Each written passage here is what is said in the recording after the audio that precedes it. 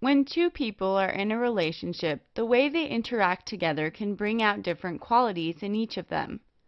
One person might be more talkative or more nervous, while the other person might be quieter or more giggly. Just like relationships between people, words can be altered based on their relationship to the words they are linked to in a phrase or sentence. In order to better understand these words, we need to use the relationship between particular words. We are specifically going to discuss this in regards to connotations, denotations, synonyms, and analogies. Connotation and denotation are two ways of explaining what words mean. Connotation is the emotional association or secondary meaning of a word. Words naturally carry positive and negative associations. For example, a possible connotation of the word home is a place of warmth and comfort, and it has a positive association. Denotation is the direct meaning of a word, and it is often what you would find in the dictionary. If we were to look up the word home in the dictionary, we would see that it is described as a residence or dwelling. Notice how that description of the word has no positive or negative emotions tied to it, while the connotation of the same word suggests that it is a positive, welcoming, friendly place. The way that the word home is used in a phrase or sentence can point to its connotation or denotation. Therefore, recognizing the relationship between the words in that phrase or sentence is the key to understanding which of the word's meanings is being suggested in that instance. A word's connotation represents social or cultural implications or emotional meanings that someone associates with that word. For instance, Hollywood connotes such things as glamour, fame, and fortune. But Hollywood denotes an area of Los Angeles known as the center of the American film industry. If focusing on this word's denotation, we could say, I hate how much traffic there is in Hollywood. The relationship between the words hate, traffic, and Hollywood point to the use of Hollywood's denotation or direct definition. She was enchanted by the bright lights and big dreams of Hollywood. Here, we can see the relationship between the words enchanted, lights, and dreams all point to Hollywood's glitzy connotation. Let's look at some synonyms, or words that have the same or very similar meanings, to better understand the importance of connotation and the relationship between words used to connote a feeling or idea. Thin, skinny. These two words have a similar definition, which can be used to refer to a person's body. But thin tends to have a positive connotation when describing a person, suggesting he or she is lean or fit, while skinny isn't always seen as a compliment. In Western cultures, it can be used as a compliment, but it can also be used to suggest that someone is too thin. In some countries like India, women are often seen as healthier and prettier if they are not as thin. So in that country, skinny would often have a negative connotation. Again, it all depends on how the words are used in relation to the other words in a sentence. The word thin can be used to describe other things such as, I couldn't sleep because the walls were paper thin. Because of the relationship between the words paper and thin, and the fact that they are describing walls, thin now has a negative connotation. Everyone reacts emotionally to certain words, so writers often carefully choose words and craft sentences in order to get an emotional response out of you. An analogy is a comparison of two things that are similar in some way. An analogy requires us to identify similar relationships between dissimilar objects. Word analogies can be written like this: under is to over as fast is to slow. The words under and over are related to each other because they are opposites, just like the words fast and slow. The other way word analogies can be written is like this: under is to over as fast is to slow. This may seem confusing, but the colon means is to, and the double colon means as.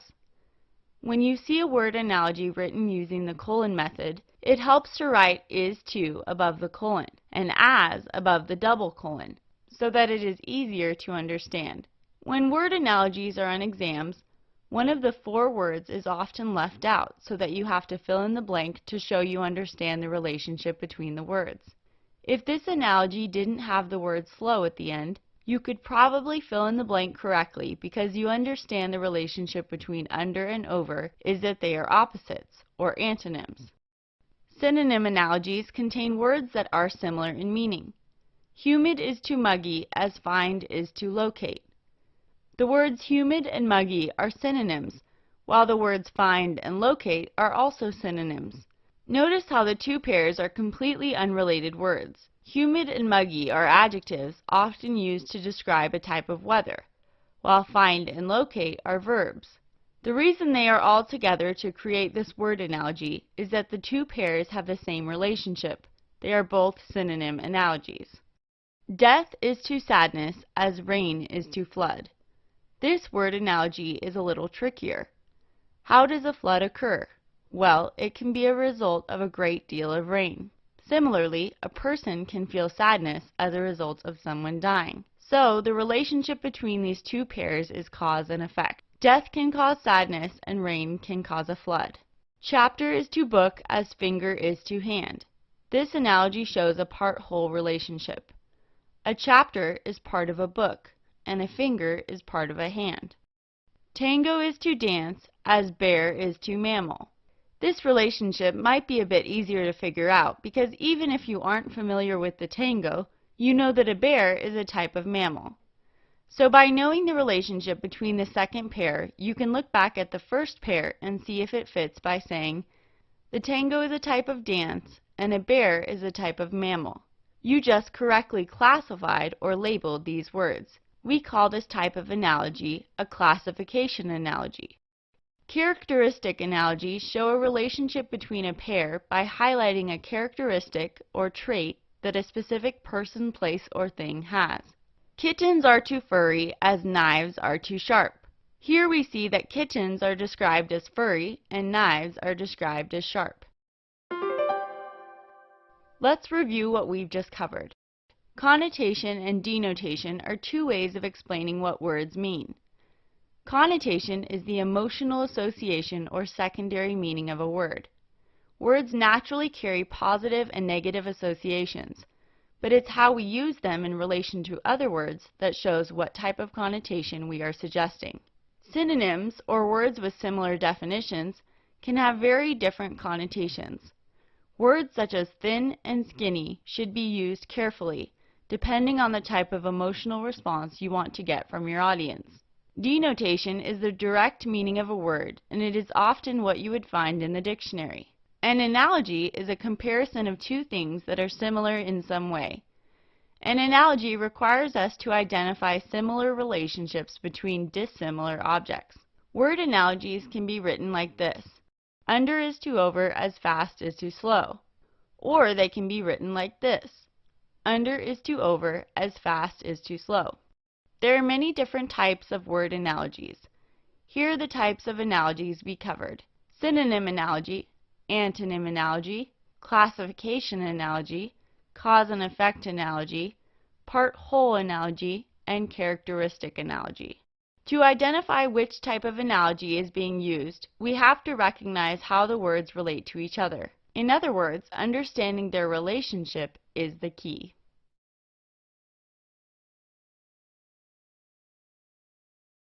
Did you ever find yourself in a conversation where you have no idea what the other person is saying?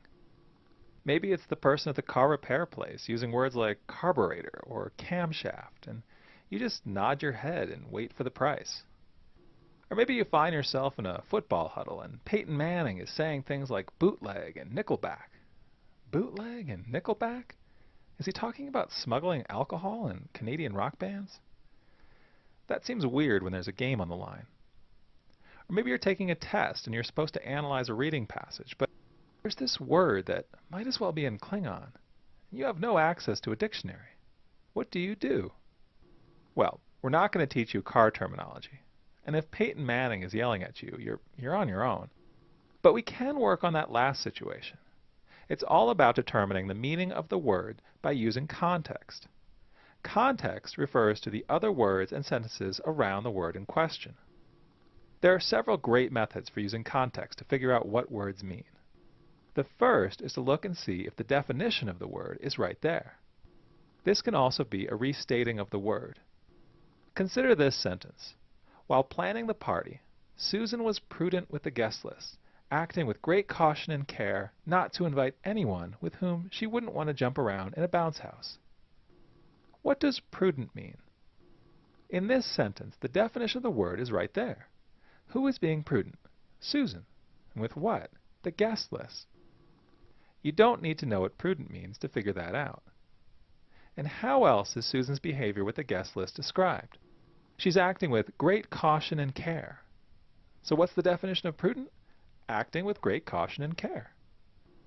Other times you'll see examples that help explain the word in question. This is very similar to finding the definition. Look at this sentence. Devin procrastinated to avoid his homework all day, watching TV, playing video games, and even writing thank you cards to his grandparents. What does procrastinate mean? This time it's not defined elsewhere in the sentence, but we do have examples of what it means. We know that watching TV, playing video games, and writing thank you cards are all forms of procrastination. If Devin should be doing his homework, but he's doing these other things instead, then procrastination must mean delaying or putting off. Now those examples helped us figure it out. Maybe you're thinking, those are two methods, but I want more. Okay. Sometimes you'll see a synonym or antonym nearby. A synonym is another word that means the same thing. An antonym is a word that means the opposite. Oh, and you don't even need to know what synonym and antonym mean to use this method. Let's look at some examples. Here's our first one. Mark wanted to impress his date with the dinner he prepared. But the massive ice sculpture centerpiece he made with a chainsaw between courses was just superfluous, extra, and unnecessary. Wow, Mark, A for effort. But what does superfluous mean? There are two synonyms right there, extra and unnecessary. And guess what? That's the meaning of superfluous. Here's another. Priscilla is so humble and modest that she could never be called haughty. What does haughty mean? Again, we have two other adjectives, humble and modest. But notice the context. Priscilla could never be called haughty. Why? Because she's humble and modest. This time we have antonyms. So haughty is the opposite of humble and modest. Therefore, it means arrogant and pretentious. We've looked at some awesome methods for using context to determine the meaning of words. How about one more? Sometimes you can use substitution to figure out a word. This involves swapping out the word you don't know for one you do know until it makes sense in context. Here's a sentence. As you might expect, the acid that burned a hole in the table also has deleterious fumes. Okay, what does that word deleterious mean? It's used as an adjective to describe the fumes, but we don't have any synonyms or antonyms, and there isn't a definition or any examples in the sentence. Let's try substitution. What about pleasant? Would that make sense in context? As you might expect, the acid that burned a hole in the table also has pleasant fumes. No. Burning a hole in the table is bad. Pleasant fumes are good. We wouldn't connect those two things, would we? That's using context. So it's probably bad. What about horrible? As you might expect, the acid that burned a hole in the table also has horrible fumes. Okay, that's closer, but it's not quite right. The acid burned a hole in the table, so the fumes are also probably causing harm, right? What about harmful? As you might expect, the acid that burned a hole in the table also has harmful fumes. That's it. That makes sense in context, and deleterious does mean harmful. We learned how to use context to determine the meaning of words. We explored several methods for this. First, we looked for the definition of the word in the sentence. We then looked for examples in the sentence that may help define the word. When a definition of some sort isn't present, we look for synonyms or antonyms to offer clues for us. Finally, we tried substitution. This involves choosing a familiar word that maintains the original meaning of the sentence. Of course, we weren't able to help with auto shop jargon or football terminology, but maybe next time.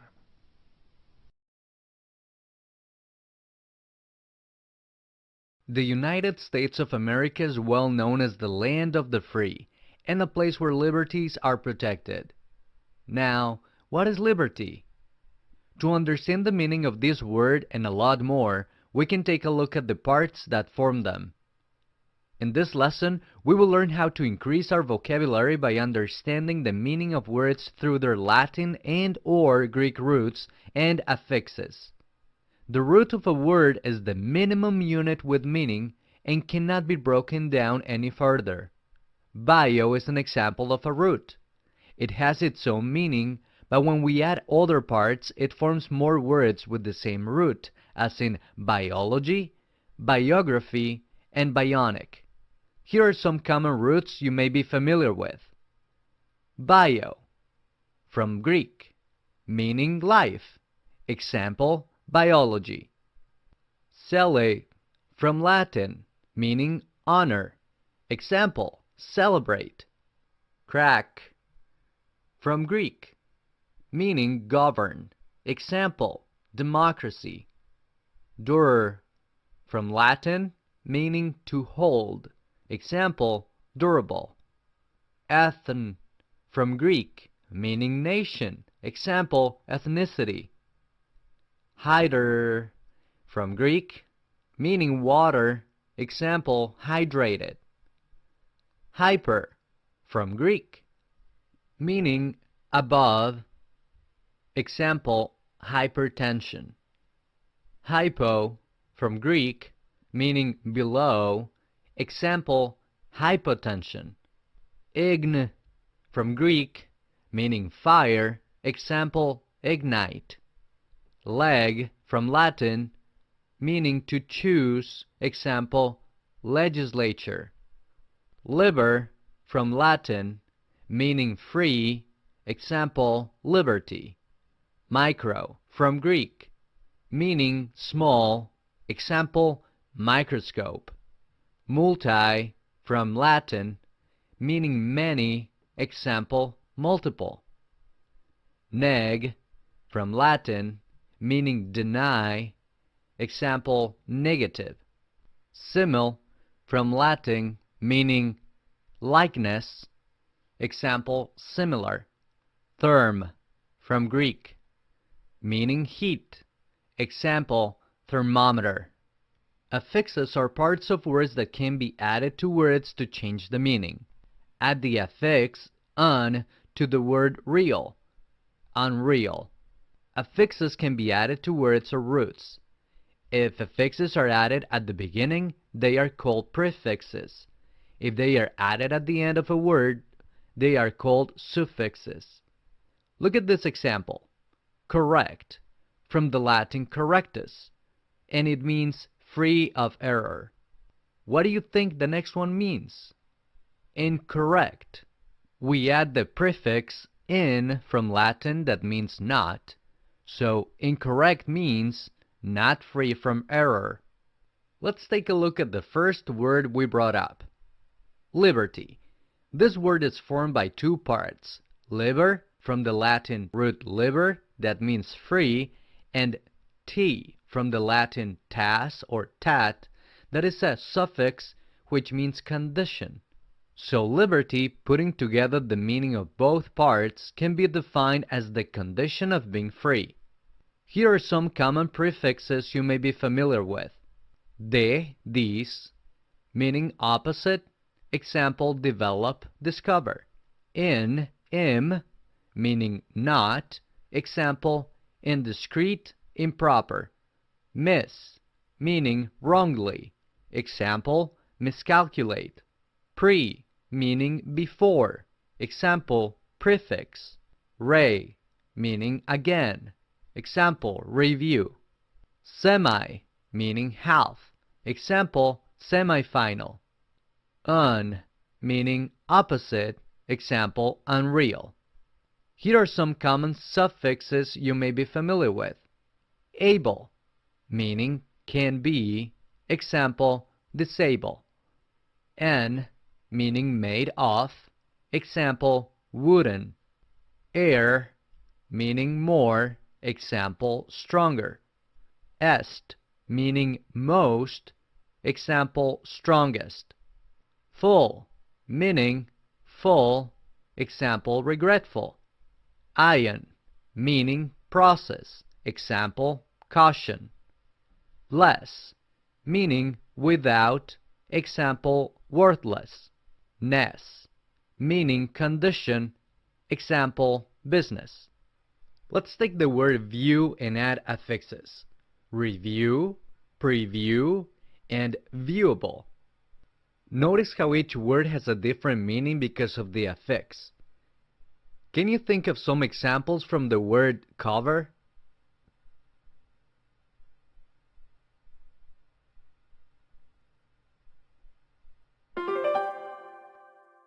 In this lesson, we learned many roots from Greek and Latin and also prefixes and suffixes that we can add to these roots to create different words.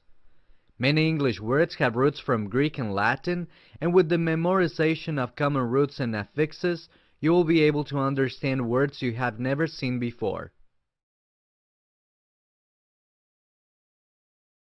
We have millions of words in the English language. These words help us communicate and get a message to another person. We use words constantly in order to express a particular feeling or meaning. Many of our words can be used interchangeably. Let's look at some of those words and their purpose in our language. Words that have similar definitions are known as synonyms. We use synonyms constantly in speech and in writing. These are the words that can be used interchangeably, but the meaning of the message remains the same. For example, look at these two sentences. The long baseball game lasted over 4 hours. The lengthy baseball game lasted over 4 hours. Which word was changed in the second sentence? Lengthy replaced the word long. But did the meaning of the sentence change? No, it did not, because long and lengthy are synonyms. They have similar definitions. Synonyms can generally be used interchangeably without a change in meaning of the overall message. Many synonyms are very useful because they can show different variations of the same understanding. To show this, let's look at the word good. We all know the meaning of good. It is one of the first understandings you come to as a child, and you learn quickly what it means to be a good kid.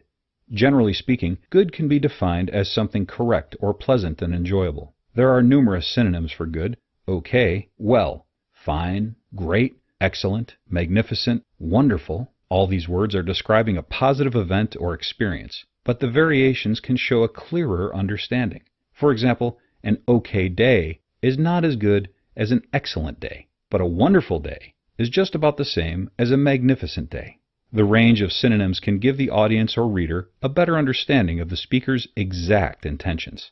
Understanding synonyms is important for not only precise communication, but variety in language. As a writer, you should use synonyms to reduce redundancy and keep writing or speech interesting to the audience. Remember, the whole point of language is to express oneself or to send a message. If the audience gets bored or confused by the same word being used over and over, the message will be lost. Once you know about synonyms, it is essential to learn about antonyms.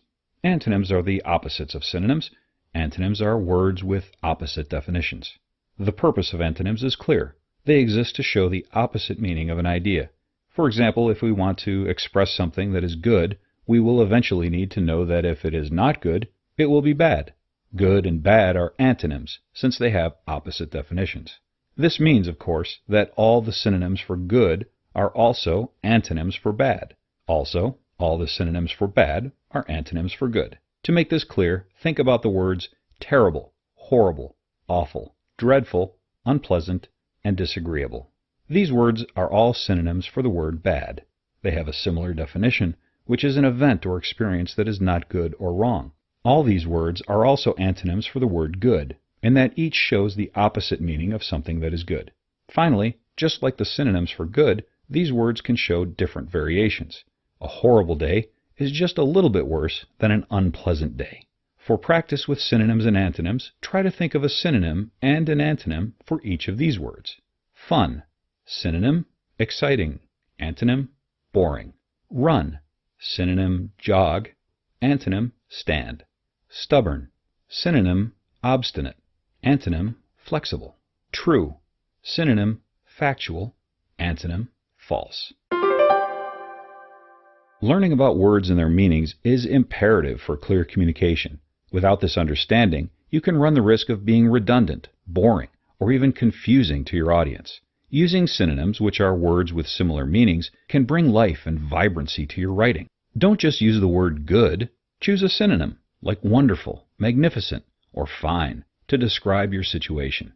On the same note, Understanding antonyms, which are words with opposite definitions, can help to express particular intentions and feelings. If something is not good, look at the antonyms, like terrible, horrible, or unpleasant, and choose the word to express your exact feeling.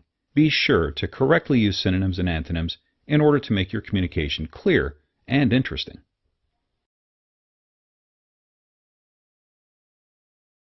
An idiom is an expression that takes on a figurative meaning when certain words are combined, which is different from the literal definition of the individual words.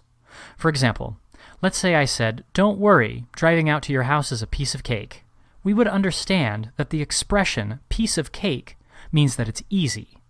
Normally, we obviously wouldn't associate the word cake when it is on its own as anything other than dessert. But in this context, it's a well-known idiom. There are tens of thousands of idioms used in the English language. As we can probably understand, idioms are difficult for people whose first language is not English. Actually, even native English speakers in the motherland of England have a hard time with American idioms. Americans know them because they're common expressions. We're used to hearing them in our homes, at school, and in our favorite television programs.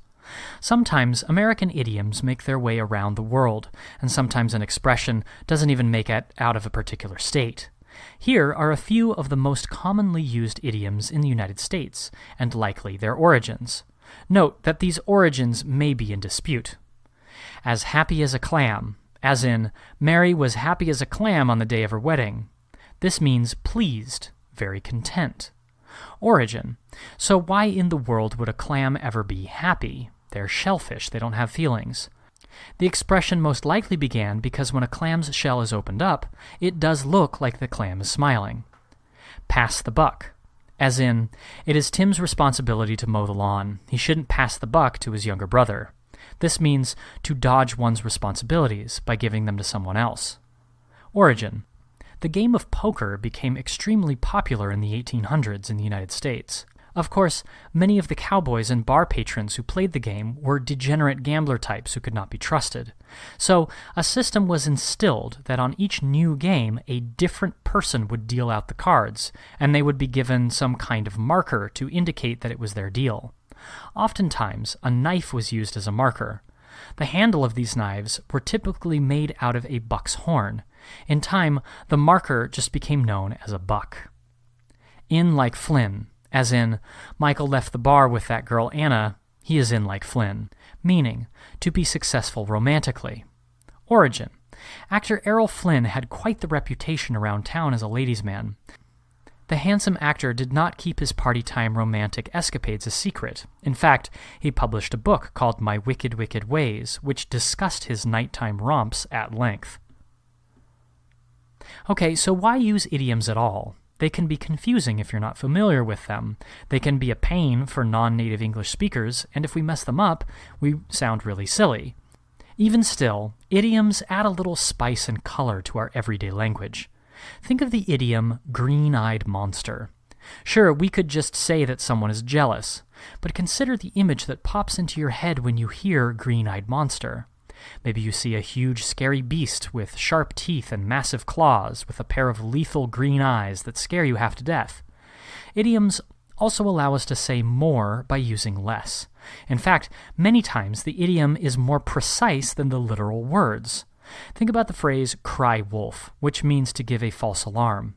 2 words are all I need, but if I didn't have the expression, I would have to go about giving all the particulars of a situation where someone had made multiple false claims. The great William Shakespeare was a master of the figurative. In fact, the playwright is credited with making up more than 2,000 idioms. Many of his expressions are still widely used today. Some of Shakespeare's best: green-eyed monster, a fool's paradise, in a pickle, too much of a good thing, a foregone conclusion, fair play, eaten out of house and home, fight fire with fire, high time. Idioms are figurative expressions that add a little spice and even some precision to our everyday language. There are tens of thousands of idioms in the English language. They are familiar expressions, but for folks trying to learn English, they may have a tough time getting them straight. Even the great William Shakespeare used idioms and is credited with creating over 2,000 of them. If you're like many of us, you might still have nightmares of diagramming sentences in English class. With all the circling and lines drawn from one end to the other, your sentence diagram may have ended up looking like a tangled mess. However, if you recall, you probably started with a very orderly system of classification. Typically, the first step in diagramming a sentence is identifying what part of speech or group of words categorized by their function in a sentence a word belongs to. Not counting articles, which only consist of the words the, a, and an, there are 8 parts of speech. Though there might be a lot of differences between modern English and ancient Greek, the same parts of speech and their functions are used in both and many others, and have remained virtually the same across time and cultures. Keep watching to discover more about these 8 parts of speech and the vital services they perform in our sentences. This part of speech is probably the one we're most familiar with, since nouns identify pretty much anything we can see, hear, touch, taste, smell, or think.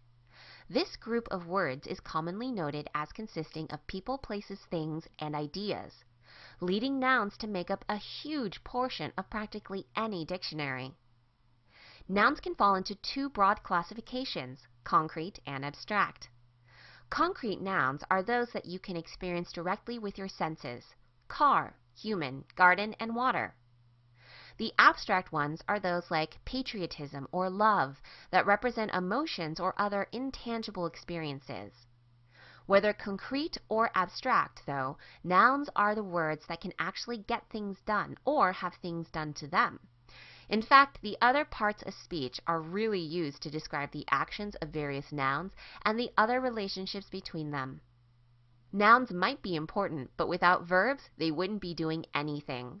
Often referred to as action words, verbs are indeed the part of speech responsible for telling us what nouns are doing or experiencing. But verbs aren't always the action-packed words you might expect. For example, the simple act of existing really doesn't take any effort, but it's not really a passive process either. With that in mind, verbs such as to be and others like it, denoting a state of being, sensing, feeling, or thinking, are known as linking verbs.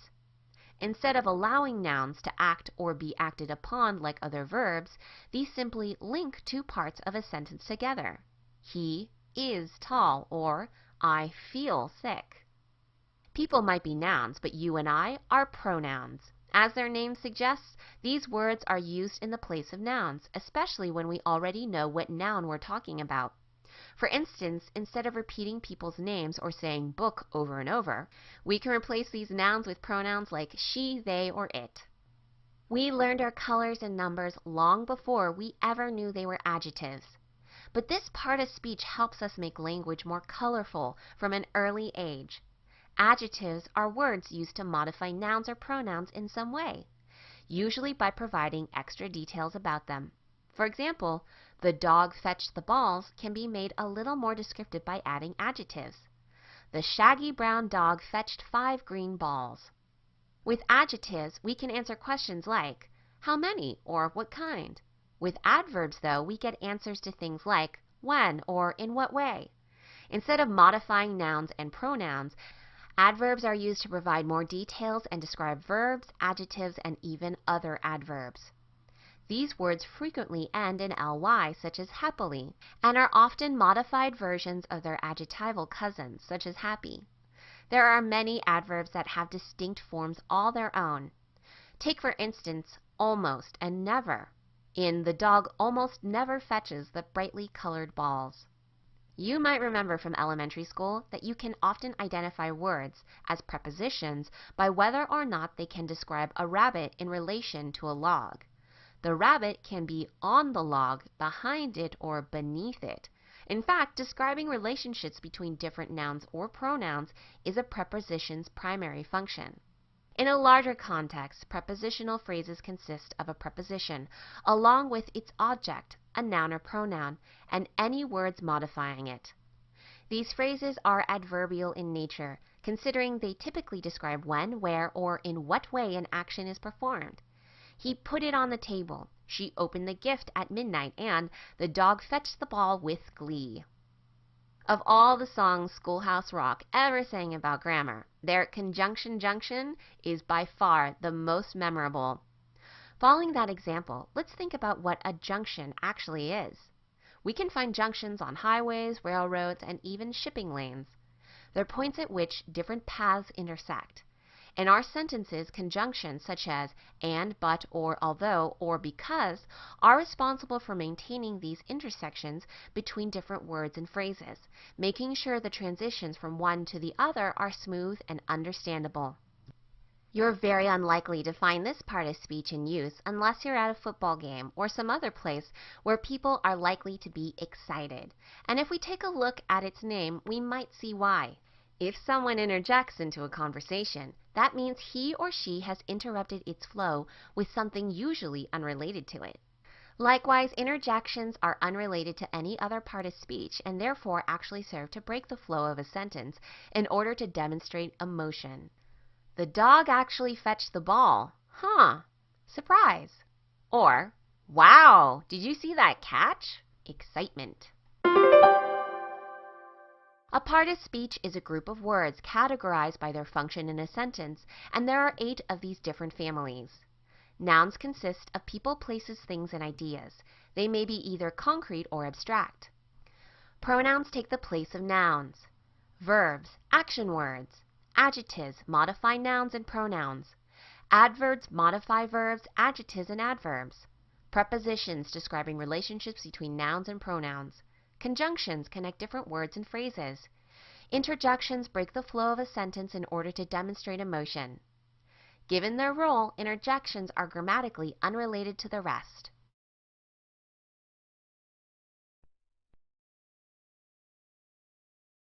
When writing, it's important to make sure that your subjects and verbs agree with each other. That means that plural subjects should be matched to plural verbs, and singular verbs should be matched to singular subjects. If you don't do this, the sentence is not only grammatically incorrect, but confusing to boot. Present tense. Let's look at subject-verb agreement in the present tense. The valet crashed the car. The owner's is upset. Both of those sentences probably look and sound funny to you, but let's examine why. In the first sentence, we have a singular subject. That's the valet. And in the second sentence, we have a plural subject. That's owners. Quick refresher, to find the subject, first find the verb, and then find the thing the verb is connected to. Usually the noun to the left of the verb, but not always. In the present tense, to make a verb singular, you usually add an s, or es, while to make a noun singular, you remove the s. So, to make the subjects and verbs agree in the first sentence, we would either have to change the subject to make it plural, since the verb is plural, like so. The valets crashed the car. Or, more sensibly, change the verb to make it singular by adding es, making it the valet crashes the car. Likewise, in the second sentence, you must change the form of the verb to be to its plural form, or change the subject to its singular form, making it either the owner is upset, or the owners are upset. To remember where to put your plurals, think of subject-verb agreement in the present tense as a little bit like a seesaw. When the subject is plural, it gets the plural form, usually an s. And when the subject is singular, the plural drops off the verb and gets the s or es this time. Past tense. In the past tense, however, subject-verb agreement is a little less complicated. Why? Because in the past tense, regardless of whether your subject is singular or plural, the verb form stays the same. So, the robot menaced me from across the bar, and the robots menaced me from across the bar keep the same verb form, though the first sentence has a singular subject, robot, and the second sentence has a plural subject, robots. Of course, there are some exceptions. This is English. There are always exceptions. When certain helping verbs are used as the main verb, then you have to pay attention to your subject-verb agreement again. The most common are has and have, and was and were. Take this example. The robot has destroyed the village. Both has and robot are singular, and has is the main verb here. If the main subject is plural, then you must also pluralize have, as in the robots have destroyed the village. Or, the photo was plastered all over campus, compared to The photos were plastered all over campus. Photo was, photos were. When two singular subjects form a compound subject joined by the conjunction and, that makes the subject plural, and so, like our earlier examples, you'll need to make sure your verb is plural to match. Here are a couple of examples. The alligator and the crocodile are basically living dinosaurs. Here, the alligator and the crocodile is the compound subject joined by and therefore the main verb is plural. In this case, are instead of is. Let's look at another. Laughing nervously, the tourist and his guide wade into the reptile-infested swamp. Here, the compound subject is the tourist and his guide, and the main verb is wade. That's the plural. Remember, the singular would be wades, adding the s. As for other conjunctions, or and nor are also used between two subjects, but instead of bringing them together, they provide contrast. In other words, they keep them separate singular subjects. In these cases, the subject closest to the verb determines whether it's plural or singular. So, neither the band nor the singers are going on tonight. In this case, because the plural noun singers is closest to the verb, we use the plural form of the verb. That's are. Switch it around and we need to use the singular. Either the singers or the band is going on tonight. Singular band is matched to singular verb is. Sometimes your subject isn't directly to the left of the verb, and this can lead to confusion in subject-verb agreement. For instance, say you have a prepositional phrase. That's a phrase connected to a noun by a preposition that describes something about your subject. In these cases, you have to be careful to identify what the sentence subject is before deciding whether your verb should be singular or plural. For instance, a team of horses races through the main street daily. Because horses is next to the verb races, you might be tempted to think that the subject is plural. That is, horses. However, horses is actually part of the prepositional phrase that describes team. What kind of team is it? It's a team of horses. Therefore, team is the main subject, and it's singular, so the verb must be singular to match. Hence, the team races. Here's another example. The streets at night are full of dangerous characters. Night is to the left of the verb, but the prepositional phrase here describes the streets. What kind of streets? The streets at night. And so the main subject is streets, which calls for the plural form of the verb to be, which is are. Let's review. Remember that your subjects and verbs always have to agree with each other. Plural subjects should be matched to plural verbs and vice versa. Plural subjects usually have an s or es added onto the end of the word, while plural verbs drop the s if they have one. Likewise, singular subjects don't have an s while singular verbs do. Remember the seesaw. In the past tense, your verb tense usually gets to stay the same regardless of the plurality of the subjects. Helping verbs do have to shift tense in the past tense, however. Most commonly, these are has and have and was and were. The conjunction and helps form compound subjects that should be treated as plural. With the conjunctions or and nor, however, the tense of the subject closest to the verb tells the verb whether it should be singular or plural. Finally, when faced with a prepositional phrase, remember to go back and find the main subject. That will tell you whether the verb should be singular or plural. Have you ever thought about all of the connections in everyday life? On a social level, we use social media, newsletters, text messages, and blogs to connect with people and organizations that interest us. On a mechanical level, structures we use are connected by thread, nails, brackets, cement, solder, glue, and tape. It makes sense then that our language reflects life and has a need for connections. In English, these connections are called conjunctions. Conjunctions are words that connect other words, phrases, and clauses. There are 3 types of conjunctions: coordinating, correlative, and subordinating. There are 7 coordinating conjunctions: for, and, nor, but, or, yet, so. The acronym FANBOYS can help you remember this list. We use coordinating conjunctions to connect 2 or more words, phrases, or clauses that are equal or parallel. What makes 2 words or groups of words parallel when we're talking about language? Think about the word coordinating. When we coordinate clothing or decor, we make it match in color and style. When we coordinate words, we make them match in structure and function. Here are a few examples. Not parallel: run and pizza. Run is a verb, pizza is a noun. Parallel: run and whistle. Both are verbs. Not parallel: eating pizza and she walked home. Eating pizza is a verb phrase. She walked home is an independent clause. Parallel. Eating pizza and walking home. Both are verb phrases. If you look at the word correlative, you can see the word relate. Like coordinating conjunctions, correlative conjunctions connect parallel words, phrases, and clauses. Correlative conjunctions also come in pairs. There are several pairs of correlative conjunctions. Both and, not only, but also, either or, neither nor, whether or.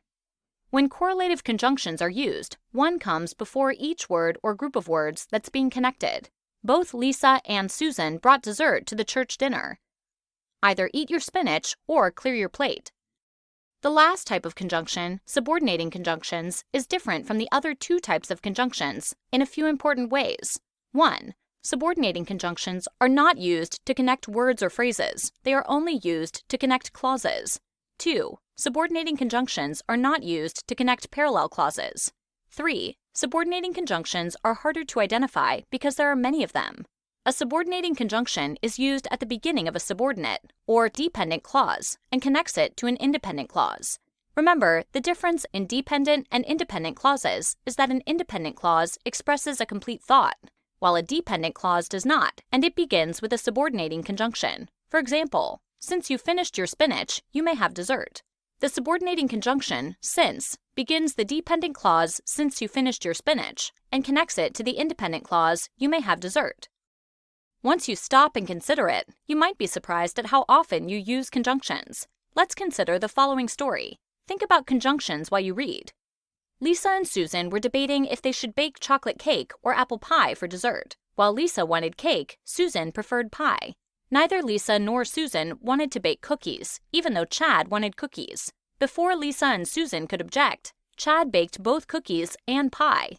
Lisa and Susan were surprised, yet pleased at this turn of events. This story contains 11 conjunctions, counting correlative pairs as one conjunction for this exercise. How many did you find? Now, look at the picture with the conjunctions highlighted. Coordinating conjunctions are in red, correlative conjunction pairs are in green, and subordinating conjunctions are in blue. The coordinating conjunctions connect parallel words, phrases, or clauses. Lisa and Susan. This one appears 3 times in the story. Chocolate cake or apple pie. Surprised, yet pleased. The correlative conjunctions also connect parallel words, phrases, or clauses. Neither Lisa nor Susan. Both cookies and pie. The subordinating conjunctions introduce dependent clauses. If they should bake chocolate cake or apple pie for dessert. While Lisa wanted cake, even though Chad wanted cookies, before Lisa and Susan could object. Conjunctions are words that connect. Coordinating and correlative conjunctions connect parallel words, phrases, and clauses. Subordinating conjunctions connect dependent clauses to independent clauses. All 3 types of conjunctions are necessary for speaking and writing English.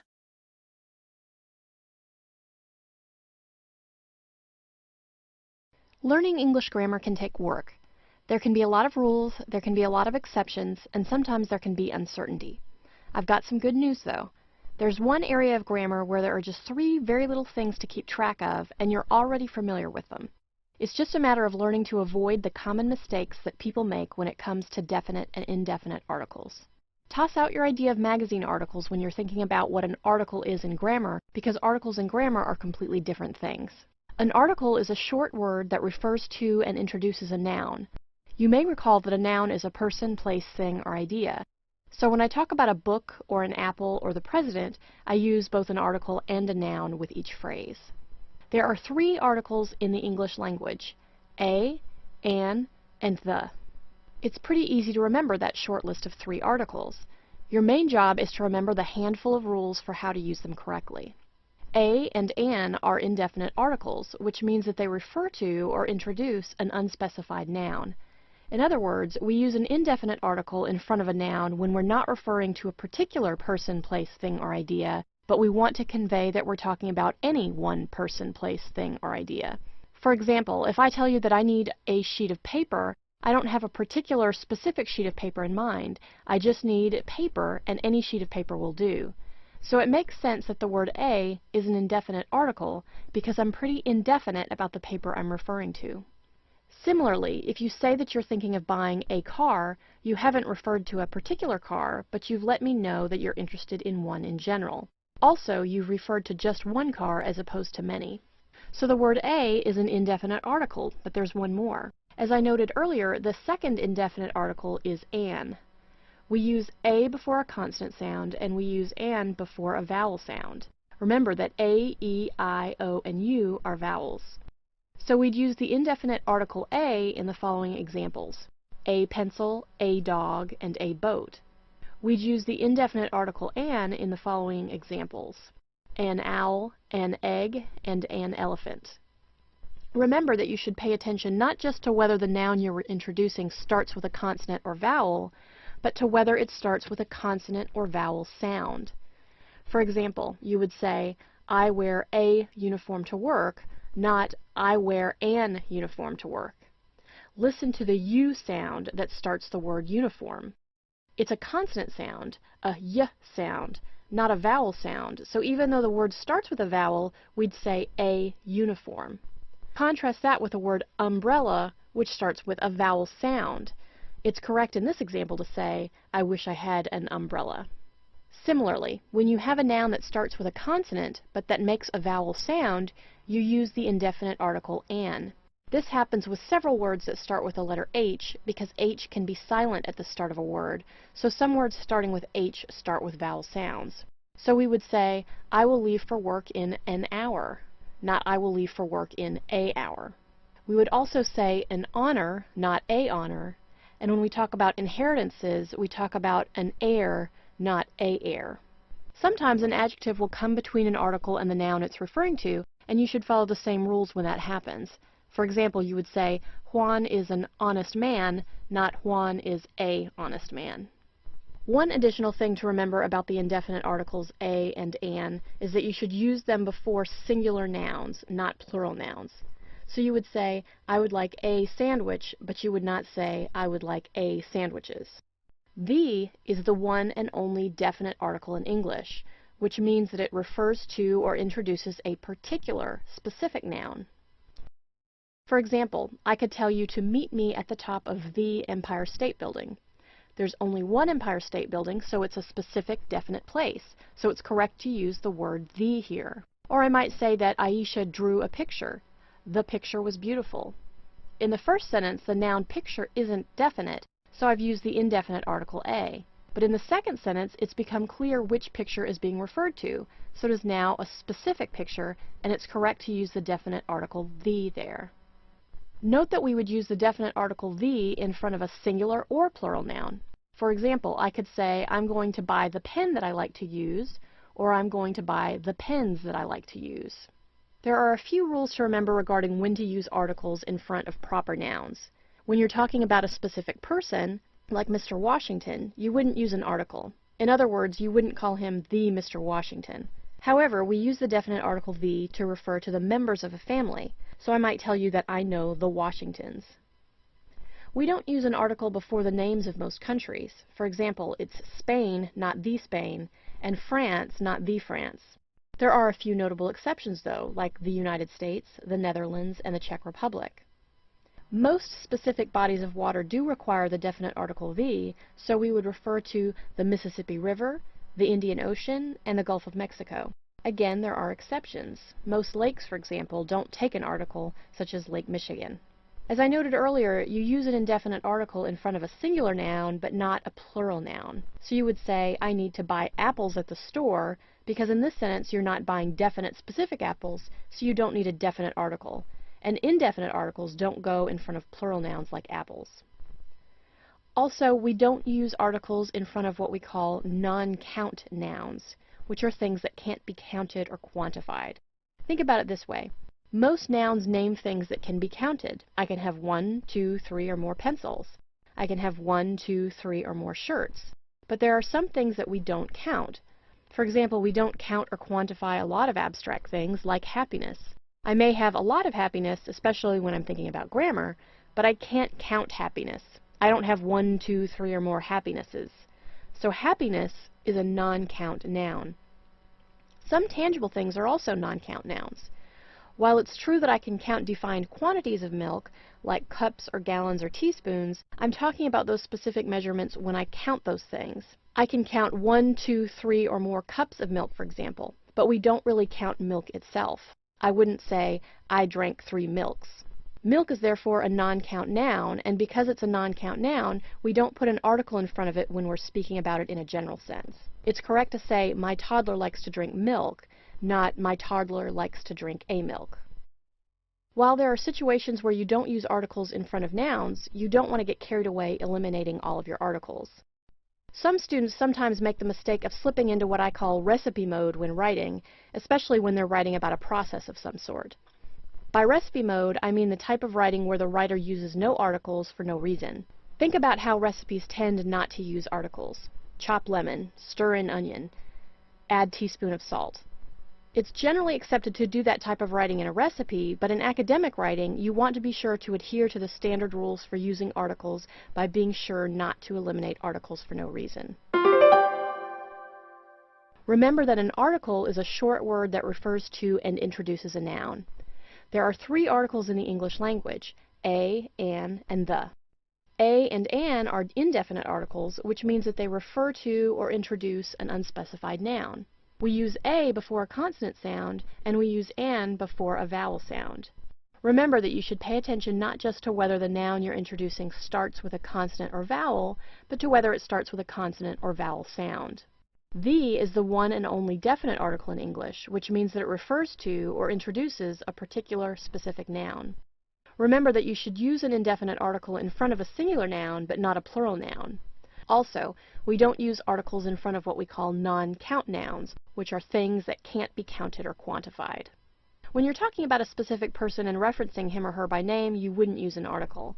However, we use the definite article the to refer to the members of a family. Finally, we don't use an article before the names of most countries, but there are some notable exceptions, including the United States. Most specific bodies of water require the definite article the, but again, there are some exceptions, including the names of most lakes.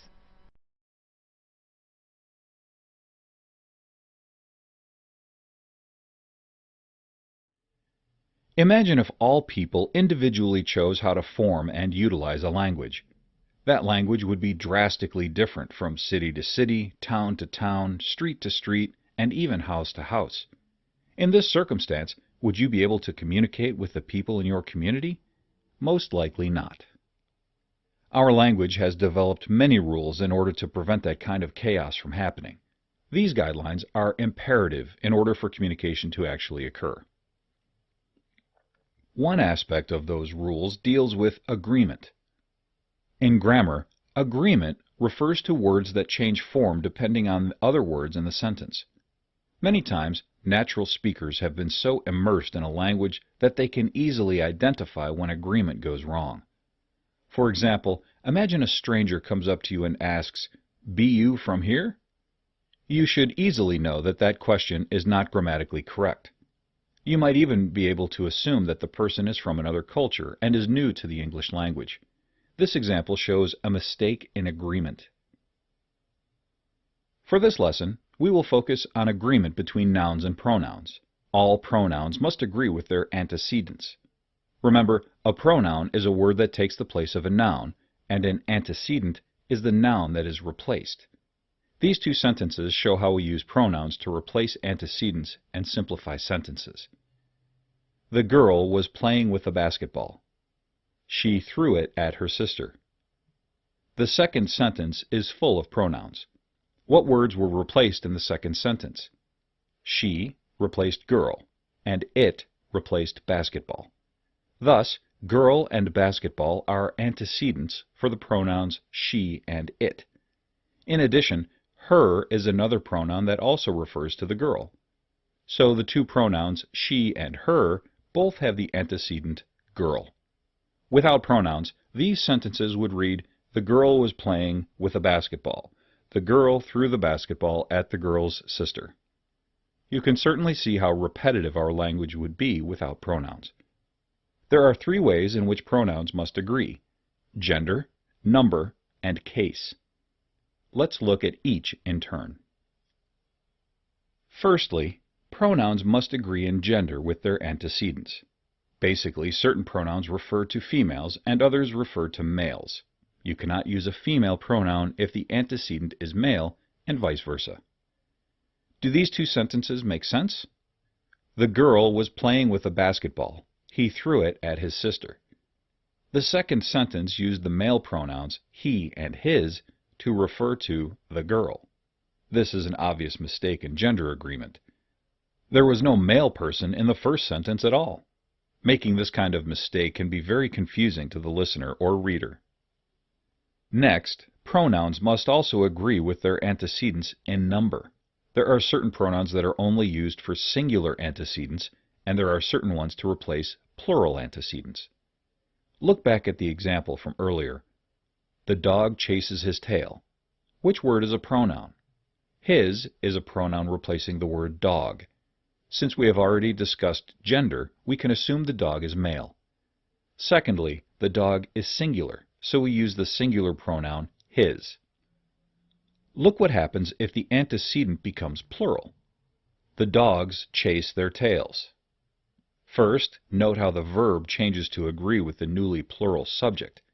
Second, the pronoun his can no longer be used, since the antecedent is now plural.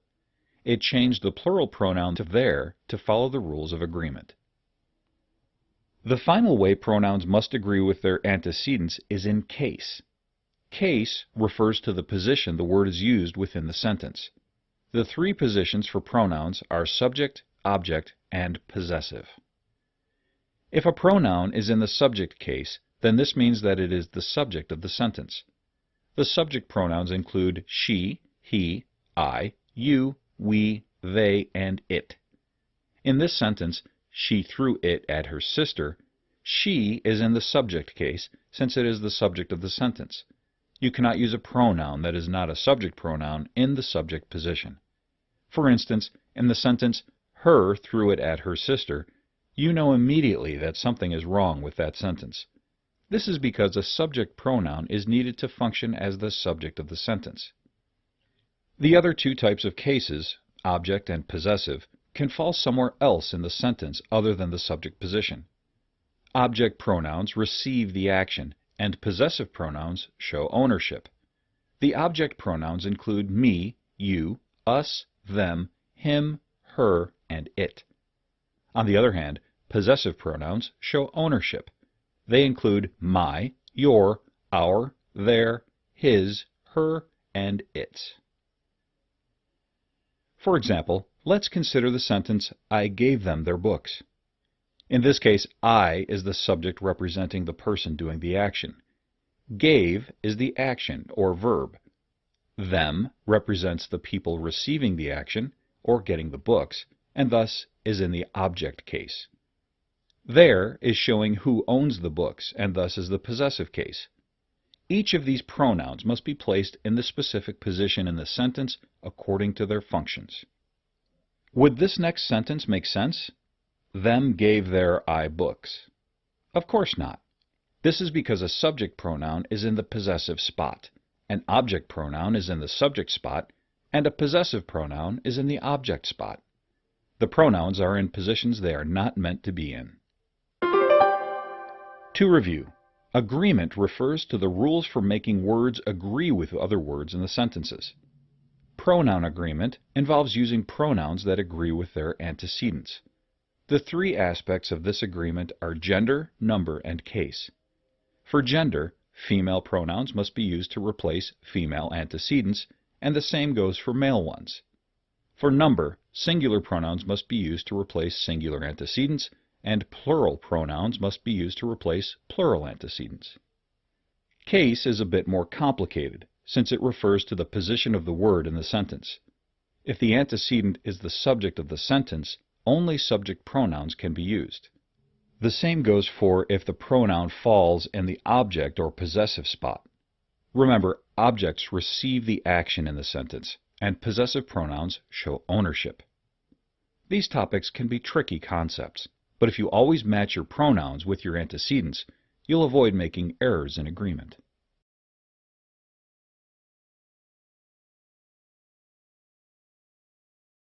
Sentences are the building blocks of our written language. In order for sentences to actually be effective, they must be built in a specific manner. One aspect of building sentences is agreement. Basically, agreement refers to specific types of words that must match or agree with other types of words. However, in order to learn about agreement between words, we need to first review the parts of a sentence. You have probably already learned that a sentence is made up of a subject and a predicate. The subject is the main noun doing the action, and the predicate is the verb and the words that follow. Also, you have most likely learned that a noun is a person, place, or thing, and a verb is the action word in the sentence. These are very basic definitions for these terms, but this is all we need to explore agreement in sentences. Now that we have reviewed these ideas, let's look at how each term must agree within a sentence. One of the most important concepts you have to know in order to build sentences is subject-verb agreement. Subject-verb agreement is the rule that all verbs must agree or match the subject. Simply put, if the subject is singular, you must use the verb that matches. If the subject is plural, there is a different verb to match it.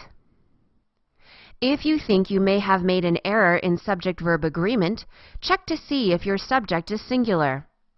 Then make sure your verb matches. Look at this sentence. Mike has decided to only play basketball this year. First, identify your subject and the verb. What is the main noun doing the action? Mike is the subject. Now, what is the action Mike is doing? In this sentence, Mike has decided, so that whole verb phrase is the main action. When this occurs, you only have to worry about agreement with the first part of the verb phrase. So since the subject, Mike, is singular, in order to make your subject and verb agree, has must also be singular. Do not use have, which is the plural form of the verb. Now let's look at agreement with a plural subject. Mike and David have decided to only play basketball this year. In this sentence, the subject is no longer one person. Both Mike and David are completing the action, and both are the subject of the sentence. In this case, you must use the plural form of the verb, which is have. This holds true for any type of word that is plural when it is functioning as the subject of the sentence. For instance, the pronoun we is plural, and so must have a plural verb to match. Look at the difference in subject-verb agreement in the following sentences. Try to identify the singular and plural subjects and verbs. The dog runs down the street every day. The subject dog is singular. The verb runs matches. The dogs run down the street every day. The subject dogs is plural. The verb run matches. He jumps over the fence all the time. The subject he is singular. The verb jump matches. They jump over the fence all the time. The subject they is plural. The verb jump matches. A common error in subject-verb agreement occurs when words or phrases separate the subject and the verb. All our examples so far have had the subject and verb next to each other. But look at this sentence. Mike and David, who both played football and basketball last year, have decided to only play basketball this year.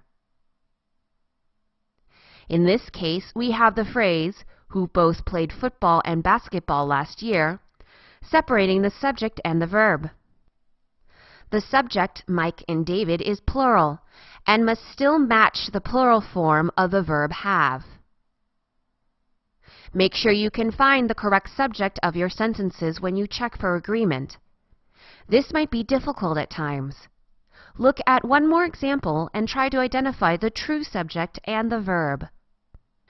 The fact that Molly didn't study for the test prevents her from getting an A. Fact is the singular subject, which matches the singular form of the verb prevents. The key to avoid subject-verb agreement errors is to ignore all the extra words and match the true subject of the sentence, not just the noun that is the closest. When talking about agreement, there is one more aspect that you need to know in order to avoid errors. Adjectives and adverbs must also agree with the words they modify.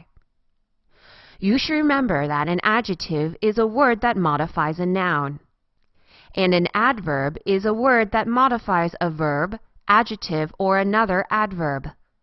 Adjectives must always be matched with nouns, and adverbs must always be matched with verbs, adjectives, or adverbs. One clue that a word might be an adverb is if it ends with the suffix ly. For example, quick is an adjective and quickly is an adverb. When you use these two terms, they must match up to the right type of word. So quick must be matched with a noun, and quickly must be matched with a verb, adjective, or adverb. Look at these two sentences. Sarah is a quick sprinter. Sarah sprints quickly. Why is quick used in the first sentence, but quickly in the second? In the first sentence, quick is modifying the word sprinter, which is a noun.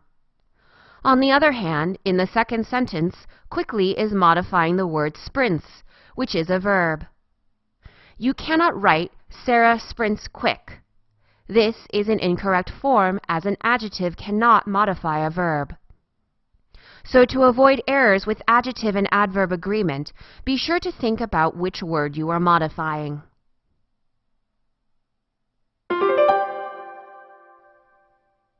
To review, agreement in sentences consists of several different concepts. First, you must understand all sentences must have a subject, which is the main noun doing the action, and a predicate, which is the verb and the following words. A noun is a person, place, or thing, and a verb is the action word. Subject-verb agreement states that the subject and verbs in sentences must match. This means that if the subject is singular, the verb must use the matching singular form. If the subject is plural, the plural form of the verb must be used. Remember, many times other words come in between the subject and the verb. Do not try to match the verb to any of those other words. In fact, you can ignore all the other words and pay attention to only the subject when avoiding errors in agreement. Lastly, agreement is also important when using adjectives and adverbs. Adjectives are words that modify nouns, and adverbs are words that modify verbs, adjectives, and other adverbs. When using these parts of speech, you must make them agree with the right word. For instance, the adjective quick must be matched with a noun, and the adverb quickly must be matched with a verb. Remember these tips, and you will avoid all agreement errors in your own writing.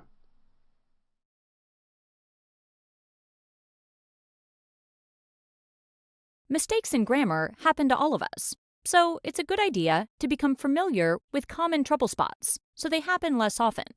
A lot of grammar mistakes are caused by grammar rules that are downright confusing. Let's discuss some of the most widely known grammar issues. First, the distance between a subject and a verb. These errors happen when the subject and verb are separated by word groups or phrases. For example, the horses in the pasture next to the barn needs water. The common grammar mistake in this sentence is that the verb and subject, which are separated by a group of words, do not match. The word needs should be need. Since the subject, horses, is plural, it should have a plural verb, need, for agreement. Collective nouns are nouns that refer to groups.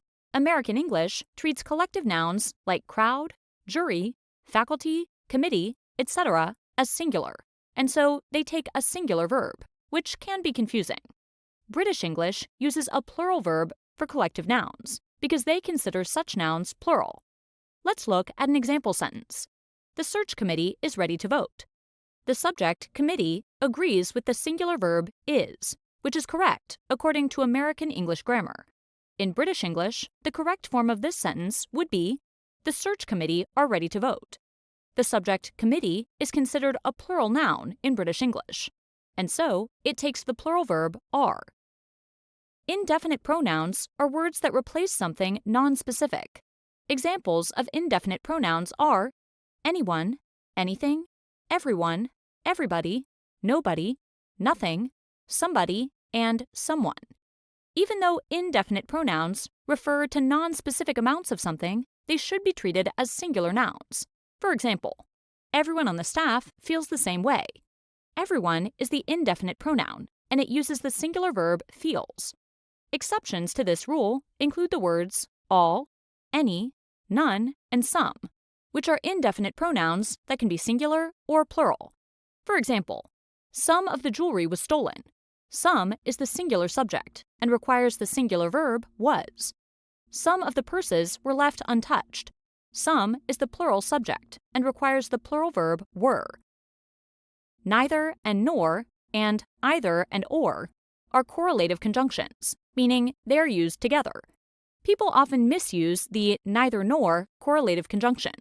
They may incorrectly couple the word neither with or, rather than nor, when you're describing two or more similar things.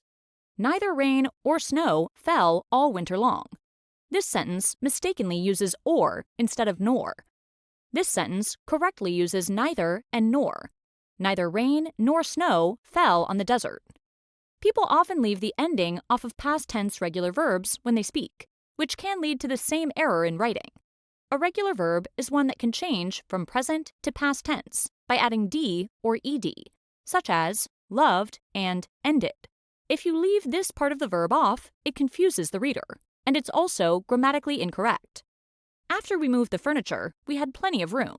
In this sentence, the verb move is missing the d. Using if I were versus if I was is a very common grammar mistake, because if I were and if I was are both correct in different cases.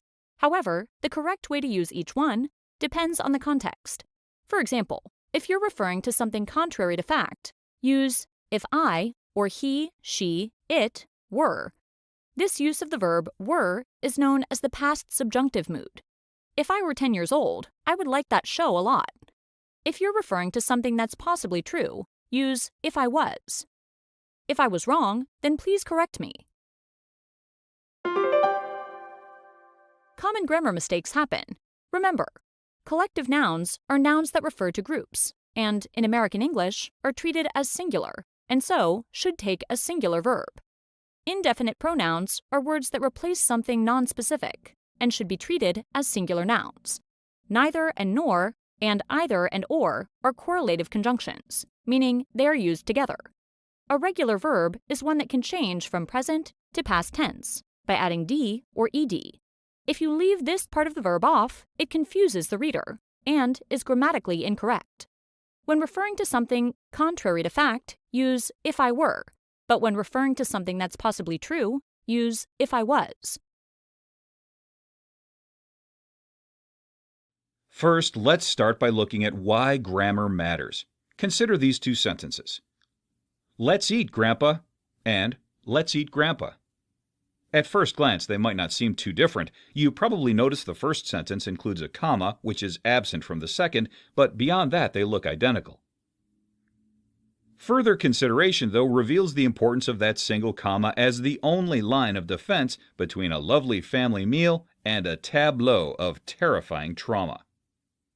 In the first sentence, the comma indicates the speaker is addressing Grandpa directly, inviting Grandpa to join the speaker in eating a meal. In the second sentence, things have changed. The absence of the comma indicates the speaker is suggesting to a third party that they eat Grandpa. So don't ever let anybody tell you grammar doesn't count. In grammar terminology, that one little comma determines whether Grandpa is the addressee or the direct object of the sentence, and you can see what a big difference that makes for Grandpa. This example was chosen for effect, but the point is that grammar is important to ensure your meaning is accurately conveyed. Also, rightly or wrongly, many people judge the intelligence and seriousness of a writer by his or her adherence to the traditional rules of grammar. Before we go any further, let's be clear what we're talking about when we talk about grammar. A lot of people use the term grammar generally to mean all the technical rules of writing. In actual fact, grammar rules are the specific subset of rules that deal with parts of speech, number, person, tense, and word order. Don't worry, we'll talk more about exactly what each of those terms means in a little bit. By contrast, rules that deal with spelling, punctuation, quotation, and capitalization technically fall under the category of mechanics instead of grammar. You're probably saying to yourself right now, wait a minute, the Let's Eat Grandpa example was a punctuation error that affected the word's parts of speech. Good catch. Grammar and mechanics often work together to make meaning. Now that we know the difference between grammar and mechanics, let's look at some of the most frequent grammar errors and talk about how to avoid making them. Every word in English can be classified into a category called that word's part of speech. A word's part of speech determines the role it plays in conveying meaning. For example, nouns name people, places, things, and ideas. Verbs name actions like run, walk, and cogitate. You want to make sure you're using the right part of speech at the right time. Here's an example of a very common part of speech error. Wrong. You have a choose to make. Right. You have a choice to make. Note that choose is a verb, while choice is a noun. By selecting the right part of speech, you can ensure that you don't confuse whoever you're talking to. Number in grammar refers to whether a word is singular or plural. A word is singular when there is only one of that word, and plural when there is more than one of it. Nouns and their related verbs should agree in number. For example, let's look at these two sentences.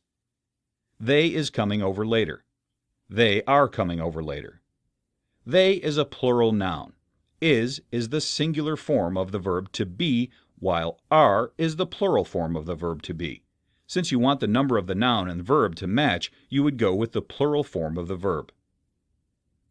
In English, there are three categories when it comes to person, and each category can be either singular or plural. Here's how that all breaks down. First person singular, I. Second person singular, you. Third person singular, he, she, or it. First person plural, we. Second person plural, you. Third person plural, they. People sometimes shift person when they're writing, but you don't want to shift person when it's not appropriate. For example, it would be incorrect to say, I try to exercise every day. If you don't exercise, you'll never reach your fitness goals.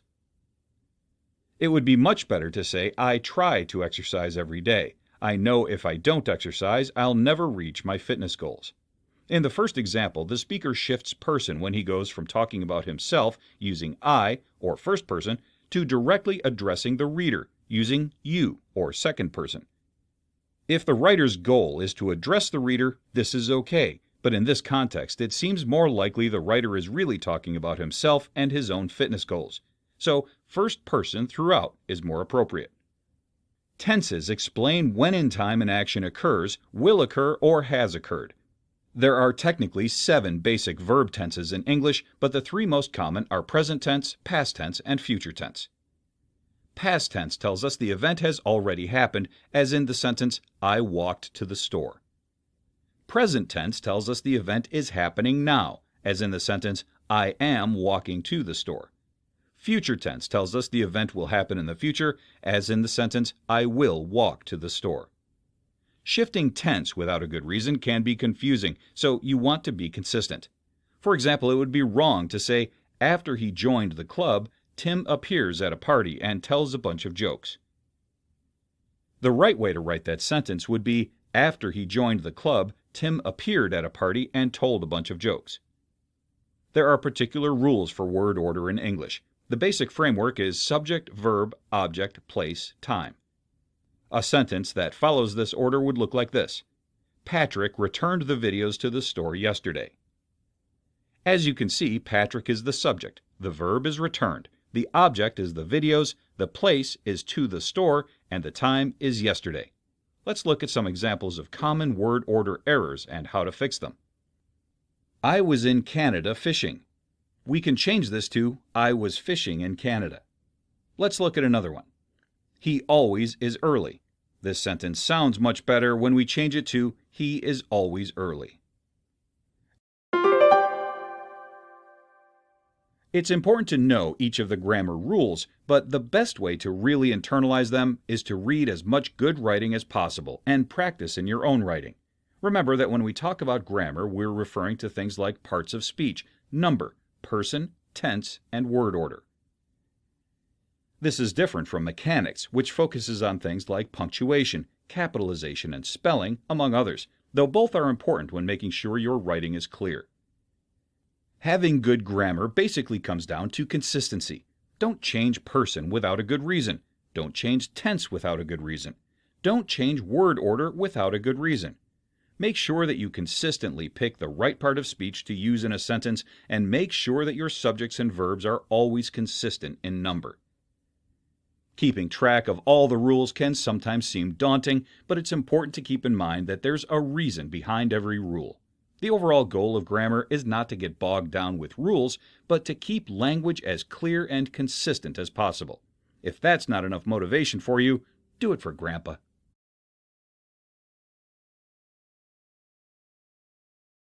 Chances are you don't need to be reminded of the benefits of a larger vocabulary.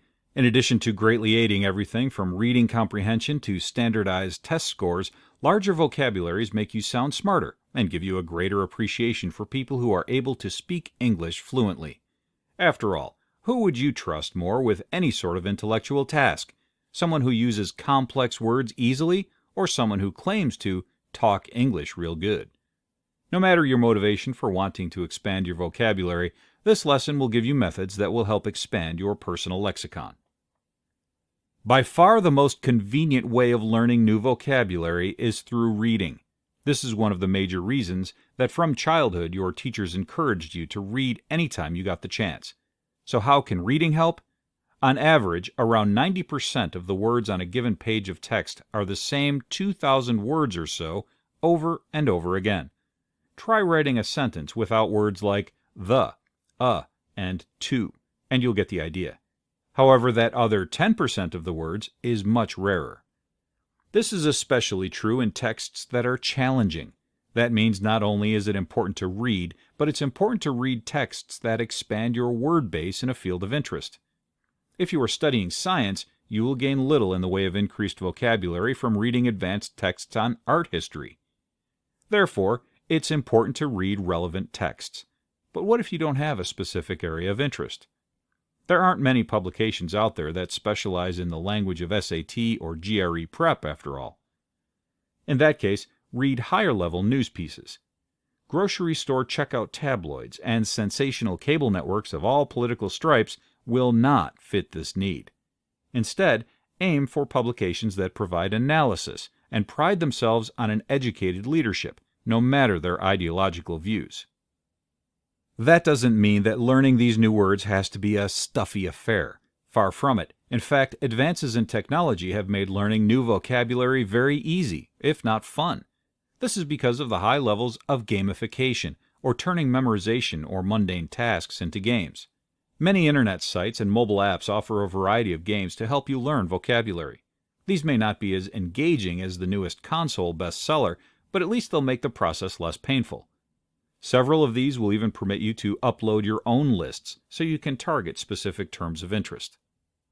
Whether by reading or playing games, you'll eventually notice that many words repeat the same letters. Look at a list of sciences and you'll see many of them end in ology. This is because ology is a root or fragment of a long-forgotten word that now makes up a part of the word. Many of our roots come from Greek, Latin, or French. Being able to know these roots will help expand your vocabulary.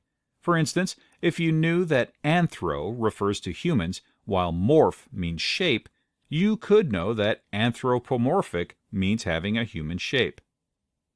In the rare event that you ever have to describe an alien, using a term like anthropomorphic will make you sound slightly less crazy than looked like a human. If you've ever read much about the great minds of generations past, it seems they all had the same education. In addition to learning how to write in English, they studied some combination of French, German, Greek, and Latin. For those of us looking to expand our own vocabularies, we would do well to learn a few basic words in these languages. Around 60% of everyday English comes from French, which itself was heavily influenced by Latin. Much of the remaining 40% comes from German, while Greek makes up much of the technical language. The examples I gave earlier for anthropomorphic both came from Greek. Later tonight I'll have beef for dinner, which comes from the French boeuf. The animal that beef comes from is a cow, which is Kuh in German. It is not through some higher-level study of these languages that much of our vocabulary comes. In fact, each of those words was chosen from the first chapter, if not the first pages, of books to study each language. In this lesson, we look at ways that people can build their vocabularies. By far, one of the most effective ways of increasing one's word power is to read higher-level texts, especially in a field of interest.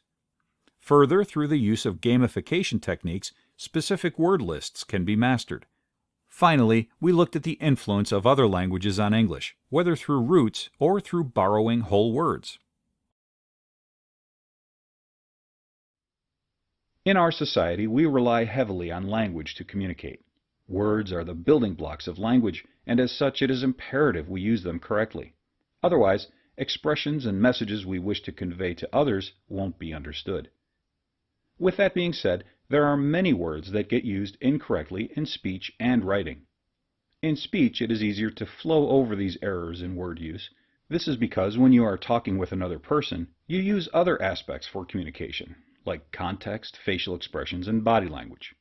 But in writing, all you have are the words. When words are used wrongly, communication through writing is greatly affected.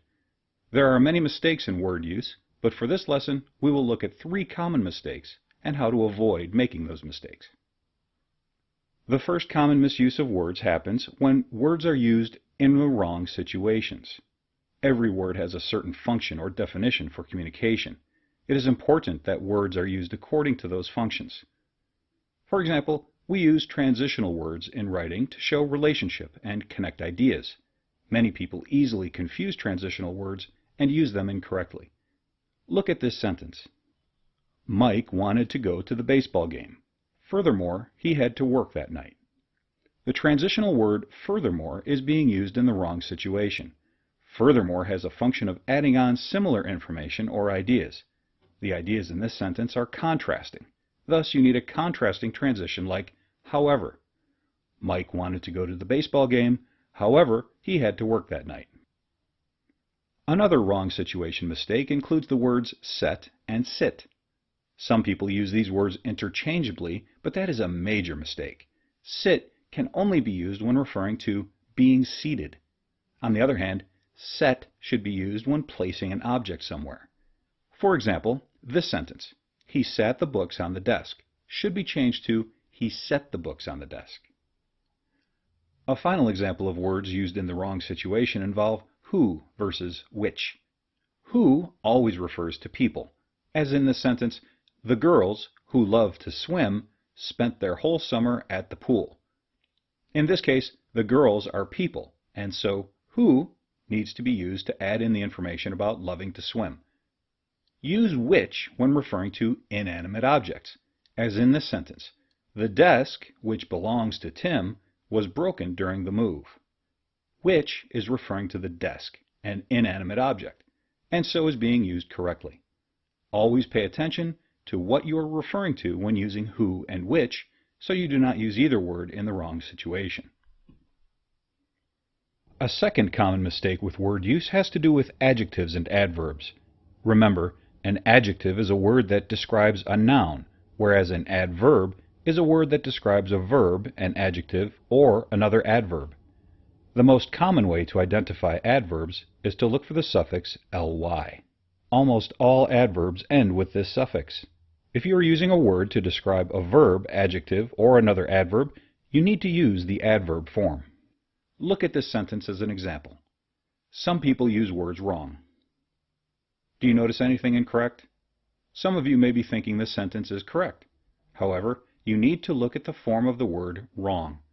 Wrong is an adjective. It describes nouns. You can have the wrong answer or the wrong outfit. What is wrong describing in this example? In this sentence, wrong is describing the verb use. Thus, the adverb form needs to be used. The sentence should read, some people use words wrongly. Pay close attention when using adjectives and adverbs to what those words are describing. Quick is an adjective and needs to describe a noun, while quickly is the adverb form for describing verbs. Real is an adjective that needs to describe a noun, while really is the adverb that needs to describe an adjective, verb, or another adverb. In your writing, be sure to look for adjectives and adverbs being used mistakenly. A final way people use the wrong words is using words that aren't really words, or non-words. Non-words are very common in our speech, but should be avoided at all costs in writing. Again, the spoken word can stretch basic grammatical rules, since other aspects can help communication. A first example of a non-word is ain't. Many people use ain't to stand in for the verb to be combined with not. For example, look at this sentence. He ain't going to the game. The correct version is, he is not going to the game. Ain't is never a replacement for using the verb to be along with not. The sentence should read, he is not going to the game. A second non-word commonly used is y'all. This non-word is used as a contraction for you all. Look at this sentence. Y'all can go shopping tomorrow. In this case, the word all should simply not be used. The pronoun you can be used to refer to a single person or a group of people. The correct way to form that sentence is, you can go shopping tomorrow. The you refers to multiple people, and the all is completely unnecessary. A final example of a non-word is supposedly. This non-word is often used in a sentence meaning theoretically, as in this example. Ben supposedly wrote the English paper himself. This is a case of simple mispronunciation. Speakers of this non-word really should say supposedly, since the root word is suppose, which means to assume. There is no B sound in this word. You should be sure to pronounce it correctly and say supposedly. The sentence should be, Ben supposedly wrote the English paper himself. There are many more non-words that are used in our language, but be sure to check your writing and avoid using any of these non-words. To review, identifying and correcting mistakes with word use is very important for correct communication. There are many mistakes made with words in the English language, but here are 3 ways to steer clear of common mistakes. First, try to avoid using the wrong words in the wrong situations. For example, pay attention to the transitional words you use. Don't use furthermore when you want to show contrasting ideas. Instead, use however. Also, make sure you are using sit, as in to be seated, and set for placing objects.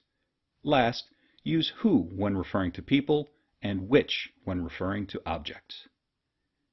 Secondly, be careful when using adjectives and adverbs. Adjectives must describe nouns, and adverbs must describe verbs, adjectives, or other adverbs. The adjective wrong must be used to describe a noun, whereas wrongly is an adverb and needs to describe a verb. Be sure to use the adverb form, which usually ends with the suffix ly, and not the adjective form when describing verbs, adjectives, and adverbs. Finally, avoid non-words, which are words that don't exist, at all costs. Instead of ain't, use is not. Instead of y'all, delete the all and use the pronoun you. Instead of supposedly, use supposedly. Remember, this is not an exhaustive list of all the errors in word use, but if you use these tips to avoid making these common mistakes, you will improve your grammar and your writing greatly.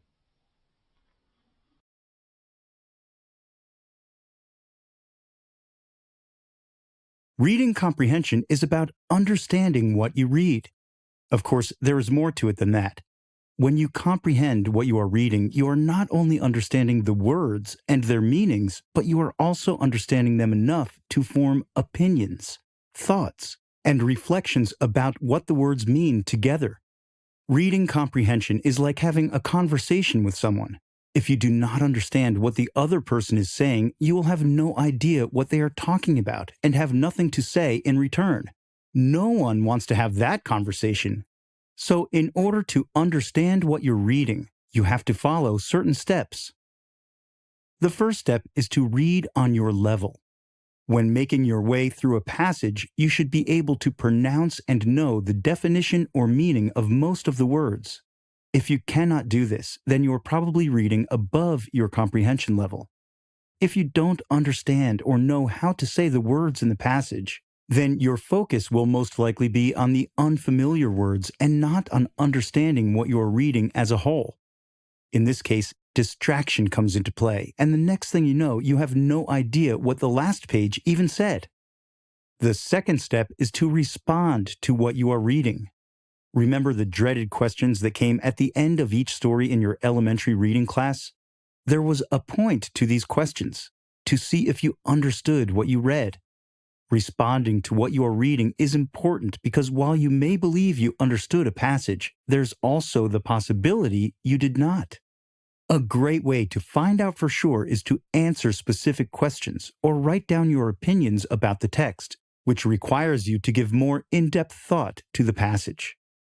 The third step is discussing what you read. Many of you can read a passage, answer a few questions about the content, and say whether or not you liked the text. But how many of you can provide details about what you just read? Discussing what you read with others is a great way to fully understand what you are reading. One example is belonging to book clubs where a group of people discuss what they are reading. As not everyone reads or understands a passage the same way, hearing and discussing other people's interpretations and observations can add to or confirm your own comprehension. This goes both ways. If you truly understand or comprehend what you have read and can offer some insights, then you are most likely helping others improve their understanding or ability to look at a passage a different way. Reading comprehension means understanding what you read. There are several steps involved in reading comprehension. First, you need to make sure you are reading on your level of understanding. If you're having trouble understanding individual words, then most likely you will not understand what you are reading as a whole. Second, you need to think about and respond to what you read, either by answering questions or writing an opinion. Third, when you take the time to form an opinion and think in depth about what you read, you can discuss your thoughts with others. Discussion, such as through a book club, is a great way to confirm if you really understood what you have read or help other readers do the same.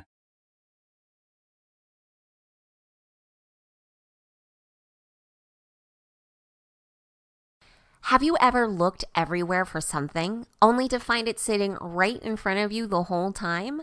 Searching endlessly for something you know is there can be extremely frustrating.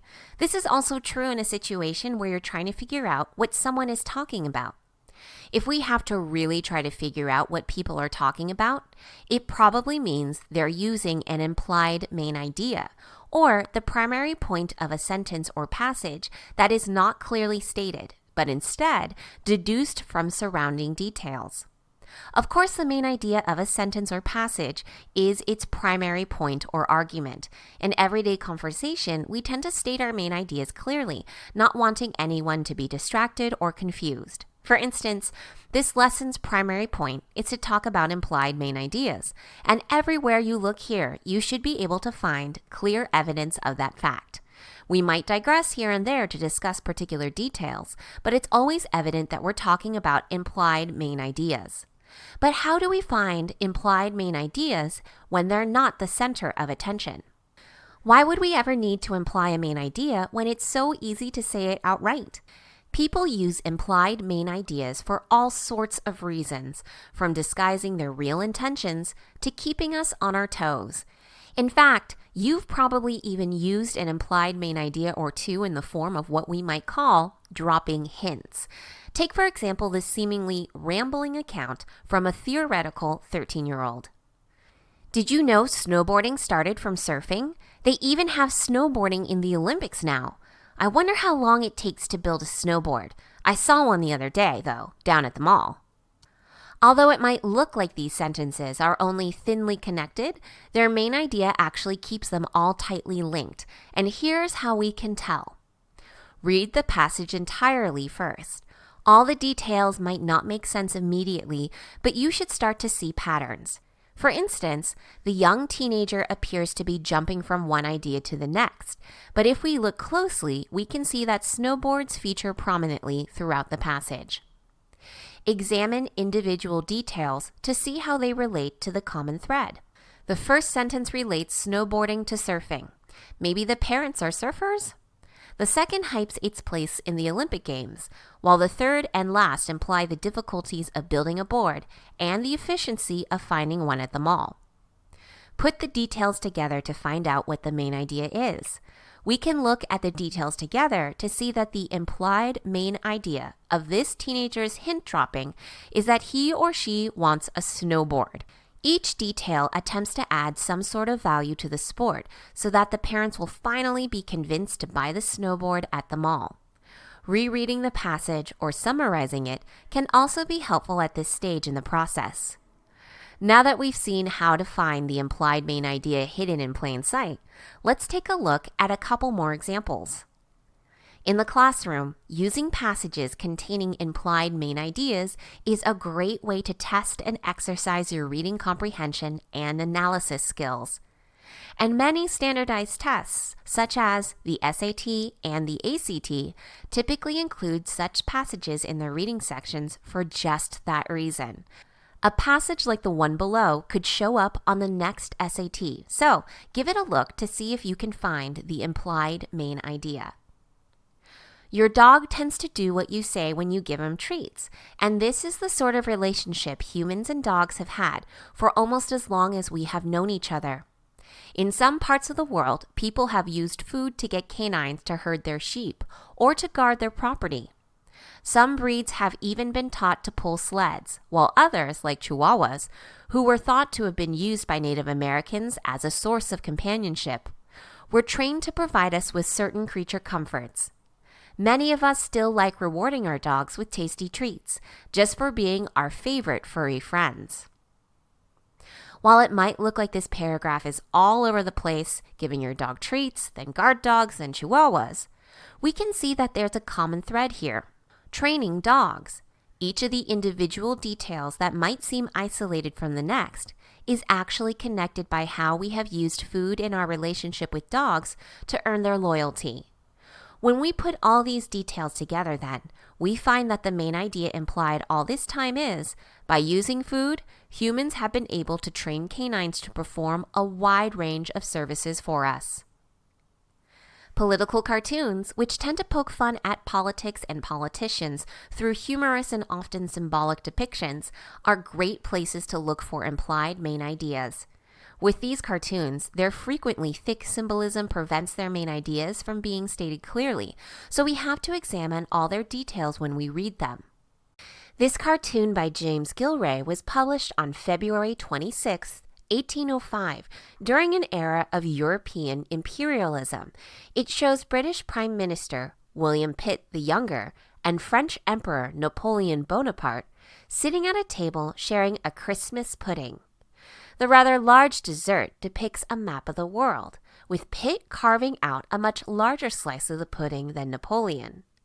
This demonstrates the greed of both European leaders, but particularly Pitt, who launched a number of offensives to try and gain more territory for England. Ultimately, the greed for food is meant to represent greed for more land. The implied main idea is that European leaders thought it was their right to assert influence over other countries in order to satisfy their hunger for power. The main idea of a sentence or passage is its primary point or argument. An implied main idea is the primary point of a sentence or passage that is not clearly stated, but instead deduced from surrounding details. Although we tend to state our ideas clearly in everyday conversation, we can find implied main ideas just about everywhere, from standardized tests to political cartoons to dropping hints on our parents. Wherever we find them, we can identify an implied main idea in a passage by reading it entirely, examining the individual details for a common thread, and then putting those details together to form the main point.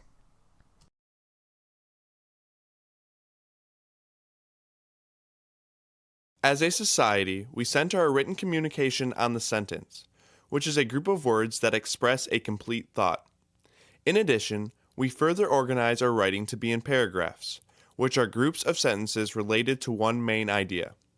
Using sentences and paragraphs to organize communication makes it much easier for your readers to understand your ideas. In order for a paragraph to be an effective form of communication, it must be organized and flow logically from one idea to another. In this way, how a paragraph is structured is very important. Perhaps the most important part of that structure is the topic sentence, which is the first sentence of the paragraph that presents your reader the main idea or purpose of the whole paragraph. Let's look at some qualities of the topic sentence. Since your topic sentence is the first one of that paragraph read by your audience, you need to make sure it grabs the reader's attention. Your first sentence needs to make the reader want to read more. Remember, too, that it needs to express the purpose and main idea of the whole paragraph. This means that all the following sentences need to support that one main idea. Be careful your topic sentence is not too specific. It needs to be a broad enough idea to be the center of the whole paragraph. Let's look at some examples of topic sentences. Imagine that you are writing about perhaps one of the most significant inventions of our age, the cell phone. One of your paragraphs has this topic sentence: the cell phone is very useful. True, this sentence does make it clear that the paragraph is going to describe the uses of the cell phone.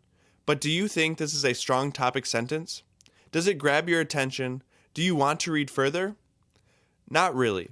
This is a weak topic sentence. It does not hook your reader. Now read this revised version.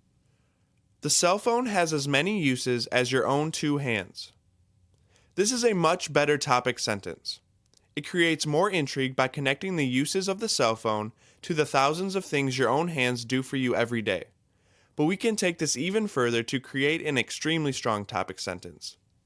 Imagine suddenly having to live without your right hand. That would be like life without the cell phone. Although probably an exaggeration, this topic sentence is very strong. It definitely grabs the reader's attention and relates the overall main idea of the paragraph, the uses of the cell phone, to your reader's personal life. This definitely makes the reader want to continue to read the paragraph. Now that you have seen some examples of weak and strong topic sentences, let's discuss some tips for writing them. Of course, the first step is to decide what the main idea of the whole paragraph is going to be. Once that is decided, write a general statement of that purpose or main idea. Next, add in details and descriptive words that are interesting and might intrigue your reader. Last, write the rest of the paragraph and see how your topic sentence fits. Sometimes as you write, the focus of a paragraph might change, so readjust your topic sentence as needed. Another tip for writing a strong topic sentence includes speaking directly to the reader. In fact, if done in an appropriate way, using the informal you and your can be very effective. Also, try to ask an engaging rhetorical question, which is a question that is not intended to be answered, but instead provokes the thoughts of your reader. Last, you can try to use a real-life situation. The topic sentence about the cell phone is an example of this strategy as it related to living without one's right hand.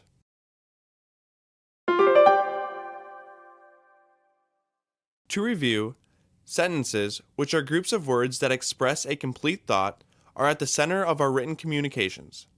Sentences that are grouped together that relate to one main idea are called paragraphs. The organization of paragraphs is very important in order to have effective and clear expression of ideas. The first sentence of every paragraph should outline the main idea or purpose of the whole paragraph. This is called the topic sentence. Everything in the rest of the paragraph should relate to the focus in that topic sentence. It sets the tone for the whole paragraph and needs to grab your reader's attention. You need to make sure your audience is interested enough to continue reading the rest of the paragraph. To write a strong topic sentence, begin with the main idea of the paragraph. Then add in details and descriptive words to make the sentence more interesting. If you are stuck, try speaking directly to the reader. asking an engaging rhetorical question, or relating the topic to a real-life situation. Follow these tips and your topic sentences will be sure to make your written communication clear and engaging.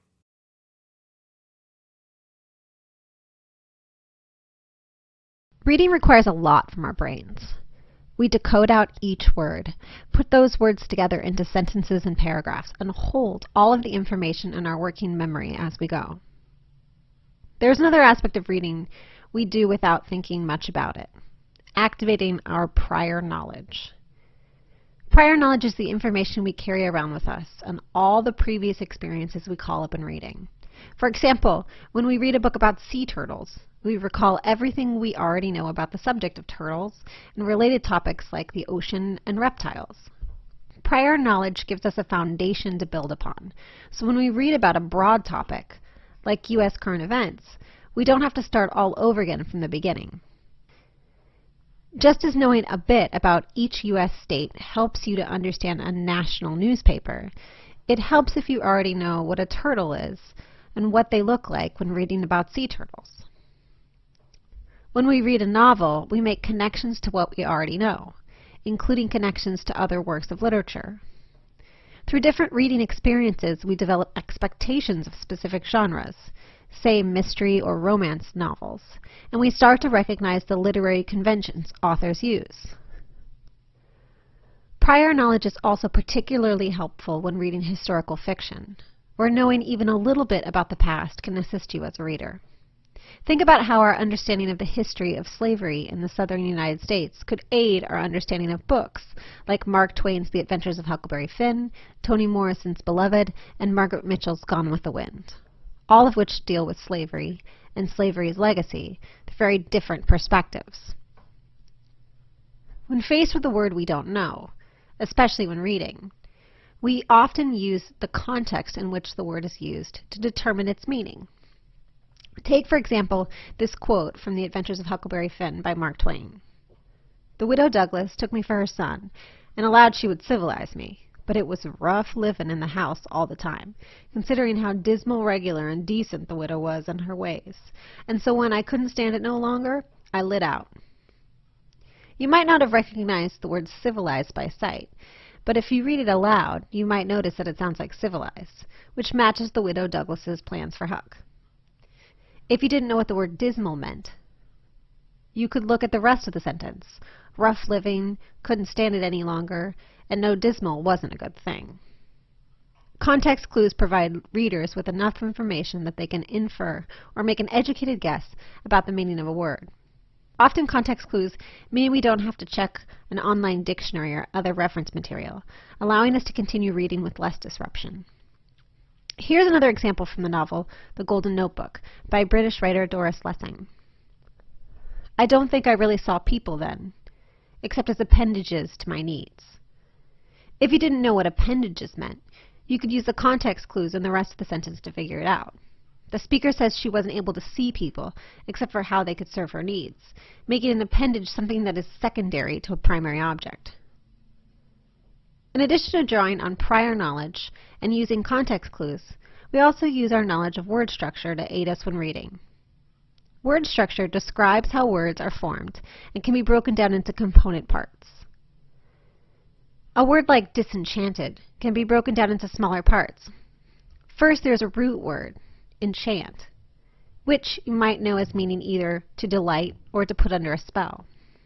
The prefix dis has a negative or opposite effect on a word, so the result is the opposite, neither enchanting nor delightful.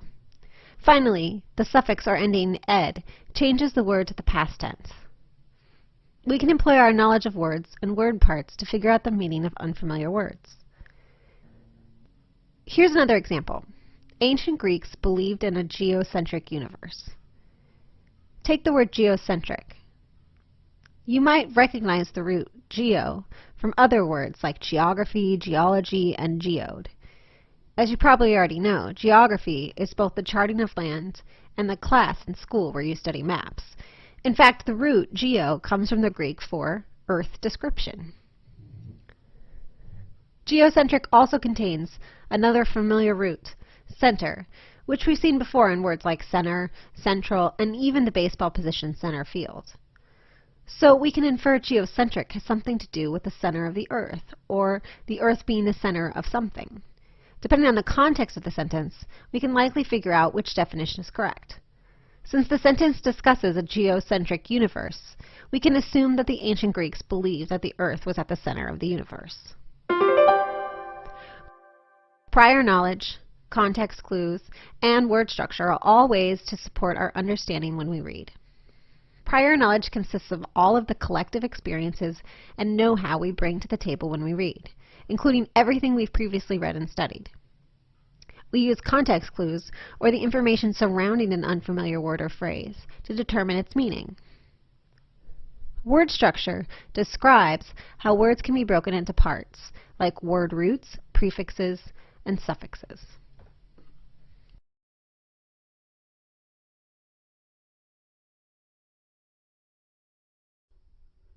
Texts are not created in a vacuum.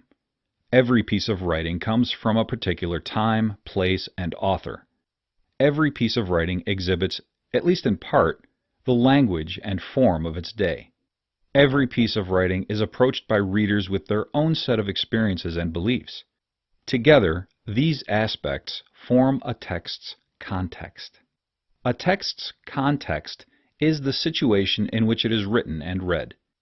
Again, it includes the historical era in which the work is created, the experiences, culture, and beliefs of the author, the language and forms popular at the time of the text's creation, and the experiences, culture, and beliefs of the reader who approaches the text in his or her own era. In this lesson, we will explore all of these aspects of context and see how they affect the interpretation of a text. Every author lives in a historical moment, surrounded by events and ideas that help shape his or her writing. When a reader is familiar with these events and ideas, which form the text's historical context, he or she will better understand the message and details of a piece of writing. Let's look at an example. Dante's Divine Comedy was written in the early 1300s in Italy. This was a time of great political conflict between various Italian city-states, which were constantly striving for dominance and independence. Dante often found himself right in the middle of this strife, which often turned violent, and early in the century he chose to support the losing side and ended up in exile from his native Florence. Dante's writing reflects this historical situation. For instance, Dante populates the regions of hell and purgatory with his political rivals. Further, Dante's entire outlook and the structure of his work, the Inferno, Purgatory, and Heaven, is shaped by the strong Catholicism of his era. Knowing all of this historical context helps us to better understand the meaning and details of Dante's greatest work. Writers also tend to put a great deal of themselves into their texts. Even if they try to avoid it, their beliefs, education, culture, and experiences usually shine through their words. Knowing something about an author's life and perspective, namely a work's biographical context, can help readers better understand and interpret a text. Let's say we were going to read two books about the American Civil War. One of them was written by a Southerner and the other by a Northerner. These books, even though they cover the same historical events and characters, could be quite different. The Southerner, for instance, might ascribe to the lost cause idea that the South was simply overwhelmed by the North's superior numbers and industrial capacity. He may also be more likely to glorify Southern leaders and criticize Northern ones, perhaps giving more pages to Confederate General Robert E. Lee than to Union General Ulysses S. Grant. Further, a Southern author might talk more about states' rights than slavery when discussing the cause of the war. A Northerner, on the other hand, will probably reject the lost cause theory, even if he also focuses on the North's advantages. He may also emphasize slavery as the cause of the war and might spend more time describing Northern leaders. Further, he may tend to be more forthright about the South's lack of political leadership and internal struggles. In any case, the two authors' backgrounds could significantly affect the arguments and descriptions they include in their books, and knowing this biographical context would certainly help readers evaluate these arguments and descriptions. Readers should also understand that language changes over time. The English that we write and speak today is quite different from the English written and spoken in the Middle Ages, the Renaissance, or even the 19th century. Knowing something about the context of the language an author uses in a text can help a reader better understand and appreciate that text. Readers should make a strong effort to identify and look up unfamiliar vocabulary, work through unfamiliar sentence structures, and identify rhetorical devices and figures of speech. Reading Shakespeare, for example, can be quite a challenge because the bard's language can be daunting to readers not used to 16th century vocabulary and structures. Readers should approach Shakespeare's works in editions that include explanatory footnotes or make good use of online resources like Shakespeare glossaries. Literary forms also change over time.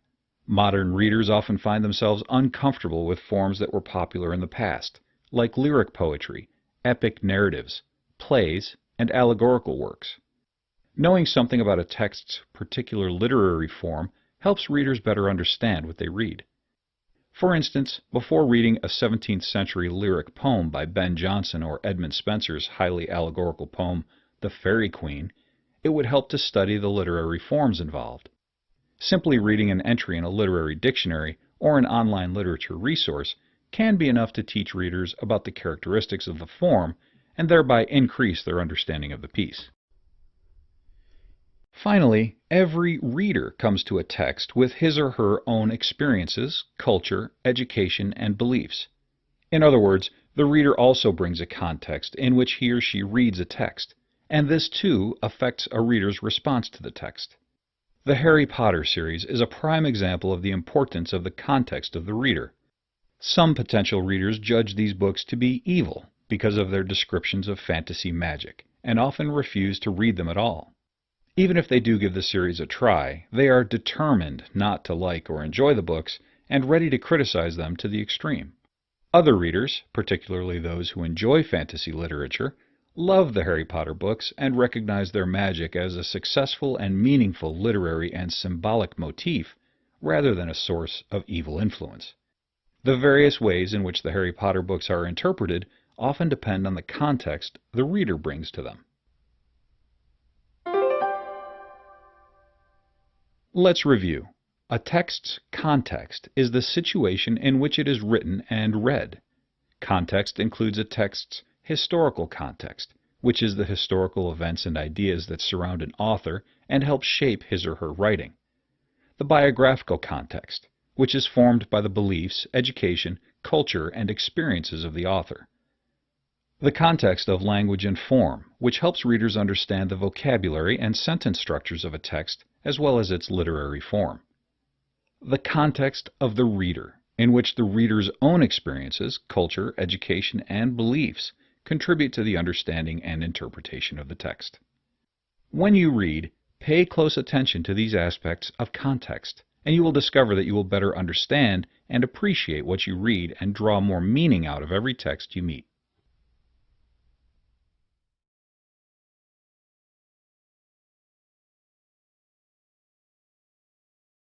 Our society today is saturated with information. At one time, not long ago, information could only come to you through some sort of reference book or, more often, a person with experience. Now any type of information can be accessed through the touch of a few buttons on a computer. Because of this influx, it is even more important that you can analyze and evaluate the information out there. You need to be able to determine what information is actually accurate and believable. To do this, you need to be able to differentiate between facts, persuasion, and informed opinions. Let's begin by looking at facts. A fact is a statement that can be proven. An opinion, then, is something that cannot be proven. In other words, a person's belief. For example, look at this statement. My school is located in Cleveland, Ohio. Is this statement a fact or opinion? Can it be proven that the school is in Cleveland? Of course it can. The building is either there or not. This is a fact. Now, look at this statement. My school is the best school ever. Fact or opinion? Ask yourself, can this be proven? Or is this simply a person's belief? This statement cannot be proven and only shows one person's thoughts. Many times, writers of nonfiction present their opinions as if they were facts. This is why you need to be able to recognize the difference. Now that you know how to differentiate between facts and opinions, let's look at how others might try to disguise opinions as facts. This most often occurs through persuasion, which is the act of encouraging a person to believe something by appealing to reason or understanding. Essentially, persuasion involves convincing. If someone is ever trying to convince you to believe something or do something, then they are persuading you. In today's society, persuasion occurs everywhere. Businesses are constantly trying to persuade you to buy their products, or websites may try to convince you to believe a specific idea. You only have to watch commercials, read the newspaper, look at ads in a magazine, or read the billboards as you're driving home to see that persuasion is all around you. Now that you know what persuasion is, let's look at some common forms of persuasion. One form is called big names. In this type of persuasion, you use experts or famous people to support your argument. If you have ever seen a celebrity endorse a product on a commercial, then you have seen big names. Another type of persuasion is logos. This form actually uses facts to support their claim. Either logic, numbers, or data can all be used as supporting facts. An example for logos would be a commercial stating that a toothpaste reduces cavities by 99%. This company is using this percentage to try to persuade you to buy their product. Next, pathos is another very common type of persuasion. Pathos involves appealing to the audience's emotions to try to persuade them. Have you ever seen a commercial for dog rescue shelters? Usually, a sad song plays while images of hurt and abused animals pan across the screen. This is an obvious example of pathos. They want you to feel so bad for the animals that you donate to the shelter or even adopt one of the dogs. Pathos is a very common form of persuasion because so many things can tug at your heartstrings. The last type of persuasion is kairos. In this form of persuasion, the person is building a sense of urgency. This involves creating a short time frame in order to get the person to panic about missing a certain opportunity. You see this all the time on commercials or ads. Limited time only, Black Friday sale, 4th of July savings. These are all popular examples of kairos, or stressing a short time frame to create a sense of urgency. There are actually many more forms of persuasion, but big names, logos, pathos, and kairos are some of the most common forms seen in advertising. The last concept we must consider while identifying facts and persuasion is the informed opinion. Remember, an opinion is a personal belief or judgment about something. An informed opinion is also a judgment, but it is supported with information or knowledge on the subject. This is known as an educated belief.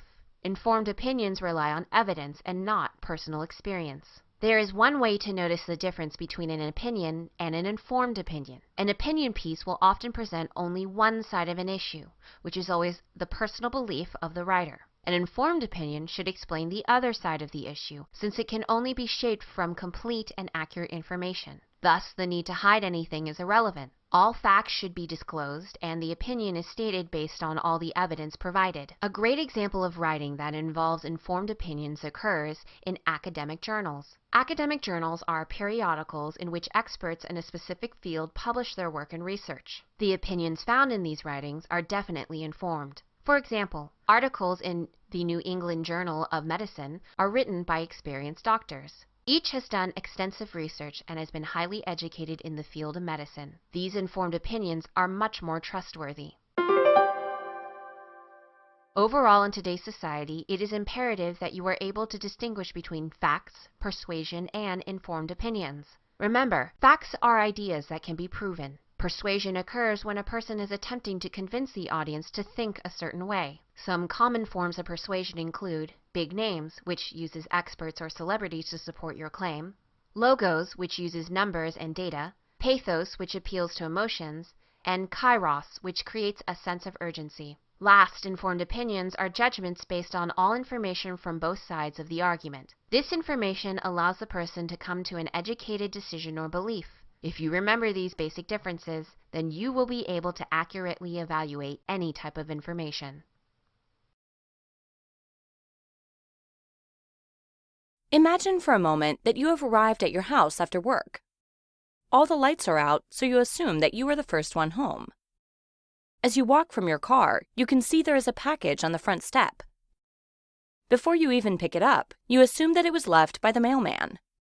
You finally open the front door and see that the living room has been cleaned. You then conclude that someone must have cleaned the room while you were at work. In each of these moments, you have practiced inference. Inference is using observation and background to reach a logical conclusion. You probably practice inference every day. For example, if you see someone eating a new food and he makes a face, then you infer he does not like it. Or if someone slams a door, you can infer that she is upset about something. Before you can begin to practice inference in literature, you should know what you're looking for. Your goal is to find the intended meaning of the text. Intended meaning is what we think the author is trying to teach us. Why is it important to make inferences? When writing a story, an author will not include all the information for us. He or she will expect us to read between the lines and reach conclusions about the text. When making inferences, you are looking beyond what is stated in the text and finding the ideas to which the author only hints. This makes you a more active reader and critical thinker. It also makes it easier to understand what the author is sharing with you. When reading, we make inferences through the author, the text, and our response. The first step to reaching a conclusion of the intended meaning of a writing is to look at the author. You should spend time reading the author's biography, look at his or her other works, and see what they have in common. Also, look at the historical and cultural context of the writing. This will help give you a background of the writing that you can use in the next step of reading. After you have taken time to read about the author, you are ready to start to read the writing. Your goal as you read is to make conclusions. These conclusions are not stated, but you should read between the lines to understand what the author is trying to say. As you read, make guesses. Try to guess what will happen next in the story, what a character may say or think, or even what other characters not in the scene are doing. Next, ask questions. Why are the characters acting a certain way? What are they thinking? Where are they going? What are they feeling? What do you already know? What is missing? Why is the author not including information? After this, you should make predictions. What do you think will happen next? How will a character react? What will the outcome be? Finally, you should find connections in the details. After you have made predictions, see what's missing or stated in the details and make connections. Fill in the missing information using your questions, guesses, and predictions. When you finish reading the text, you should take time to fill in between the lines by looking at your response and experience. Take time to review the guesses and predictions you had made and see which ones were correct. Hopefully, at some point in your childhood, you played the game of Clue. If not, we're going to play it together now and see how making inferences works. We will be trying to solve who murdered Mr. Body, where, and with what weapon. The victim, Mr. Body. The suspects, Mrs. Peacock, Miss Scarlet, Mrs. White, Mr. Green, Colonel Mustard, and Professor Plum. The rooms, kitchen, ballroom, library, conservatory, game room, and the study. The weapons, wrench, lead pipe, rope, revolver, knife, and the candlestick. When you play the game, you first ask questions. You want to know where each of the suspects were and in what room. You also ask questions to eliminate weapons or areas where Mr. Body may not have been. Next, you will begin to make predictions. If we know that Mr. Body was killed with a revolver, but Miss Scarlet only had a rope, she could be eliminated. We may also predict that the game room was still available for the murder. As you play or read, these predictions can continue to be made and tested. Finally, you would make a guess. Once you have successfully asked questions and made predictions, you can make a strong guess of who killed Mr. Body. Perhaps all of your findings led to the theory that it was Professor Plum with the wrench in the library. While this game may be fun, making inferences in a text works the same way. As you read, look for clues of the author's intentions. Ask questions, make predictions, and come up with a conclusion. You would then want to test this conclusion through your experience and the author's background. When making an inference, you are using background and observation to reach a logical conclusion. In literature, we use inference to find an intended meaning and what we think the author is trying to teach us. To do this, we should first learn about the author, then study the text, and finally connect our response to the text. By doing so, you should be able to make predictions and reach a logical conclusion about the material.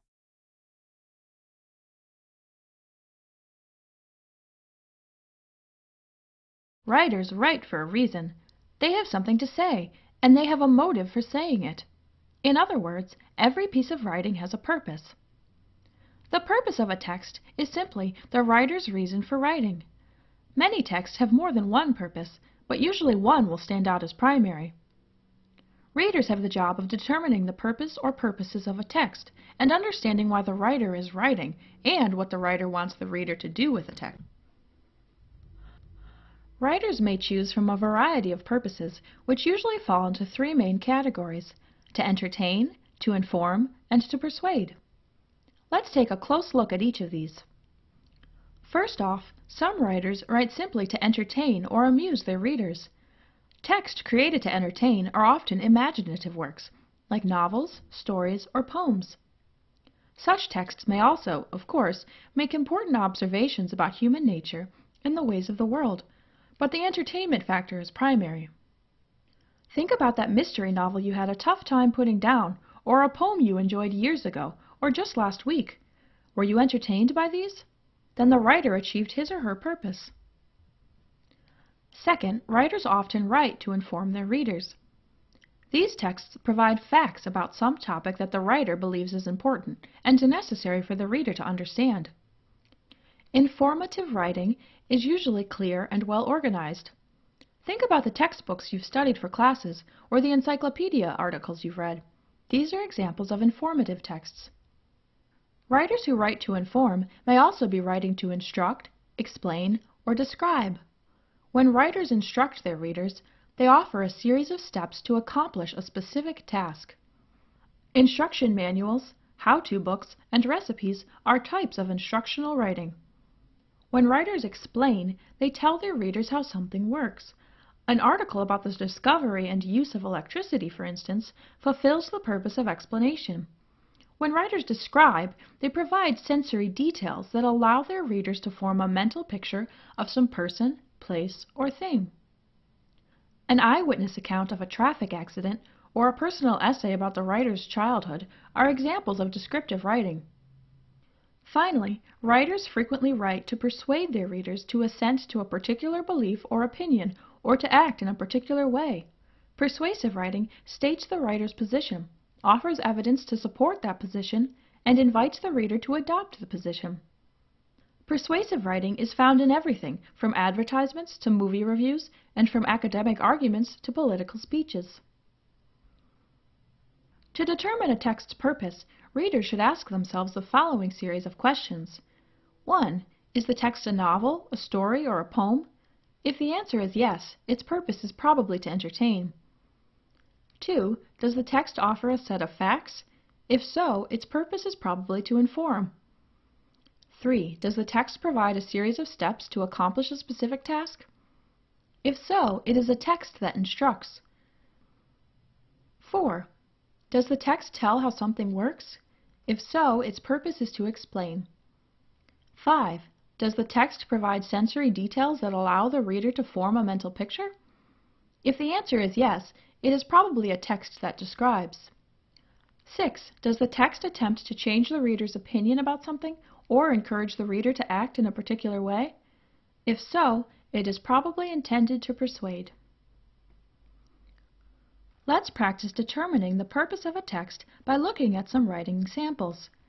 For each of the following, decide whether the text's purpose is to entertain, to inform, to instruct, to explain, to describe, or to persuade. Sample number 1. How to make a greeting card. First, select the stickers or embellishments you wish to use. This will help you determine your color scheme. Second, select the paper you will need for the card's base and any matting you might want to use. Third, gather your tools. You will probably need a paper cutter, scissors, and some adhesive, as well as a stamp or template for the greeting. Fourth, cut out the card and matting. Fifth, fold the card base. Sixth, apply the embellishments to the card base or matting. Seventh, create the greeting with a stamp or template. Eighth, assemble the card, using the adhesive to attach any matting to the card base. Notice that this sample offers a series of steps to accomplish a specific task. Its purpose is to instruct. Sample number 2. Vote for Mike Anderson. He's the candidate that has a plan to get workers back to work. He's the candidate with experience as mayor, as member of the city council, and as a member of the school board. He's the candidate with integrity. He's the candidate who has the support of the local police and fire departments. Vote for Mike Anderson. He's the best candidate for the job. This text is trying to convince readers to do something. To vote for Mike Anderson, and offers several reasons why they should take that course of action. Its purpose is to persuade. Sample number 3. I clearly remember my 8th birthday party. When I closed my eyes, I can still picture the pink balloons. I can still hear the laughter and squeals of my friends as I opened their colorfully wrapped presents and exclaimed with delight at each of my gifts. I can even recall the taste of my cake, chocolate with sugary sweet buttercream frosting, pink of course. This text provides a set of sensory details that form a mental picture in the reader's mind. Its purpose is to describe. Let's review. The purpose of a text is simply the writer's reason for writing. Readers have the job of determining the purpose or purposes of a text and understanding why the writer is writing and what the writer wants the reader to do with the text. Writers may choose from a variety of purposes, which usually fall into 3 main categories: to entertain, to inform, and to persuade. Texts created to entertain are typically imaginative works like novels, stories, or poems. Texts that inform provide facts about some topic that the writer believes is important and necessary for the reader to understand. Writers who write to inform may also be writing to instruct, explain, or describe. When writers instruct their readers, they offer a series of steps to accomplish a specific task. When writers explain, they tell their readers how something works. When writers describe, they provide sensory details that allow their readers to form a mental picture of some person, place, thing, or event. Finally, texts that persuade attempt to convince readers to assent to a particular belief or opinion, or to act in a particular way. To determine a text's purpose, readers should ask themselves a series of questions that help identify the text's main characteristics and thereby figure out why the writer is writing and how they should respond.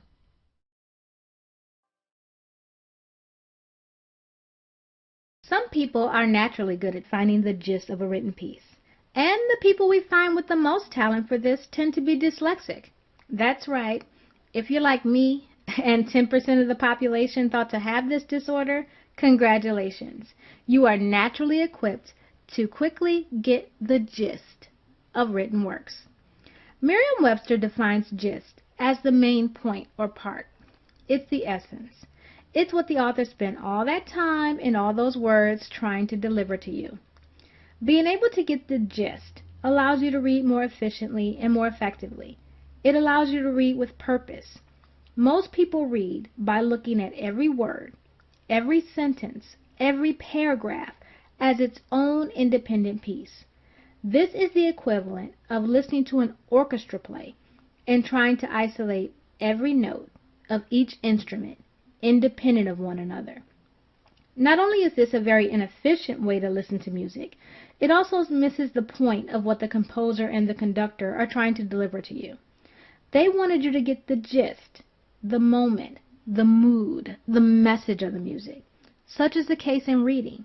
If you concentrate too heavily on each piece in isolation, you can easily miss the message the author was trying to portray. Getting the gist guides you through the process of reading. It allows you to put together the pieces of the puzzle the author is weaving for you. It allows you to stay with the author for the entire piece, eliminating the need to go back and reread information. It helps you place the author's work not only in short-term but long-term memory by more quickly linking it to other information you're familiar with. It even allows you to compare and contrast with other information you've encountered in the past, having a proper dialogue with the piece while reading through it. It takes you from simply reading a piece to engaging with the author and making the time taken to read more worthwhile. Gist puts you in the proper frame of mind to read the piece as intended. Have you ever had a conversation with someone simply to look up and think, what the heck are you talking about? Yeah, reading for the gist helps that not happen so often. You will be much more properly grounded in the conversation your mind is having with the author, increasing your reading efficiency and reading comprehension significantly. There really is nothing worse than reading a chapter in a book, then realizing you have to read it again because you didn't get the point. And when you're taking a timed test, from a CLEP exam to the SAT to a final exam, you don't have the option of having to reread passages. You have to get the point the first time you read through a passage. So, now you know what gist is, and you're convinced you want to get good at finding it. How do we help that happen? I'm going to give you 4 steps to improving your reading and helping you quickly and efficiently find the gist of a piece of writing, no matter if it's a paragraph, a blog, a chapter in a book, or an entire textbook. The first step in improving your speed when getting the gist is whenever you're reading a piece, no matter the length, you should always be asking yourself, what is the point? What is the author trying to say? Is the author's message making sense? As you move through the piece, keep asking yourself if the author is making the same point, or has the author switched focus. This point should lead you to the thesis statement of the writing. If the thesis is not explicit, try to figure out how you would define it yourself. The second step is to try and predict where the author will go next in their writing. Then confirm if you were right or not. Once you think you have the gist, think about what's the next thing the author would do to prove their point. Now, you don't have to be right. This isn't about being able to always know exactly what somebody's going to say next. The purpose of this is to allow you to think while you're reading through the piece and think about a natural flow for information. If the author goes a different way, that's fine. Go with them, but go back to asking yourself, what are they trying to say? A third step in training yourself to understand the gist of a piece is to imagine how you would explain the piece to others who haven't read it for themselves. How would you describe the piece if you had half the space the author took in the original writing? Now, how would you describe it using a third of the space? Next, go for a quarter of the space. Your next challenge is to describe the piece in 4 sentences. Your final challenge is describe the piece in 1 sentence. The fourth and final step in the process is critique and evaluation. As you look at what the author seemed to be trying to say, were they successful in saying it? How could they have been more clear in their point? Were they concise enough, or did they actually need more depth? How did the gist match their thesis statement, if they had one? The better you get at figuring out the gist of the writing of others, the better you will become in your own writing. Getting better at figuring out the gist will also improve your reading speed and reading comprehension. This is a skill that will help you in fields beyond English composition and assist you in reading information from a variety of sources. Since the more you practice, the better you get, challenge yourself. The best area of challenge is to read works you are unfamiliar with or are very new to you. You can properly find the gist in pieces that you haven't encountered before.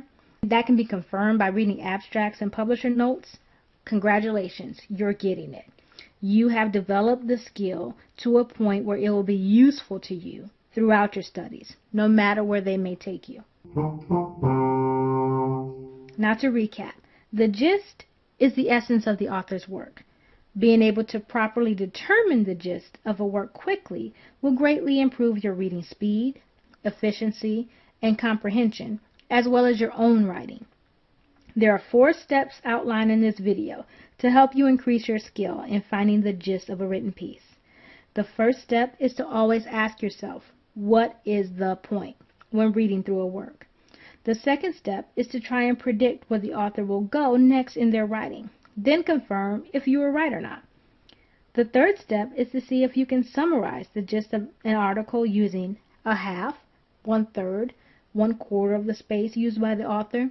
Next, try to explain it using 4 sentences. And finally, can you explain the essence of the piece using just 1 sentence?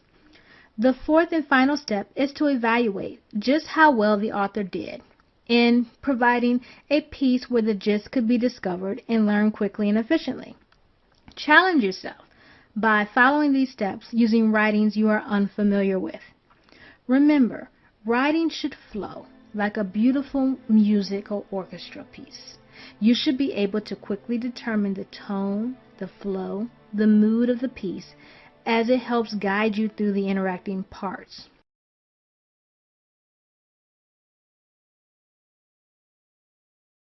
When you are looking for an adverb clause, you don't have to look far. An adverb clause is a group of words that work together as an adverb. The group can modify verbs, adjectives, and adverbs, and it does so by telling us when something is, where something is, why something is happening, how something is happening, how much there is of something, and under what condition something takes place. Adverb clauses are often easy to recognize because they begin with a subordinating conjunction like after, if, because, and although. Now that you know what it is, let's take a look at the rules for an adverbial clause. An adverb clause has the following. It contains a subject and a verb. It has a subordinating conjunction like after, if, because, and although. And it answers one of these four adverb questions: how, when, where, or why. Now let's look at some examples to see how this works. Once you get the hang of it, you will see adverb clauses pop out when you are reading, and you will be sure to use them when you are writing. Agnes cleaned the oven because the blueberry pie exploded, causing a real mess. Why did Agnes clean the oven? Our adverb clause will answer that, because the blueberry pie exploded. That clause is an adverb clause. Let's look at another example. In order to improve her balance, she did one-legged squats. Why did she do one-legged squats? In order to improve her balance is an adverb clause. She worked on the car until the engine purred like a cat. How did she work on the car? Until the engine purred like a cat is the adverb clause. Dinner will begin at 8 unless we get stuck in traffic. Under what condition will dinner happen at 8? Unless we get stuck in traffic is the adverb clause. Once Billy knew he was going to the doctor, he ran and hid behind the house. Why did Billy run and hide behind the house? Once Billy knew he was going to the doctor is the adverb clause. The bone was in the backyard where the dog had dug a hole to keep it safe. Where's the bone? Where the dog had dug a hole to keep it safe is the adverb clause. Remember, when you are thinking about adverb clauses, it is important to remember that you are really looking to answer the questions when, where, why, how much, and under what condition. Again, adverb clauses functions as an adverb, and the purpose is to modify verbs, adjectives, and adverbs. Adverb clauses have subordinating conjunction, like after, if, because, and although. Adverb clauses also answer when, where, why, how much, and under what condition. Adverb clauses work hard in sentences to add information and clarity that will help us understand the full meaning of the sentence.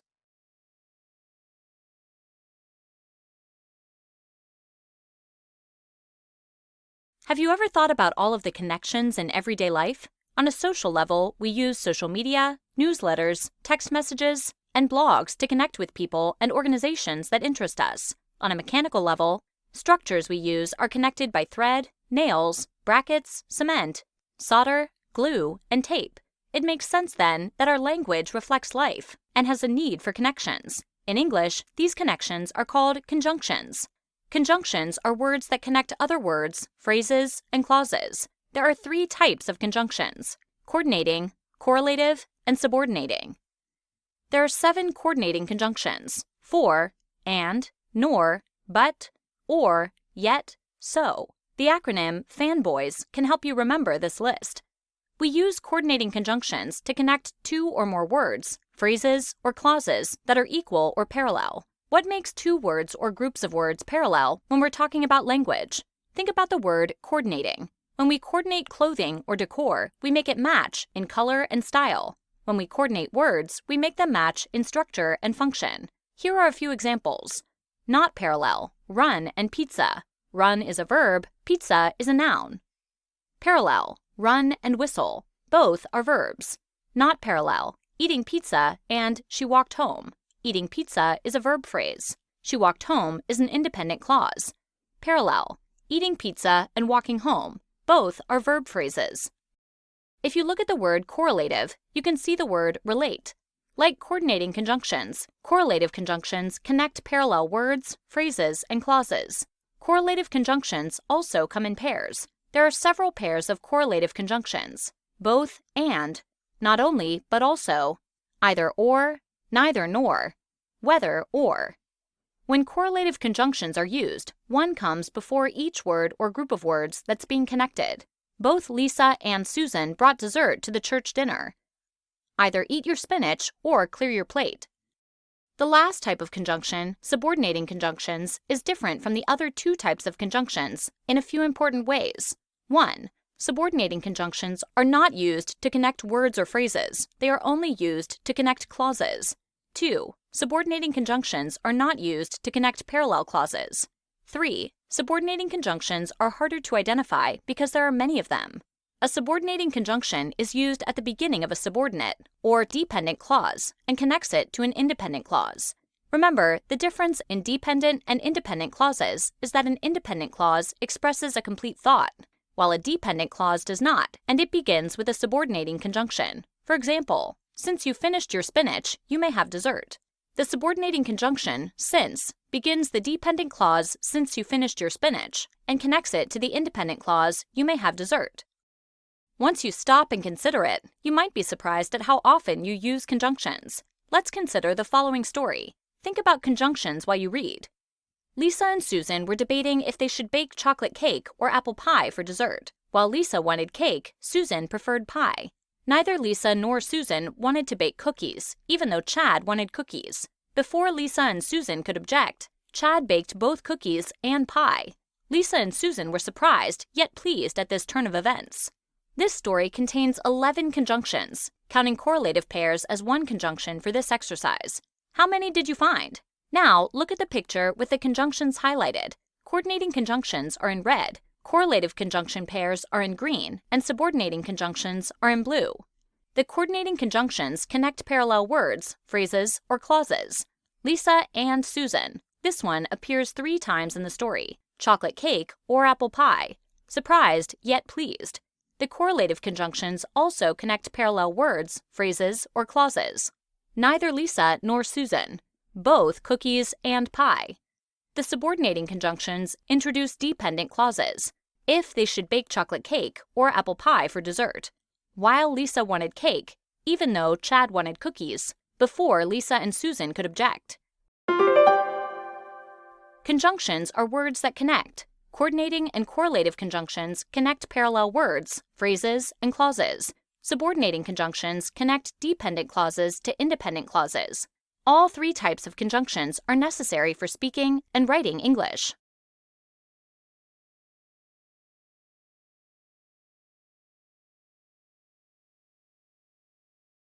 Think of the title of your favorite show, movie, game, or book. These titles are all examples of proper nouns. Whether it's Harry Potter, Minecraft, Star Wars, or Wildcrats, these are specific names of things. Remember that a noun is a person, place, thing, or idea. Every noun falls into one of 2 categories, common nouns or proper nouns. Let's take a look at some definitions and examples of common and proper nouns. Common nouns name general people, places, or things. The words show, movie, game, and book are common nouns, since there are lots of them. When you use the word movie, you could be talking about several different movies. In this way, common nouns are more general. Some examples include people, president or singer, place, country or museum, and thing, dog or car. Common nouns do not need capital letters unless they are part of a title or the start of a sentence. Proper nouns name specific people, places, or things. Proper nouns require capital letters. While common nouns are general, proper nouns are specific and name one particular person, place, or thing like the book Harry Potter or the movie Star Wars. Here are some examples of proper nouns. People, Barack Obama or Taylor Swift. Place, the United States of America or Smithsonian Museum. And thing, Lassie or Portia. Proper nouns name unique things. Are you unique? Of course you are. So, although you may never have given it any thought, even your name is a proper noun. That is why it is capitalized. Other popular proper nouns include specific states, countries, continents, street names, days of the week, months of the year, holidays, businesses, stores, and schools. All of these proper nouns must be capitalized. Let's compare some common and proper nouns. Do you want to go to a restaurant? Sure, let's go to Pizza Hut. Both of these nouns are talking about restaurants, but one is general or common, while the other is specific or proper. I love to read books. My favorite is Green Eggs and Ham. Both of these nouns refer to books. However, one is a general reference, while the other is specific. Here's a hint. It's easy to recognize proper nouns in a text, like the ones in our examples, by looking for the capital letters. Nouns are people, places, things, or ideas. Every noun can be classified as a common or proper noun. Common nouns name general people, places, or things, like doctors or cats. Proper nouns name specific people, places, or things, like Africa or the Statue of Liberty, and need capital letters.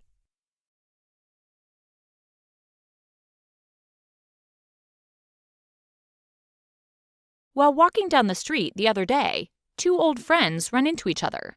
One friend tells the other a joke. Knock, knock. Who's there? Banana. Banana who? Knock, knock. Who's there? Banana. Banana who? Knock, knock. Who's there? Orange. Orange who? Orange you glad I didn't say banana?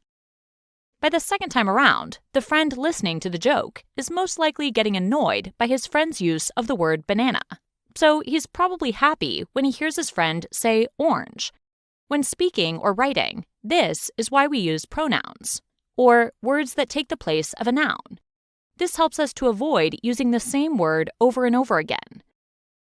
Let's go over some common pronouns that are typically used to replace nouns. They are he, she, him, her, his, us, they, them, we, this, their, and that. Remember that we use pronouns to avoid repeating the same word or words over and over again in a sentence. Here's an example of where pronouns could have been but weren't used in a sentence. Bill likes dogs.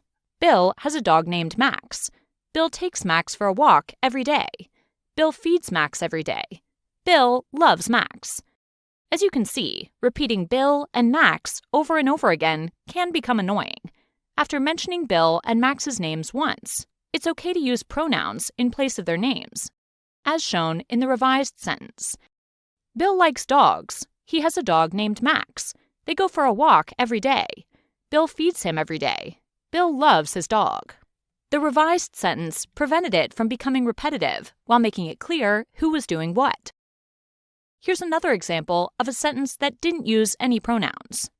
Bob and Sue are going to Hawaii. Bob and Sue can't wait to go to Hawaii. When Bob and Sue get to Hawaii, Bob and Sue are going to go to the beach. As you can see, the words Bob, Sue, and Hawaii have been used 4 times apiece in the sentence. Let's replace some of those references with pronouns. Bob and Sue are going to Hawaii. They can't wait to get there. When they do, they are going to go to the beach. In the last example, Bob, Sue, and Hawaii are used just once. By exchanging them with pronouns, we've avoided the use of any awkward repetition in the sentence. Let's review. Pronouns are words that take the place of nouns. The most common ones are he, she, him, her, his, us, they, them, we, this, their, and that. Once a noun has been used in a sentence, later references can be replaced by a pronoun. Pronouns help writers avoid using the same words too many times, making their sentences sound less awkward and repetitive.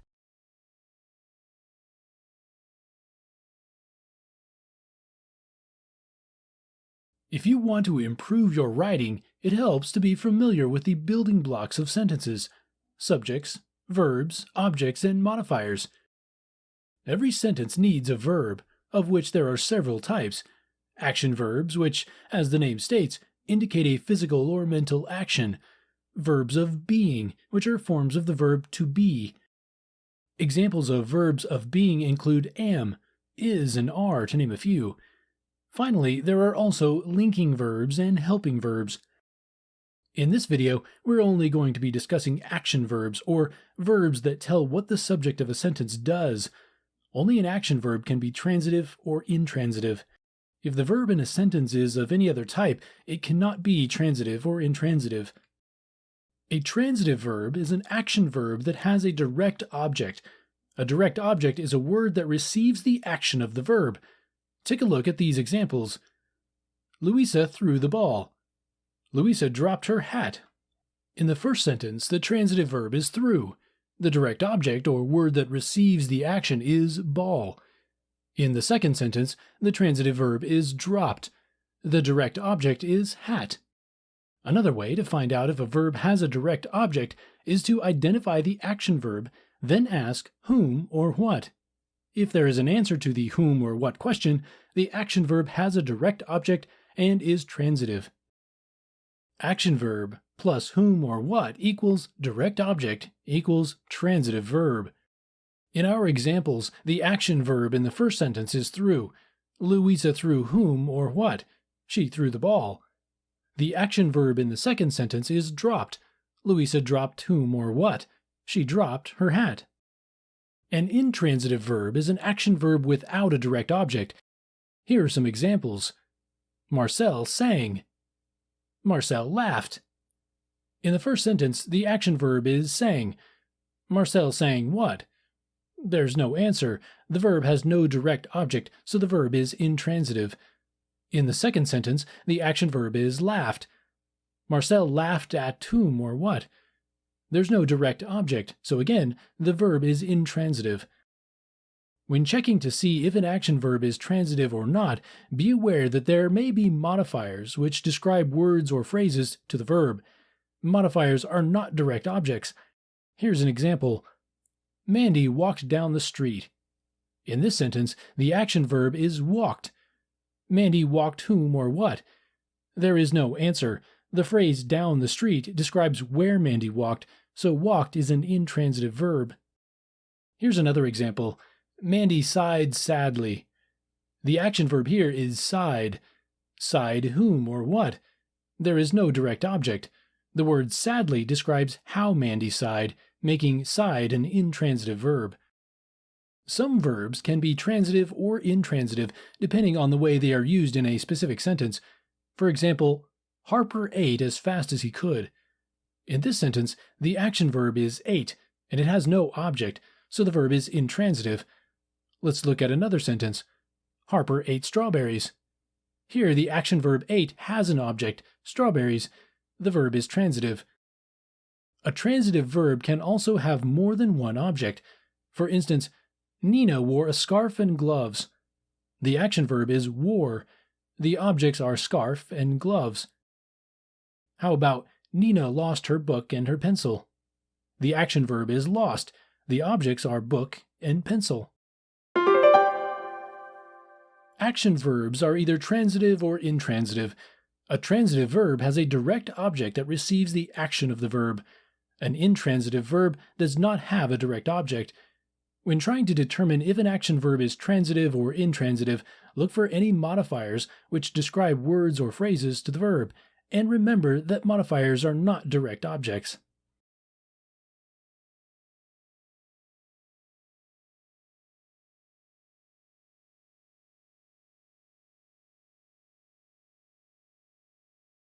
Have you ever been to a family reunion where everyone wears name tags with words like aunt, uncle, cousin, grandma, and grandpa? These name tags express the relationships between the people at the reunion. Just as family titles are used to show people's relationships, a preposition is a word that relates. The job of a preposition is to show the relationship of two words in the sentence. Look at the illustration for some examples of prepositions. Notice that some prepositions are compound, which means they are made up of two or more words. A preposition will always appear in a prepositional phrase, so let's find out more about prepositional phrases. The prepositional phrase begins with a preposition and ends with its object. The object of the preposition can be a noun, which is a person, place, thing, or idea. It can also be a word, or a group of words acting as a noun, such as a pronoun, verb phrase, or clause. The object of the preposition completes the phrase, often answering the question, what? For example, he jumped on the bed. On what? On the bed. A prepositional phrase can also have adjectives that modify the object. Check out the prepositional phrases in the picture. The preposition relates words within the sentence. The prepositional phrase also performs a job in the sentence. You will find that prepositions can act either as adjectives or as adverbs in a sentence. When a prepositional phrase is functioning as an adjective, it modifies or describes a noun or pronoun. When a prepositional phrase is used as an adjective, it's called an adjective phrase. It will answer one of these questions about the word it modifies. What kind, which one, how many, and/or how much. When a prepositional phrase is functioning as an adverb, it modifies or describes a verb, adjective, or other adverb. Remember, a verb is a word that expresses action or being. When a prepositional phrase is used as an adverb, it's called an adverb phrase. It will answer one of these questions about the word it modifies. When, where, in what manner, to what extent, under what condition, and/or why. Now that we have an idea about what prepositional phrases are, let's see how many prepositional phrases we can find in this excerpt from a cooking blog. Last week, my son asked me to make Grandma's oatmeal cookies. I know Grandma gave that recipe to me and my sister, but where could it be? Before calling my sister, I searched the house. I looked between the cabinets, in my recipe box, behind the refrigerator, and even under my bed. Alas, the recipe for Grandma's cookies was lost. I called and told my sister about my problem. She suggested I use the recipe on the container of oatmeal. I think I found the secret of Grandma's cookies. How many prepositional phrases did you find? There are 11. Let's look at them. 1. I know Grandma gave that recipe to me and my sister. The prepositional phrase is acting as an adverb, modifying the verb gave. 2. Before calling my sister, I searched. This is an adverb phrase, modifying the verb searched. 3. I looked between the cabinets. 4. In my recipe box. 5. Behind the refrigerator. 6. And even under my bed. These 4 prepositional phrases are adverb phrases, modifying the verb looked. 7. The recipe for Grandma's cookies. This is an adjective phrase, modifying the noun recipe. 8. I called and told my sister about my problem. This is an adverb phrase, modifying the verb told. 9. Use the recipe on the container. This is an adjective phrase, modifying the noun recipe. 10. Container of oatmeal. This adjective phrase modifies the noun container. It's a prepositional phrase modifying the object of another prepositional phrase. 11. I think I found the secret of Grandma's cookies. This adjective phrase modifies the noun secret. Okay, let's take a moment or two to review what we've learned about prepositions and prepositional phrases and how to find them. Prepositions are words that show relationships. The object of a preposition is generally a noun, which is a person, place, thing, or idea. Prepositional phrases consist of a preposition and its object, and can include modifiers. In a sentence, a prepositional phrase can act as an adjective, which modifies or describes a noun or pronoun, or an adverb, which modifies or describes a verb, adjective, or another adverb. Next time you're reading something, try and pick out the prepositional phrases that are sure to be floating around the text.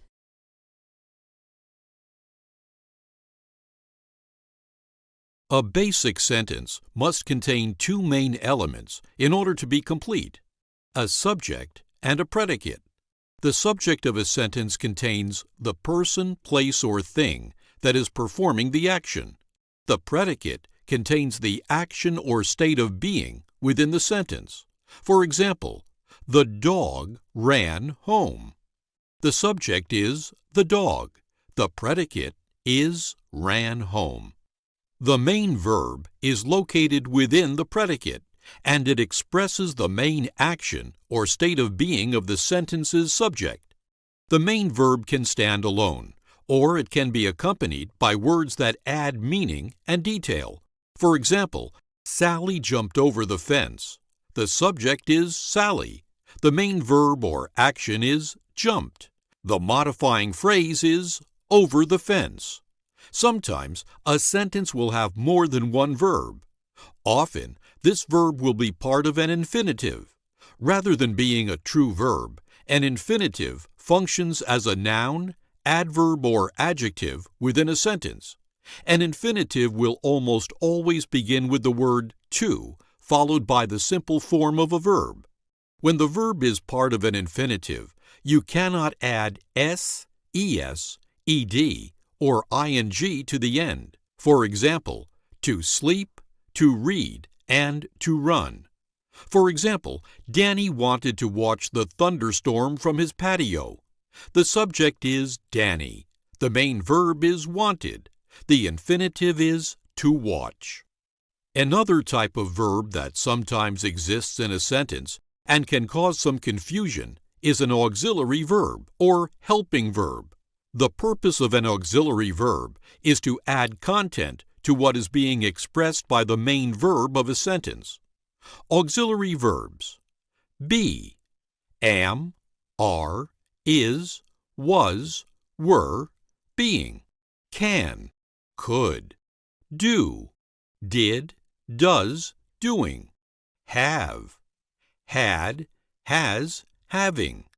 May, might, must, shall, should, will, would.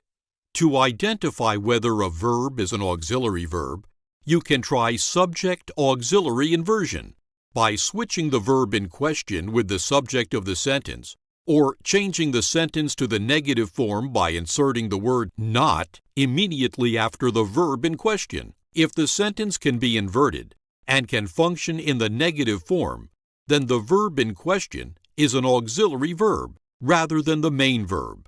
For example, Sally will run the race. Will and run are both verbs. To decide if will is the main verb or not, first try subject-auxiliary inversion. This means that you will switch places with the subject, Sally, and the verb in question, will. We get, will Sally run the race?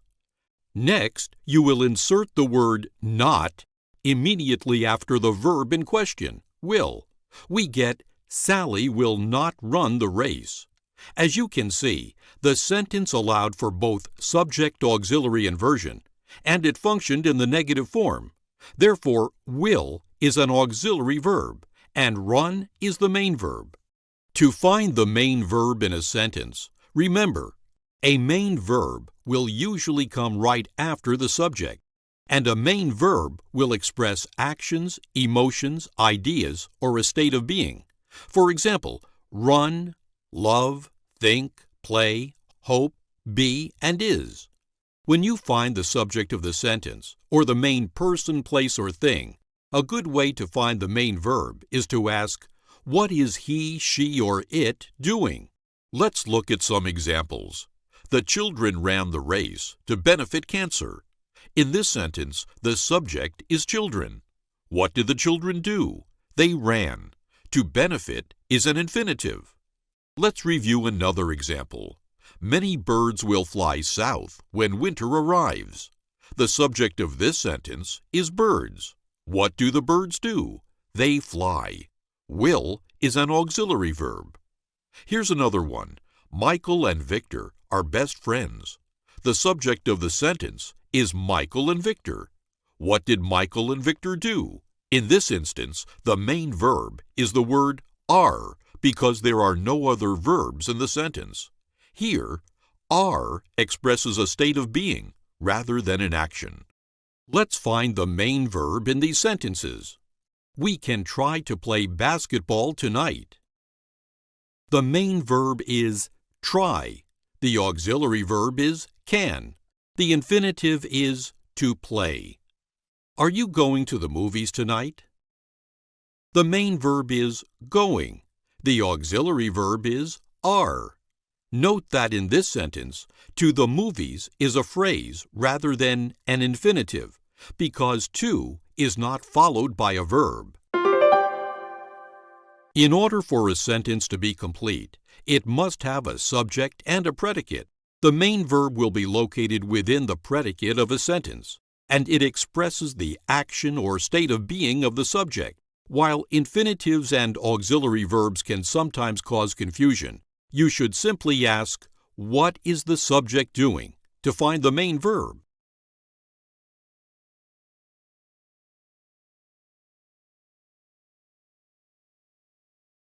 Grandma is teaching Nina how to crochet a scarf. Nina loves her scarf, except for a few bumps where she used knots to connect one piece of yarn to the next. Grandma says she can teach Nina to connect the yarn without a knot, so the scarf is smoother. Nina can't wait to try replacing her knots with a cleaner connection. In grammar, linking verbs are like Nina's knots. They hold the sentence together, but they're not the smoothest or prettiest option. Let's explore how to identify linking verbs in your writing and ways to replace them. A linking verb shows the state of being of the subject by connecting or linking the subject to either an adjective that describes it or a noun that renames it. Some common linking verbs are be, am, are, was, seems, feels, looks, becomes, and appears. The house looks old. Jamal's trumpet playing sounds awful. The mail carrier is Teresa. How can you tell if a verb is a linking verb? Try to replace it with equals. If the meaning of the sentence remains the same, the verb is a linking verb. Sue looks sleepy. Replacement. Sue equals sleepy. Since the sentence has the same meaning, looks is a linking verb. Alexander became a great leader. Replacement. Alexander equals a great leader. The meaning of the sentence is basically the same. Became is a linking verb. A dogwood tree bloomed this spring. Replacement. A dogwood tree equals this spring. The meaning of the sentence is changed. Bloomed is not a linking verb. Now that we have reviewed linking verbs and how to find them, let's talk about getting rid of them. See if you think replacing linking verbs could make your writing smoother and more concise. 1. Combine two sentences that have the same subject. A giant dog was chasing me. The dog seemed angry. The linking verb here is seemed. Both of these sentences are talking about the same dog. So the only new information in the second sentence is that the dog is angry. Can we move the description angry into the first sentence and combine the two sentences? A giant, angry dog was chasing me. This new sentence contains all of the information of the original two sentences, but uses fewer words. 2. Move the predicate adjective. The predicate adjective is an adjective that follows the linking verb and describes the subject. If you move the predicate adjective so it's before the subject, sometimes you can eliminate the linking verb. Colin read a book. The book was very long. The linking verb is was. The purpose of the second sentence is to describe book. If we move the predicate adjective so it comes before the word book in the first sentence, the second sentence is not needed. Colin read a very long book. This new sentence has the same meaning, and it's more concise.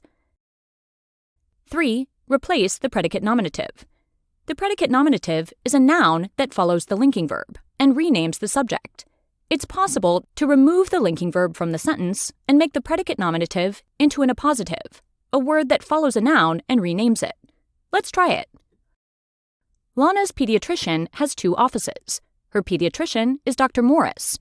The linking verb is, and the predicate nominative is Dr. Morris. We can turn Dr. Morris into an appositive by moving it next to the noun pediatrician. Lana's pediatrician, Dr. Morris, has 2 offices. This new sentence is easier to read because it avoids unnecessary repetition. Linking verbs connect the subject of the sentence to a word that renames or replaces it. Replacing linking verbs can make your writing stronger. Some helpful definitions to know are predicate adjective, an adjective that follows the linking verb and describes the subject. Predicate nominative, a noun that follows the linking verb and renames the subject. Appositive, a word that follows a noun and renames it.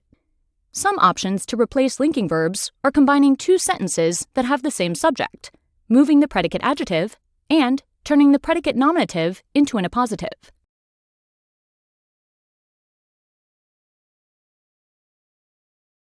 Pronouns are used in place of nouns. Personal pronouns refer to individuals and can change form depending on their function in a sentence.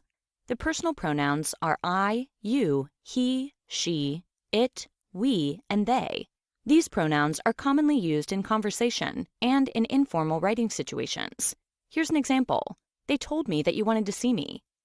We can think of pronouns as referring to the self, I, we, to the addressee, you, and to others, he, she, it, and they.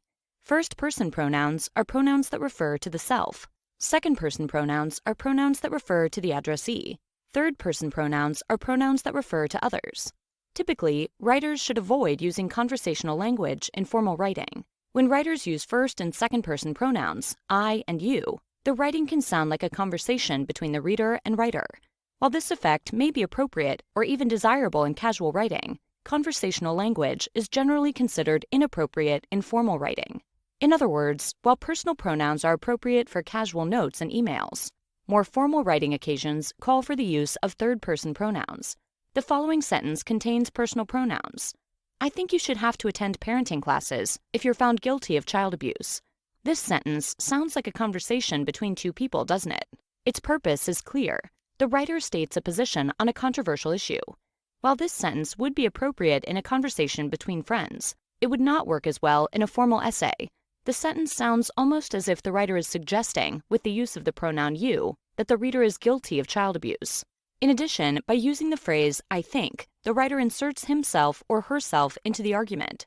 The reader can more easily focus on the topic if his or her attention is not diverted by a writer's self-reference. The I think phrase is also unnecessary, since the sentence does not credit an outside source. It will be clear to readers that the sentence presents the writer's thoughts. First and second-person pronouns, I and you, should be replaced in formal essays. To accomplish this, first, identify the first and second-person pronouns. Then, replace these pronouns with an appropriate third-person pronoun. We could revise the previous argumentative sentence by following these steps. People who abuse their children should be required to attend parenting classes. This type of revision keeps the reader focused on the argument, rather than diverting attention to the reader or the writer. Let's review. Pronouns are used in place of nouns. In particular, personal pronouns refer to individuals. First-person pronouns are pronouns that refer to the self. Second-person pronouns are pronouns that refer to the addressee. Third-person pronouns are pronouns that refer to others. While I and you are natural choices for informal writing, these first and second-person pronouns should be avoided in formal writing. To replace these pronouns, select a third-person pronoun to use in place of I and you.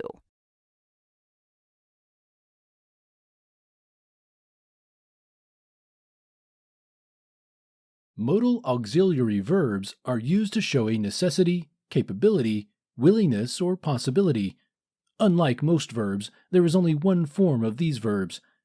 Typically, verb forms change to indicate whether the sentence's structure is singular or plural. Most verbs also indicate whether something happened in the past, present, or future. This is not the case with most modal auxiliary verbs, which makes them simpler to understand and use correctly.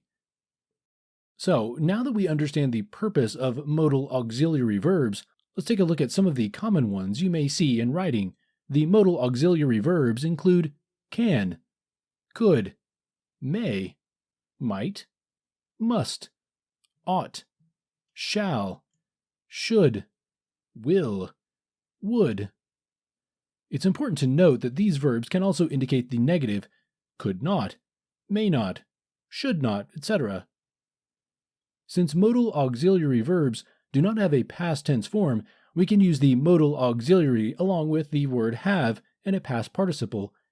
Past participles typically end in d, ed, n, or n, creating the past tense wished, looked, taken, and so forth. Let's take a look at an example in the present tense. Let's say I'm at the store in the produce section. I should buy another pound of potatoes. When I come home from the grocery store and realize that my potato bin is empty, I will use past tense. To change this sentence, which currently uses the modal auxiliary verb should to past tense, we would follow the rule we just discussed. I should have bought another pound of potatoes. Notice that the past tense verb buy changes its spelling to become past tense, as past tense verbs often do. Also, to put this sentence in the past tense, we have the addition of the word have. Look at the way these sentences indicate a possibility, necessity, capability, or willingness. The modal auxiliary verb is bold in these sentences. I can help you paint. Anthony will help you paint today. Leslie should help you paint after school. David could help you paint, but he doesn't want to stand on the ladder. To show past tense, we can add have and a past participle to the modal auxiliary verb. I could have helped you paint.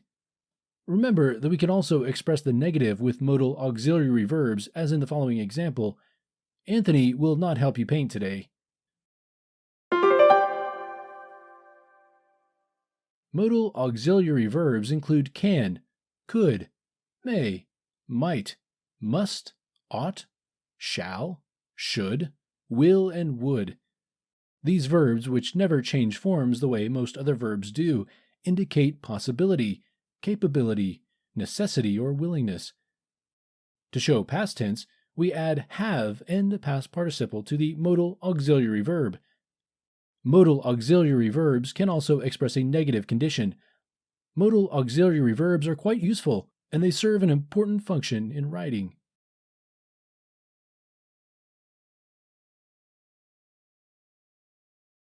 The English language is often confusing and difficult because there are so many exceptions to the rules. This can cause anxiety and frustration. Having a full understanding of the terminology can go a long way toward helping to ease the difficulties caused by the varying rules. A past participle is, quite simply, a verb that indicates an action is completed in the past. It can be used as an adjective, or in a passive voice, or in the perfect tense. Don't worry, we'll look at examples of each that will make it all clear. In order to fully understand past participles, we need to look at what happens to a verb to make it past tense.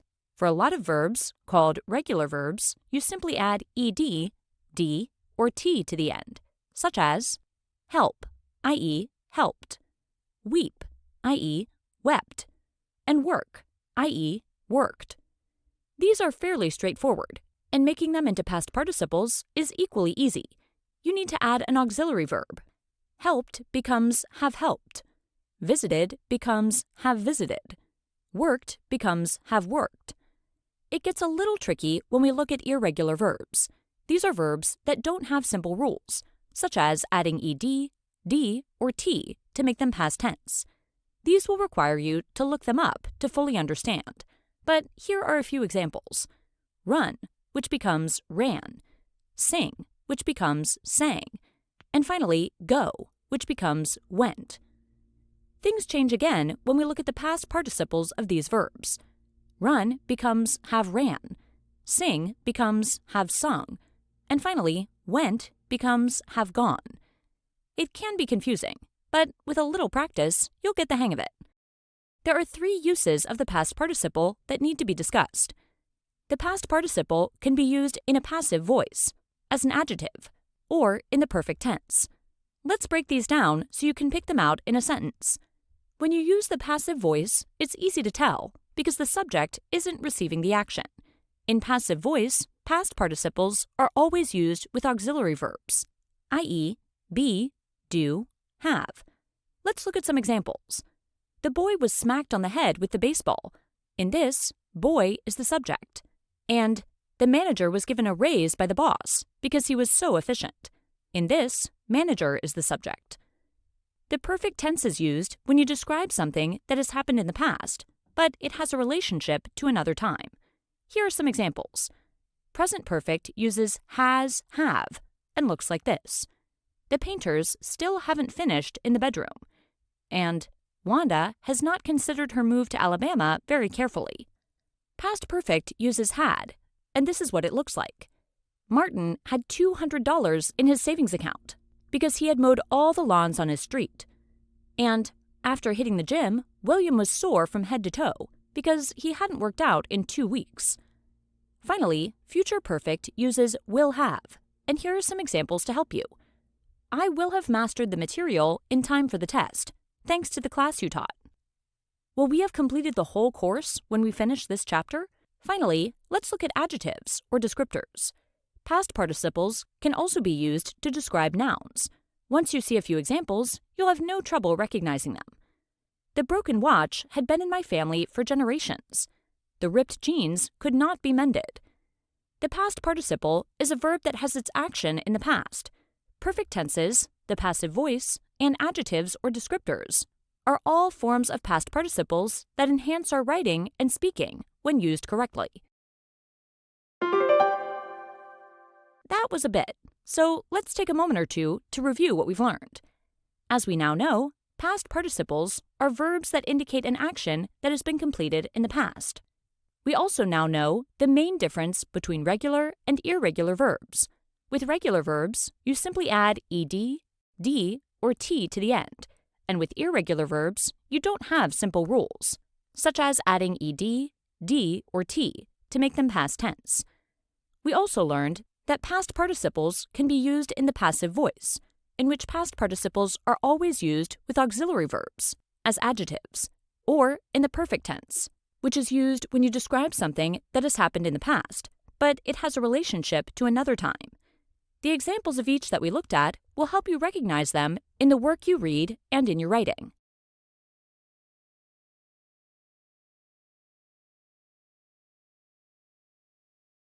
What does it mean that the subject and verb should agree? In any sentence, we have a subject and a verb, and they must agree in number. If a subject is singular, then the verb should be singular, and if the subject is plural, then the verb should be plural. She is running late.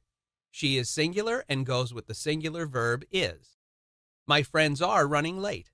My friends represents a plural, and we use the plural verb are. Let's look at a couple more.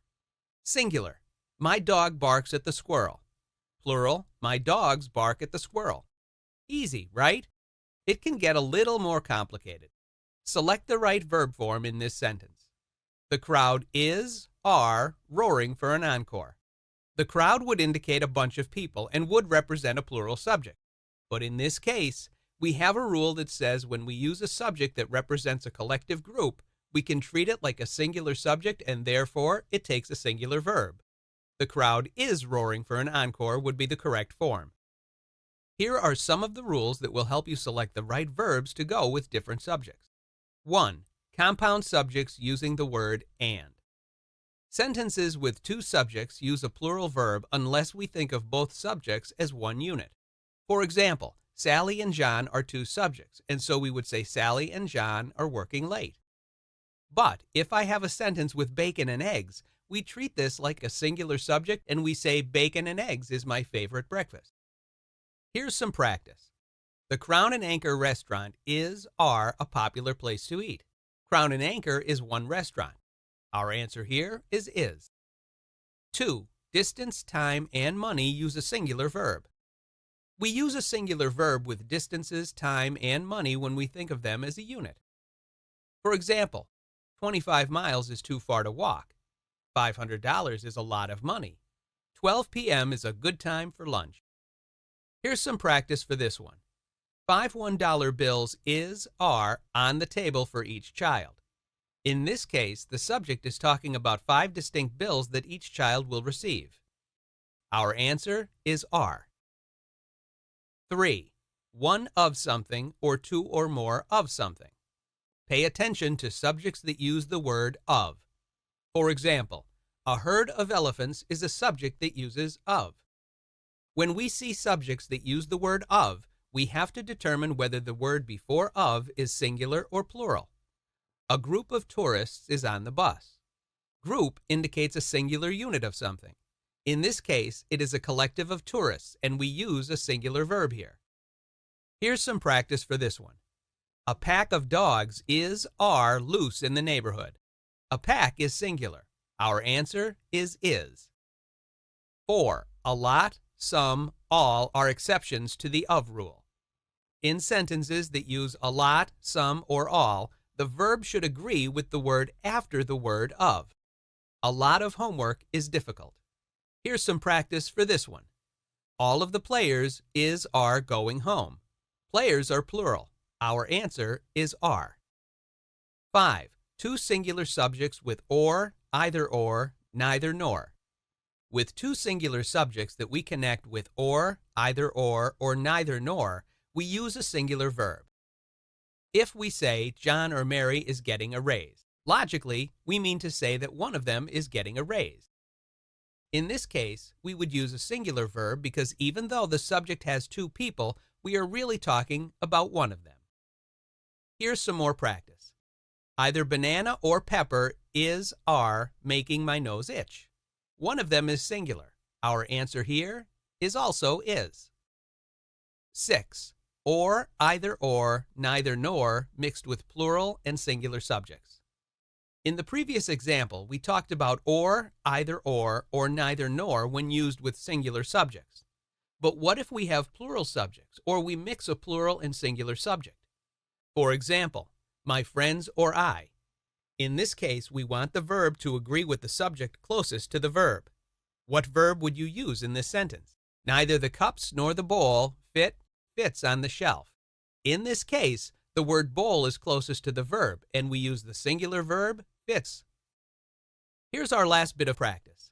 Neither my dog nor my cats are eating breakfast. Cats represent a plural. Our answer is are. Okay, let's review what we've learned. We learned about subject-verb agreement in this lesson, which means having a subject and a verb that must agree in number. With a singular noun, we use a singular verb. With a plural noun, we use a plural verb. There are rules that help us figure out tricky situations, which we covered in this lesson.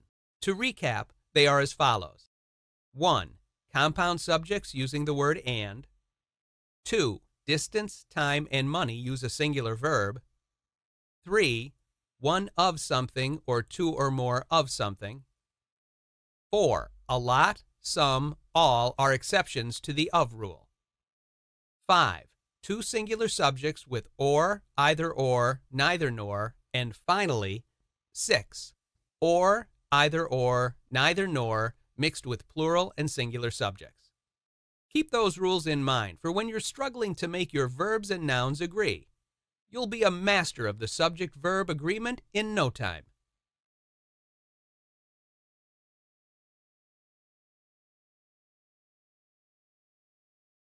What's the difference between these two examples? Beware of the man eating a tiger and beware of the man-eating tiger.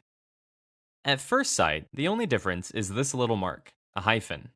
That little mark actually makes a huge difference in the meaning of those two sentences. Let's explore how that hyphen changes the meaning.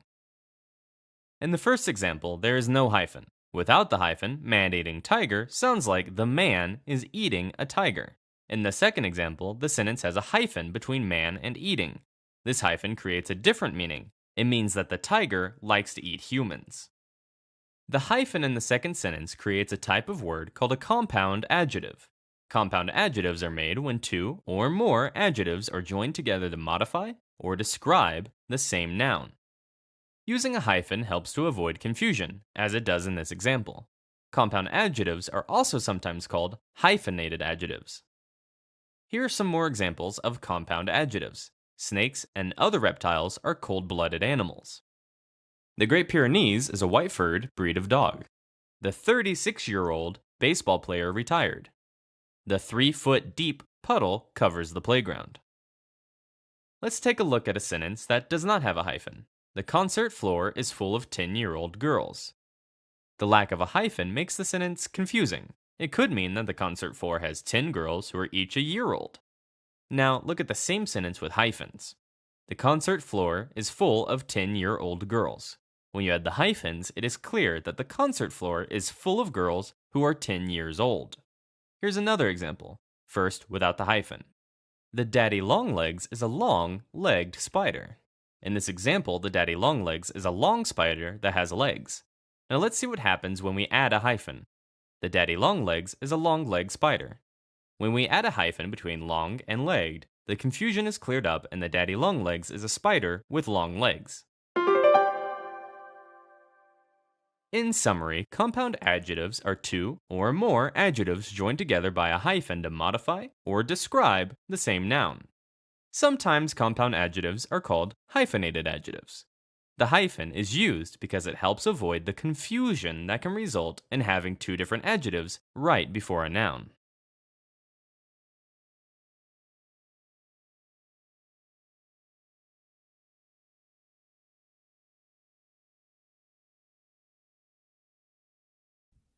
Just like builders need adhesives to join materials together to construct new structures, sentence writers need conjunctions, connecting words to join sentence parts together. One type of conjunction is the correlative conjunction. A correlative conjunction is a pair of joining words that connects two words, phrases, or clauses that are balanced together. The most commonly used correlative conjunction pairs are both, and, either, or, neither, nor, not only, but also, whether, or. When we use these correlative conjunction pairs together with words or phrases, we create a correlation or relationship between the two. However, in order to ensure that the sentences that are paired together are grammatically correct in format, let's look at the rules we need to keep in mind when using correlative conjunctions. The verb in your sentence must agree with the subject that comes after the second word in the correlative conjunction pair. For example, neither Raymond nor his friends, Stu and Carter, like broccoli. The two subjects in the sentence, Raymond and Stu and Carter, are separated by the correlative conjunction pair neither nor. The subjects after nor are Stu and Carter. Therefore, the verb must agree with this subject in point of view and number. Stu and Carter is a third-person plural subject because it refers to more than one person. In fact, in order to determine the correct form of the verb to like to be used in the sentence, we could substitute they for Stu and Carter. We would say they like. Therefore, like is used in the sentence. Either Stu and Carter or their friend Raymond likes broccoli. In this example, the subject after the second word of the correlative conjunction pair, or, is Raymond. With the singular subject Raymond, we would say Raymond likes. There is an exception to this rule.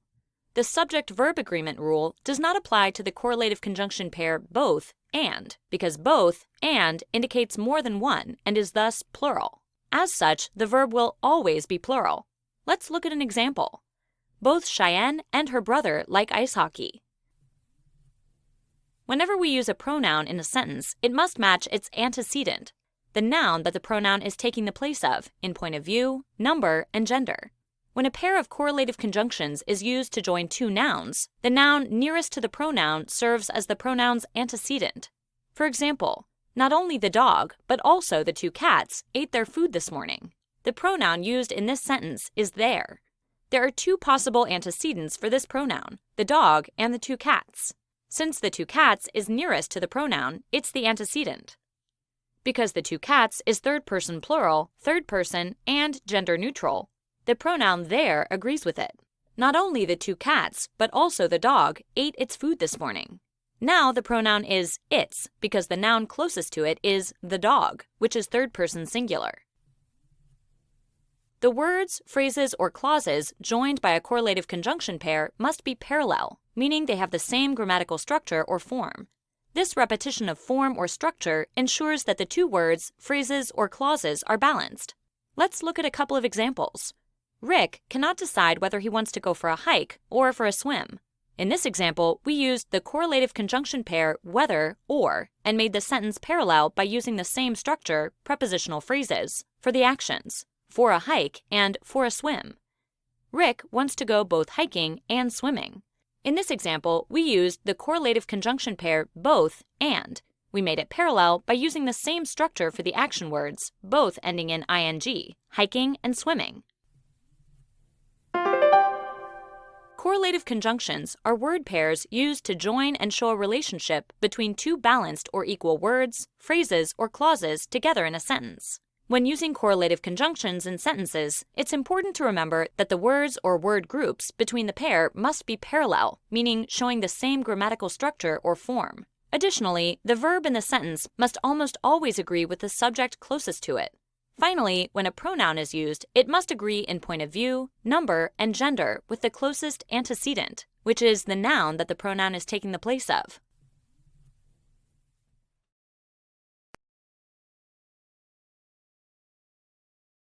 Stephen and Stephanie went for a bike ride. Stephen and Stephanie didn't stop for 3 hours. During the 3 hours of riding around, Stephen and Stephanie saw a lot of interesting wildlife, like porcupines, squirrels, and birds.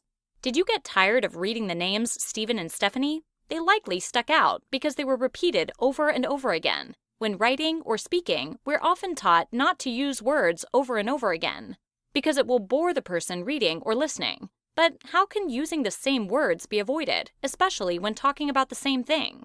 One way to avoid this repetition is to use pronouns, words that take the place of a noun.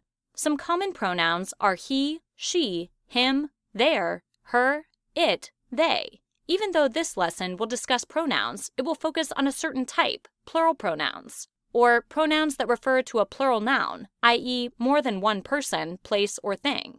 A few examples of plural nouns are Stephen and Stephanie, dogs, cities, and people. As mentioned, a singular pronoun takes the place of a singular noun. For example, instead of using Stephen and Stephanie in every sentence, you can replace the names with them, they, or their. Let's see how. Stephen and Stephanie went on a bike ride. They didn't stop for 3 hours. During their 3-hour bike ride, they saw a lot of interesting wildlife, like porcupines, squirrels, and birds. The use of the pronouns they and their give this piece of writing enough variation, as the words Stephen and Stephanie didn't get overused while still being clear about who went on the bike ride and saw the animals. Let's see some more examples. Here, the first sentence will have regular nouns, and the second sentence will modify the example with pronouns. Bill and I went for a walk in the woods. When Bill and I got there, a cougar chased Bill and me. Bill and I went for a walk in the woods. When we got there, a cougar chased us. In this example, we and us take the place of Bill and I and prevents overuse. Isaac and Mary are going to the mall. Isaac and Mary want to buy a present. Isaac and Mary are planning on going to a birthday party. Isaac and Mary are going to the mall. They want to buy a present for their friend's birthday party. In this example, they and their took the place of Isaac and Mary. Amy and Susan went to the zoo. When Amy and Susan looked at the lion cage, the lion growled at Amy and Susan. Amy and Susan went to the zoo. When they looked at the lion cage, it growled at them. In this example, they and them took the place of Amy and Susan, while it took the place of the lion. You could use he or she for the lion as well, if you knew the sex. While taking a hike, Sarah saw deer in the woods. The deer were drinking from a pond. Sarah thought the deer were peaceful and beautiful. While taking a hike, Sarah saw deer in the woods. They were drinking from a pond. She thought they were peaceful and beautiful. In this example, it's important to note that deer can be singular or plural. By looking at the context clues in the sentence, we can see that the use of were when referring to the deer drinking means the noun is plural. So, in this case, they took the place of the deer, and she took the place of Sarah. A pronoun is a word that takes the place of a noun. Using pronouns allows us to use different words and avoid using the same words over and over again. There are different types of pronouns. One type is a plural pronoun, a pronoun that refers to and takes the place of plural nouns. A noun that refers to more than one person, place, or thing. Some common plural pronouns are them, they, their, and us. Some nouns may be the same for plural and singular, such as deer. It's important to look at the context of the sentence to know whether or not the pronoun should be plural.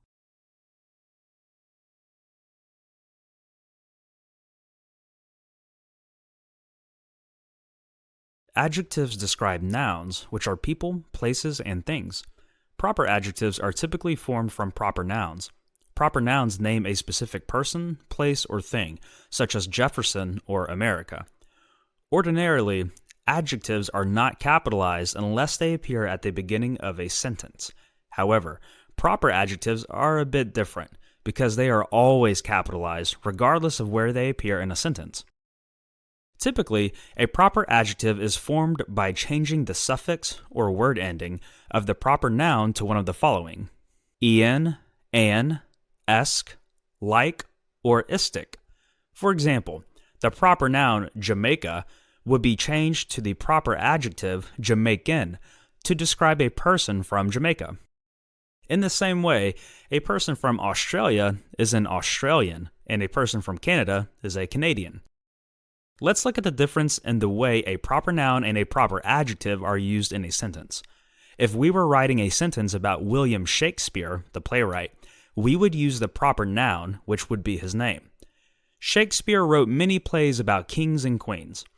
If we want to describe another noun, in this case actor, we would use the proper adjective form of the proper noun Shakespeare.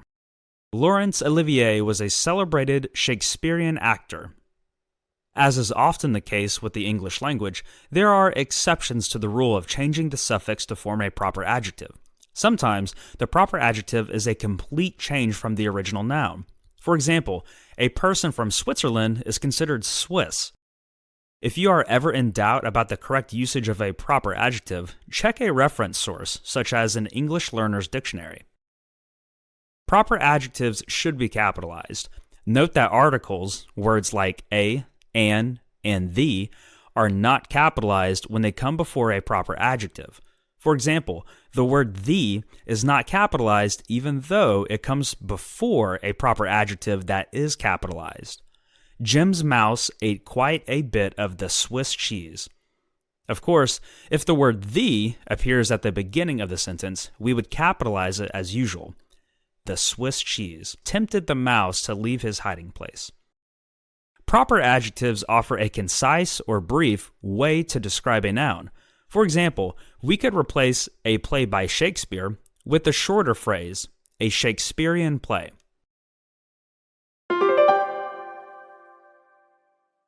Proper adjectives are descriptive words formed from proper nouns.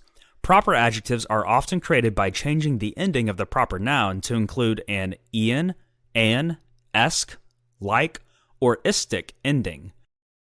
Proper adjectives are always capitalized, but the articles, words like a, and the, that precede proper adjectives typically are not capitalized.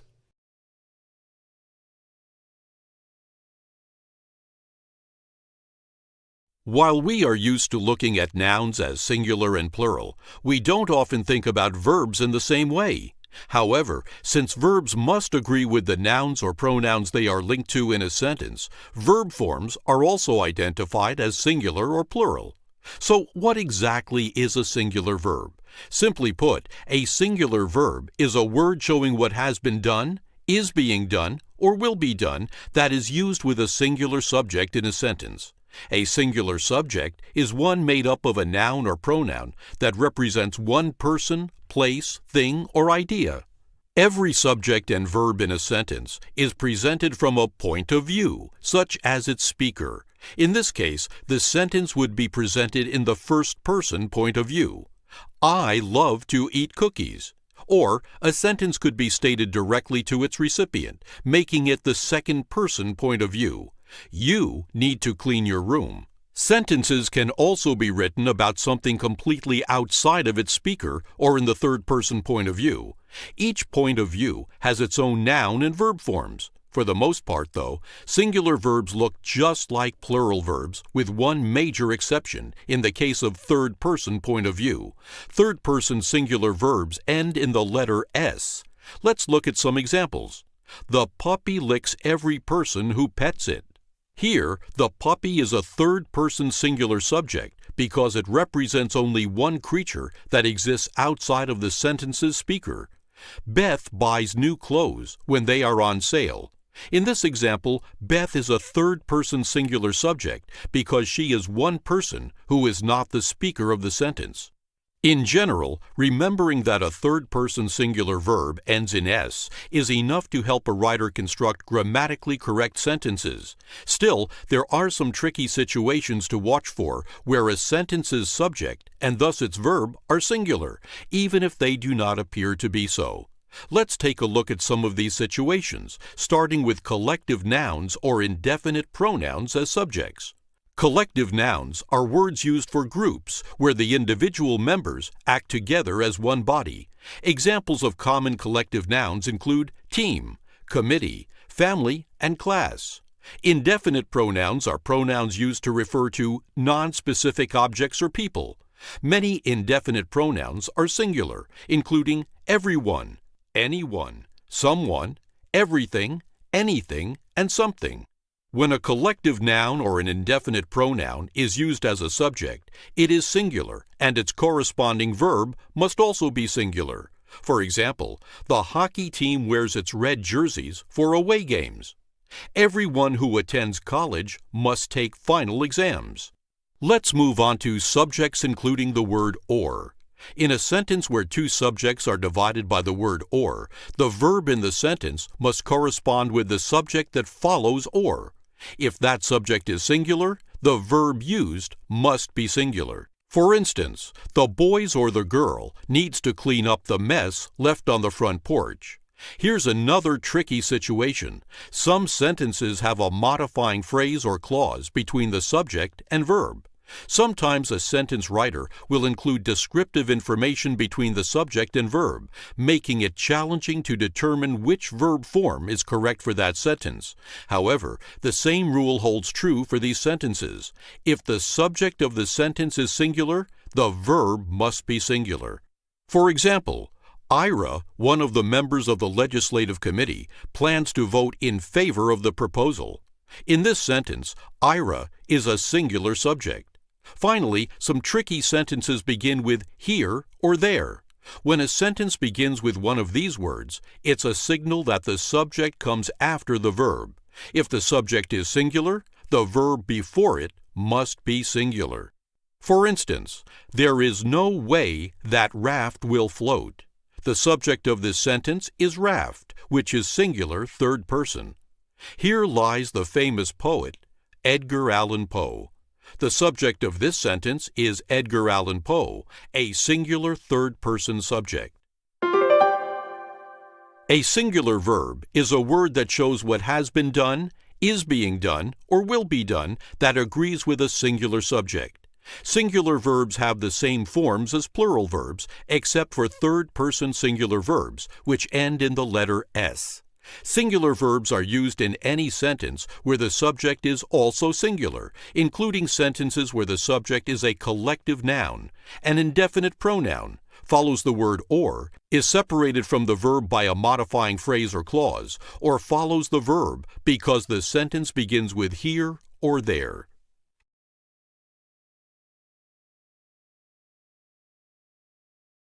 A common noun is a non-specific person, place, or thing. A proper noun, on the other hand, is a specific person, place, or thing. The words dog, girl, and country are examples of common nouns. These words are non-specific nouns and can be referring to any dog, any girl, or any country. Proper nouns, however, are more specific. To be considered proper nouns, these words would have to name a particular dog, girl, and country. These same words as proper nouns would be specific names such as Spot, Mary, and Brazil. Common nouns are usually not capitalized. Notice the common nouns in the following sentence. My sister and her friend plan to ride their bikes to the movies. The four common nouns in this sentence, sister, friend, bikes, movies, are not capitalized. There are two exceptions to be aware of when using common nouns. First, when a common noun appears as the first word in a sentence, it is capitalized. For example, the word cities, which is a common noun, is capitalized in the following sentence only because it is the first word in the sentence. Cities must budget carefully during times of economic difficulty. The only other occasion for capitalizing a common noun is if it appears in a title. For example, the word dog is a common noun which would not ordinarily need to be capitalized. In the title, My Dog Skip, however, the common noun dog is capitalized since this is the title of a book and a movie. A common noun, like any other noun, can be used as the subject or the object of a sentence. A subject of a sentence is the one that the sentence is about. The subject is performing the action. The object of a sentence receives the action of the subject. For example, in the following sentence, a common noun is used as the subject. The park offers a safe place for the children to play. What is this sentence about? It's about the park, so park, which is a common noun, is the subject. In the following example, a common noun is used as the object of the sentence. Jim threw the baseball to third base. What is receiving the action of being thrown? the baseball. In this sentence, then, the baseball, which is a common noun, is acting as the object of the sentence. A common noun is a non-specific person, place, or thing. For example, dog, girl, and country are examples of common nouns. In contrast, proper nouns name a specific person, place, or thing. Common nouns are typically not capitalized, but there are two exceptions to this rule. First, common nouns should be capitalized when they appear as the first word of a sentence. And common nouns should also be capitalized when they appear within a title. A common noun can be used as either the subject or the object of a sentence.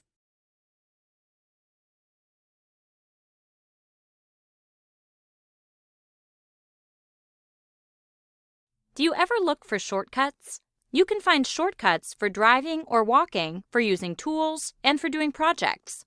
There are also shortcuts in language. One language shortcut is the part of speech called a pronoun. A pronoun is a word that takes the place of a noun. Remember, a noun names a person, place, thing, or idea. How is a pronoun a shortcut? Take a look at these sentences. Jess was hungry. Jess asked Jess's dad for a snack. It sounds wordy, doesn't it? Now look at the same sentences with pronouns added. Jess was hungry. She asked her dad for a snack. The pronoun makes a difference. The second sentence is easier to write and to read. There are several kinds of pronouns. In this lesson, we'll specifically look at subject pronouns. First, we should review subjects. In a sentence, the subject is the word that tells who or what the sentence is about. To remember this, you might think about other uses of the word subject. The subject of a biography is the person being written about. The subject of a TV special might be a particular person or topic. In a sentence, the subject either performs the action of the sentence or is linked to a word that renames or describes it. Look at these subjects. Marilyn read a biography. The subject is Marilyn. The fish is orange. The subject is fish. In a sentence, the subject is a noun, pronoun, or group of words acting as a noun. Note the word pronoun in that statement. It's time to talk about subject pronouns. The role of the subject pronoun is to replace the noun that is the subject of the sentence or clause. There are 7 main subject pronouns: I, you, he, she, it, we, they. Look at the chart. When you're choosing a pronoun, there are 2 questions to consider. The first question is, what is the perspective? A pronoun can be either first person, second person, or third person. When you use first-person pronouns, you're talking about yourself. The first-person subject pronouns are I and we. When you use second-person pronouns, you're talking directly to your audience. The second-person subject pronoun is you. When you use third-person pronouns, you're talking about someone or something that is not yourself or your audience. The third-person subject pronouns are he, she, it, and they. The second question is the pronoun singular or plural? Singular pronouns refer to only one person, place, thing, or idea. First person singular, I. Second person singular, you. Third person singular, he, she, it. Note, he is used only for masculine, she is used only for feminine, it is used for an animal, an object, or a thing. Plural pronouns refer to more than one person, place, thing, or idea. First person plural, we. Second person plural, you. Notice the second person pronoun is the same singular and plural. Third person plural, they. Now that we've looked at the subject pronouns, let's try using them. We'll look at some sentence pairs and replace nouns with appropriate subject pronouns. Kathy wrote a letter. Kathy mailed it to her sister. The subject in the first sentence is Kathy, and it's repeated in the second sentence. In the second sentence, we can replace Kathy with a subject pronoun. Kathy is third person, singular and female, so we should use the pronoun she. Kathy wrote a letter. She mailed it to her sister. Martin and I went out for dinner. Martin and I watched a movie after dinner. The subject in both sentences is Martin and I. In the second sentence, we can use a subject pronoun. Martin and I is both first person and plural, so the pronoun to use is we. Martin and I went out for dinner. We watched a movie after dinner. Keith and Jennifer biked to work. Keith and Jennifer locked their bikes. The subject in both sentences is Keith and Jennifer. We can use a subject pronoun in the second sentence. Keith and Jennifer is third person and plural, so we can use the pronoun they. Keith and Jennifer biked to work. They locked their bikes. Pronouns are used to replace nouns in order to reduce wordiness in a sentence or paragraph. Subject pronouns are used to replace nouns that are the subject of the sentence. They can be first, second, or third person. They can also be singular or plural. The subject pronouns are I, you, he, she, it, we, and they.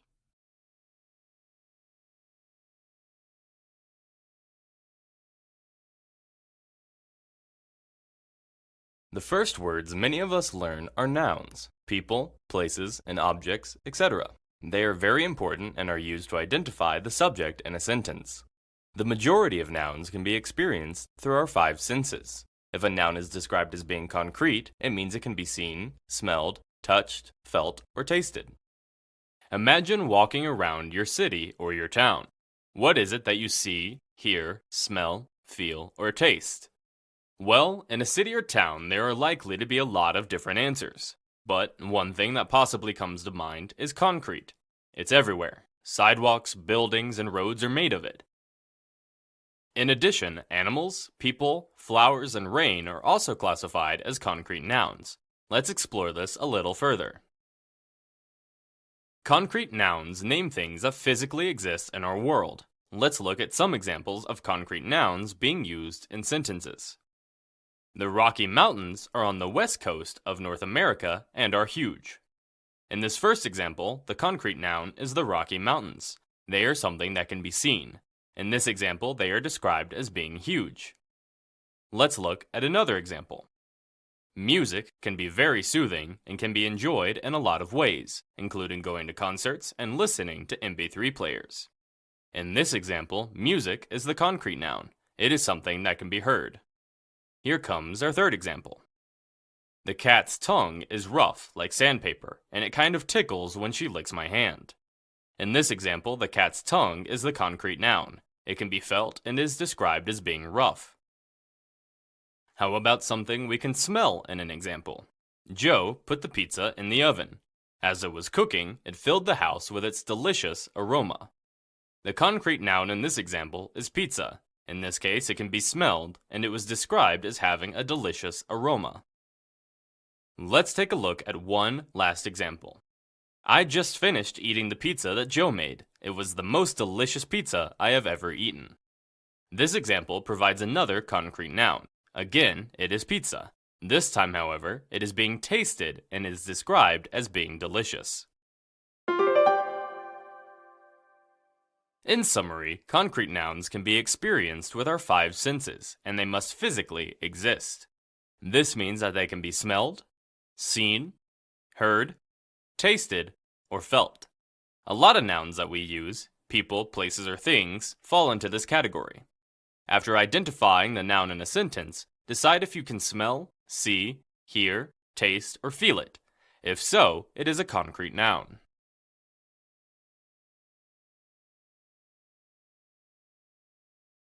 Look around your bedroom and name some things you or your parents have had to purchase. Your bed, dresser, socks, books, etc. All of these things are count nouns, or nouns that you can count. You can count the number of books on your bookshelf or shoes in your closet. You can count the walls around your bedroom and the blankets on your bed. In this lesson, we'll look more closely at count nouns and view some more examples to help us understand what they are. The simple rule to defining a count noun is this. If you can make a noun plural, which means that we have more than one of something, or if you can add a number in front of the noun, you have a count noun. Let's look at some examples Katya ate 5 donuts. In this sentence, we were able to add a number in front of the noun, donut, and make it plural by adding an S. Thus, donut is a count noun.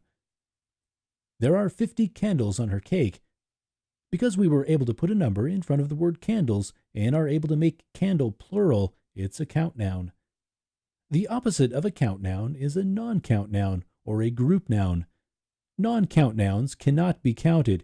You cannot add a number in front of them, and they cannot be made plural. Water, excitement, anger, and weather are all non-count nouns. You can't have 2 excitements or 3 angers. You also can't use the word weathers. Book, dog, chair, and banana are all examples of count nouns.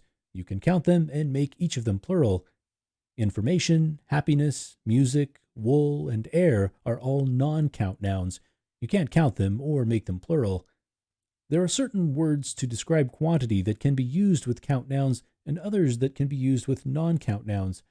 While some of the non-count quantity words can also be used with count nouns, the opposite is not true. Count noun quantity words cannot be used by non-count nouns. With count nouns, you use words like every, each, a few, several, or many. With non-count nouns, you use words like much, some, enough, or any. Let's look at some example sentences with count nouns. Every player scored a goal. Live each day to the fullest. In these 2 examples, although actual numbers were not used and the nouns were not made plural, we can make the nouns player and day plural and add numbers in front of them. We can say 3 players and 2 days. Thus, they are count nouns. Let's now look at some example sentences with non-count nouns. There is so much damage. There is some dust on the furniture. In these 2 examples, we cannot make the nouns plural or add numbers in front of them. You cannot say 5 damages or 6 dusts. Thus, they are non-count nouns. Lastly, let's look at the special case of the word any. Count noun. I will take any books that you have. Non-count noun. Don't get any dirt on the floor. The word any is an example of a non-count noun quantity word that can also be used with count nouns. Remember, count nouns are nouns that can be counted. If a noun can have a number in front of it, or if it can be made plural, which is when you have more than one of something, it's a count noun. Non-count nouns cannot be counted. You cannot add a number in front of them, and they cannot be made plural.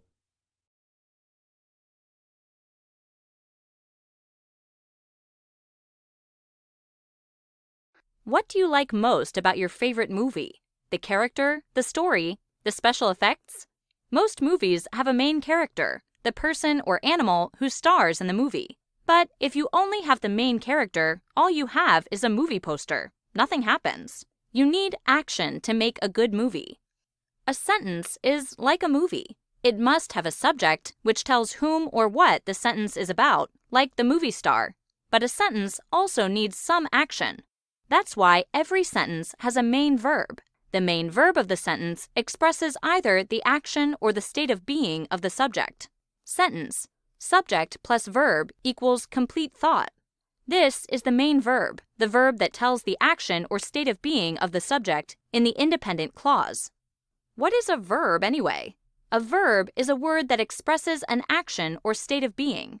Action verbs express action. Here are some examples of action verbs: run, walk, kick, hug, eat, dance, write, forget, build. Linking verbs connect the subject to a word that describes or renames it. Here are some examples of linking verbs: is, was, seems, appears, feels, grows, smells, tastes, becomes. A sentence is a group of words that has a subject and a verb and expresses a complete thought. The main verb is the verb in the sentence that is expressing the action or state of being of the subject. 1. Marilyn ate pie. In this sentence, the subject is Marilyn. The action verb ate tells the action that Marilyn performed. Ate is the main verb in this sentence. 2. She was hungry. In this sentence, the subject is she. The linking verb was connects the subject to the word that describes it. Was is the main verb in this sentence. 3. Cooper ran around the track. In this sentence, the subject is Cooper. The action verb ran tells what Cooper did. Ran is the main verb in this sentence. Main verbs. Caroline bakes cookies. Vanessa feels confused. Peyton mails a letter. You might find a sentence with more than one verb. If this happens, you need to first find the subject of the sentence. Then, see which verb expresses the action of that subject or connects that subject to a word that renames or describes it. 1. Eric yelled at the barking dog. The verbs are yelled and barking. Let's look at this sentence one piece at a time. Eric is a noun and the subject of the sentence. Yelled is a verb that tells what Eric is doing. At the barking dog is a prepositional phrase that describes how Eric yelled. This means the verb barking is acting as an adjective and a part of the prepositional phrase, so it cannot be the main verb. The main verb of this sentence is yelled. 2. Julia loves singing. The verbs in this sentence are loves and singing. Let's look at this sentence one piece at a time. Julia is a noun and the subject of the sentence. Loves is an action verb and tells what Julia does. Singing is also a verb, but it's acting as a noun and the object of the verb. The main verb of this sentence is loves. 3. Jose sings and dances.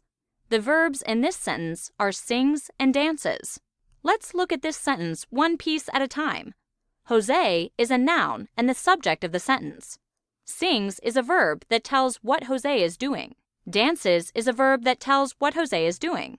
In this sentence, there are actually two main verbs. The same subject, Jose, performs two actions. This is called a compound verb. The main verb of a sentence expresses the action or state of being of the subject. It can be an action verb or a linking verb.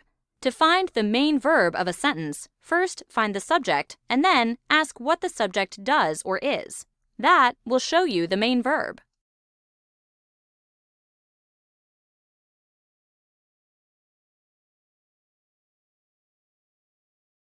A noun phrase is a phrase that functions in the same way as a noun. Noun phrases are also called noun clauses. A noun phrase always includes a noun, which is a person, place, or thing, or a pronoun, which takes the place of a noun. This pronoun can be a subject pronoun or an indefinite pronoun. Noun phrases also include words that modify the noun or set it apart, so we know which noun we're talking about. Let's take a look at a noun phrase that uses a regular noun. The crazy brown dog went running through the mud. The noun phrase in this sentence would be the crazy brown dog. It tells us exactly which dog we're talking about. This example uses a subject pronoun. We who run the festival would like to thank the volunteers who helped with the event. In this case, we who run the festival is a noun phrase that begins with a pronoun. It tells us exactly who we'd like to thank, the volunteers. An indefinite pronoun is a non-specific pronoun that does not refer to a specific person, place, or thing. Examples of indefinite pronouns include anybody, everyone, everything, nothing, and someone. Here's an example using this type of pronoun. The automobile accident damaged someone's new car. In this sentence, the noun phrase is someone's new car. It tells us which car we're talking about. Just like any other noun, a noun phrase can function as the subject of a sentence. Here's an example of a noun phrase that functions as the sentence's subject. Playing in the rain is one of my nephew's favorite activities. The phrase playing in the rain serves as the subject of this sentence. A noun phrase can also function as a direct object. A direct object receives the action of the verb and usually follows the verb. In this sentence, the noun phrase functions as the sentence's direct object. The tornado destroyed the stately old home surrounded by live oaks. The phrase, the stately old home surrounded by live oaks, is the noun phrase and receives the action of the verb destroyed. A noun phrase can serve as a complement. The complement always follows a linking verb in a sentence and refers back to the subject. The linking verbs are become, seem, and any form of be. The forms of the verb be include is, am, are, was, were, has been, is being, and might have been, among others. Here's an example of a noun phrase that functions as the complement. Notice that the noun phrase follows the linking verb become. Ernest wants to become a successful entrepreneur. In this case, a successful entrepreneur is the noun phrase that follows the linking verb and complements the subject. A noun phrase can make a sentence more interesting. It's an effective way to include additional descriptive information without being too wordy. Good writing is concise or brief and clear. That's why expanded noun clauses are a good way to add succinct and useful descriptions to a sentence. A noun phrase is a phrase that functions in the same way as a noun and always includes either a noun or an indefinite or a subject pronoun and words that modify it. A noun phrase can serve as a subject, direct object, or complement, which always follows a linking verb. Linking verbs include become, seem, and any form of be. Noun phrases offer a concise way to include additional information in a sentence.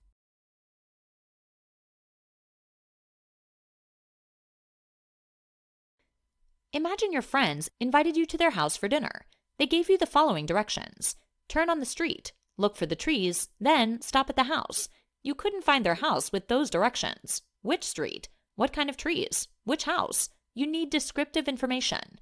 In English, one of the types of descriptive words we use are adjectives. They help immensely. If your friends told you to look for the large redwood trees and then stop at the small green house, you'd have a much better chance of finding it.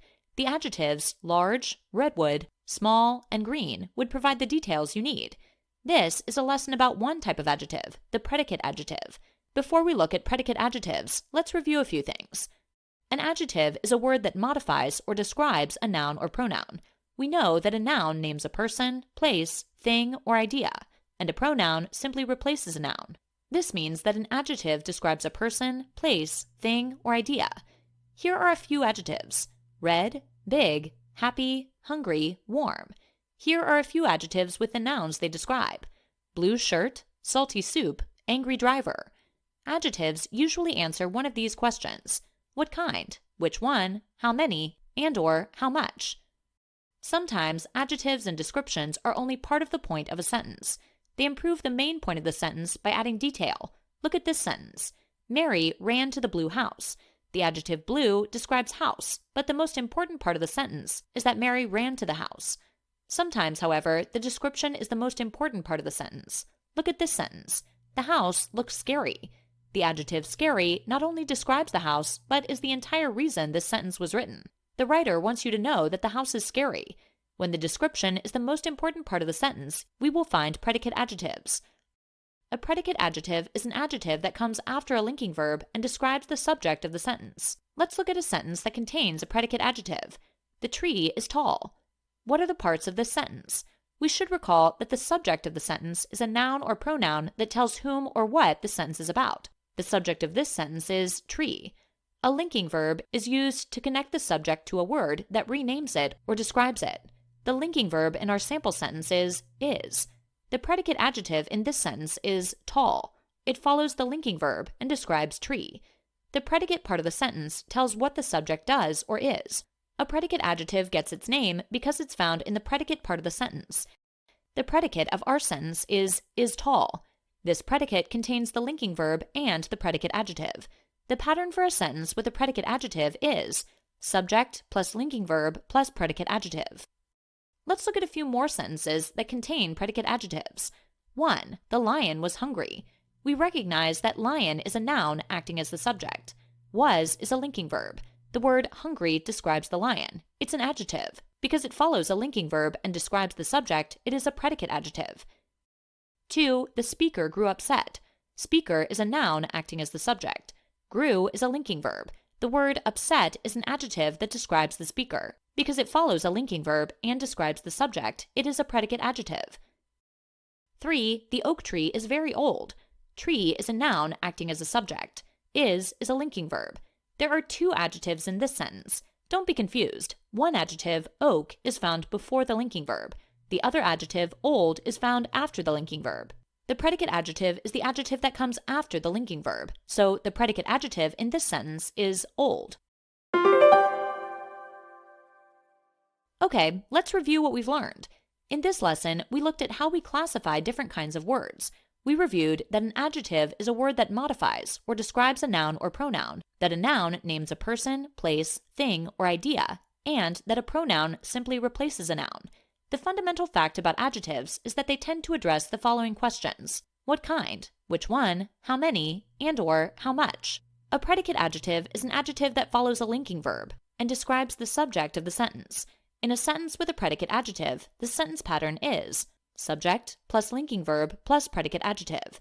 It's important to remember that in this equation, the subject of the sentence is a noun or pronoun that tells whom or what the sentence is about. A linking verb is used to connect the subject to a word that renames it or describes it, and that the predicate part of the sentence tells what the subject does or is. Now, you should be aware of how to make use of, or at least identify, predicate adjectives whenever you're reading something. Give it a try next time you open a book.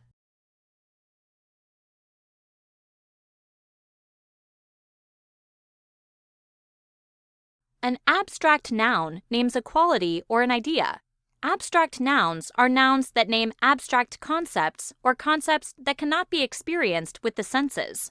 In contrast, concrete nouns name things that we can know by our senses: mosquito, grass, bacon, etc. We can think of an abstract noun as being similar to an abstract painting. Both abstract nouns and abstract art represent ideas instead of concrete objects. Examples of abstract nouns include liberty, anger, freedom, love, generosity, charity, and democracy. Notice that these nouns express ideas, concepts, or qualities that cannot be seen or experienced. We cannot see, hear, touch, taste, or smell these concepts. If we return to the comparison of abstract nouns to abstract art, you can see that it would be difficult to paint an abstract concept like liberty. We might be able to paint something that represents liberty, though. Like other nouns, abstract nouns can be used as the subject or object in a sentence. For example, the word anger is an abstract noun used as the subject of the following sentence. Anger is not a productive response to criticism. In the following sentence, the abstract noun hope functions as the direct object. We must never lose hope. Abstract nouns are typically not capitalized when they occur within a sentence. Notice that the abstract noun liberty is not capitalized in the following sentence. "Give me liberty or give me death," Patrick Henry declared. Like any other word that begins a sentence, however, an abstract noun should be capitalized if it appears as the first word in a sentence. For example, the abstract noun truth is capitalized in the following sentence only because it's the first word of the sentence. "Truth is the most valuable thing we have," said Mark Twain.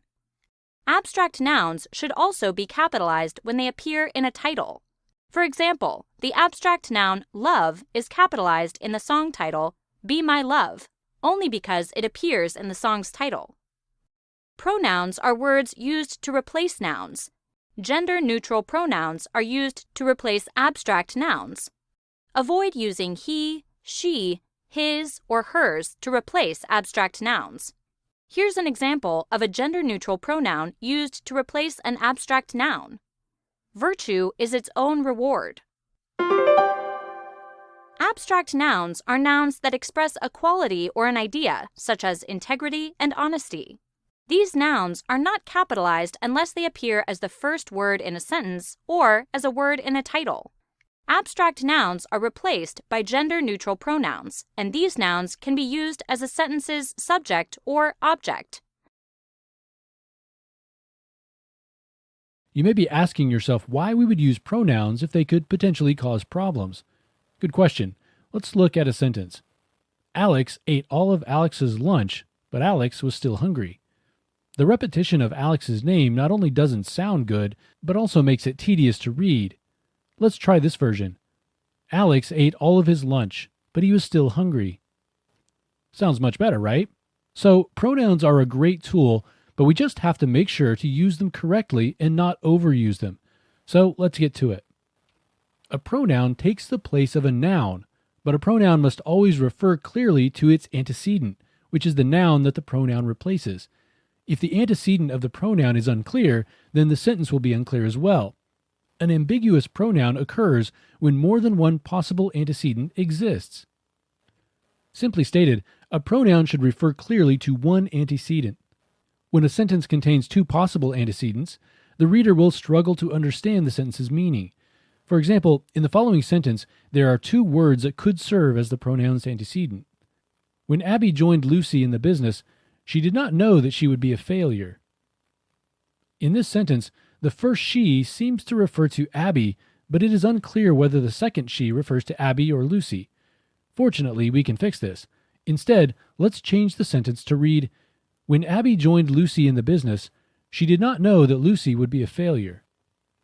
When we replace one of the ambiguous pronouns with a name, the sentence becomes clear. Let's look at another example. With her phone in one hand and her camera in the other, Mavis snapped photos with it as the parade passed.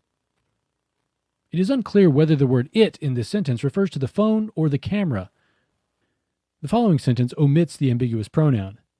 Mavis held the phone in one hand and the camera in the other, snapping photos with the camera as the parade passed. When a pronoun and its antecedent are separated by other words, the pronoun reference may be unclear. To avoid this issue, rewrite the sentence in order to place the pronoun closer to the antecedent to which it refers. Let's take a look at an example. When Elizabeth dropped her computer on the table, it broke. It is ambiguous because we don't know if it was the computer or the table that broke. Let's rewrite this sentence. Elizabeth's computer broke when she dropped it on the table. Now we clearly understand it was the computer that broke. Let's look at another example. Jose ran his motorcycle into the tree and badly damaged it. Did Jose damage the tree or his motorcycle? Let's rewrite the sentence. Jose's motorcycle was badly damaged when it ran into the tree. We can still use our pronoun it, but now the sentence is clear. Ambiguous pronouns sometimes occur in dialogue. In the following sentence, it is unclear whether the word she refers to Emma or Nancy. Emma told Nancy that she was late for work. This is an indirect quotation, or a quotation that reports what someone said. To clarify who was late for work in this sentence, a direct quotation should be used. A direct quotation reports the speaker's exact words enclosed in quotation marks. Use direct quotation rather than indirect quotation to correct the ambiguous pronoun. Since there are two possibilities of which she was late to work, there are two corrected sentences that might be used, depending on which is true. Emma told Nancy, "You were late for work." Or, Emma told Nancy, "I was late for work." By using the direct quotation, we've eliminated the ambiguous pronoun while still getting to use a pronoun. Ambiguous pronouns occur when a sentence contains two possible antecedents. When a sentence contains two possible antecedents, the sentence should be revised to eliminate the ambiguous pronoun. In addition, indirect quotations often lead to ambiguous pronouns, so it is often better to report conversation in the form of direct quotation. Careful proofreading can help writers avoid ambiguous pronouns in their writing.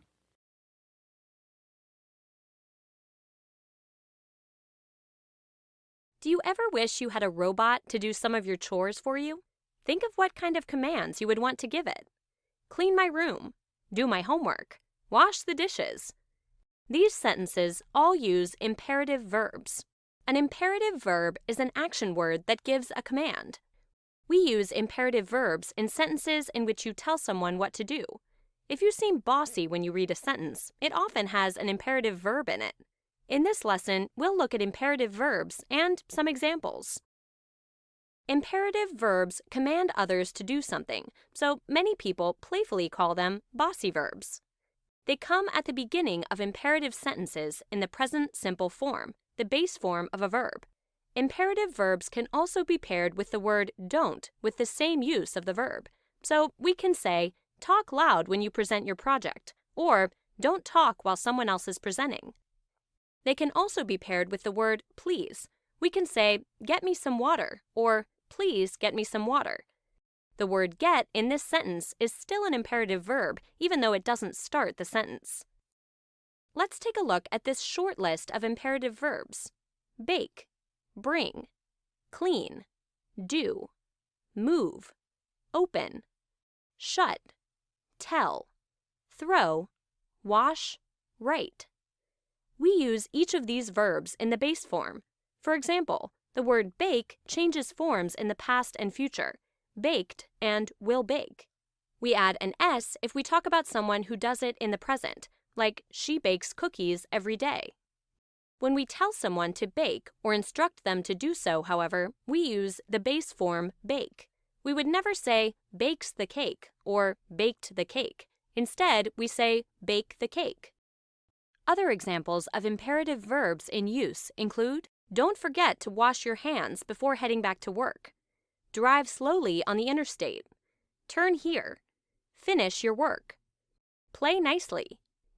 In these sentences, the imperative verbs begin the sentence, are in the base forms, and instruct or command someone to do something. It's important to know that we don't use imperative verbs very often, especially with strangers. When you're trying to be polite, but you want something done, it's better to ask in the form of a question. For example, instead of saying, carry these bags, to be polite, we would instead make a request. Can you carry these bags, please? We use the imperative form when a person in authority is trying to get something done, like a parent and child, or teacher and student. The imperative form gives an instruction. For example, make your bed, or be quiet in the hallway. We use the imperative form when we're angry, but we can also use them when we are giving instructions. Recipes and manuals use imperatives to list steps to do something. For example, set the oven to 350 degrees, or insert AA batteries. We can also use the imperative form more freely with friends, such as send me the photo, or come to my house tomorrow. Imperative verbs are used as commands to tell someone what to do. They come at the beginning of the sentence in the base form of the verb. Just remember, if you had a robot, what would you tell it to do for you? If you think of what commands you'd give it, you'll think of imperative verbs.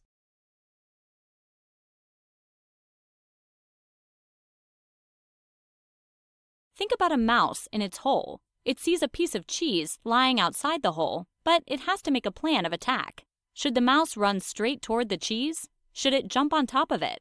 Should it hide behind it first to see if anyone is around? When you think about a mouse in relation to a piece of cheese, you're thinking of prepositions. In this video, we'll learn about the characteristics of prepositional phrases and introductory prepositional phrases, and look at some examples. A prepositional phrase is any phrase that begins with a preposition. Think about the mouse in relation to the cheese again. Are you picturing him above, beside, or on it? These words are prepositions, words that describe a location, in this case, the mouse.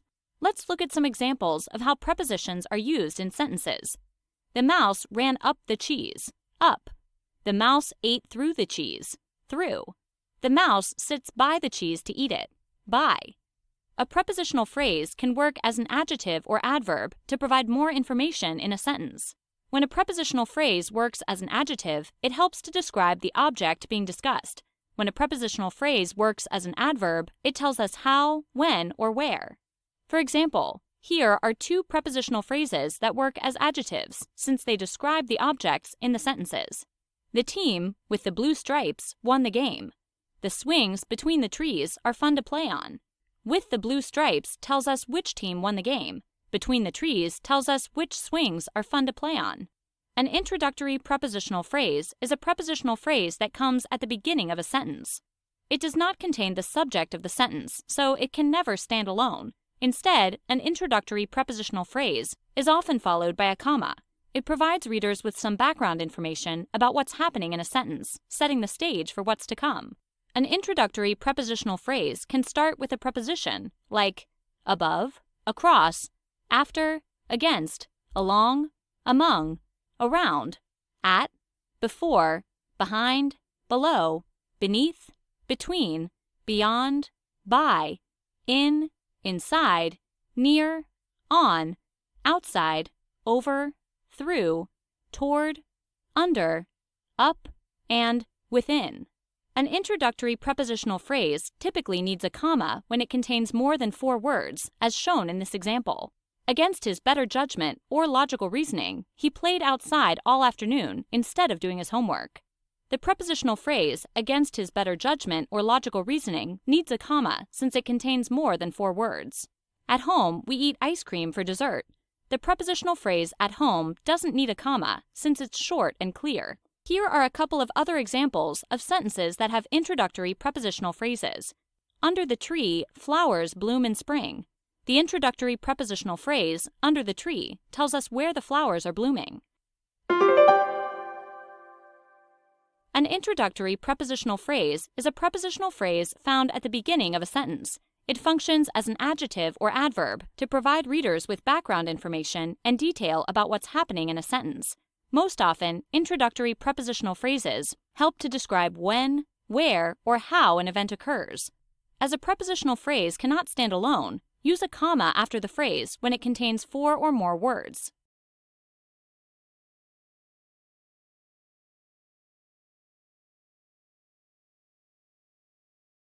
A pronoun is a word that takes the place of a noun. What exactly does this mean?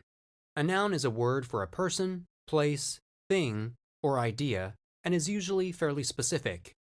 Some examples of nouns are girl, lion, chair, and belief. Notice that each of these words represents a living or inanimate object, and you can picture each of these words in your head. A pronoun can be used to replace one of these nouns if you did not want to use the specific noun. For instance, she is a pronoun that could be used to replace girl, and it is a pronoun that could be used to take the place of chair. When a pronoun is used in place of a noun, it must match the number, point of view, and gender of the noun it is replacing. So if nouns clearly represent the people, places, things, and ideas that they are used for, why would we want to replace them with pronouns? Read aloud this sentence and you'll begin to see why we use pronouns. Marta and her sister are traveling to Marta and her sister's uncle's house for vacation, and Marta and her sister's uncle are going to cook Marta, her sister's, and her uncle's favorite dinner. Did you catch all that, or were you confused and tongue-tied after repeating the same nouns over and over again?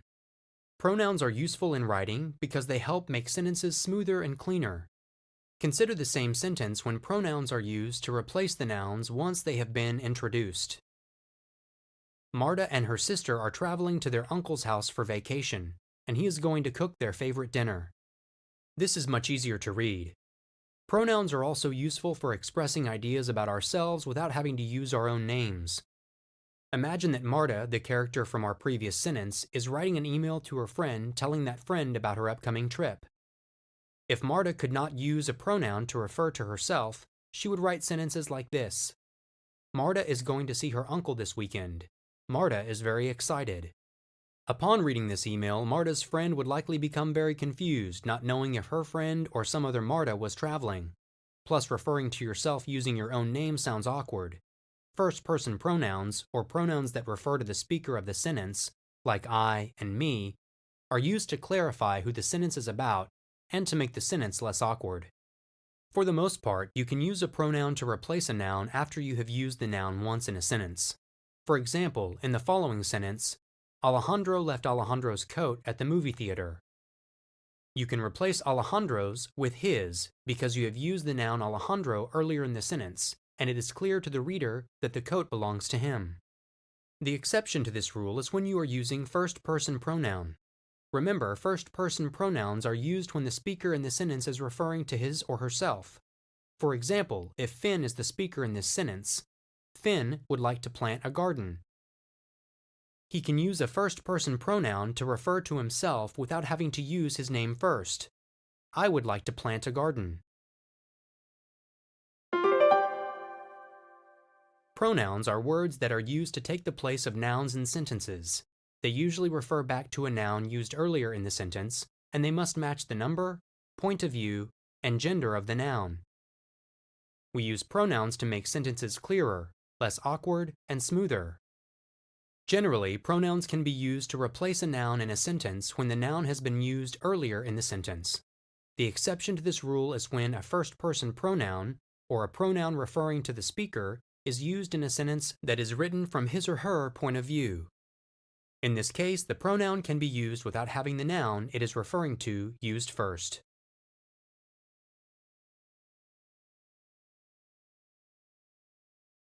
Imagine a feast of cheesecake, jelly beans, watermelon, cupcakes, meatballs, and strawberries. What do all of these foods have in common besides being delicious? The names for these foods are all compound words. Compound words are made up of two or more smaller words that are combined to make a new word with its own meaning. The smaller words that form a compound word are like puzzle pieces you fit together to create a new, bigger picture. Take the words milk and shake. If we fit these pieces together, we get the compound word milkshake. All of this talk about food is making me hungry. Can you think of other foods that are compound words? What about donut? The ingredients for this compound word are the smaller words dough and nut. Not all compound words are put together the same way. There are three types of compound words: closed, open, and hyphenated. Closed compound words are made up of two words without a space in between. Example of closed compound words are moonlight, classroom, and sunflower. Open compound words have a space between the smaller words that make them up. Even though the words seem separate, when you read them together they have a new meaning. Full moon is an open compound word. When we read the smaller separate words full and moon together, they have a new unique meaning. Hyphenated compound words are formed by using a hyphen, a small dash, used to connect words together. Numbers like 59 and 21 are hyphenated compound words. Tracking down clues, solving mysteries, the life of a detective sounds pretty exciting. Many compound words let you play word detective. Sometimes you can use the smaller words that make up a compound word as clues to its meaning. Let's start with an easy one. Can you solve the mystery of the meaning of the compound word goldfish by using its pieces as clues? First, identify the smaller words that make up the word goldfish. Gold plus fish equals goldfish. Next, define each word. Gold is a yellowish-brown color. Fish is an animal that lives in water. Lastly, put the definitions together. So, goldfish means a fish that is the color of gold. Let's continue to use our detective skills to figure out the definition of the compound word superhuman by using its parts as clues. Super plus human equals superhuman. What does super mean? Extraordinary or excellent? We all know what it means to be human. Putting these meanings together, we can figure out that to be superhuman is to act in a way that is above and beyond what humans normally do. All great detectives know that some cases are trickier to solve than others. It is not always easy to tell the meaning of a compound word from its parts. If you just used its parts as clues, what would you think a butterfly is? Butter plus fly equals butterfly. I don't know about you, but I've never seen a flying stick of butter. Butterfly is an example of a compound word that has its own unique meaning that goes beyond the meaning of the words that make it up. Riddle me this. Can you solve these riddles that use compound words? 1. What is black and white and red all over?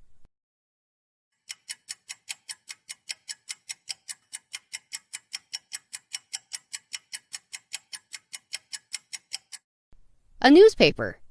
News plus paper equals newspaper.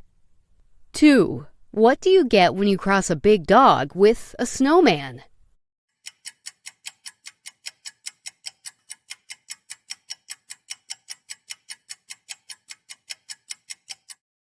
A frostbite. This riddle has two compound words. Can you spot them? Snow plus man equals snowman. Frost plus bite equals frostbite. A compound word is a word made up of two or more smaller words. Compound words have their own unique meaning. There are three types of compound words: open, closed, and hyphenated.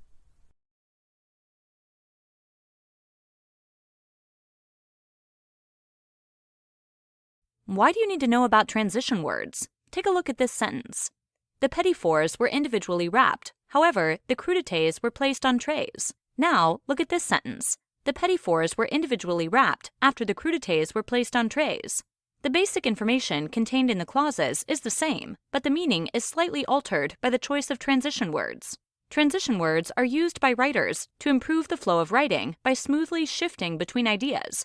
Among other things, transition words may be used to connect, contrast, show cause and effect, relationships, and indicate chronology or position between ideas. Let's examine some transition words and look at examples of how they're used in writing. Sometimes, transition words are used to support or add information to the preceding clause or sentence. The following examples in the table appearing on your screen are examples of commonly used transition words that provide extra information to readers. Some are simple, like to, and, well, and some are more difficult to use effectively, like moreover or correspondingly. It's important to know how to effectively and accurately use these transition words when you're writing an essay or long-form piece. For example, Toby sat down to finish his taxes. Similarly, Aaron occupied the chair across the table from him where he completed his homework. At other times, transition words are used to show disagreement between two ideas. Take a look at some of these contradictory transition words appearing on your screen right now. You might recognize some of them, like but and or, though there are some that some people might have more difficulty with using effectively, like notwithstanding or albeit. For example, despite the committee's recommendation, the company decided to move forward with the decision to hire 100 additional employees. Sometimes transition words are used to indicate cause and effect relationships. The following list appearing in the next table provides examples of transition words that indicate consequence. Again, some of these are simple, like thus or then, but some are more complicated, like forthwith and consequently. For example, James did not complete his homework, therefore he was not allowed to choose his activity. Transition words are also used to indicate the timeline of events. The next list appearing on your screen shows transition words that indicate the order of events. Again, there are simple words you probably know how to use, like later or before, but there are others that are a little harder to use correctly, like hence or presently. For example, after learning that Elizabeth lied about being at Teresa's house, Elizabeth's mother grounded her. Let's take a quick moment to review what we've learned about transition words. Transition words are basically just words that are used to smoothly move from one thought or idea to another. They're used to indicate connections or relationships between sentences or phrases. In this lesson, we reviewed transitions used for reinforcement with words like also or comparatively, chronology with words like after or straight away, cause and effect with words like thus or once, and contradiction with words like although or albeit. Practice using these words, and your work will look professional level in no time.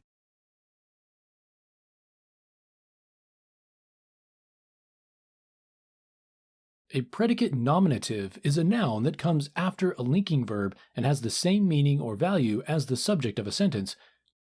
Let's break those terms down. The subject of a sentence is usually a noun that identifies what the sentence is about or who or what is doing an action. A linking verb connects the subject of a sentence to an adjective, noun, or prepositional phrase. It is not an action verb. Linking verbs most often include forms of the verb to be, like am, is, are, was, were.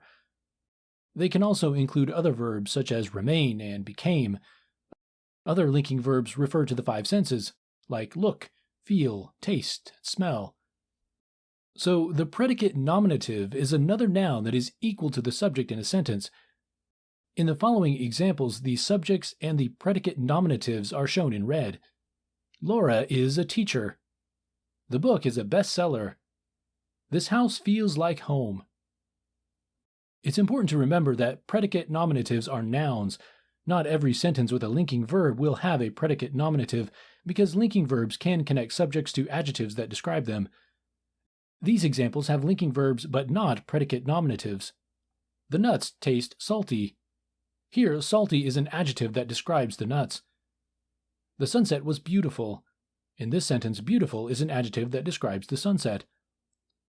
To find the predicate nominative in a sentence, start by identifying the verb. If the verb is doing something, the sentence doesn't have a predicate nominative. If the verb can be exchanged for a form of to be, it is probably a linking verb. See if the sentence still makes sense. If it does, then you have a predicate nominative. For example, take a look at this sentence. Even after his break from the sport, he remained a leader. Here, the verb is remained. Let's try replacing it with a form of to be and see if the sentence still works. Even after his break from the sport, he was a leader. The sentence has the same meaning as before, so remained is a linking verb. Leader is a noun and equal to the subject he. Leader is a predicate nominative. The following sentences all have predicate nominatives. See if you can pick out the linking verbs and the subjects. Jeremy was president of the club. Susan is the favorite to win first place in the science fair. The mistakes were an embarrassment to the team. This next set of examples might look like they have predicate nominatives, but they do not. Jill felt sick after she ate dessert. Sick is not a predicate nominative, it's an adjective that describes the subject. The sentence includes a linking verb, felt. Joshua was in Paris for the summer. Was does not link the subject Joshua to an equivalent noun. Joshua and Paris are not the same, so there is no predicate nominative in this sentence.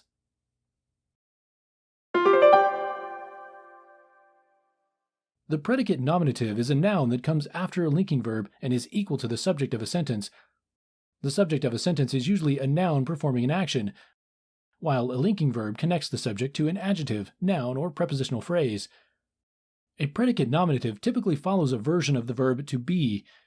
If a verb can be exchanged for a form of to be, it's probably a linking verb. However, if a verb is doing something, the sentence does not have a predicate nominative. 1, 2, 3, action. You hear these words from the mouths of movie directors, but what connection could this possibly have to English grammar? When there is a call for action, there is a calling for action words. Action words are verbs, as you might guess, which are words that describe actions. These are in contrast to non-action words, also called non-action verbs, which are words that describe a state of being, a need, an opinion, or a sense. Every time you write about an action that has happened, is happening, or is going to happen, you use action words. For example, I was running yesterday, I am running now, I will run tomorrow. This lesson goes over different types of action words, examples of action words, and shows you how to use them in sentences. Let's get to work.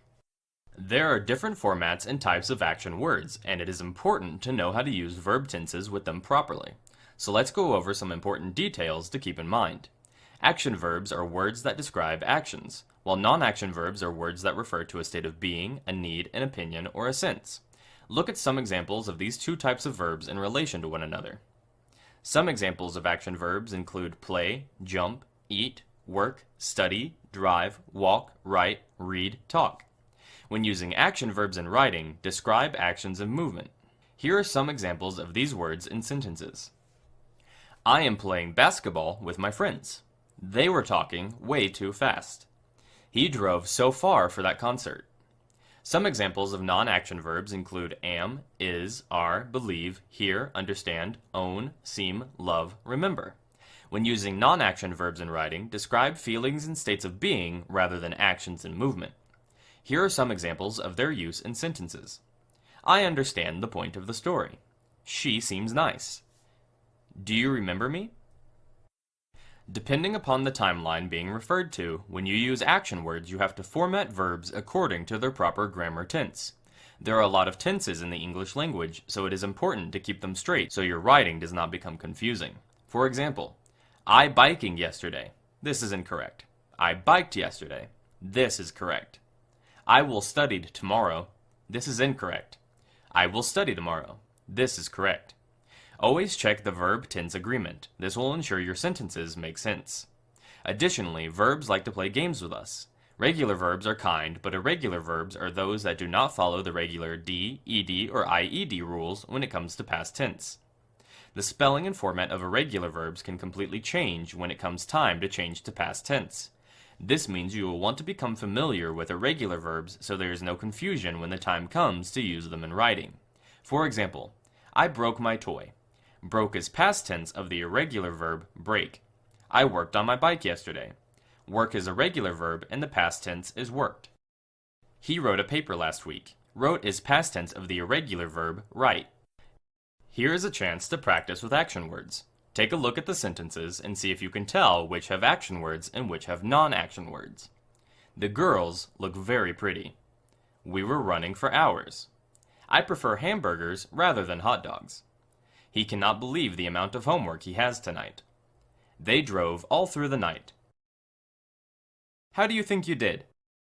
Sentences 1, 3, and 4 have non-action words, while sentences 2 and 5 have action words. Action words, otherwise known as action verbs, are words that describe actions. There can also be non-action verbs, which are used to describe states of being, needs, opinions, or senses. When using action words in writing, it is important to check when the actions are taking place so that the proper grammar tense is used. This can be confusing, particularly for irregular verbs, which are those that do not follow the regular d, ed, or ied rules when it comes to the past tense. Being familiar with examples of action words and knowing how to use them properly is the best way to get action in your writing.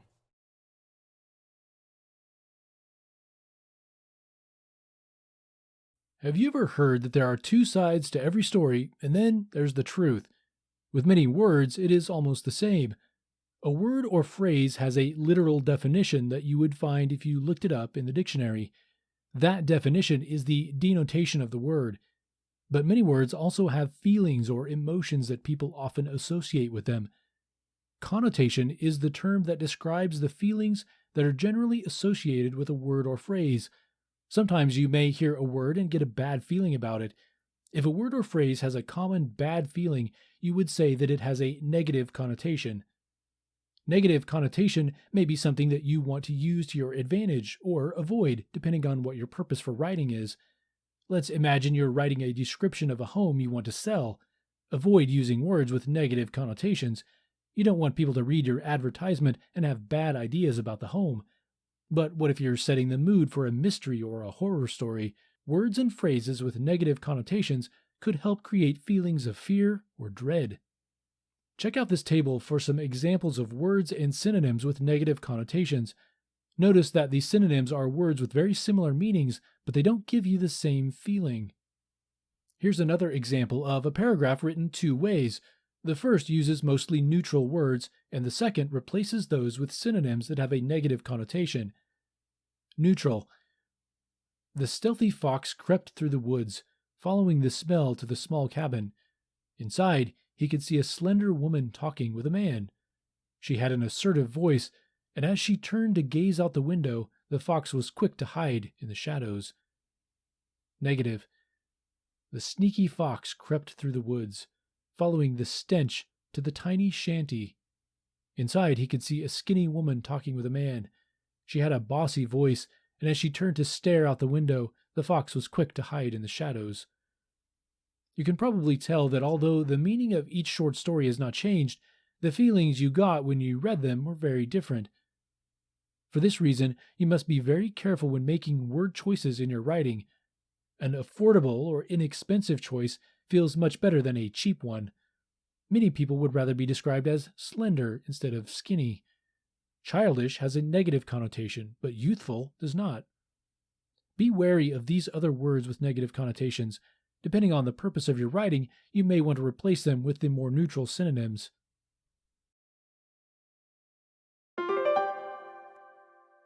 Negative connotation is a bad feeling or emotion that people get when hearing a specific word or phrase. In writing, you need to be very careful when using words that have negative connotations to avoid changing the meaning of your writing. Words with the same denotation can give people very different feelings. When in doubt, look for a synonym with a more neutral connotation.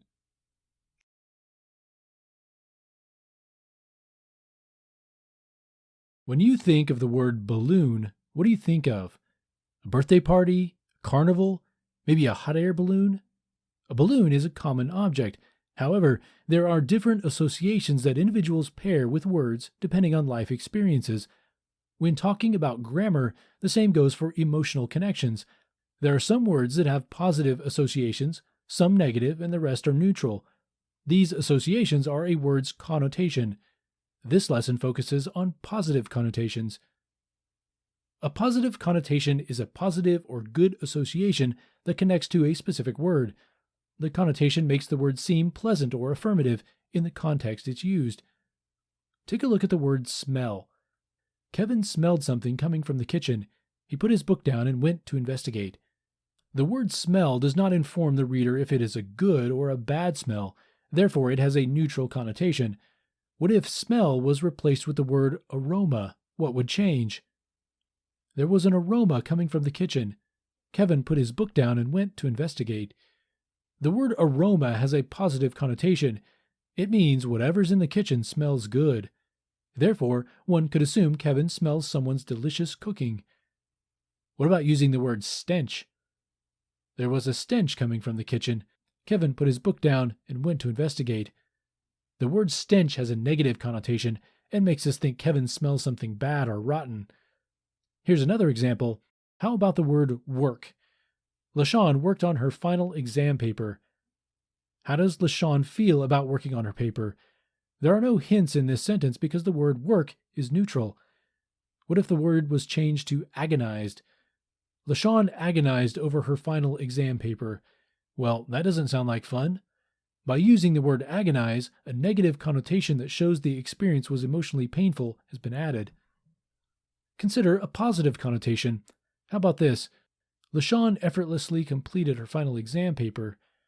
The word effortlessly has a positive connotation and shows she was able to complete the paper with little to no effort. Finally, take the word visitor. The word has a neutral connotation. It doesn't have a positive or negative association. When one thinks of a visitor, he or she may think of a guest in one's home. See what happened there? Immediately the word visitor changed to the word guest, which has a positive connotation. A guest is someone that is invited and is welcome. But what about the word intruder? Now one starts to think negatively and pair the word with images such as burglar, thief, breaking and entering. Each word connects to the idea of someone entering into a specific place, but each word's connotation tells us about who the person is and whether or not they were invited. There is an endless list of words that have positive connotations. Individuals look at a word, the context, and then decide based on its definition if the word has an association to a positive or negative feeling. Consider the positive and negative connotations connected to these words. Curious versus nosy. Excited versus anxious. Debate versus argue. Gaze versus stare. Request versus demand. Assertive versus pushy. Notice that the pairs of words are similar in meaning, but substituting one for the other changes the feeling an individual will associate with it. All words are connected to some kind of association in our minds. Some words connect to personal experiences, but all words have a connotation which can be positive, negative, or neutral. Positive connotations are associations that are good or affirmative and make one think and feel good things when reading those words. A word's connotation can make the word feel positive or affirmative in the context it's used. For example, the word economical has a positive connotation. However, the similar word cheap does not carry the same positive feeling.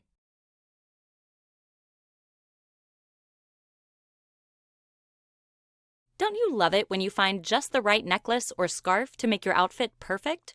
Or what about when you've gone out to dinner and had a good meal, and then gotten a dessert that made the meal absolutely amazing? It's great when things like that happen, right? Well, that necklace or scarf has complemented the outfit, and the dessert has complemented the meal. If you look closely at the word complement, you may be reminded of the word complete. A complement is something that completes or finishes something else. A complement makes it better. Just like an accessory can complete an outfit, and a dessert can complete a meal, making them better, a subject complement adds information that makes the subject of the sentence more complete. Before we explore some examples, let's review a couple of key terms. The subject of a sentence tells who or what the sentence is about. The subject can be a noun, pronoun, or group of words that acts as a noun. Christina baked a cake. The subject in this sentence is Christina. A linking verb expresses a state of being and connects the subject to a subject complement. Linking verbs are often forms of the verb be. Some other linking verbs include appear, seem, feel, sound, and become. Pablo is hungry. The linking verb in this sentence is. A subject complement is a word that comes after a linking verb and renames, identifies, or describes the subject. There are two main types of subject complements: predicate nominatives and predicate adjectives. A predicate nominative is a noun or pronoun that comes after the linking verb. It can rename or identify the subject. Let's take a look at some sentences. See if you can find a predicate nominative. Maria Luisa is my neighbor. In this sentence, Maria Luisa is the subject. The linking verb is. The word neighbor is a noun that identifies Maria Luisa. Neighbor is the predicate nominative. Maria Luisa equals neighbor. Let's take a look at another sentence. Keith's uncle was his soccer coach. The subject of this sentence is uncle. The linking verb is was. The noun coach is a predicate nominative that renames uncle. Uncle equals coach. A predicate adjective is an adjective that comes after the linking verb. It describes the subject. Let's take a look at a sentence with a predicate adjective. My dryer is broken.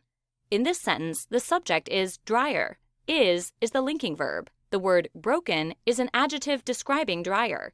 Broken is a predicate adjective. Dryer equals broken. Let's look at another sentence. The cookies smell delicious. The subject of this sentence is cookies. The linking verb is smell.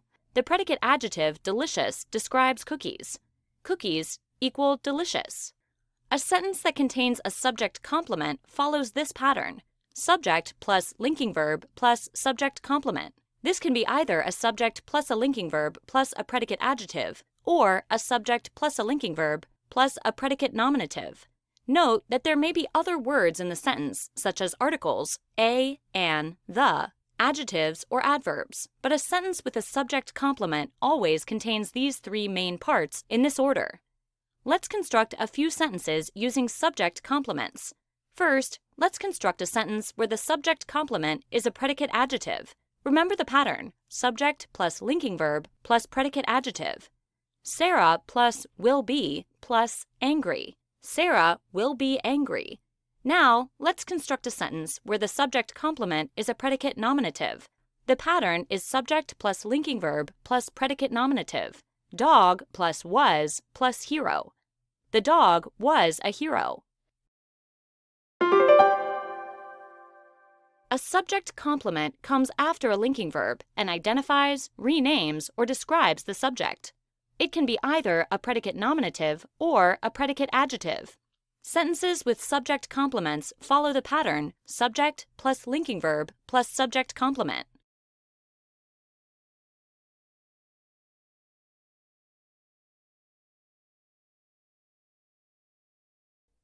Did you know that selfie didn't become a word until the year 2013? Hashtag became a word in 2009, and photobomb became a word in 2012, just as there are constantly new words being introduced to the English language. There are also words that were once popular and are now rarely or never used. These are known as archaic words.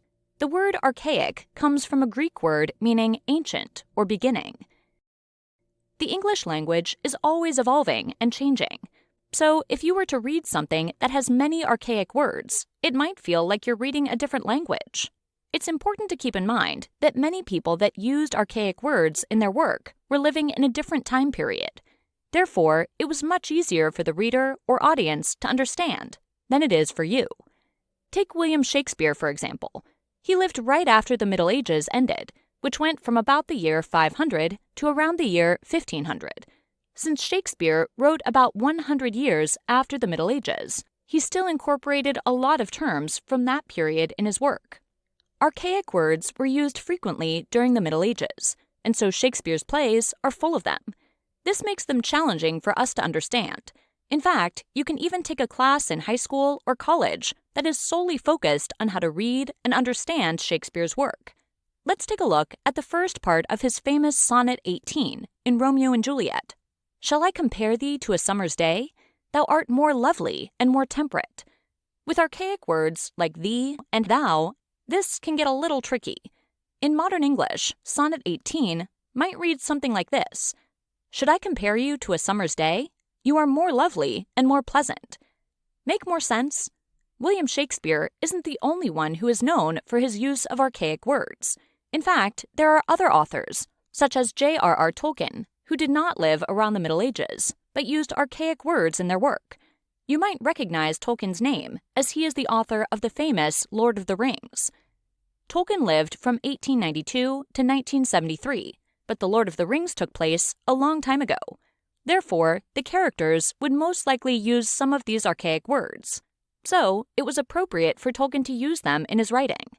For example, one of the most iconic lines from the Lord of the Rings movies is when Gandalf stands before the Balrog and says, "You shall not pass." This really means you cannot pass, or you may not pass. Want to impress your friends with some archaic words? Here are a list of commonly used archaic words and their definitions. Anon, right away, immediately. Betwixt, in between. Crumpet, a person's head. Erelong, soon. Fair, beautiful. Forthwith, immediately. Potation, a beverage. Scurvy, worthless. 'Tis, it is.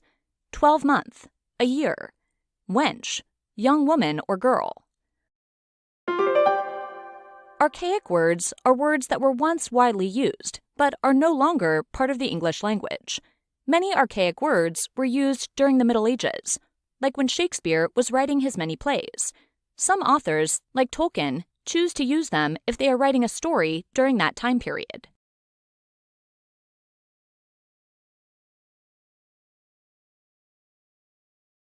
The easiest and most traditional way to start a sentence is with the subject, the noun that is doing the main action, as shown in this sentence. Joe drove to the store. Joe is our subject because he's doing the action, drove. He's also the first word in the sentence, so we should always start sentences with the subject, right?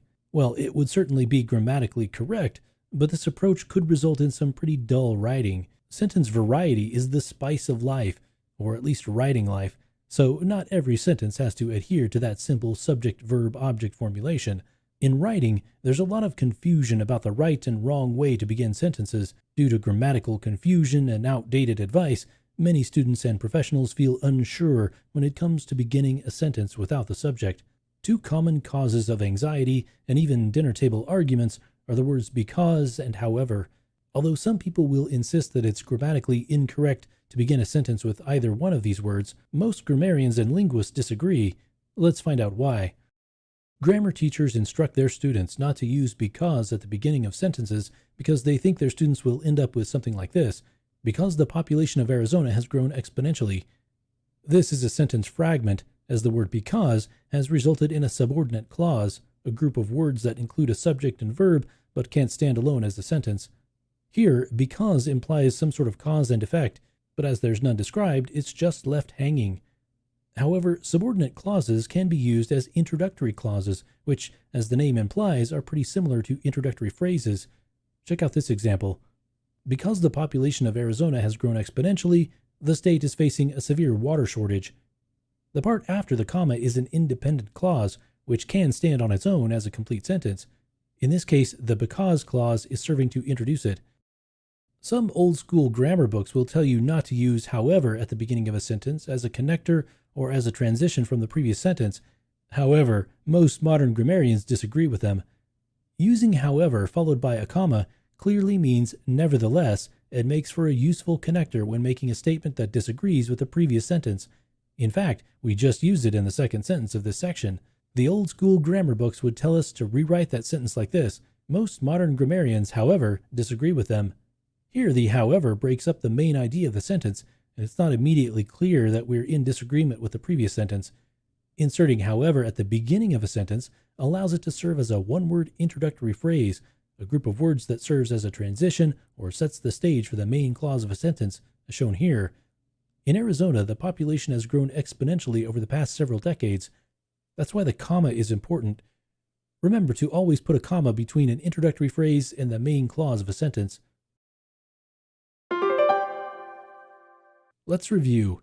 Despite what some old-school grammar teachers might have told you, it's perfectly acceptable to use because or however at the beginning of a sentence. You just have to know how to do it properly. Because is usually found at the start of a subordinate clause that cannot stand on its own as a sentence. That said, if that clause is used as an introductory clause that is followed by a comma and an independent clause, then it can be used to introduce a sentence. However can serve as a one-word introductory phrase, transitioning between two sentences. Since it is an introductory phrase, it must be followed by a comma when it comes at the beginning of a sentence.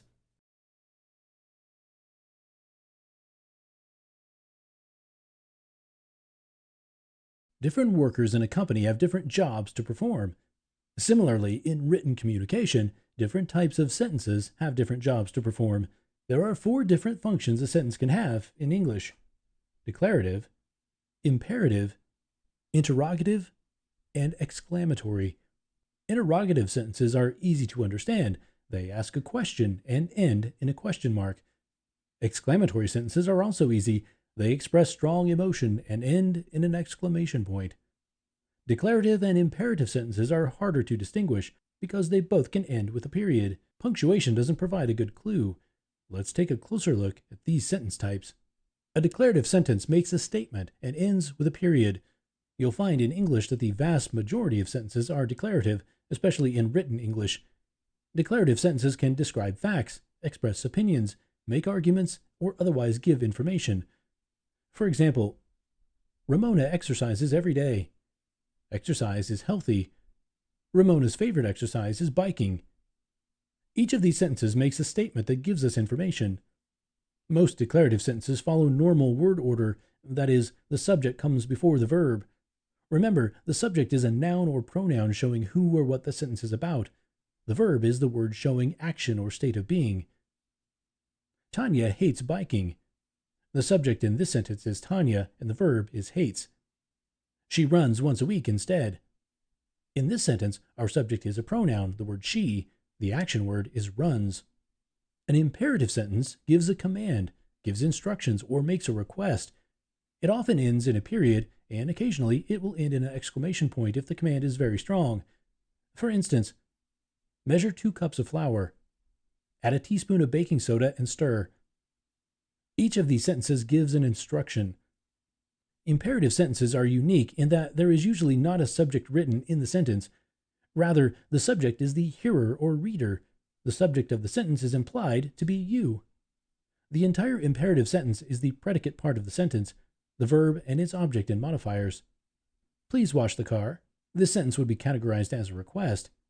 Get out of here now.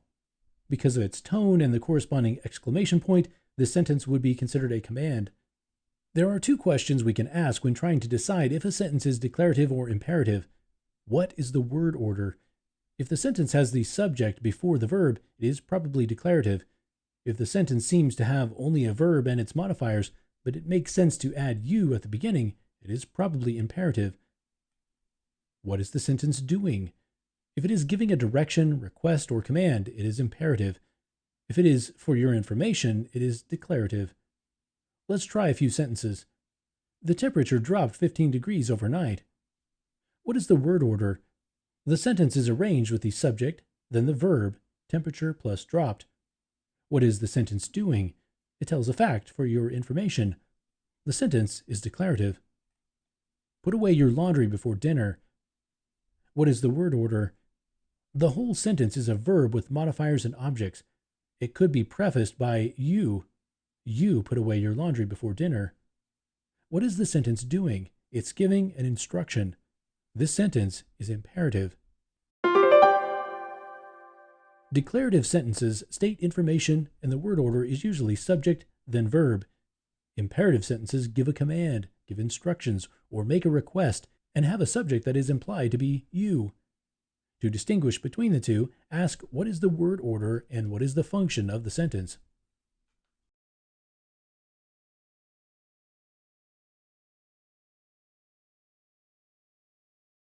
Have you ever read a story that had too many short, choppy sentences? Or a story with so many long, twisted sentences that you couldn't understand what was happening? Both of these problems can be fixed if the writer uses more than one type of sentence. Beginning writing often consists mainly of simple sentences.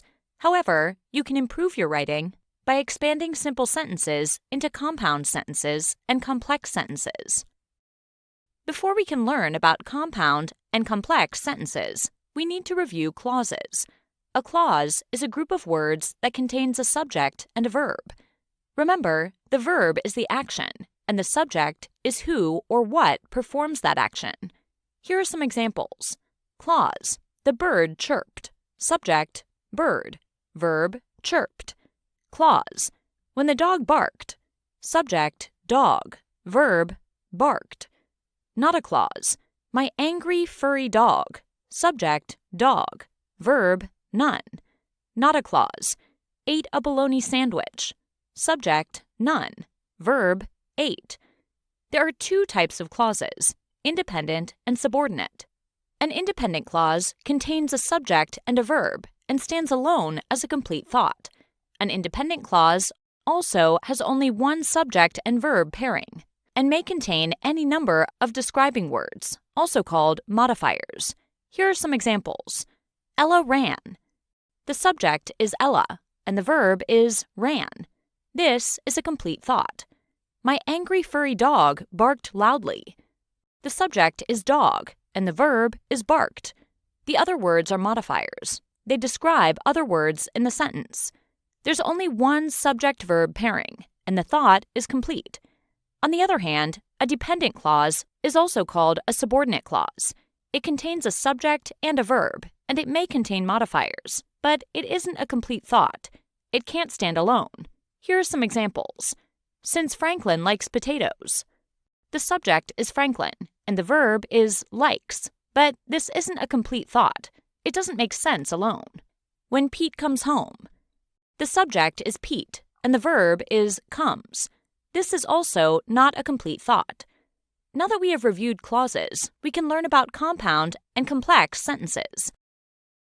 A compound sentence contains two or more independent clauses. Both clauses could stand alone, but they are linked by a comma and a connecting word, such as for, and, nor, but, or, yet, so, easily remembered by thinking fanboys. These 7 connecting words are called coordinating conjunctions. Claire set the table, and Martin made the salad. In this example, 2 independent clauses are underlined in red. Claire set the table. Martin made the salad. The subjects are in blue, Claire and Martin. The verbs are in orange, set and made. The 2 independent clauses are connected by a comma, and the coordinating conjunction and. Here are a few more compound sentences. Tim cooked soup, but he didn't eat any. Franklin wanted potatoes, so he peeled 5 pounds. A complex sentence contains one independent clause and one or more dependent clauses. The 2 clauses aren't equal. The dependent clause needs to be attached to the independent clause in order to make a complete thought. After they ate dinner, the friends played a game. In this example, the independent clause is underlined in red. The friends played a game. The dependent clause is underlined in purple. After they ate dinner. The subjects are in blue, friends and they. The verbs are in orange, played and ate. Tim washed the dishes, while Franklin dried them. In this example, the independent clause is underlined in red. Tim washed the dishes. The dependent clause is underlined in purple, while Franklin dried them. Notice that in a complex sentence, the dependent clause can come before or after the independent clause. The subjects are in blue, Tim and Franklin. The verbs are in orange, washed and dried. Here are a few more complex sentences. While Martin and Claire were driving home, they saw a deer. Or how about this one? When Pete came home, he watched a movie. All right, let's take a moment to review what we've learned. We learned that a clause is a group of words with a subject and a verb, with the verb being an action, and the subject being the person or thing performing the action. We also learned that a compound sentence contains 2 independent clauses, joined by a comma and a coordinating conjunction, with a coordinating conjunction being a connecting word. A complex sentence contains 1 independent clause and 1 or more dependent clauses. Both of these types of sentences can be used to improve your writing, especially if you remember to think about fanboys.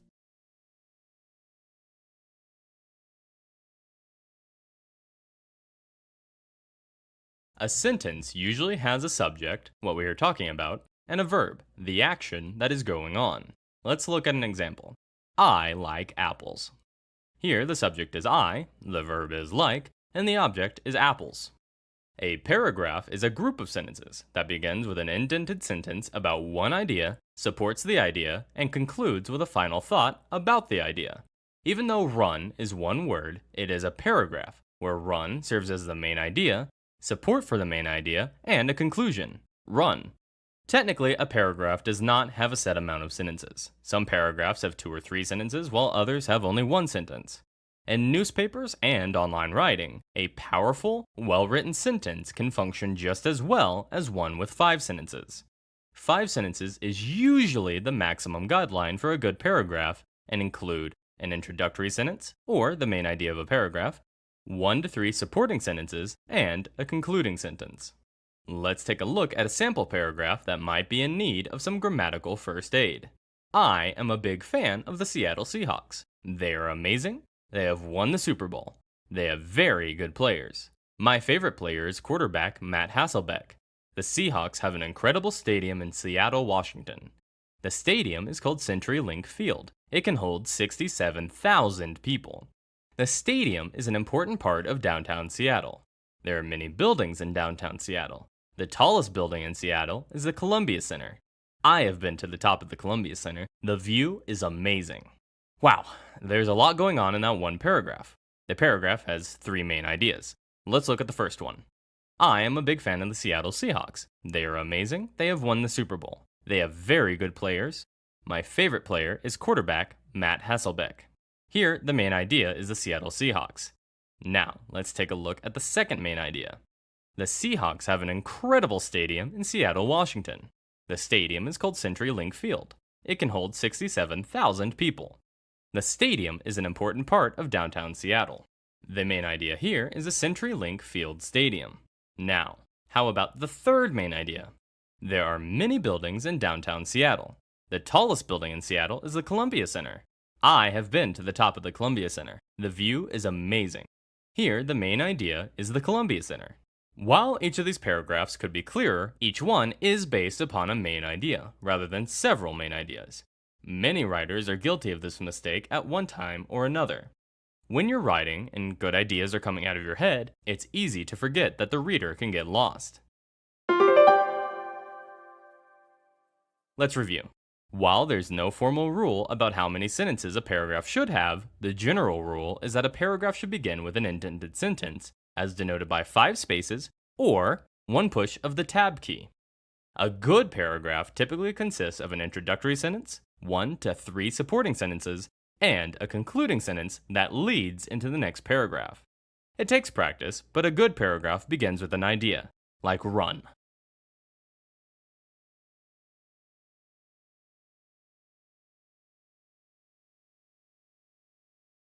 When you receive a portion of something, you receive a fragment of it. For example, what if you only received a fragment of your paycheck? Would you still be able to use it? You can view a sentence fragment the same way. Here, important information that makes the sentence usable is missing. A sentence fragment is a group of words that are presented like a complete sentence, but do not express a complete thought. A complete thought includes enough details to avoid confusing the reader and let him or her understand who did what. When you read a sentence fragment, you'll notice that something is missing, and you'll be left asking yourself questions like who or what. Sentence fragments are missing a subject, a predicate, or both. The subject of a sentence tells us who or what the sentence is about. The predicate tells us what the subject did. While the heart of the predicate is the verb, also known as the action word, the predicate contains additional information about the subject. Let's look at an example. Rick sneezed. This sentence doesn't leave us with any lingering questions and expresses a complete thought. We know the who, Rick, and we know the what, sneezed. Rick is the subject, or the one the sentence is about. Sneezed is the verb and the complete predicate. It not only denotes the action in the sentence, but also provides the reader with complete information about the subject. Often, however, it's not enough for a sentence to be composed of just a subject and a verb, as they frequently do not form complete thoughts. Let's look at another example. The car sitting in the garage. Although this may look like a sentence, it's a sentence fragment. We have a subject, the car, and we have the verb, sitting. However, we do not have a complete thought. We're missing the complete predicate, the part of the sentence that tells us everything we need to know about the subject. This leaves us asking, what about the car? Anytime a sentence contains a fragment, corrections must be made. There are 3 different ways to correct it: add a subject, add a predicate, or attach the fragment to a nearby sentence. For instance, if a fragment simply said, went to the store, we could fix it by adding a subject. Then the sentence might say, Jose went to the store. The corrected fragment is a complete sentence. It has a subject and predicate, and it expresses a complete thought. Let's return to our previous example, the car sitting in the garage. Now let's add a predicate. The car sitting in the garage is silver. Now the sentence includes a subject, predicate, and a complete thought. Although the verb part of the predicate, sitting, indicated the action, we needed the complete predicate, sitting in the garage is silver, to provide us with complete information about the subject. Lastly, we can attach the fragment to a nearby sentence. For example, we could attach, while running around like crazy, to a preceding sentence. The children were laughing, which gives us, the children were laughing while running around like crazy. Let's review. Sentence fragments refer to a group of words that are presented like a complete sentence, but do not express a complete thought. A complete thought includes enough details to avoid confusing the reader and let him or her know who did what. We can avoid sentence fragments by always making sure that our sentences have a subject and a predicate. The subject of a sentence tells us who or what the sentence is about, while the predicate includes the verb and tells what the subject did. To correct a sentence fragment, we can add a subject or a predicate. We can also attach the fragment to a nearby sentence.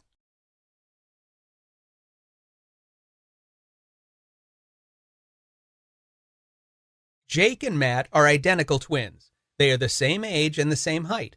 They both have brown hair and brown eyes. Their physical makeup is very similar, but in some ways they are different. Jake likes running, while Matt prefers swimming. Matt likes reading mysteries, and Jake prefers comic books.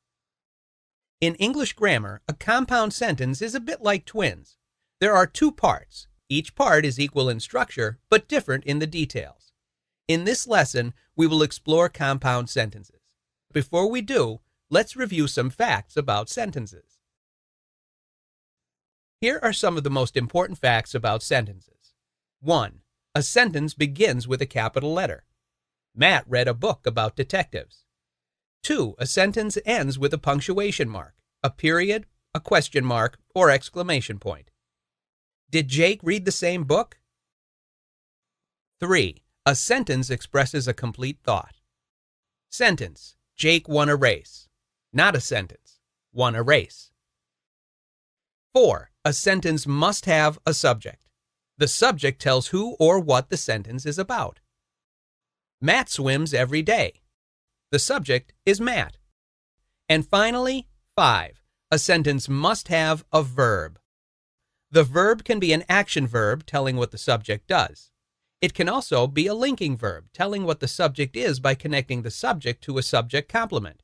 A subject complement is a word that renames or describes the subject. The pool is cold.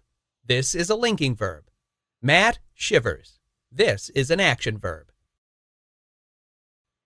Now that we have reviewed sentences, it's time to learn about compound sentences. A compound sentence consists of two or more independent clauses joined by a comma and a coordinating conjunction. Let's examine the parts of this definition. An independent clause is a group of words with a subject and verb that expresses a complete thought. Independent clause. Jake ran 2 miles. Our subject is Jake and our verb is ran. This expresses a complete thought. Not an independent clause. When he got home. The subject here is he, while the verb is got. This doesn't express a complete thought. We should note that an independent clause only contains one subject-verb pairing, but it can contain a compound subject or verb. Look at these independent clauses. Compound subject. Jake and Matt live in Texas. The subjects are Jake and Matt, while the verb is live. Compound verb. Their grandma lives and works in Montana. The subject is grandma, while the verbs are lives and works. Let's now look at coordinating conjunctions. Our definition of a compound sentence said that 2 or more independent clauses are joined by a comma and a coordinating conjunction. We may know that a comma is a punctuation mark that shows a pause. A coordinating conjunction is a word that connects words, phrases, or clauses that are parallel in structure. There are 7 coordinating conjunctions: for, and, nor, but, or, yet, so. The acronym Fanboys can help you remember these conjunctions. Let's put the sentence together. Jake got new running shoes, but Matt got new swimming goggles. This is a compound sentence. Look, independent clause number 1 is Jake got new running shoes.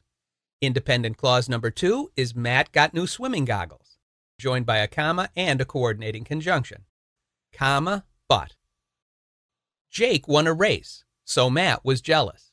This is also a compound sentence. Independent clause number 1 is Jake won a race. Independent clause number 2 is Matt was jealous. Joined by a comma and coordinating conjunction, we have comma, so. How well do you understand compound sentences? Look at the following sentences and decide whether or not they are compound sentences. 1. Matt likes broccoli, but Jake hates it. The independent clauses are Matt likes broccoli and Jake hates it. What's joined by a comma and coordinating conjunction, comma, but. So yes, this is a compound sentence. 2. Matt likes broccoli, but not spinach. Independent clause, Matt likes broccoli, but not spinach. There is only one independent clause. The coordinating conjunction but is joining the 2 direct objects, the 2 words that tell what Matt likes. This is not a compound sentence. 3. Jake hates broccoli, yet he continues to eat it. Independent clause, Jake hates broccoli. He continues to eat it. Joined by a comma and coordinating conjunction, comma, yet. Yes, this is a compound sentence. 4. Since Matt likes broccoli, he asks for more. Independent clause, he asks for more. Since Matt likes broccoli is a dependent clause. It does not express a complete thought. This is not a compound sentence. All right, let's review what we've learned. We first learned some of the most important facts about sentences. They were the following. 1. A sentence begins with a capital letter. 2. A sentence ends with a punctuation mark. 3. A sentence expresses a complete thought. 4. A sentence must have a subject. And finally, 5. A sentence must have a verb. In terms of verbs, we learned that the verb can be an action verb telling what the subject does, or a linking verb telling what the subject is by connecting the subject to a subject complement. We also learned that a subject complement is a word that renames or describes the subject. Then we learned about the main subject of our lesson, compound sentences, which consist of 2 or more independent clauses joined by a comma and a coordinating conjunction. We also learned that independent clauses are groups of words with subjects and verbs that express complete thoughts, and that coordinating conjunctions are words that connect words, phrases, or clauses that are parallel in structure. After looking all this over and taking another look at the examples we used, you should be better versed in how compound sentences work.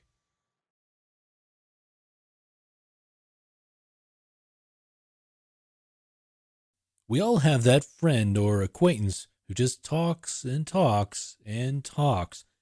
While that style of communication is hard to listen to, it's even harder to read. In conversation, a person should pause periodically, allowing time for the listener to process and respond. In writing, we have a variety of punctuation marks and tactics for connecting ideas. In this lesson, we'll explore how to identify and avoid the run-on sentence, which is the written version of that person who won't stop talking. A run-on sentence occurs when 2 or more independent clauses are joined together without the proper connection. Remember, an independent clause is a group of words with a subject and a verb that expresses a complete thought. The best way to identify run-on sentences is to look at the many ways in which sentences can go wrong. While we're looking at some sample problems, we'll also fix a few run-on sentences for practice. After all, what's the use of finding one if we aren't going to fix it? The first category of run-on sentences is often the result of a typographical error. Simply put, the author forgot to end the first sentence with a punctuation mark and begin the next sentence with a capital letter. The solution is to separate the 2 sentences. Let's try it. Problem: Damien got a ticket. He ran a red light in town. Note the two clauses. Number 1, Damien got a ticket, and number 2, he ran a red light in town. Each clause could stand alone as a sentence if properly punctuated. The solution? Damien got a ticket. He ran a red light in town. The next category of run-on sentences consists of two related clauses that belong together but that have been combined without benefit of punctuation or connecting words. The solution to this problem is to make a compound sentence of two independent clauses joined by a comma and a coordinating conjunction. A coordinating conjunction joins two equal clauses. There are 7 coordinating conjunctions: for, and, nor, but, or, yet, so, which you can remember with the helpful acronym FANBOYS. Problem: Damien told his son he didn't tell his wife. The two clauses are, number 1, Damien told his son, and number 2, he didn't tell his wife. The topics of these two sentences are similar and the structures are parallel, so it would make sense to join them. The coordinating conjunction of choice is but, since there is a contrast. And let's not forget the comma, which goes after the first clause and before the but. Solution: Damien told his son, comma, but he didn't tell his wife. If the two clauses in a run-on sentence are not equal or parallel, they may work better as a complex sentence. A complex sentence has one independent clause and a subordinate clause. A subordinate clause has a subject and a verb, but can't stand alone as a complete sentence. The subordinate clause can be joined to the independent clause with a subordinating conjunction, like as, after, although, as, because, between, if, since, and while. Let's make this run-on sentence a complex sentence. Problem: Damien told his wife about the ticket he bought her flowers first. The two clauses are, number 1, Damien told his wife about the ticket, and number 2, he bought her flowers first. Let's make the first thought subordinate and attach it to the second thought. The solution: before Damien told his wife about the ticket, comma, he bought her flowers. The last category of run-on sentences is for those that are overly repetitive. They have too many words and can be simplified into just one clause by rearranging some words. The problem: Damien's dog ate the flowers, the dog was hungry. The two clauses are, number 1, Damien's dog ate the flowers, and number 2, the dog was hungry. We can rearrange the sentence so we only have to say dog once. If we move the description of hungry, we can also take out the verb was. Solution: Damien's hungry dog ate the flowers. A run-on sentence occurs when two independent clauses are improperly joined. There can be several reasons for a run-on sentence, with different possible solutions. Separate the clauses, make a compound sentence, make a complex sentence, or reword the sentence. An independent clause is a group of words with a subject and a verb that expresses a complete thought. A compound sentence consists of two independent clauses joined by a comma and a coordinating conjunction. A complex sentence has one independent clause and a subordinate clause. A subordinate clause has a subject and a verb, but can't stand alone as a complete sentence.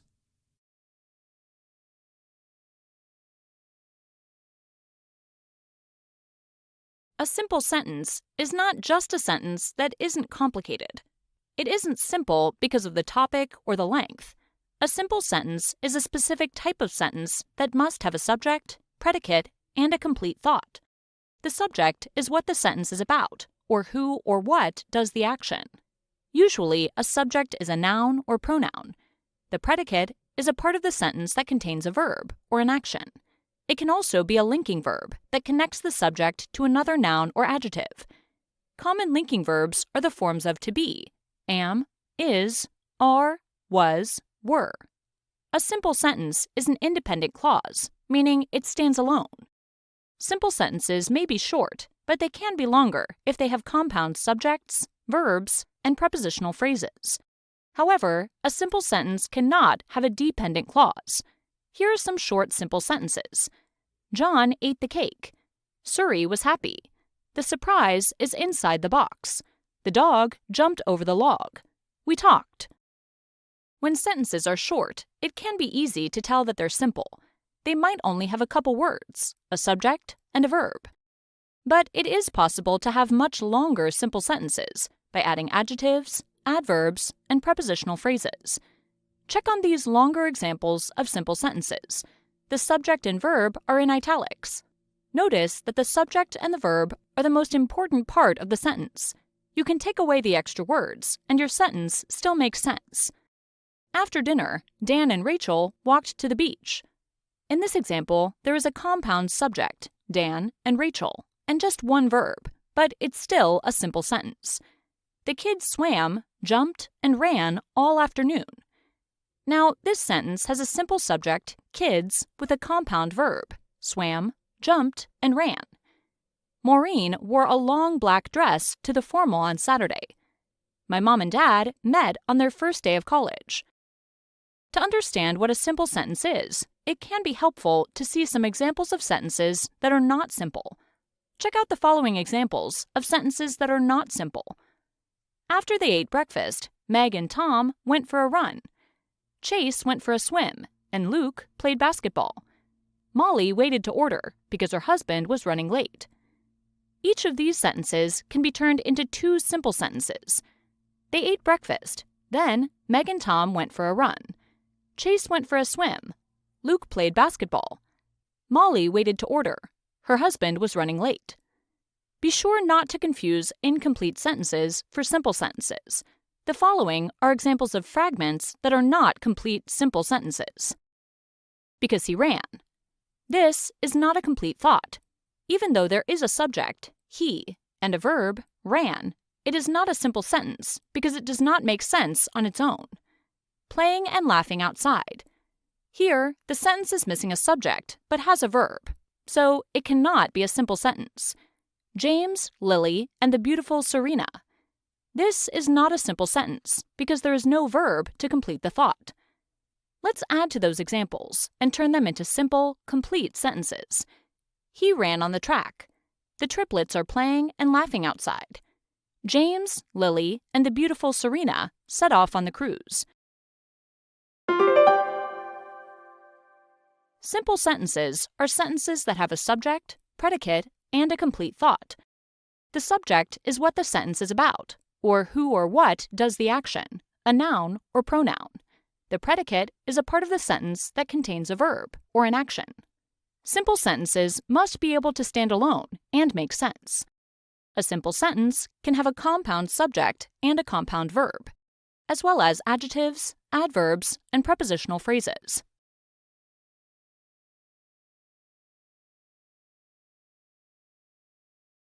Maybe you write for work. Maybe you write for school. Or maybe, like so many others, you write a blog to share your experiences with others. But what makes a blog stand out? Priscilla wants to write a blog about her vacation, and she was told that one ingredient of exceptional writing is the complex sentence. Before we explore the complex sentence with Priscilla, we need to review some background information. A clause is a group of words with a subject and a verb. The subject tells whom or what the sentence is about. The verb tells the action or state of being of the subject. Look at these clauses. Before the alarm rang, subject, alarm, verb, rang. Jamie woke suddenly, subject, Jamie, verb, woke. An independent clause is a group of words with a subject and a verb that expresses a complete thought. An example is, Jamie woke suddenly. A dependent clause, also called a subordinate clause, is a group of words with a subject and a verb that does not express a complete thought. It does not make sense standing alone. An example is, before the alarm rang. A subordinate clause usually begins with a subordinating conjunction, or a word that begins a subordinate clause and connects it to the independent clause. Some examples of subordinating conjunctions are since, although, until, because, before, if, as, while, when, and unless. There are many others as well. A sentence consists of at least one independent clause, but can have subordinate clauses as well. Let's take a peek at Priscilla's first blog entry. We arrived in Portland, Maine. The gray sky was filled with clouds. I was worried. We only had one day in Portland. We decided to follow our original schedule. We drove along winding roads. We reached the entrance to the park. We crested the top of the hill. I got my first glimpse of the lighthouse, silhouetted against the sky. The rocky shoreline curved out of sight. The crash of the waves and the smell of the salt air assaulted my senses. The ocean is beautiful, even on a cloudy day. Each of the sentences in Priscilla's blog entry is grammatically correct in that each one is a complete sentence with a subject, verb, and complete thought. Notice that they all sound very similar. Each sentence is one independent clause with exactly one subject and one verb. This type of sentence is known as a simple sentence. Now, there's nothing wrong with simple sentences, but to write a really standout blog, Priscilla is going to need to add some other sentences. What she needs are some complex sentences. A complex sentence consists of one independent clause and one or more subordinate clauses. A complex sentence can be created by adding an incomplete thought to a complete thought. It can also be created by taking two simple sentences and making one into a subordinate clause. Let's see what happens if we turn some of the simple sentences in Priscilla's blog entry into complex sentences. When we arrived in Portland, Maine, the gray sky was filled with clouds. I was worried. We decided to follow our original schedule since we only had one day in Portland. We drove along winding roads until we reached the entrance to the park. As we crested the top of the hill, I got my first glimpse of the lighthouse silhouetted against the sky. The rocky shoreline curved out of sight while the crash of the waves and the smell of the salt air assaulted my senses. The ocean is beautiful, even on a cloudy day. In the new entry, there are now 5 complex sentences. They are complex because they have an independent clause and a subordinate clause. In the entry, the subordinate clauses are underlined in green, and the independent clauses are underlined in purple. Notice we left 2 simple sentences for variety. Variety in writing is good. While we like complex sentences, too many of them in a row can be tiresome. Look at the sentence labeled number 1. The original blog entry said, "We arrived in Portland, Maine. The gray sky was filled with clouds." In the new entry, we make the first sentence into a subordinate clause by adding the word when, and then combine the 2 sentences. The new sentence is, "When we arrived in Portland, Maine, the gray sky was filled with clouds." Look at the sentence labeled number 2. The original blog entry said, "We only had one day in Portland. We decided to follow our original schedule." In the new entry, we decided to make the first sentence into a subordinate clause, but we reversed the order of the clauses in the new sentence. It's important to note that in a complex sentence, the subordinate clause can come before or after the independent clause, as in the new sentence. We decided to follow our original schedule, since we only had one day in Portland. We can probably agree that Priscilla's second blog entry with complex sentences added is much more readable and enjoyable than her first. This illustrates the value of using complex sentences in writing. A complex sentence consists of one independent clause and one or more subordinate clauses. You can combine 2 simple sentences to create a complex sentence by making one simple sentence into a subordinate clause. However, don't eliminate all simple sentences, because having a variety of sentence structures is essential to good writing.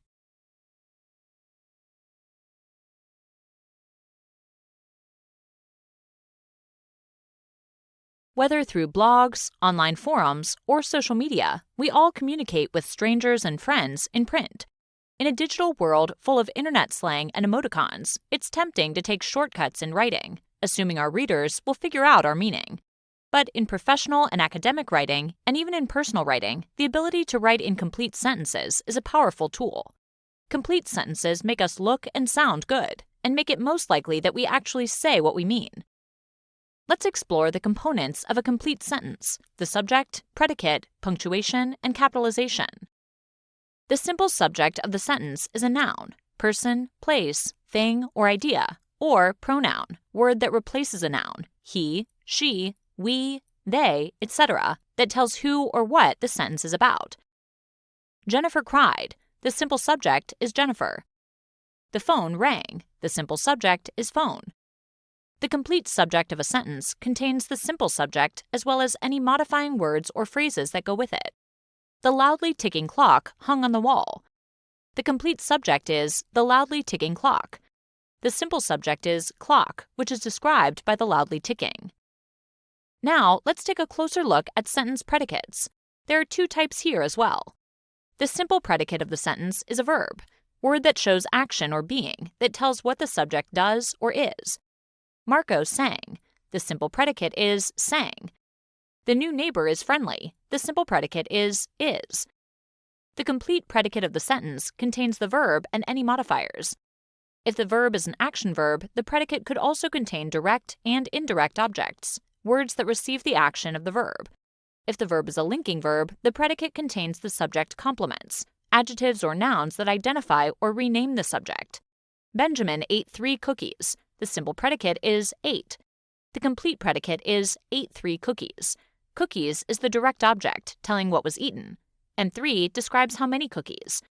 Susanna is Benjamin's mom. The simple predicate is. The complete predicate is Benjamin's mom. The word mom is a subject complement. The word Benjamin's describes mom. A complete sentence begins with a capital letter and ends with a punctuation mark. These are the sentence parts that we tend to skip, especially when texting, emailing, and commenting on social media. But in writing, these 2 conventions help to shape the text. They tell us where one thought ends and another begins, and they make writing more visually appealing.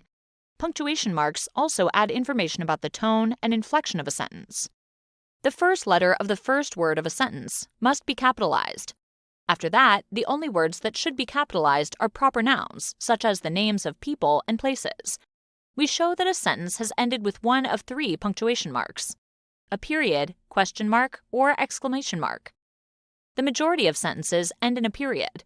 Use a question mark if the sentence is asking a question. Exclamation points demonstrate strong emotion or emphasis. They're fun to use, but they should be used sparingly in academic and professional writing. Before we wrap this up, let's take a few moments to look at some common mistakes that you should avoid when writing complete sentences. 1. Run-on sentences. A run-on sentence occurs when 2 sentences are pushed together without the proper punctuation in between. Seth ate an apple. It was juicy. This sentence is a run-on. We could correct it by making it into 2 separate sentences. Seth ate an apple. It was juicy. We could also combine the 2 sentences. Seth ate a juicy apple. 2. Fragments. A fragment is a sentence that is missing either the subject or the verb. Ran a mile after work. This fragment has no subject. We could correct it by adding a subject. Craig ran a mile after work. The shiny, speedy black car. This is a fragment without a verb. We can add a verb to make a complete sentence. The shiny, speedy black car drove past my house. Writing in complete sentences is a good way to increase the quality and credibility of your writing. A complete sentence contains a subject and predicate, begins with a capital letter, and ends with a punctuation mark. The components we looked at included simple subjects, which are nouns or pronouns that tell who or what the sentence is about; complete subjects, which contain the simple subject as well as any modifying words or phrases that go with it; simple predicates, which are verbs that tell what the subject does or is; and complete predicates, which contain the verb and any modifiers. We finally learned that it's important to try to avoid run-on sentences, which occurs when 2 sentences are pushed together without the proper punctuation in between, and sentence fragments, which are sentences that are missing either the subject or the verb. Now, you should be able to create complete sentences without a problem.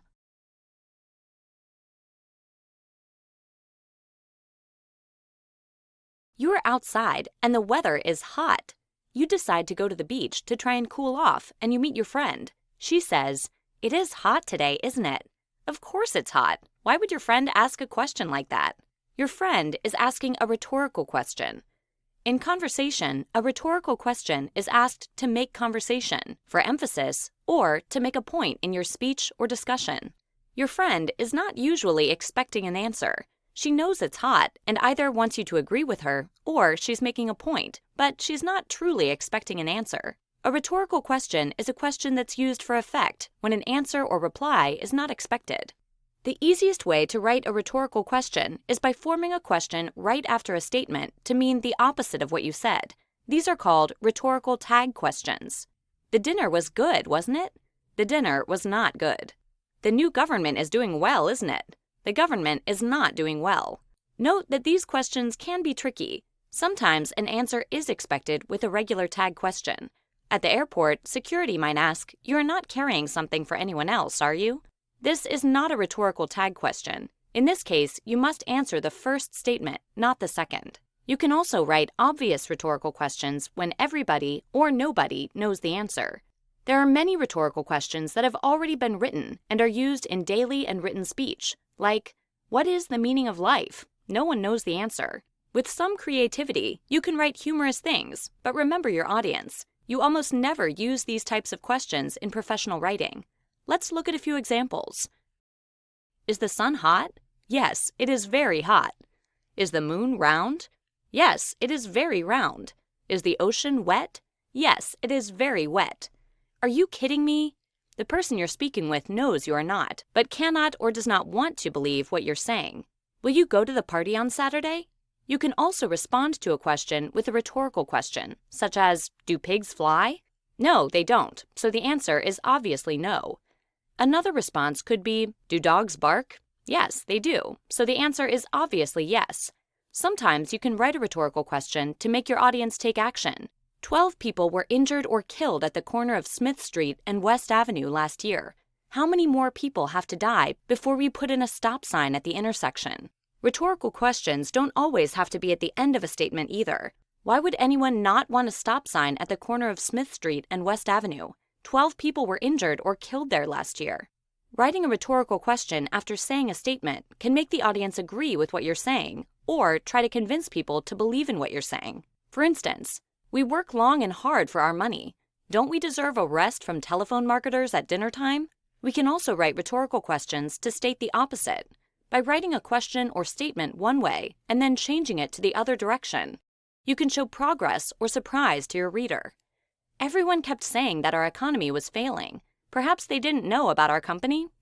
In writing, asking a question can be difficult as there is no one there to answer you. But by adding a rhetorical question, we can get our readers to think about problems or issues.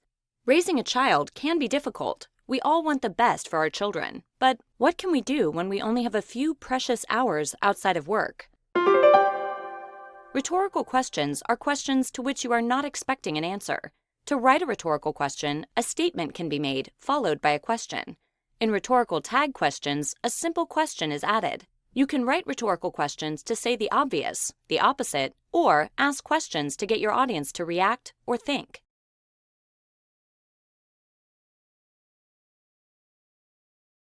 When a train from the U.S. passes into Canada, something incredible happens. The tracks in Canada are the same width or gauge as the train tracks in the U.S.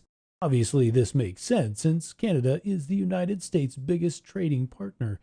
If both countries didn't have the same gauge, goods would have to be moved to another train at the border, slowing everything down. Like train tracks being the same gauge makes transporting goods easier, listing or comparing items in a sentence is easier to understand when those items have parallel structure, meaning the words must be formed in the same way or must use the same grammatical structure. This repetition of word form makes the sentence flow correctly and adds clarity for the reader or listener. Let's look a little closer at the rules for parallel structure. When making lists, many times you will use one of the 7 coordinating conjunctions which join words of equal rank together. They are for, and, nor, but, or, yet, so. Easily remembered by saying fanboys. I like to run, eating, and jump, not parallel. The list in this sentence is run, eating, and jump. The sentence is not parallel because the grammatical formation of the things you like to do are not the same.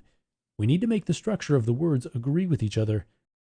I like to run, to eat, and to jump, parallel. Or, I like to run, eat, and jump, parallel.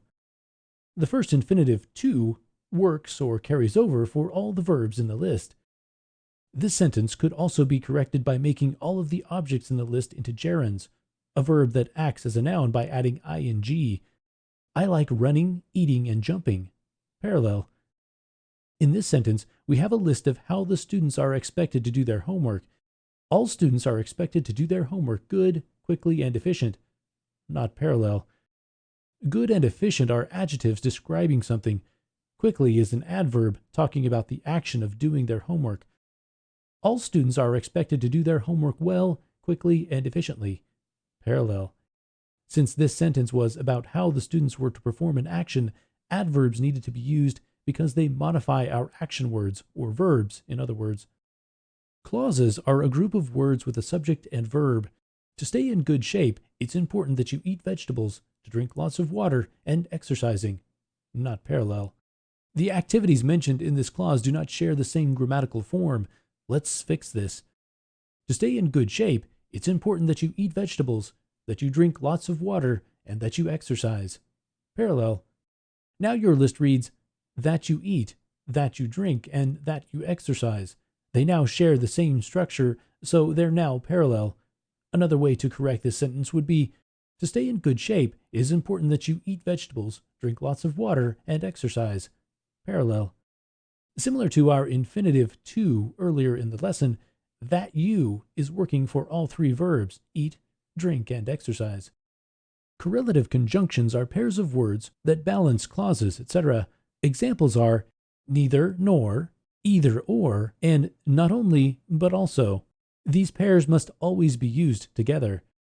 Either you must do your homework or receive a bad grade, not parallel.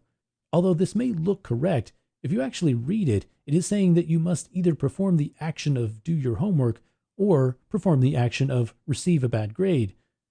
Since you can't actually perform an action of receive a bad grade, the sentence is not parallel. Let's fix it. Either you must do your homework or you will receive a bad grade. Parallel.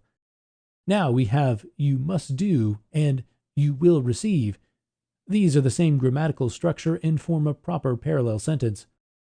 Finally, parallel structure can be used with comparisons.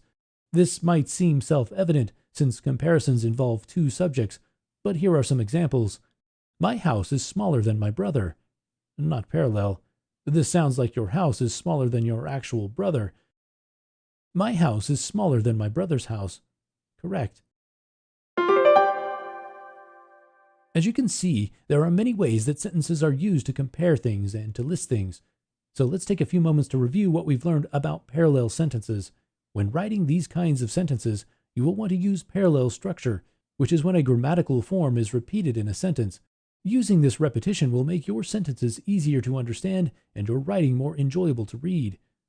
You typically use parallel structure when making comparisons, correlative conjunctions, clauses, and lists.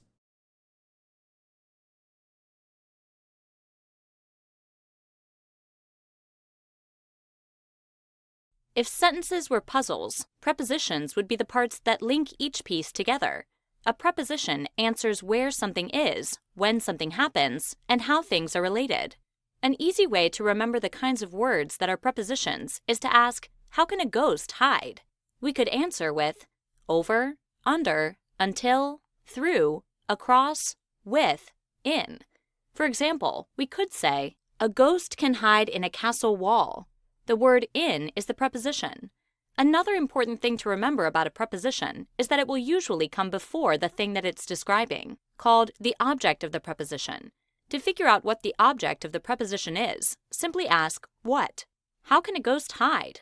Let's say the answer is, a ghost can hide across the deserted field. The preposition is across, so ask, across what? The answer is, across the field. The object of the preposition is field. The descriptive words that come in between the preposition and its object are called modifiers. Take a look at this table to better understand. Over the red door, around the haunted house, until the early morning, through the willow trees, across the deserted field, with a spooky goblin, in a castle wall. When these three elements are put together, like a puzzle, we get a prepositional phrase. A ghost can hide under a large bed. A ghost can hide around the haunted house. A ghost can hide with a spooky goblin. Here's the formula. Preposition plus modifiers plus object of the preposition equals prepositional phrase. It has been said that prepositions should never start or end a sentence. This is not true, but there are right and wrong ways to do this. Look at the following examples to get a better idea of how to properly incorporate prepositions into a sentence. The best way to start a sentence with a preposition is in an introductory phrase. When you do this, you should usually place a comma after the phrase. For example, after my English test, I ate a huge lunch. During the night, my mom decorated for my birthday. The wrong way to start a sentence with a preposition is when it sounds awkward. For example, instead of saying, next to the lamp, I found my glasses, you should say, I found my glasses next to the lamp. Which one sounds best? The duckling cuddled with the pig all night long. With the pig, the duckling cuddled all night long. The duckling cuddled with the pig all night long sounds the least awkward and most natural. After the winter dance, I'm going to stay at my friend's house. I'm going to stay at my friend's house after the winter dance. Either of these options would work, just don't forget that comma when it's needed. While ending a sentence with a preposition, sometimes called a stranded preposition, isn't always correct. There are times when it would sound overly formal to try and avoid doing this. Even though the thunder was loud, we knew there was nothing to be afraid of. Even though the thunder was loud, we knew there was nothing of which to be afraid. What are you working on? On what are you working? There is a lot to get excited about. There is a lot about which to get excited. Who is that man she's sitting beside? Who is that man beside whom she is sitting? In each of those examples, the stranded preposition sounds much more natural than trying to fix the sentence. However, if you find that you can remove the preposition from the end of the sentence and the sentence still works, you don't need to use the preposition. For example, instead of, "Where are you going to?" you should say, "Where are you going?" Prepositions are words that link sentences together. Starting a sentence with an introductory phrase that begins with a preposition and ending a sentence with a stranded preposition can be grammatically correct. Trying to avoid this can often result in awkward-sounding sentences, but it is important to incorporate prepositions into sentences properly. Remember to use commas when necessary and ensure that the preposition fits where it's been placed, just like a puzzle piece.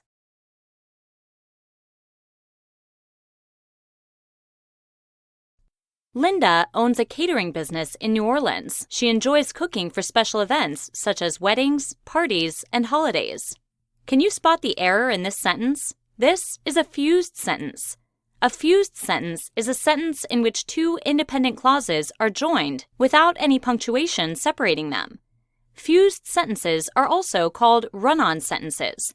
An independent clause, sometimes called a main clause, is simply a complete sentence. A complete sentence contains a subject and a verb, and it expresses a complete thought. In this example, there are two independent clauses. First, Linda owns a catering business in New Orleans. And second, she enjoys cooking for special events such as weddings, parties, and holidays. The good news is that there are several different ways to eliminate fused sentences from writing. Let's look at some of them. First, you can separate the independent clauses into two separate sentences. Let's take a look. Linda owns a catering business in New Orleans. She enjoys cooking for special events such as weddings, parties, and holidays. Making two separate sentences of the independent clauses is probably the easiest way to correct the writing error. All we need to do is add a period after the first independent clause and capitalize the first word of the second independent clause. We could also use a semicolon to separate the two independent clauses. Linda owns a catering business in New Orleans. She enjoys cooking for special events such as weddings, parties, and holidays. Another fix is to rewrite the sentence so that it contains only one independent clause. Linda enjoys cooking for special events such as weddings, parties, and holidays with her catering business in New Orleans. In this example, we've eliminated the need for punctuation altogether by restructuring the sentence. You could also insert a comma after the first independent clause and add a coordinating conjunction. The coordinating conjunctions are for, and, nor, but, or, yet, so. An easy way to remember the coordinating conjunctions is to remember the word fanboys. For, and, nor, but, or, yet, so. In the following example, we'll place a comma after the word Orleans, since it's the last word of the first independent clause. Then we'll add the coordinating conjunction and. Linda owns a catering business in New Orleans, and she enjoys cooking for special events, such as weddings, parties, and holidays. Another way to fix the sentence is to make one of the clauses a dependent clause. Since Linda enjoys cooking for special events, such as weddings, parties, and holidays, she owns a catering business in New Orleans. Adding the word since at the beginning of this sentence makes the first clause into a dependent clause. It can no longer stand alone. Finally, you could use a conjunctive adverb, such as therefore, however, or moreover, to join the two independent clauses. If we add a conjunctive adverb in this way, we'll also need to insert a semicolon before the conjunctive adverb and place a comma after it. Here's an example. Linda enjoys cooking for special events such as weddings, parties, and holidays. Therefore, she owns a catering business in New Orleans. A fused sentence is a sentence in which two independent clauses are joined without any punctuation. This writing error can be corrected in a number of different ways. Separate the independent clauses into two separate complete sentences. Separate the two independent clauses with a semicolon. Rewrite the sentence so that it contains only one independent clause. Insert a comma after the first independent clause, and add a coordinating conjunction. Make one of the clauses a dependent clause, or use a conjunctive adverb, such as therefore, however, or moreover, to join the two independent clauses.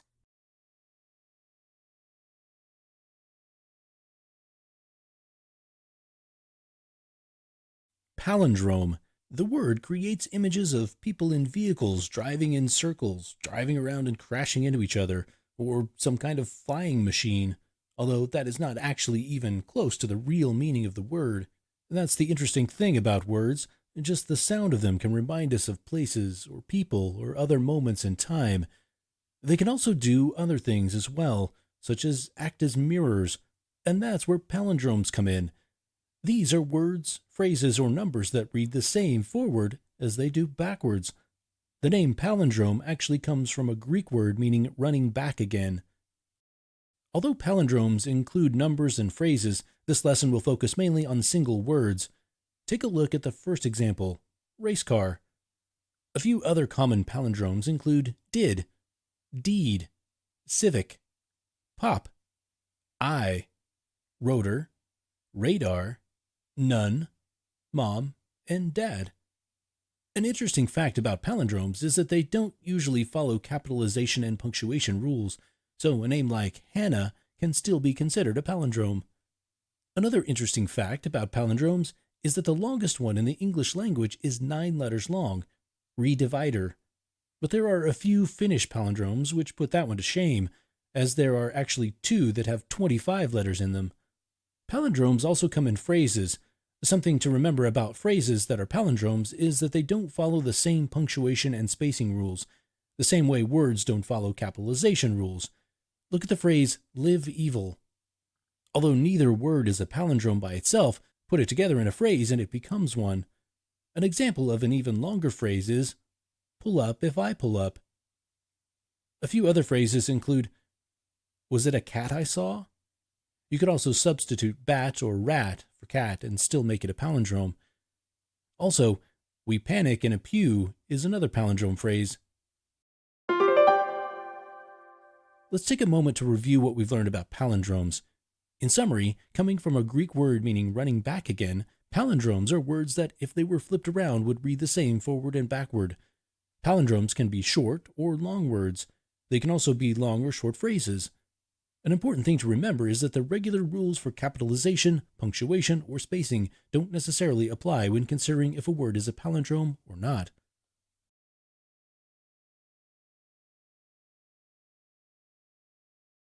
Before we introduce objects of a sentence, let's do a quick review of the basic parts of a sentence. All sentences need a subject and a verb. A subject is the person, place, thing, or idea that the sentence is about. It's what performs the action. The verb is the action that is being performed by the subject. It explains what the subject is doing. Let's look at an example. Sarah ate. In this sentence, Sarah is the subject. She is the one that the sentence is about and is the one performing the action. And the word ate is the verb. It is the action being performed by the subject. This is a complete sentence. So let's change our sentence just a little bit to Sarah ate cake. This is also a complete sentence. So what part of speech is the word cake?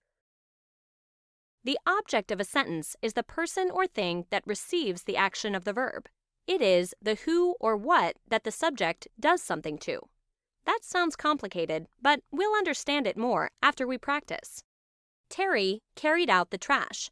In this sentence, Terry is the subject. It is the one performing the action and the one the sentence is about.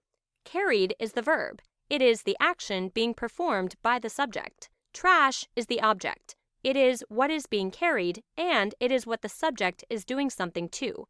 Let's look at another one. They played the drums. In this sentence, they is the subject, the one performing the action and the one the sentence is about. Played is the verb. it is the action being performed by the subject. Drums is the object. It is what is being played, and it is what the subject is doing something to. There are two types of objects, direct and indirect. A direct object answers the question, what or whom. Finding the direct object is simple once we identify the subject and verb in a sentence. We can use this trick. Subject plus verb plus what or whom equals direct object. Let's try it out. David built a ramp on the sidewalk. David is the subject, built is the verb. Using our trick, we now say David, the subject, plus built, the verb, plus whom or what, and realize that ramp is the direct object. It is receiving the action of the verb. It is what is being built. Let's look at another. Kelly brought my cousins to the game. Kelly is the subject. Brought is the verb. Now we have to locate whom or what did Kelly bring. Cousins is the direct object. They are what is being brought to the game. Indirect objects are rare. An indirect object answers the question to whom, for whom, to what, or for what. There are two very important rules for indirect objects. One, we cannot have an indirect object without a direct object. Two, the indirect object will always come before the direct object in the sentence. Let's try finding indirect objects. Gloria bought her son an ice cream. Gloria is the subject. Bought is the verb. Now let's locate whom or what did Gloria buy. Ice cream is the direct object. It's what Gloria bought. Now let's ask for whom or for what did Gloria buy the ice cream. Her son is the indirect object. He is for whom Gloria bought the ice cream. Let's do another example. Rick gave Cassie the keys to her new car. Rick is the subject. Gave is the verb. Locate whom or what did Rick give. Keys is the direct object. They are what Rick gave. Now let's ask to whom or to what did Rick give the keys. Cassie is the indirect object. She is to whom the keys were given. An object of a sentence is the receiver of the action. A direct object is whom or what the action is being directly done to. An indirect object is the noun for whom, to whom, for what, or to what the action is being performed.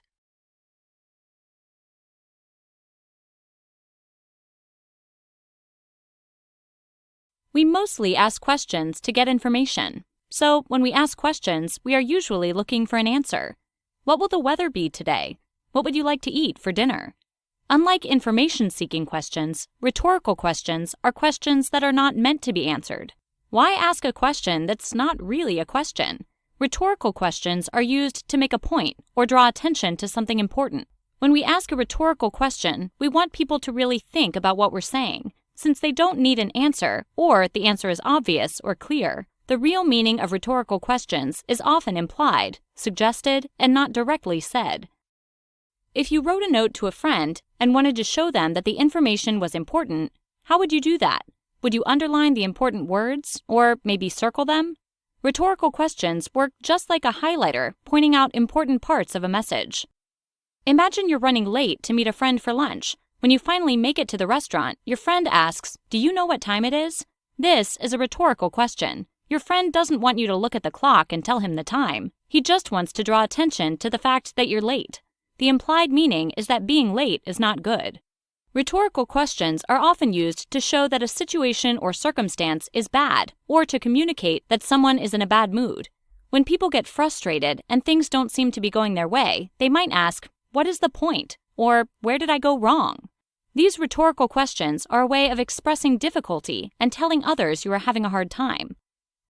Rhetorical questions aren't all about pointing out bad situations. Negative rhetorical questions are used to show that something is actually positive. The question itself may sound bad, but it's meant to show that the opposite is actually true. These negative questions get people to think about how positive a situation really is. After watching an entertaining movie with a friend, your friend might ask, "Wasn't that movie good?" The question sounds negative because it starts with a negative word, but it really draws attention to the fact that your friend thought the movie was great. So far, we've seen examples of the way rhetorical questions can be used in everyday conversations. But they're also an important literary device, an element used by writers to get their message across to readers. In literature, rhetorical questions are used to persuade or convince a reader, or to make a reader think about an author's message. Rhetorical questions are questions that are not meant to be answered. Since the answers to these questions are usually obvious, the real meaning of the question is implied. Rhetorical questions are used in conversation or as literary devices, elements used by writers to get their message across to readers and make a point, draw attention to something important, or make people think.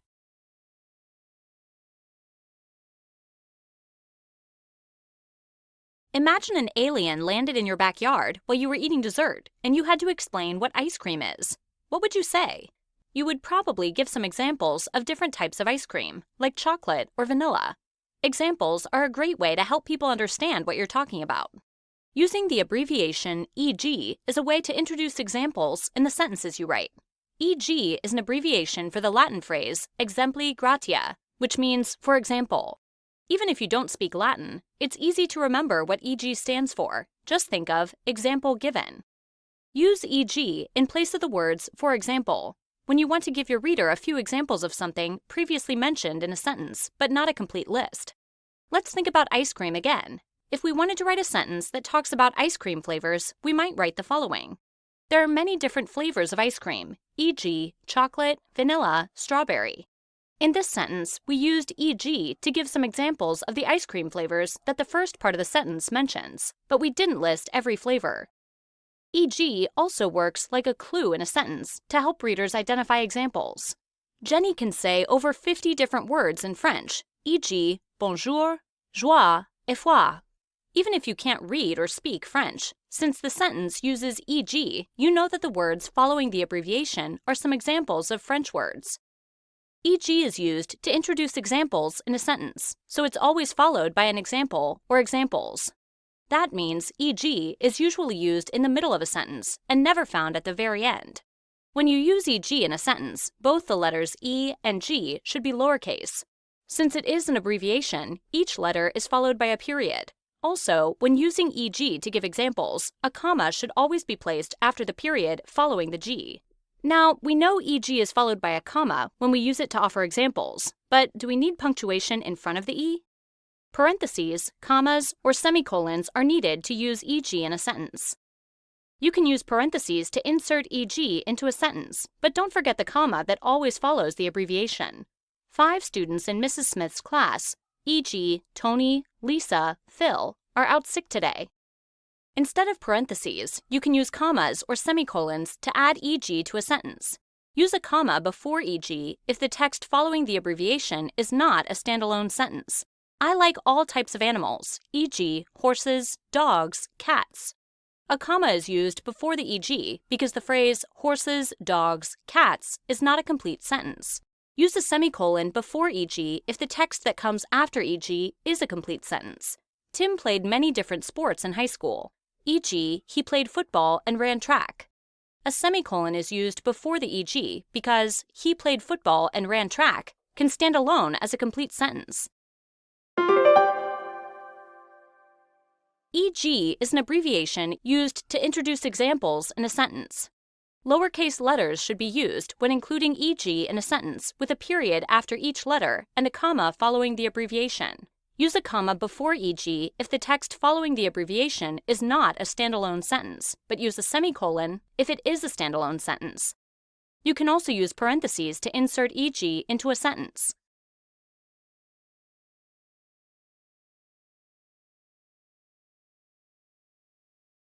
A negative sentence is a sentence that states that something is false. In English, we create negative sentences by adding the word not after the auxiliary or helping verb. An example of an auxiliary verb is the helping verb be. There are different forms that be takes, including am, is, are, was, and were. Let's create negative sentences that contain be verbs. Remember, be verbs include am, is, are, was, and were. For example, David is not a happy person. The clouds were not blocking the sun's rays. These are examples of negative sentences because the word not changes the sentence to a false statement. Notice that the word not is placed after is and were, which are auxiliary verbs. Affirmative sentences are the opposite of negative sentences because affirmative sentences state things positively. Let's look at the same examples written as affirmative sentences. David is a happy person. The clouds were blocking the sun's rays. As you can see, adding the word not to make these sentences negative completely changed the meaning of the sentences. Negative sentences can be created for informal speech and writing using contractions. For example, David isn't a happy person. The clouds weren't blocking the sun's rays. Here's a list of negative contractions for the be verbs. For am, there is no contraction used. Is not becomes isn't. Are not becomes aren't. Was not becomes wasn't. Were not becomes weren't. Sometimes there's not an auxiliary verb in the sentence. When that happens, you'll add a form of the word do as the auxiliary verb preceding the word not. For example, the first sentence is the affirmative, followed by the negative sentence that falsifies it. Jim takes the subway to work every morning. Jim does not take the subway to work every morning. What do you notice about the verb take? When do is paired with the present simple form of the verb, it becomes does. The original verb takes is expressed in its base form, take without the s. Here's another example of a sentence with a do auxiliary verb. William washed the dishes after dinner. William did not wash the dishes after dinner. In this example, the original verb washed is in past simple tense. When that happens, the auxiliary verb do is represented in its past form did, while the original verb reverts to its base form wash. Progressive verbs use a form of to be paired with the present participle, such as verbs with the ing ending to indicate continuous action. For example, the future progressive form of the verb laugh is will be laughing. Similarly, the perfect form of a verb combines a form of have with the past participle form of a verb. For example, the future perfect form of watch is will have watched. When there are two auxiliary verbs, the word not comes after the first auxiliary verb. For example, the students will not be laughing when they fail their test. By the time we take the astronomy test, we will not have watched an entire moon cycle. A negative sentence states that information is not true and is usually created by adding not after the auxiliary verb or by turning the auxiliary verb into a negative contraction. If there's no auxiliary verb, add a form of do and change the main verb into its base form. If there's more than one auxiliary verb, the word not goes after the first auxiliary verb.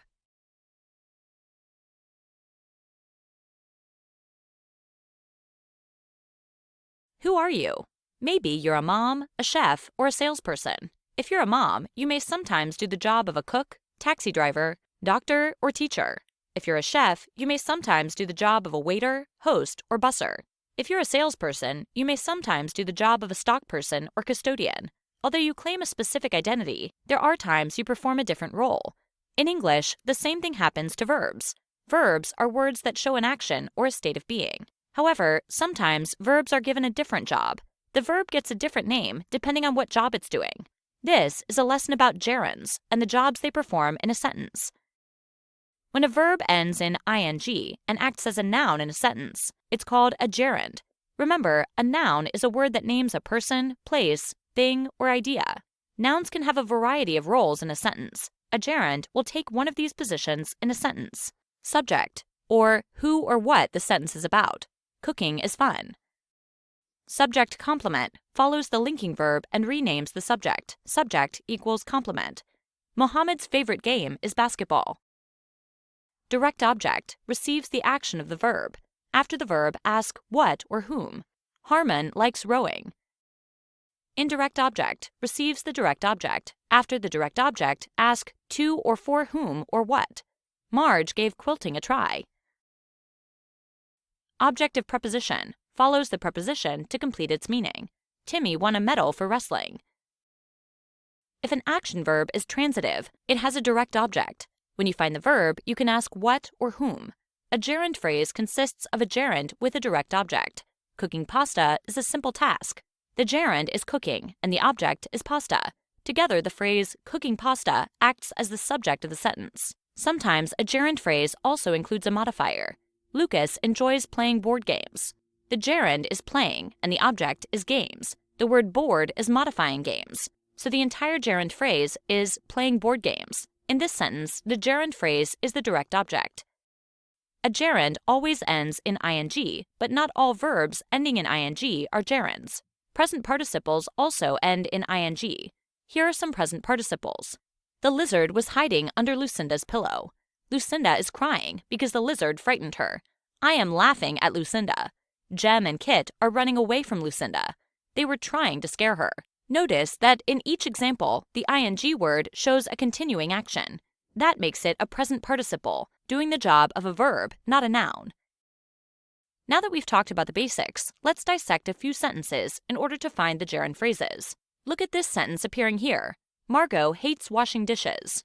Since we know that a gerund ends in ing, we look at the word washing. Could it be a gerund? The subject of the sentence is Margot, and the verb is hates. What does Margot hate? She hates washing dishes. The phrase washing dishes is made of a verb and its direct object.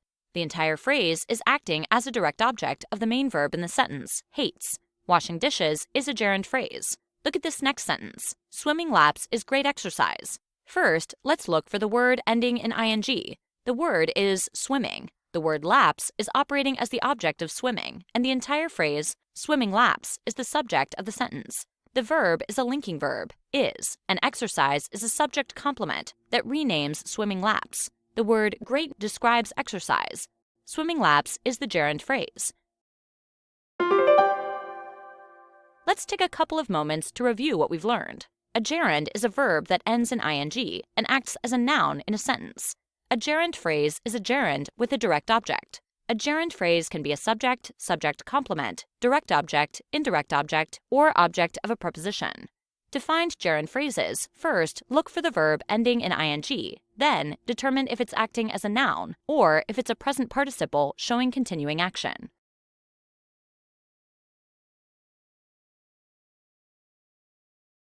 What's in a title? Whether it's a book, a term paper, or a newspaper headline, it's likely the first thing potential readers see. It could also determine if the work is read or not. For this reason, it's important to know not only how to craft a good title, but also the capitalization rules that apply to creating titles. Before crafting a title for your document, it's always a good idea to check the requirements for your work. If you haven't been given any requirements, just pick a style and stick with it. A couple of the more popular styles are sentence case and title case, also called headline style.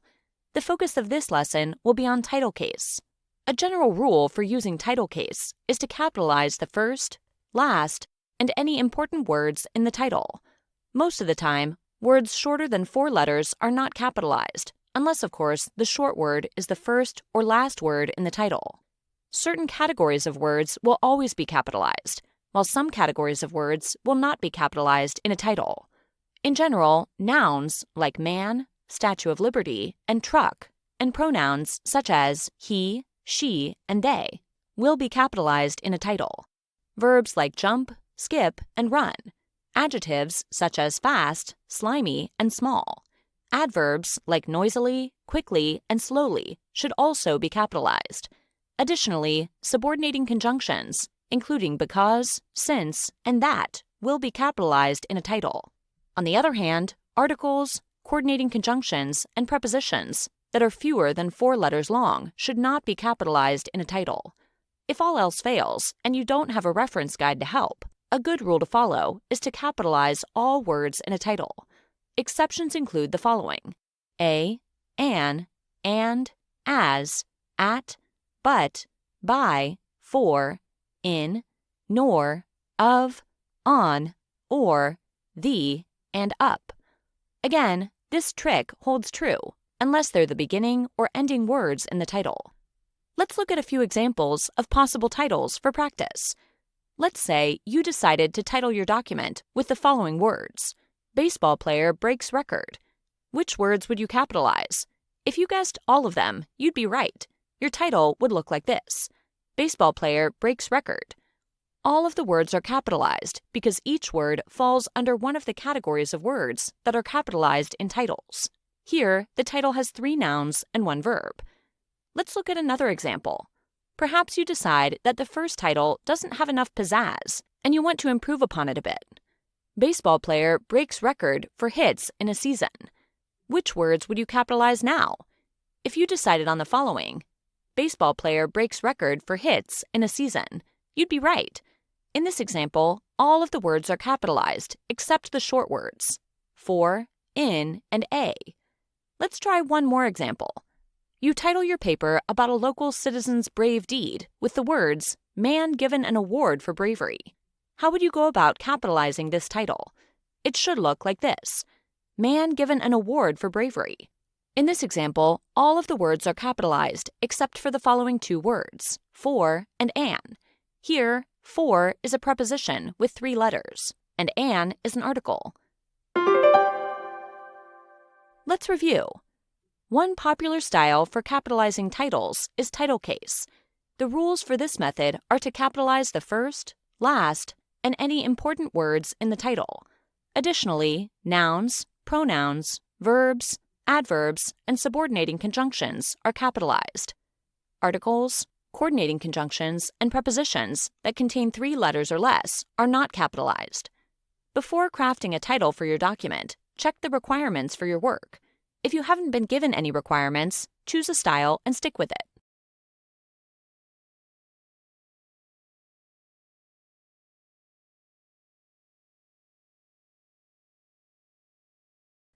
Double quotation marks are pretty common. You mostly find them around direct quotations, the exact words of another person used by an author in books, poems, plays, signs, and posters. In fact, it's so common to find quotation marks in pairs that you might not even realize there are single quotation marks. Double and single quotation marks are both most commonly used with quotations. But these punctuation marks are used in different ways. Single quotation marks are used to mark a quote within a quote, or a direct quote in a news story headline. The most common way single quotation marks are used is to mark a quote within a quotation. Imagine your friend Tim showed up at your house with 2 giant ice cream cones. You asked Tim where the ice cream came from. Tim said, "I knew it was going to be a good day when the ice cream man shouted, 'Free cones for everyone.'" In this example, you are restating your friend Tim's words. Tim is the primary speaker, so his words are enclosed in double quotation marks. But Tim isn't just speaking his own words. He is also quoting the ice cream man. The words Tim is quoting are enclosed in single quotation marks. Notice in the example that the period that ends the sentence goes inside all of the quotation marks. Periods always go inside all quotation marks. What are your favorite types of books to read? My friends Jane and John disagree about what kinds of books tell the best stories. Jane said, "John asked, 'Don't you think fairy tales are for little kids?'" In this example, when Jane was speaking, she quoted John, so John's words are marked with single quotation marks. Notice that the question mark is inside of the single quotation marks. If the quote within a quote is a question, then the question mark is placed inside the single quotation marks. The same is true for exclamation marks. But if the question is part of the main quote, then the question mark is placed outside of the single quotation marks and inside of the double quotation marks. John asked, "Did Jane say, 'I only read fairy tales?'" In this example, John is being quoted directly, but he is asking a question about Jane's words. So the question is part of the main quote, not part of Jane's words that are being quoted. So the question mark is placed outside of the single quotation mark and inside of the double quotation marks. Extra, extra! Read all about it! Journalists don't use double quotation marks in headlines. That's right, the Associated Press, the world's largest news organization, uses single quotation marks for direct quotes in the headlines of news stories. Since there is limited space in newspapers, cutting down on punctuation leaves more room for breaking news. single quotation marks are used to mark a quote within a quote, or a direct quote in a news story headline. Periods always go inside all quotation marks. A question mark is only placed inside of single quotation marks if the quote within a quote is a question. The same is true for exclamation marks.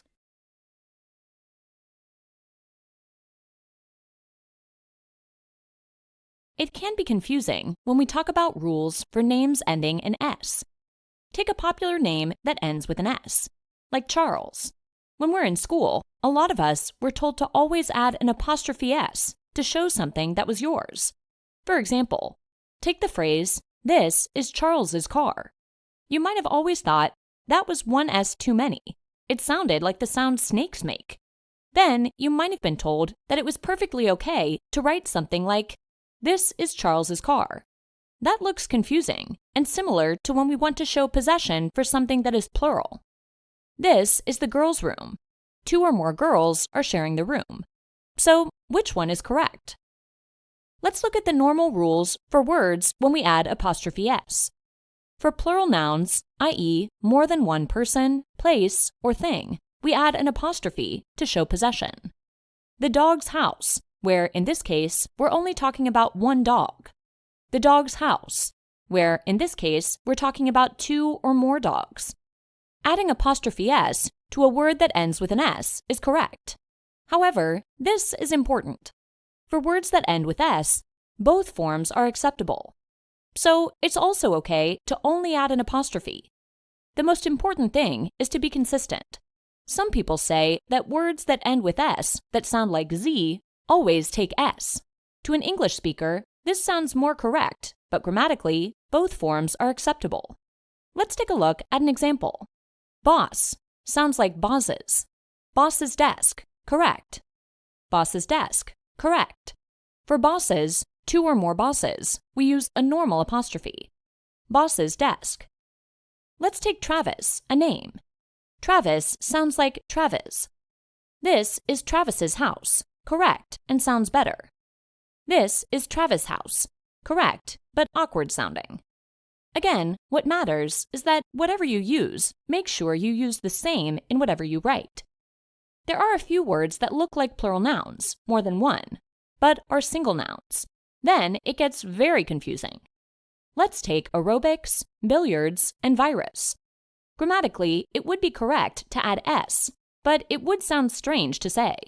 There is another rule that adjectives, something that describes a noun, can never be plural. I like water aerobics. Correct. This is the water aerobics teacher. Incorrect. This is the water aerobics teacher. Correct. Let's take another look, this time at billiards. Billiards is played on a green table. Correct. This is the billiards table. Incorrect. This is the billiard table. Correct. One more example is with virus. I found the virus's cure. Correct, but awkward. Because the plural of virus is viruses, and the end of virus sounds like a Z, it sounds better to say or write, I found the virus's cure. However, the simple solution is to rewrite the sentence with a different word order. I found the cure for the virus. What happens when 2 people have names that end in S? The first name doesn't take an S or an apostrophe S. The same rule, either apostrophe or apostrophe S, works here too. Angus and James' friend John is coming to dinner, which, as you can see, shows us that the apostrophe can make a big difference. Here's the alternate spelling, which, as you can see, sort of phonetically spells out the possessive S sound. For 2 people, one with name ending in S and another name, most people put the S name first to make it easier, but the same rules work here too. Boris and Mary's house is beautiful, or Mary and Boris's house is beautiful. Or this one. Most people would write Mary and Boris's house because Boris sounds like Boris, and the apostrophe S sounds better. Mary and Boris's house is beautiful. All right, let's take a moment to review what we've learned. When we talk about rules for names that end in S, like Charles, the normal rule is to add apostrophe S, Charles's. However, adding only an apostrophe is correct too, Charles. For plural nouns, i.e., more than one person, place, or thing, adding an S is correct. Bosses. No matter what system you decide to use, the most important thing is to be consistent.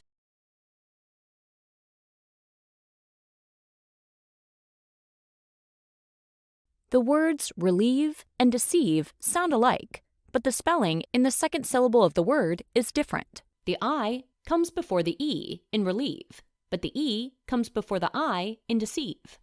How do you know which words use the IE combination and which words are spelled with EI? The answer lies in a jingle. The I before E spelling rule goes I before E except after C, or when sounding like A, as in neighbor or way. This jingle is memorable because it rhymes, and it's a great way to remember an important spelling rule. Because it's absolutely correct, except for those pesky exceptions, which we'll get to in a minute. There are many words that exemplify the first part of the I before E spelling rule. The letter I occurs before the E in all of these words, because the letter before the IE combination is something other than C. Check out the examples in the following list. I.e., relief, friend, hygiene, grief. Just as the jingle says, the except after C part of the rule pertains to words in which the two-letter combination follows the letter C. In these words, the combination is reversed. You use EI, not IE. Notice the following examples. EI after C. Ceiling, receive, conceive, deceit. The last part of the jingle reminds us that when the EI is pronounced A, as in neighbor, the E is placed before the I. There are several words that follow this rule. Sounding like A, neighbor, sleigh, beige, vein. Can you think of other examples to add? Wouldn't it be great if that were all there was to it? However, this is English after all, and like many spelling rules, there are a few exceptions. That's right. Some words just brazenly throw this carefully crafted rhyme right out the window and put E before I, even though the letters don't follow a C and aren't pronounced with the long A vowel sound, A. Take a look at the examples. Exceptions in IE. Foreign, height, leisure, weird, protein, seize. If that weren't bad enough, there are words that break the rule in another way. They use an IE after C. Check out these words. Exceptions after C. Glacier, society, sufficient, deficiencies. The take-home here is that this jingle is a good reminder that we should proofread our writing. If you are unsure about a word spelling, check a dictionary or use the spell check feature of your word processing program. Remember that the jingle may help you remember how to spell many words, but there are some exceptions to this rhyming rule. The I before E spelling rule goes I before E except after C, or when sounding like A, as in neighbor or way. There are some exceptions to this rule. Some words are spelled EI, even if they're not after C, and don't sound like the A in neighbor.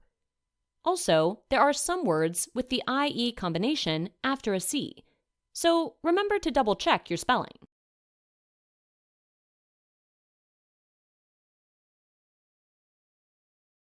An infinitive is the plain form of a verb. This is the verb form typically shown in dictionaries. In the infinitive form, the verb is usually preceded by the word to. When it is joined to the verb stem, the word to is sometimes called the infinitive marker. Infinitives are common in everyday conversation and writing. Infinitives can function as nouns, adjectives, and adverbs. There are many infinitives in the English language. Here are a few examples. To run, to be, to have, to learn, or to swim. A split infinitive is a writing error that occurs when the two parts of the infinitive are separated by another word. In other words, the word to and the verb in an infinitive should be thought of as a single unit. Can you spot the split infinitive in the following sentence? Mom asked you to quietly wait for her in the den. The infinitive in this sentence is to wait, and by inserting the word quietly between the to and the verb wait, we've created a split infinitive. Here's another example. Aunt Mary wasn't sure she wanted to go on the trip, but Aunt Lucy seemed to really want to go. Can you find the word that splits the infinitive in this sentence? As you can see, to want is the infinitive, but the word really made this into a split infinitive.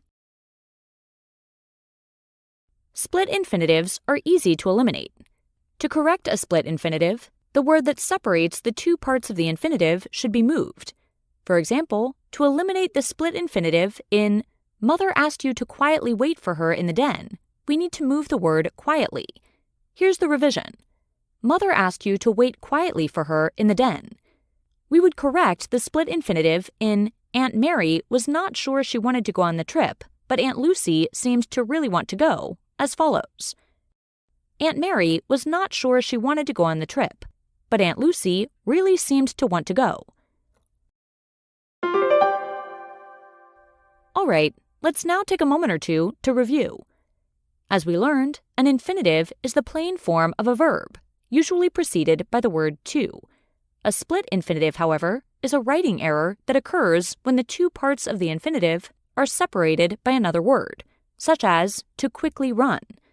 Split infinitives are easily corrected by moving the word that has separated the to from the verb, such as to run quickly.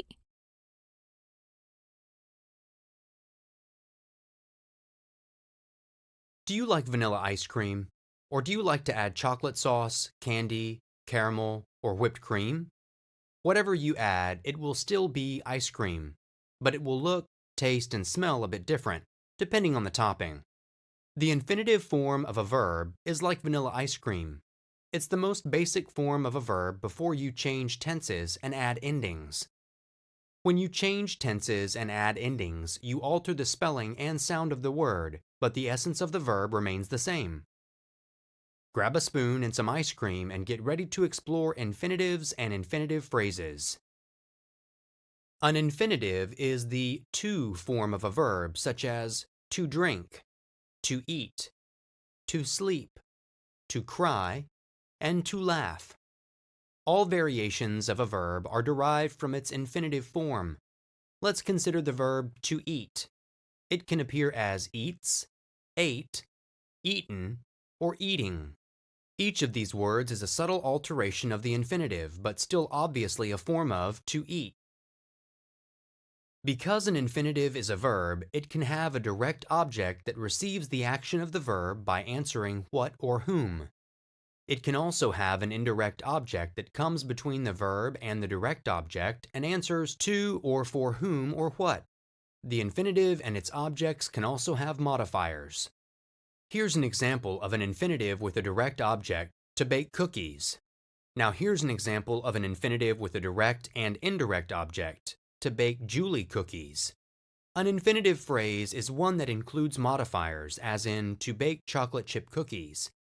Let's find the infinitive phrase in this sentence.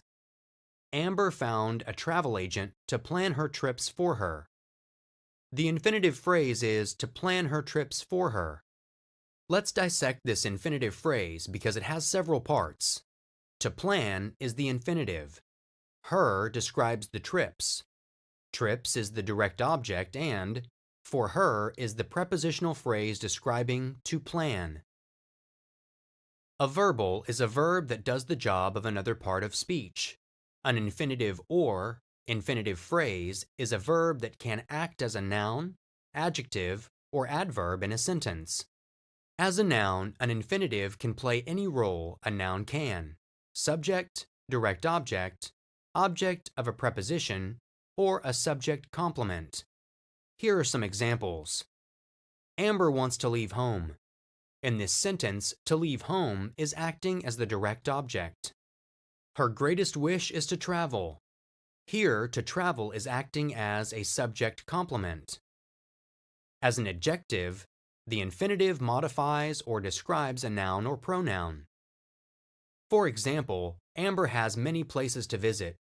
In this sentence, to visit describes places. She needs someone to go with her. Here, to go with her describes someone. As an adverb, an infinitive modifies or describes a verb, an adjective, or another adverb. For instance, to prepare for her trip, Amber researched travel options. To prepare for her trip describes researched. She studied to learn the language. To learn the language describes studied. If you're looking to identify infinitives phrases, there are two solutions where you could easily become confused: discerning between an infinitive and a prepositional phrase, or discerning between an infinitive and a gerund phrase. All infinitives include the word to. The word to is also a preposition, so when you see to, ask yourself, does it come before a verb or a noun? When the word to comes before a verb, it's probably part of an infinitive. In a prepositional phrase, to usually comes before a noun. Here's an example of a prepositional phrase. Amber flew to Rome after she left Paris. Now here's an example of an infinitive phrase. She was so happy to be there. Here's another confusing, potentially confusing situation.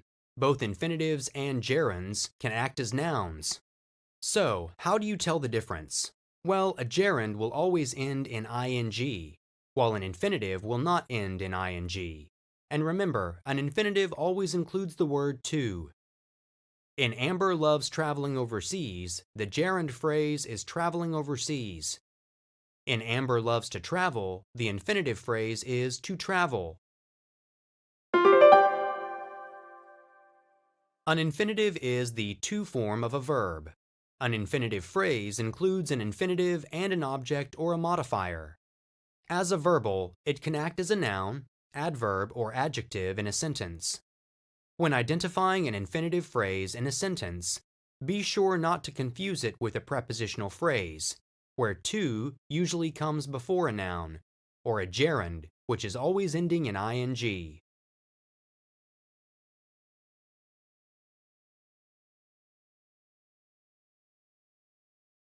Nearly all of us are familiar with email, and most of us use it daily for both personal and professional reasons.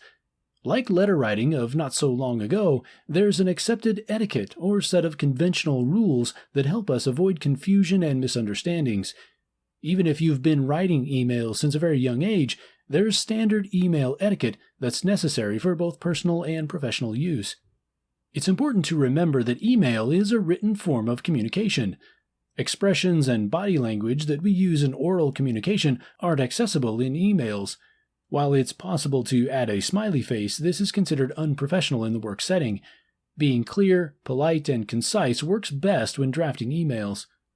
The biggest complaint of many professional managers is that emails are too wordy. Remember to get and stick to the point. Always consider the audience for your email. Is it your boss or your friend? Just like in real life, consider the language and tone of your email.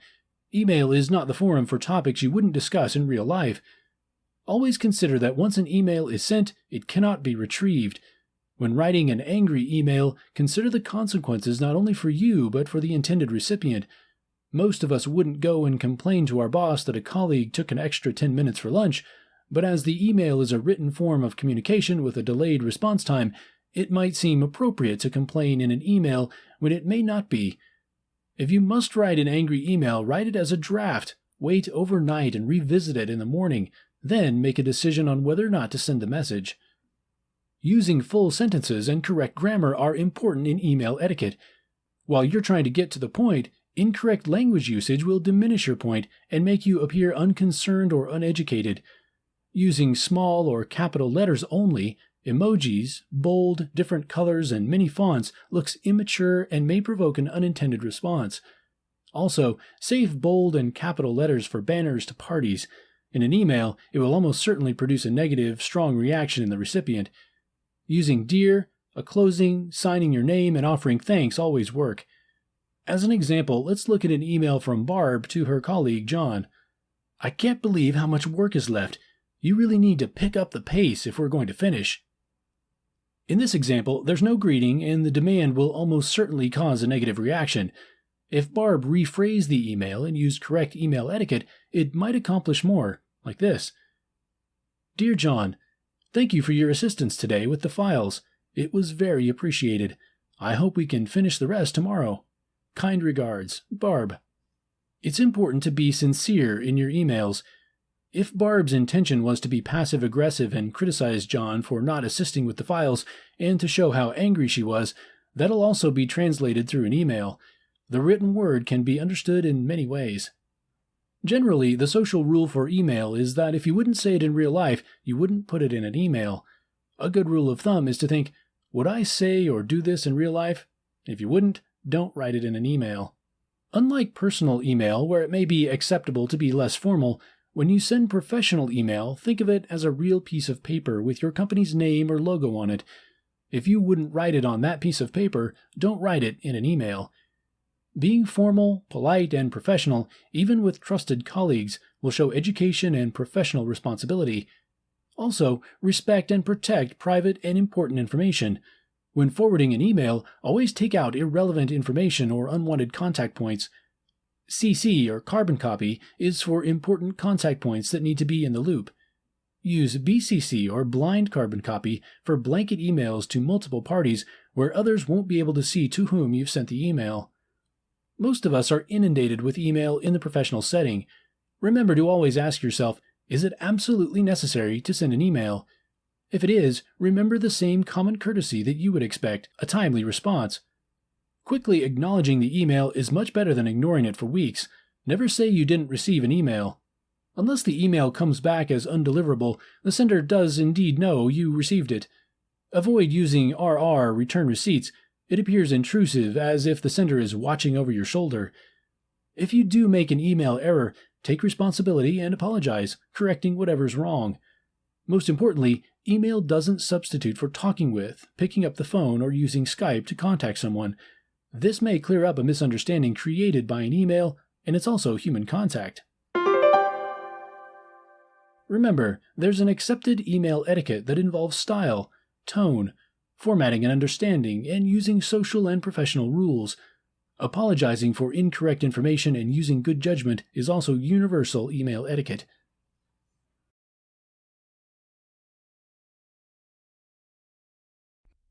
Do you get confused when deciding between who or whom? Does one sound right while the other sounds funny? You're not alone. When using proper grammar, it can be difficult to know when to use who or whom. Let's break these two terms down. Who is always the subject. The subject of a sentence is the person, place, thing, or idea that is doing or being something. The subject performs the action. Whom is always an object. The object of a sentence is the noun or pronoun that the subject does something to. The object is the receiver of the action. Let's try out some examples. Who or whom threw the spider out of the house? The subject of the sentence is the one performing the action of throwing the spider out of the house, so the answer is who. Who threw the spider out of the house? Bob threw who or whom out of the house. The subject of the sentence is Bob, and he is throwing something out of the house. The object of this sentence is being thrown out of the house. It is receiving the action. So the answer is whom. Bob threw whom out of the house. Now, that isn't so bad, is it? Here's a great trick to help make deciding between who versus whom even easier. You can try out the simple substitution he or him test. Insert the word he or him into your sentence. Decide which one sounds appropriate. If he sounds best, use who. If him sounds best, use whom. Try it out. Who or whom ate the last banana? He ate the last banana, or him ate the last banana. Which one sounds best? He ate the last banana sounds best. The answer must be who. Who ate the last banana? Who or whom did you invite to your birthday party? Did you invite he to your birthday party? Or did you invite him to your birthday party? Which one sounds correct? Him sounds best. So the correct answer would be whom. Whom did you invite to your birthday party? With who or whom are you going to the park? Are you going to the park with he? Or are you going to the park with him? Which one is best? The use of him sounds more appropriate. With whom are you going to the park is correct. Here is what we have learned so far. Who is always the subject. When using the simple substitution, who equals he, whom is always an object. When using the simple substitution, whom equals him. Notice that whom and him both end with M. Just another little trick to help you. Let's try some more examples. Who or whom went to the store? The subject went to the store. He went to the store. So who is the correct option? Who went to the store? Who or whom does Alex like best? Don't be fooled just because who or whom is the first word in the sentence. This sentence is about Alex. Alex is the subject and is performing the action of liking. So we are looking for the object in this sentence. And we have learned that whom equals object. If it helps, reword the sentence. Alex likes who or whom best. Alex likes he best, or Alex likes him best. Him is the correct answer. So, whom does Alex like best is correct. When choosing between who and whom, look for the subject and object of the sentence. Who is always the subject. The subject is the person, place, thing, or idea doing something. Whom is always an object.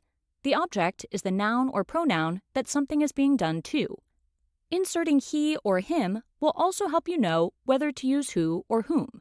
He goes with who. Him goes with whom.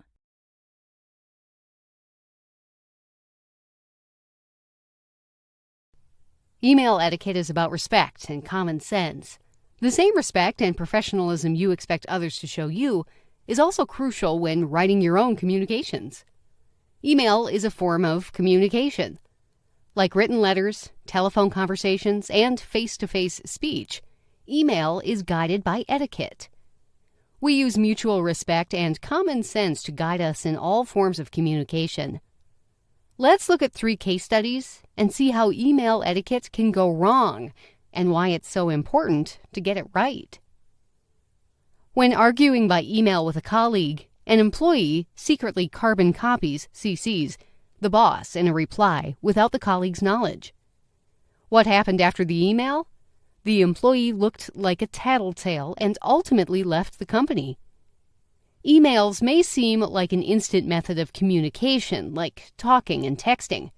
However, like letters, emails are a form of written communication. When writing a hard copy of a letter to a colleague, most of us would not have waited for a reply and then photocopied all of the letters to send to the boss. Email etiquette demands the same rules as letter writing etiquette in terms of content, grammar, tone, and proper form. When confronted with a mass of emails, an employee sends out an auto response saying, "Thank you for your email. As I get so many, I will respond as soon as I can." What happened after the email? The employee's coworkers stopped emailing her and left her out of the loop. The auto response came across as arrogant, as nearly everyone gets emails. It would be considered rude to use a telephone greeting saying, "Thanks for your phone call. As I get lots of phone calls, I'll get back to you as soon as I can." The same rules apply to email etiquette. That's why you should reply to email in a timely and appropriate manner, just like you'd use a friendly telephone greeting, and return telephone messages quickly to show respect for your colleagues and friends. A secretary resigns, after which a colleague sends out an email to other employees asking for a better-looking replacement. The resigning secretary accidentally sees the email. What happened after the email? The resigning secretary sued, and the case was settled out of court. Almost certainly, a person would not say such a thing when speaking to a coworker, so it shouldn't be said in an email either. Email is forever, and when writing a professional email, you're not only representing yourself, but also your company. The next time you're composing a work-related email, ask yourself, would I say this in real life if my boss was standing in front of me? If the answer is no, don't send it. Email etiquette involves the same good manners as face-to-face communication. Fortunately, the same rules that apply when making a mistake in written letters, telephone calls, or face-to-face communication also apply to email. Take responsibility and apologize. If it's something non-catastrophic, like a spelling error, remember that we're all human and make mistakes. Don't pretend it didn't happen, but don't bring attention to it by sending a second email saying, "I spelled something wrong." If you've made a much bigger mistake, apologize and attempt to correct it. The rules for email etiquette are the same as those for all forms of social behavior and communication.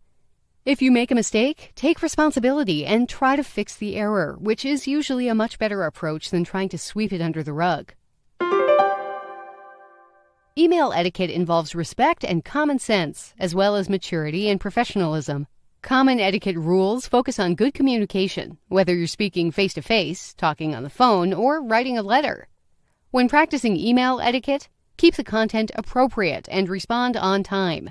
If you make a mistake, apologize and take responsibility for your communications.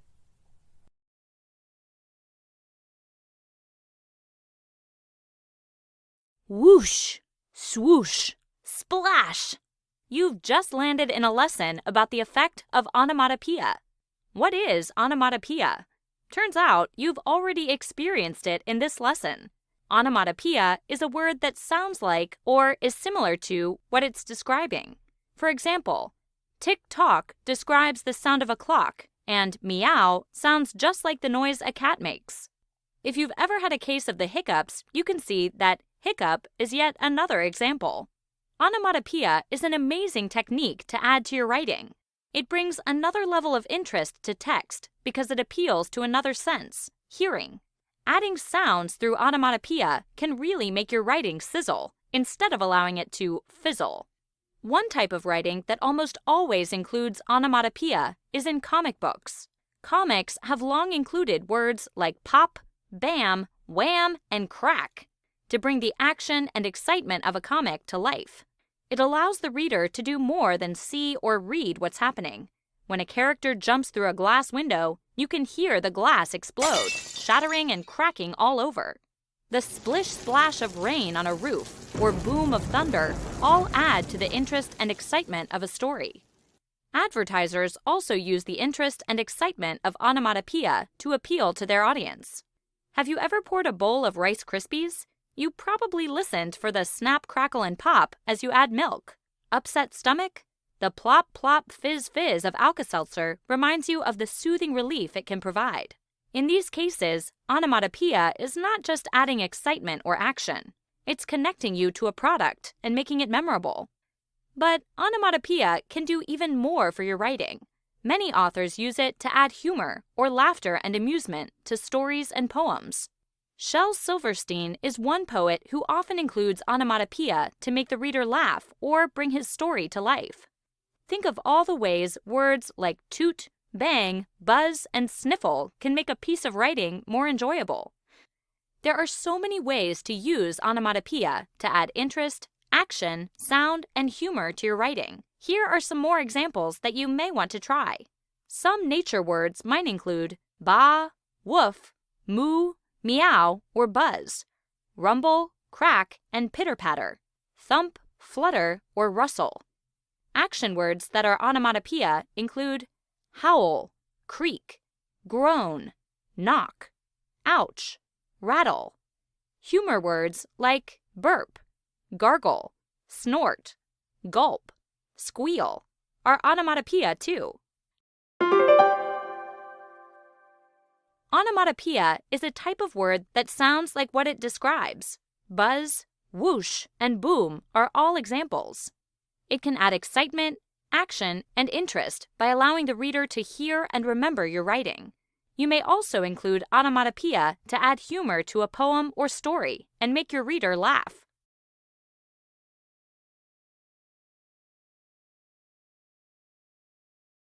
Imagine you're visiting Atlantic City for the first time in your life. You've never gambled before and you're only there for a friend's wedding. Walking through the hotel lobby, you find a lost chip on the floor near the roulette table and, being the kind person you are, you pick it up and stick it back on the table. Walking away, the dealer shouts, "You won!" You walk back and decide to play, and you keep winning. This is the luckiest day of your life. Soon, the entire table is cheering you on. You decide to go for the jackpot and bet it all. The wheel spins and spins, and you lose everything. Cosmic irony is sometimes called irony of fate. Cosmic irony is irony involving fate. Irony is when a situation is opposite of what is expected, and sometimes it is strangely amusing or so incredible that it is nearly unbelievable. Humans can seem very small when looked at through the scope of the universe. In essence, humans are nearly inexistent or unimportant things in a never-ending, expanding, vast universe. Cosmic irony can mean that fate and destiny, or even gods, control and play with human hopes and desires. Cosmic irony can also be the idea that the universe is so big and humans are so tiny that the universe simply does not care what happens to us. Cosmic irony is often used in stories about the human condition. As much as we try to control our destiny and fate, it may seem like outside forces have other ideas. Even though we plan and think that we are the masters of our lives, our fates are sealed and predetermined even before we set out in our lives. The ancient Greeks were one of the first people to use cosmic irony in plays about the human condition. The idea was that Greek gods would toy and play with human desire and emotion. In Sophocles' play Antigone, human desire to protect the body of a fallen soldier interferes with the laws of the gods. The Greeks believed an abandoned body would wander alone in eternity forever. We cannot control our fate. One of the classic examples of cosmic irony is in Thomas Hardy's 1891 Tess of the D'Urbervilles. Despite being innocent, the main character loses everything, including her life, in tragic circumstances beyond her control. At the end of the book, Hardy wrote, "Justice was done, and the President of the Immortals, in the Aeschylean phrase, had ended his sport with Tess." The President of the Immortals, also known as the leader of the gods, played with Tess, and her fate was predetermined. Later, John Steinbeck used the idea in Of Mice and Men in 1937. Steinbeck wrote about the struggles of George and Lenny, two down-and-out workers of the Great Depression. Paraphrased from a quote by Scottish poet Robert Burns from 1759 to 1796, Steinbeck wrote, "The best-laid plans of mice and men often go awry." No matter how much humans attempt to control their fate, the universe may have other ideas. Today, cosmic irony is used nearly always to amuse and illustrate the difficult and unpredictable nature of human existence.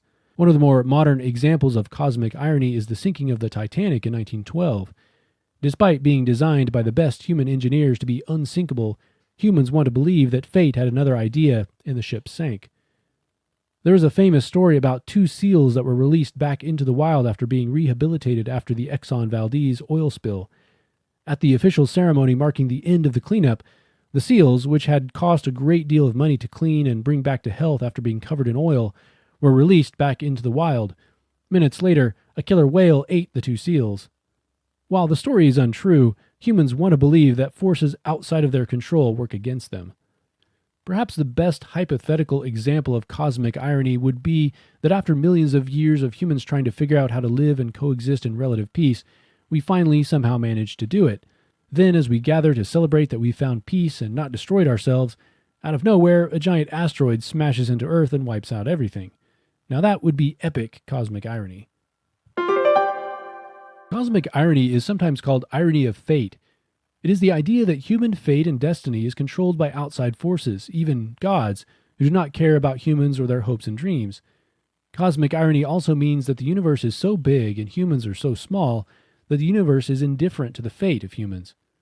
Cosmic irony has been used from the ancient Greeks to John Steinbeck to modern stories about human fate and our place in the universe.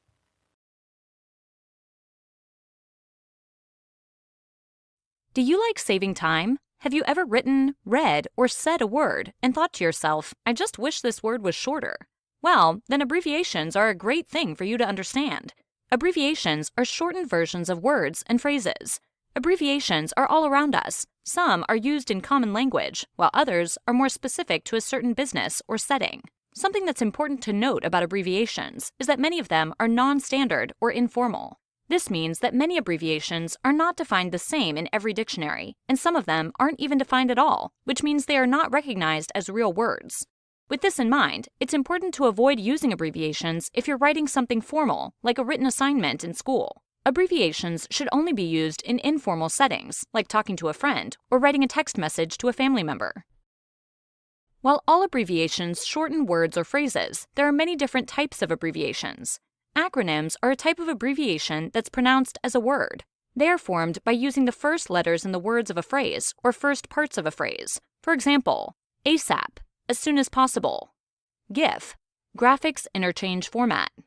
ZIP, zone improvement plan. And radar, radio detection and ranging. Initialisms are a type of abbreviation where you pronounce it by saying each letter one at a time. Many of the abbreviations used in text messaging are initialisms. They are formed by using some of the letters in the word or phrase. For example, BTW, by the way, WWW, World Wide Web, TV, television, and EG, for example. Portmanteau is a type of abbreviation where you pronounce an entire word formed by taking two or more words and blending them together. For example, brunch, breakfast and lunch. Chillax, chill and relax. Emoticon, emotion and icon. And smog, smoke and fog. Truncations are a type of abbreviation that's only the first part of a word. For example, Jan, January, Fry, Friday, Oct, October, and Mon, Monday. Clipped words are abbreviations where you only say part of the word. For example, flu, influenza, gator, alligator, phone, telephone, and ad, advertisements. If you want to save some time when writing or saying a word or phrase, you can sometimes use an abbreviation or a shortened version of words and phrases. This is a great strategy, but most abbreviations should only be used in casual conversation and should be avoided when writing something for school or work. There are many different kinds of abbreviations, including acronyms, initialisms, portmanteau, truncations, and clipped words.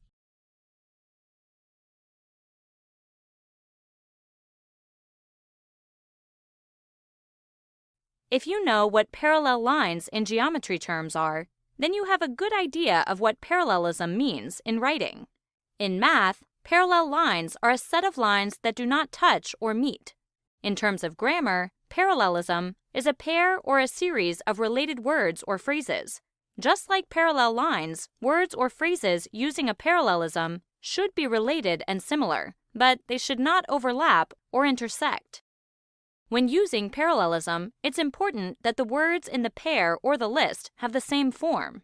For example, nouns go with nouns, infinitive forms go with infinitive forms, and so on. Keep your terms parallel. You don't want a noun to cross over and be mixed with a verb. Parallelism can help the reader understand what you're saying and make your writing flow. Here's a simple example using parallelism with nouns.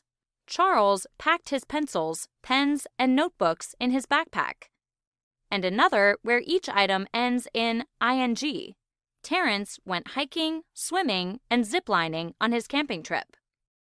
Faulty parallelism happens when the parts of your series do not follow the same structure or format. Here's an example using the sentence about Charles. Charles packed his pencils, pens, and put his notebooks in his backpack. Adding the verb put breaks up the flow of the sentence and makes it confusing and choppy. Instead of having a series with 3 nouns, the sentence now has 2 nouns followed by a verb. If your writing has a series of phrases, the phrases should have a similar structure. For example, staying active is an important part of being healthy, being happy, and weight loss. The first 2 phrases in the series follow the same structure, ing verb, but the last one is a noun, weight loss. You could easily rewrite the sentence so that each phrase follows a similar structure. Staying active is an important part of being healthy, being happy, and losing weight. Faulty parallelisms can also happen if you're writing a list. Each item should follow a similar structure. Don't mix phrases with complete sentences or statements with questions. Let's take a look at some more examples of faulty parallelism, followed by corrections. First one. Trisha made a list of her favorite activities: painting, drawing, bike riding, and to fly kites. How might you correct the sentence so that it eliminates the faulty parallel? We might write instead, Trisha made a list of her favorite activities: painting, drawing, bike riding, and flying kites. Another faulty sentence might go something like this. It is sometimes easier to be wrong than trying to be right. In this one, we only have 2 parts that have to agree with one another. Corrected, it might read, it is sometimes easier to be wrong than to be right. Last one. After I read the sentence, consider pausing the video and correcting it yourself to eliminate the faulty parallel. The first day of training was focused on assessing email, recording time, and vacation days. So, what did you write? To make the sentence work, we might write something like, the first day of training was focused on accessing email, recording time, and taking vacation days. Faulty parallelism happens in writing when the structure or form in a pair or in a series gets confused. It can also happen with lists if the format becomes mixed up. Parallelism can help writing flow, but faulty parallelism can be confusing and distracting.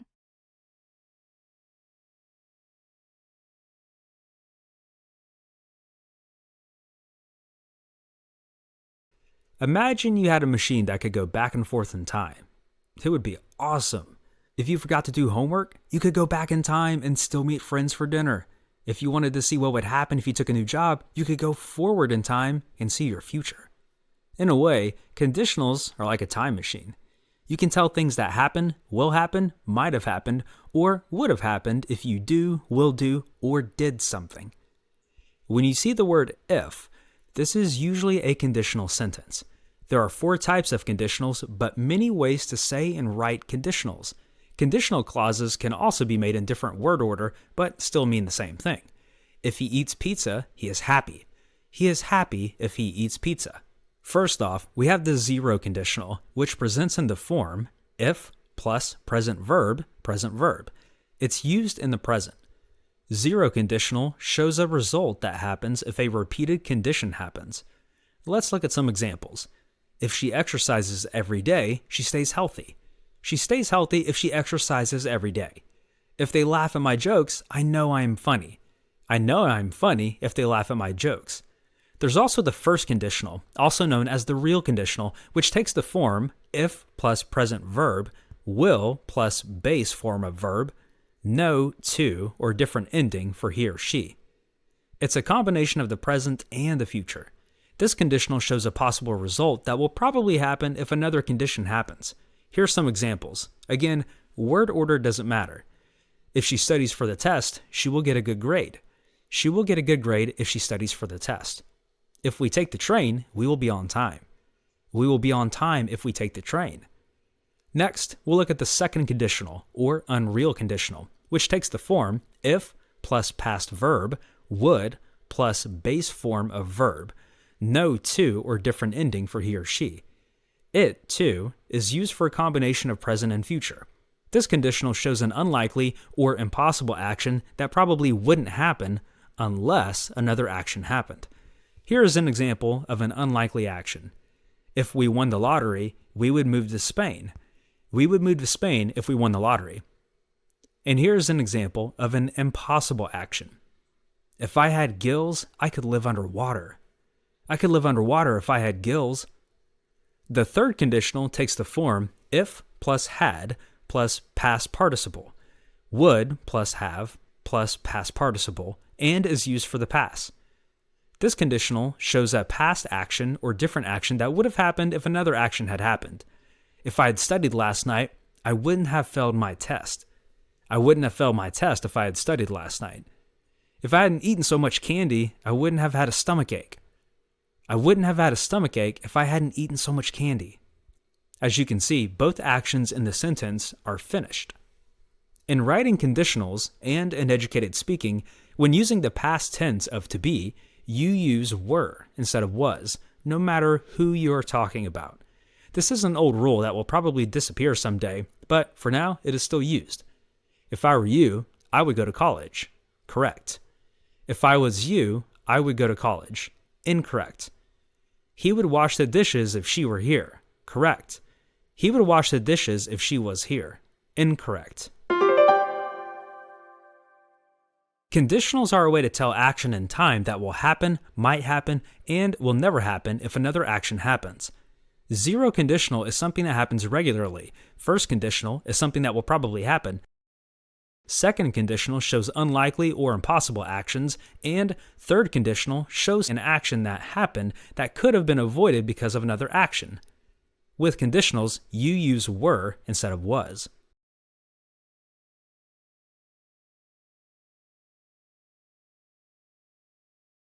What is the difference between these 3 sentences? I finished my homework. I finish my homework. I will finish my homework. While they are all describing the same action, these sentences describe different times in which the event is happening. The time in which an event is happening, as expressed by the form of the verb used, is called a verb tense. At first, verb tenses might seem pretty straightforward. If the event is happening right now, you use the present participle of the verb, which is just its most basic form: walk, run, catch, etc. If it's in the past, you use the past participle, in which the verb is changed: walked, ran, caught. And future tense is usually expressed by adding will before the present participle. So that's verb tenses. Pretty easy, right? But of course, it's not that easy, as these three forms are the simple verb tenses, known as simple past, simple present, and simple future. There is another set of verb tenses known as the perfect tense: past perfect, present perfect, and future perfect. While at first, these more confusing tenses may seem like they were just the invention of sadistic English teachers so they could get their red pen jollies, the perfect tenses are important for expressing more complex ideas about when certain events happened. Past perfect might be the easiest to wrap your head around. This describes an event that not only happened in the past, but was completed before something else happened. So let's say you're telling your parents what happened to the family car you borrowed. I filled the car up with gas. But they're wondering why the gas tank is on empty now, so you need to add some more information. I had filled the car up with gas before I used it to drive to Cancun. The action filled was completed before the other event, driving to Cancun, so it's changed from the simple past to the past perfect tense, as shown by the addition of the helping verb had. Past perfect is typically expressed as a combination of had and the past participle of the verb. Present perfect is pretty similar, but brings the events into the here and now. It describes an event that started in the past and is still going on right now. So in simple present, I might say, I teach English at Hamilton High School. But what if I want to be more expansive and talk about how long I've been doing this same action? Then it would look like this: I have taught English at Hamilton High School for 10 years. This is present perfect tense. You'll notice I use the past participle, but instead of had, I use have to indicate it's still going on. Present perfect is typically expressed with have or has followed by the past participle. Future perfect tense is probably the one that gives people the most trouble because its explanation can get a little mind-bending. The definition for future perfect tense is that it describes an action that will have been completed before a certain time in the future. So what does that mean? Let's look at some examples, which are easier than wrapping your head around that explanation. So let's say you want to start working out. You might express it like this: I will exercise 60 minutes every day. But maybe you need a little more motivation and set a more specific goal. This is where the future perfect comes in handy. By Friday, I will have exercised a total of 7 hours. This version sets a certain point in the future by which time the action will be done. That's future perfect. Future perfect is expressed by basically combining simple future and present perfect. You add will before the present perfect combo of have and the past participle. Verb tense is used to express when an action is taking place. Past perfect, present perfect, and future perfect are specific verb tenses that describe the action's relationship to some other specific time or event. These are called the perfect tenses. Past perfect describes an event that was completed in the past before some other event. It's expressed by combining had and the past participle. I had swam 10 laps before getting tired. Present perfect describes an event that started in the past but continues now. It's expressed by combining have or had with the past participle. I have collected 500 Star Wars action figures. Future perfect describes an event that will be completed by some certain point in the future. It's expressed by combining will have with the past participle. In December, I will have worked at this job for 5 years.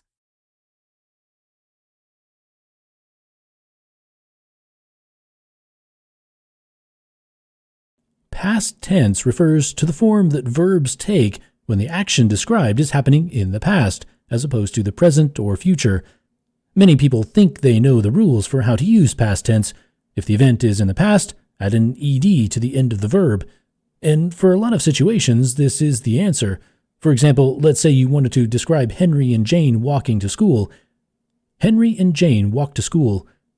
In this sentence, the verb walk is in its present tense form, also known as its root form.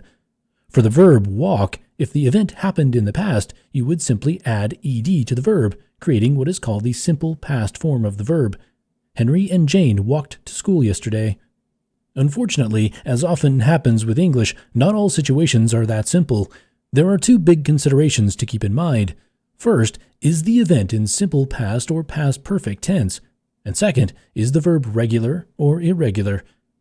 Our previous example is in the form of past tense known as simple past. As the name implies, it is the most basic form of past tense. If the event happened at some point in the past and nothing else is going on, use simple past. But what if the event happened in the past, but then stopped because of some other event? For example, what if Henry and Jane had stopped walking to school at some point? Well, that is where the past perfect tense comes in. Henry and Jane had walked to school every day this week, but this morning it was raining. In this example, the raining had stopped Henry and Jane from walking to school, so the verb is in the past perfect, which is expressed with the combination of the verbs had and walked.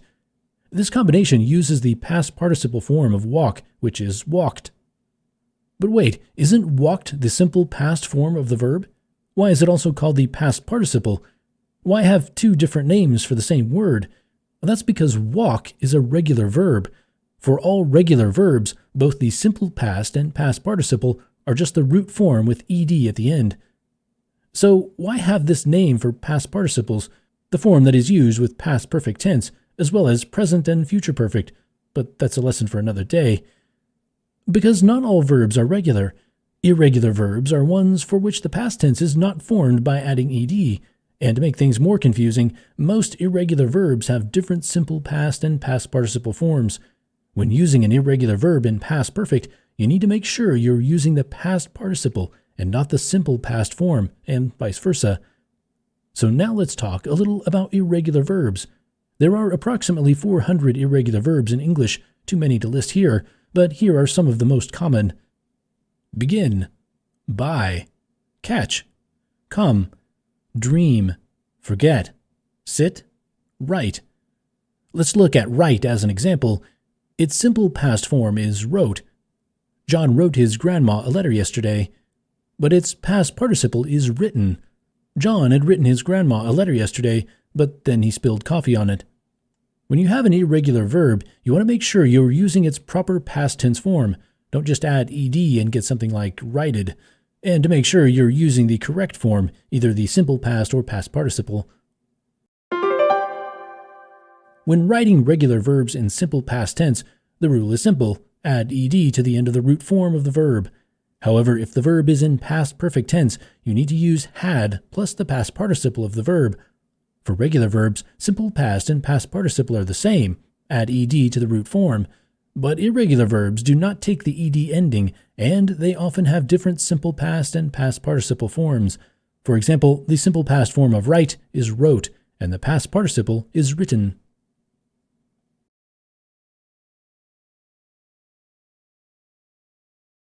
What was your favorite childhood trip? Think about it and how you would describe it to someone else. In order to do that, you need to use past tense. Specifically, you need simple past. Simple past tense is what you use when you are talking about something that has been completed. How long the action or activity lasted doesn't matter for simple past, as long as it is no longer happening. For example, you could use simple past tense to talk about how you walk to school every day because walked is simple past tense, or how one time you went to the movies as went is also simple past tense. Simple past tense is used for both recent and distant past actions. Remember, it is that the activity you are talking about has been completed and is not still going on. If you are describing when something happened, you'll use simple past. In other words, if you see certain past time expressions, such as yesterday or last year, you know to use simple past. For example, the sentence, "Yesterday I walked to school," uses simple past. You can also use simple past if you are describing how often you use to do something. In this type of sentence, you will see words like often or sometimes. And it is the context as well as the verb itself that will let you know the sentence is in simple past. For example, look at the following sentence. As a child, I sometimes walked to school. The phrase "as a child" helps to let you know that the action took place in the past, as does the verb walked. We have rules about how to change the tense of a verb. There are two types of verbs, regular verbs and irregular verbs, and this helps us figure out how to change a verb to past tense. Regular verbs are verbs that follow a set pattern when you change their tense. If you want to change a regular verb to simple past tense, all you have to do is add ed onto the end of the verb. For example, walk is the present tense and becomes walked, which is the simple past tense form of walk, and wait is the present tense and becomes waited, which is the simple past tense form of wait. Not all verbs fit this pattern. Irregular verbs have different past tense forms. Since they don't follow any pattern, you have to learn and memorize them. Some examples of irregular verbs include bring, which is the present tense and becomes brought in its simple past tense form, and run is the present tense and becomes ran in the simple past tense form. And lastly, we have go, which is the present tense form and it becomes went in its simple past tense form. Let's take a look at some examples. If you wanted to talk about your walk to the store yesterday, what would you say? You would say, I walked to the store. Here are some additional examples, first in their present tense form and then in the simple past form. In the present tense, I skip along the sidewalk. And in the past tense, sometimes I skipped along the sidewalk as a kid. Another example is, I have 3 cats. Or how about, 2 years ago I had 3 cats. Finally, Alice talks really fast. And then using past tense, when Alice was younger, she talked really fast. Take a moment to look at how the meaning of the sentences changes. In the present tense form, it is something that is currently happening. In the past tense form, it is an action that used to happen, but doesn't happen anymore. Take a look at the image of the bus. You can tell from how it looks and the fact that it is black and white that it's old. The bus in this image is no longer in use. To talk about how buses once looked, you would need simple past. For example, buses had much bigger windows back then. Simple past tense is used when describing something that is completed. This might be an action that you used to do regularly, or a one-time event. Either way, it is something that is not happening anymore. Simple past tense often appears next to time words indicating the past, such as yesterday or last night. For regular verbs, all you need to do is add ed to the end of the present tense form of the verb. For example, walk becomes walked. For irregular verbs, you simply have to learn them. These include words like bring, which changes to brought in simple past tense. As with any skill, learning simple past just takes practice. The next time you are describing an event you went to or something you did as a child, just remember these rules and practice your simple past tense.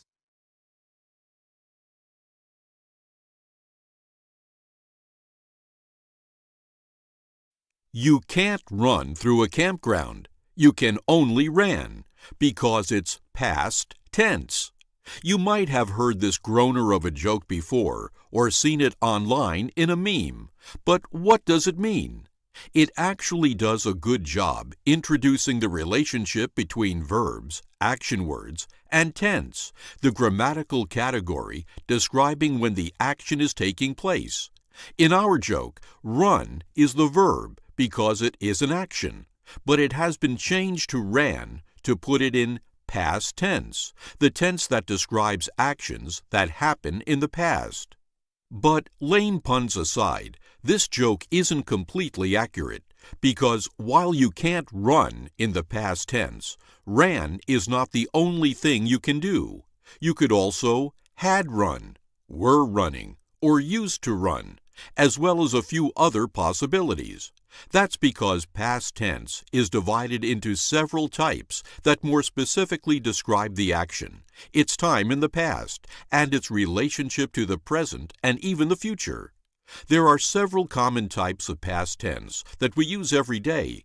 You've probably used them recently, even if you didn't know the fancy grammatical names for them. So let's find out what those fancy names are. First, let's look at simple past. As the name says, this one is pretty simple. It is the basic form of describing things in the past, simple past. So, if Greg is running through the campground right now, you'd say, Greg runs through the campground. But if he did it yesterday, you'd say, Greg ran through the campground. For this form, you just change the verb to its simple past tense form. This is often done by adding an ed to the end. Watch, watched. Climb, climbed. though as Rand illustrates, some take other forms. Past progressive describes something that happened in the past, but has now stopped. It is achieved by combining a to-be verb, is, was, were, with the ing form of the verb. So what if Greg fell in a hole while he was running? Greg was running through the campground, but then he tripped and fell in a hole. So in past progressive, Greg stopped running because he tripped. But what if he decided to stop running when he saw the hole?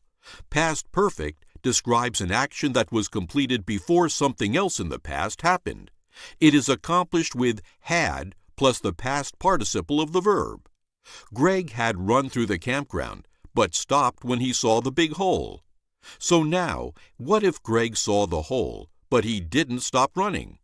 Past perfect progressive describes an event that happened and continued through another event.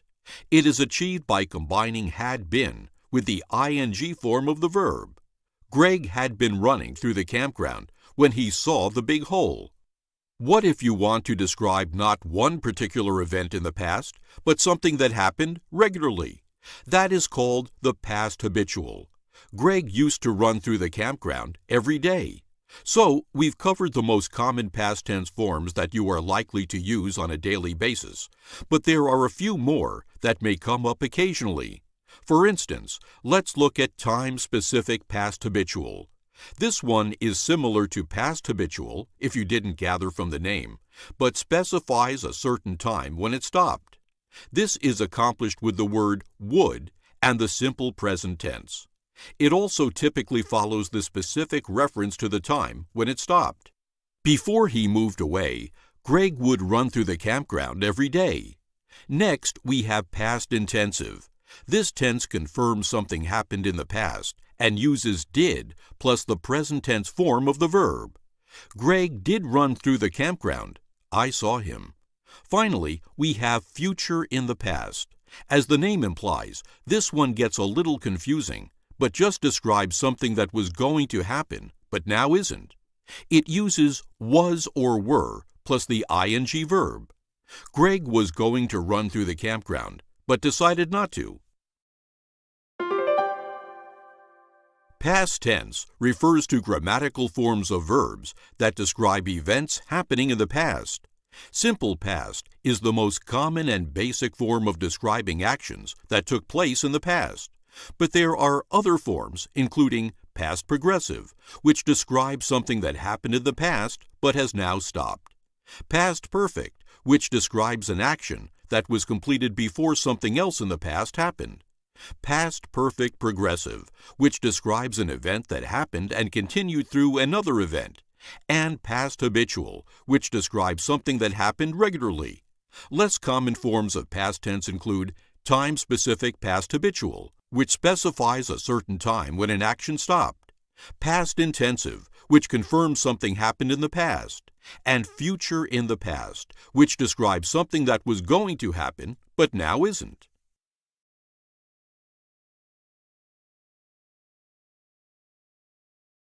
In English, verbs are the action that is going on in a sentence. Most regular verbs are turned into the past tense, showing the action is finished, by adding ed to the end of a base form of the verb. Let's look at an example with to jump. Jump is the base form of to jump. I jump, present tense. I jumped, past tense. Irregular past tense verbs are verbs that are formed in a different way that does not fit the ed pattern. Some are easier than others. She eats, present tense. She ate, past tense. Sometimes irregular past tense verbs are very difficult. Even after teaching the difference of lie and lay, many times teachers still have to look up the correct irregular past tense before writing it. Let's take the verb to be, for example. In the present, past, present plural, and past plural, to be is formed as follows. I am, I was, we are, we were, you are, you were, you are, you were, he or she is, he or she was, they are, they were. English is a mixture of influences from Old English, Latin, Greek, German, French, and Scandinavian languages. With so many languages and grammar systems, there are irregular parts of grammar, like irregular past tenses. In fact, while there are thousands of verbs in English, there are several hundred irregular past tense verbs. However, some of them are not rarely used. Let's take a look at some of the more common irregular past tense verbs that you may come across. First, we'll say the present tense version, then the past tense before moving on. Buy, bought. Come, came. Do, did. Fly, flew. Get, got. Go, went. Have, had. Keep, kept. Pay, paid. Run, ran. See, saw. Sleep, slept. Take, took. Tell, told. Think, thought. The best way to learn irregular past tense verbs is through practice. It might help to keep an irregular past tense verb chart at first. However, the best way, especially when writing, is to take the time to look up the correct form. After using the verb several times, it should become easier. For many people, even native English speakers, some irregular past tense verbs are confusing even after a lifetime of use, like lie and lay. Lie, to rest or recline. You're tired, please lie down, present tense. John lay in bed, past tense. Many people avoid this verb by saying other verbs like rest or sleep. You're tired, please rest. Lay, to put something down. Please lay the napkins on the table, present tense. I laid the napkins on the table, past tense. Many people avoid this verb by saying put. Please put the napkins on the table, present tense. I put the napkins on the table, present and past tense. Irregular past tense verbs are past verbs that do not take the standard ed form, like jump and jumped. Out of thousands of English verbs, there are only several hundred irregular past tense verbs that are regularly used. At first, it helps to keep an irregular past tense form chart, but the best way to remember these verbs is with practice.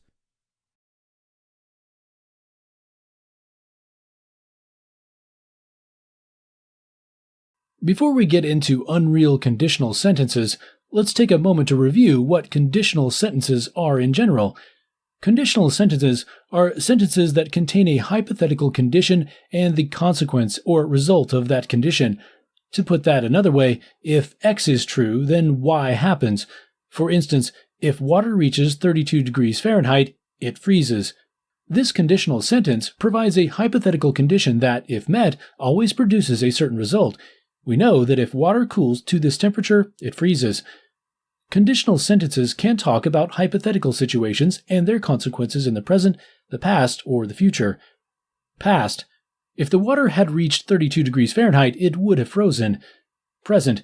If water reaches 32 degrees Fahrenheit, it freezes. Future. If the water reaches 32 degrees Fahrenheit, it will freeze. Remember that the if clause does not have to be at the beginning of the conditional sentence. For instance, this also works. Water freezes if it reaches 32 degrees Fahrenheit. Now it gets a little more complicated because there are multiple types of conditional sentences, but stick with me here. Remember that the basic components of a condition, or the if clause and its consequence, stay the same. Conditional sentences are divided into real conditional and unreal conditional sentences. This lesson is going to focus on unreal conditional sentences, but before we do that, we need to know what a real conditional sentence is. The if clause in a real conditional sentence is a condition that is possible and likely to produce a certain result.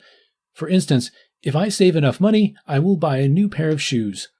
In this example, the speaker is not sure whether he or she will be able to save enough money to buy a new pair of shoes, but it is possible. There's nothing that makes this condition especially unlikely to happen. This is a real conditional sentence. Let's see some more examples. I will become a doctor if I get into medical school.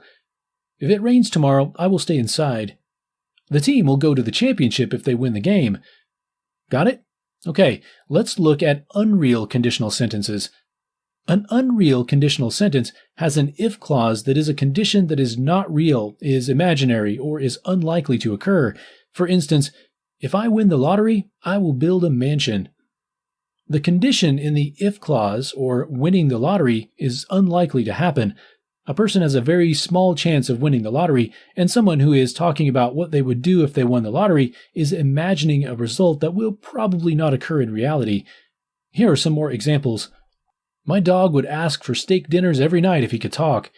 If I could have a superpower, it would be the ability to fly. If my mom could have read my mind, I would have been grounded.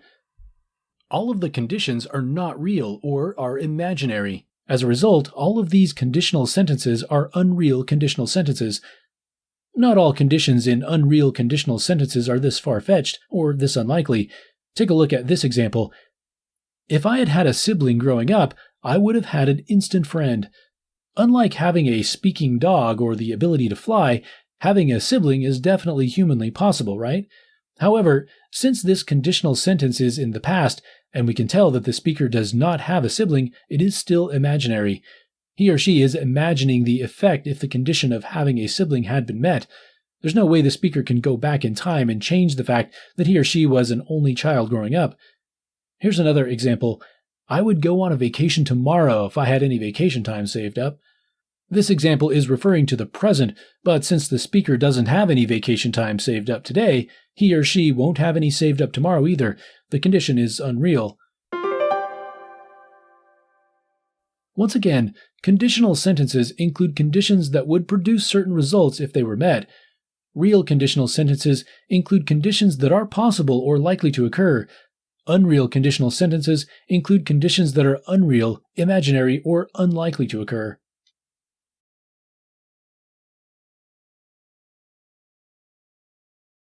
Future perfect tense is probably one of the most confusing and frequently misused verb tenses. In order to use it, you need several very specific conditions, which makes people unsure of when they need it and how exactly it is formed. So before we get to future perfect, let's start with something more simple. Simple future tense, to be specific. As its name implies, this is the tense used most often to describe events in the future. It is formed by combining the helping verb will with the present tense or root form of the verb. Let's look at some examples. I will walk to school tomorrow. I will finish my homework after dinner. Simple, just like the name says. So why do we need future perfect? Well, future perfect is used for actions that will start in the future, but will end by some certain point. It is part of a group of perfect tenses. There is also past and present perfect, that describe when events are not only started, but completed or perfected. So you're probably wondering, do I really need to use this tense? It sounds pretty specific. It is, and you probably won't use it every day, but it will come up, and it allows you to be more specific when describing events in the future. For example, let's look at this common New Year's resolution. I will lose weight by exercising every day. Okay, that's all well and good, but that resolution is likely to be forgotten by mid-January. Let's try being a little more specific. By the end of January, I will have lost 10 pounds by exercising every day. By giving a specific time, your writing is more clear, and you're probably more likely to keep your resolution. Let's take one form of our simple future sentences from earlier. Earlier we wrote, I will finish my homework after dinner. But what if you want to finish your homework before dinner so you can watch TV after dinner? Use the future perfect. I will have finished my homework before dinner. When simple future uses will plus the present tense form of the verb, future perfect uses will have plus the past participle. So in our first example, the future perfect verb phrase is will have lost, and in the second, it is will have finished. The will have is pretty simple and doesn't change, but let's talk about the past participle. For regular verbs like finish, the past participle is the same as the simple past form, the root verb with an ed added to the end. However, a verb like lose is an irregular verb, so its simple past and past participle are lost. And some irregular verbs like throw have different simple past like threw and past participle or thrown forms. Be aware of irregular verbs when using future perfect tense. To recap, Future perfect tense describes actions that will start in the future and end at a specific point. It is formed by adding the helping verbs will have plus the past participle of the verb. It is different from simple future, which is formed by adding will to the present tense form of the verb. For regular verbs, the past participle and simple past are formed by adding ed to the root verb. However, irregular verbs have different forms for their past tense, and the simple past and past participle might be different.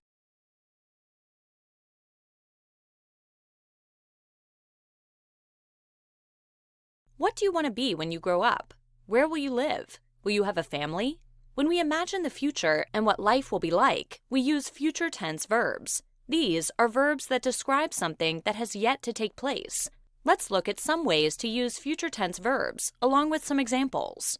One way to describe what will happen in the future is to use the format will plus base verb. For example, she will finish her project next week. Since this action describes what will happen in the future, in this case, next week, we use the future tense of the verb will finish. We can also use the verb will as a contraction. For the positive form, the verb will contracts with the subject pronoun. I will, I'll. She will, she'll. He will, he'll. They will, they'll. It will, it'll. For the negative form, the verb will contracts with not. Will plus not equals won't. I will not, I won't. She will not, she won't. He will not, he won't. They will not, they won't. It will not, it won't. Let's look at some examples where the contraction won't describes an event that's unlikely or impossible to occur in the future. I won't run 10 miles. They won't make it to the movie on time. We won't stay out past curfew. The negative form can also be used when a person doesn't want to do something. For example, he won't clean his room no matter how many times I ask. Another way to use the future tense is to use the format be conjugated plus going to plus base verb. For example, I am going to swim at the beach next Monday. He is going to lift weights at the gym tomorrow. It is going to rain tonight. They are going to study in class this afternoon. In these sentences, am going to, is going to, and are going to describe future events. When we ask a question about the future, we put will or won't as the first word in the sentence. We can ask if something will be occurring in the future. For example, will we get to go to the birthday party today? Won't you feel sick if you eat too many cookies? We can also use the future tense in the question form to make an invitation. Will you be able to come to my birthday party? We use future tense verbs to describe a future plan or scheduled event, a prediction, to express willingness or a promise to do something, or to express a quick decision to act.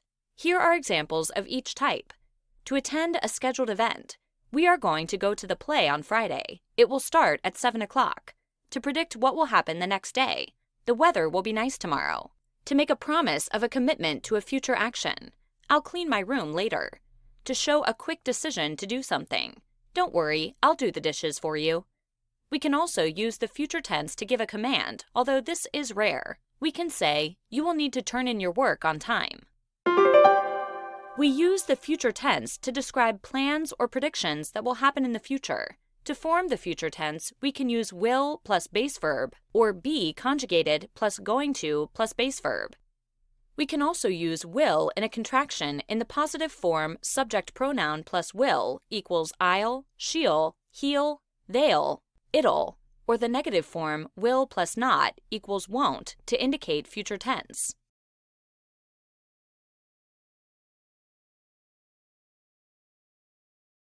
What is past perfect tense? Like the other perfect tenses, present perfect and future perfect, this tense confuses a lot of people. So let's break it down. We'll start with what it's not by distinguishing it from simple past tense. As you probably know, past tense refers to events that happen in the past. Simple past is its most basic form. John jumped over the fence. John played baseball yesterday.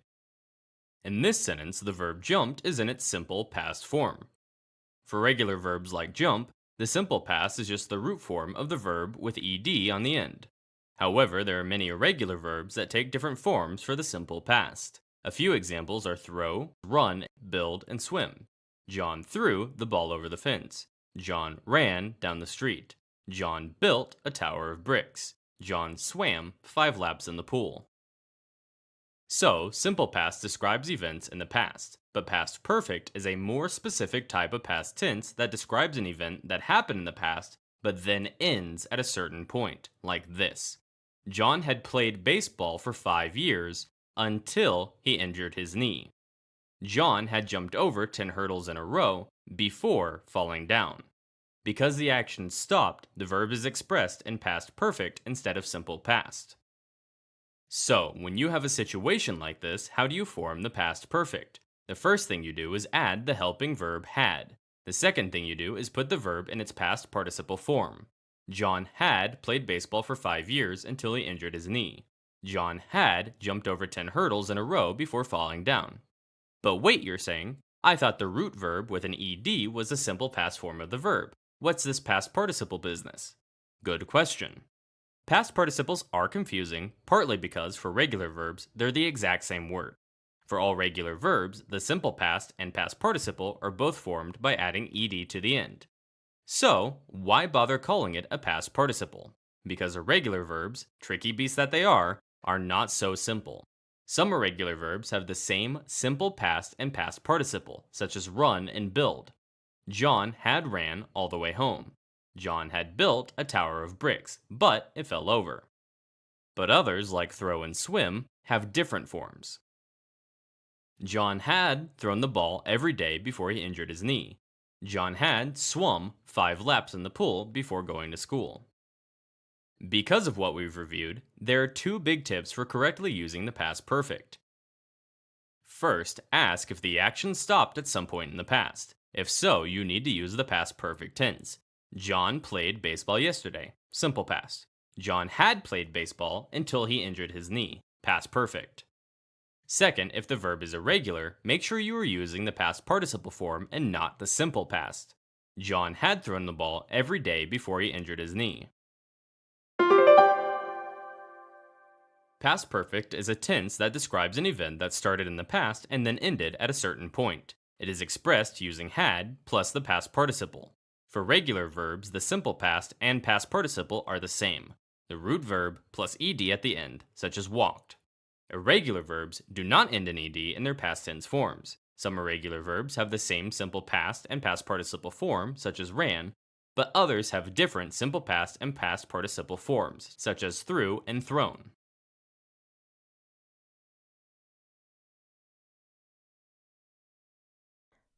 Has someone ever interrupted you in the middle of something? Maybe you were reading, and your little brother came in and begged to play. Maybe you were playing a video game, and your mom called for you to come down to dinner.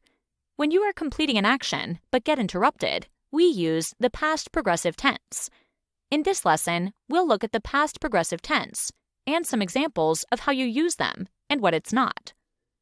The past progressive tense is used to talk about activities that happen over a period of time in the past. They need the suffix ing at the end of the base word, which is called the present participle. They also follow the helping verb to be in the past. Let's look at some examples. We went swimming all day yesterday. Went swimming is in the past progressive tense. It describes an event that happened across an entire day, not just one moment. It uses the past tense verb of to be, went, and adds ing to the verb, swim. The band was playing hit songs the whole concert. Was playing is also in the past progressive, since it uses was, ing, and describes what the band did across the entirety of the concert. It was raining outside when she woke up. Was raining helps to set the stage for what happens next. It helps to describe the scene. It uses the helping verb was with the present participle raining. Remember, the past progressive tense uses this format: I was plus ing verb. He was plus ing verb. She was plus ing verb. It was plus ing verb. They were plus ing verb. Examples of ing verbs or present participle verbs include laughing, dancing, running, driving, walking, traveling. A lot of times, the past progressive tense describes something that was in the process of happening when another event occurred. It helps to paint the scene for when a specific incident occurred. Or it can be used to describe an interrupted action.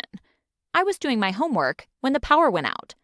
Was doing my homework describes what was in the process of happening when the single event, the power going out, occurred. The action of doing homework was interrupted by the power outage. We were watching a movie when the doorbell rang. Again, the doorbell ringing interrupted the continuous action in the past, watching a movie. It can also be used to describe two continuous events that were happening simultaneously. In art class, they were painting, while the other students were drawing. The past progressive takes the same tense in the negative form. We were not finished eating when they brought the check.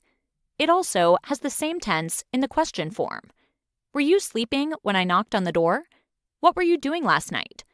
Please note, the past progressive tense does not describe one single event in the past, like the verbs in these sentences. I stayed up late last night. She went to the mall last week. Last summer, their family went to Europe. The past progressive tense describes an event that happens over time in the past. It uses the past tense of the helping verb to be, with a verb in the present participle, the suffix ing, at the end of the base word. We often use the past progressive tense to describe something that was happening when another event occurred.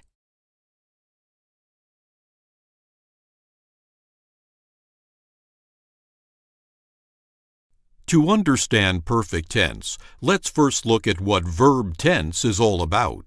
Verb tense is the form of a verb that expresses the time an action takes place. Perfect tense verbs show completed or perfected action.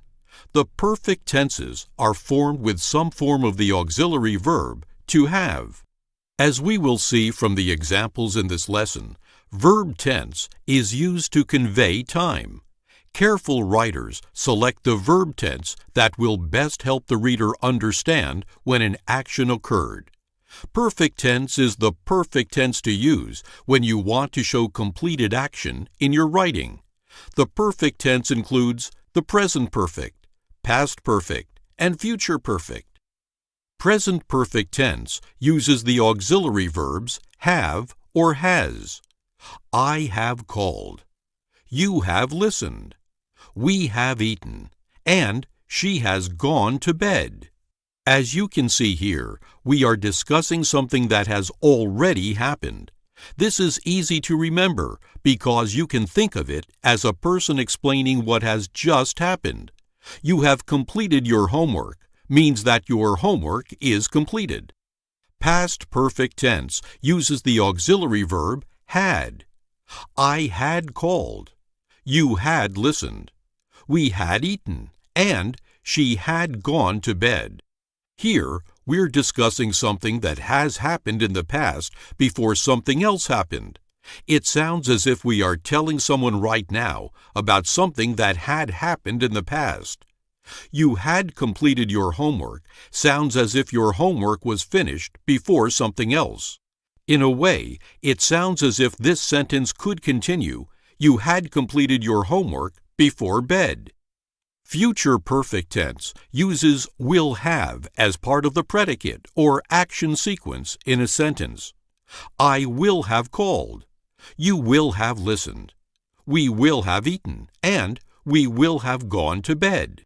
When discussing future perfect tense, you are discussing something that will have been completed in the future. You will have completed your homework. Similar to the past perfect tense, it sounds as if this sentence can continue, you will have completed your homework before school tomorrow. All of these sentences can also express the negative. For example, I have not called is still an example of present perfect tense. These sentences can also be expressed as questions or interrogatives.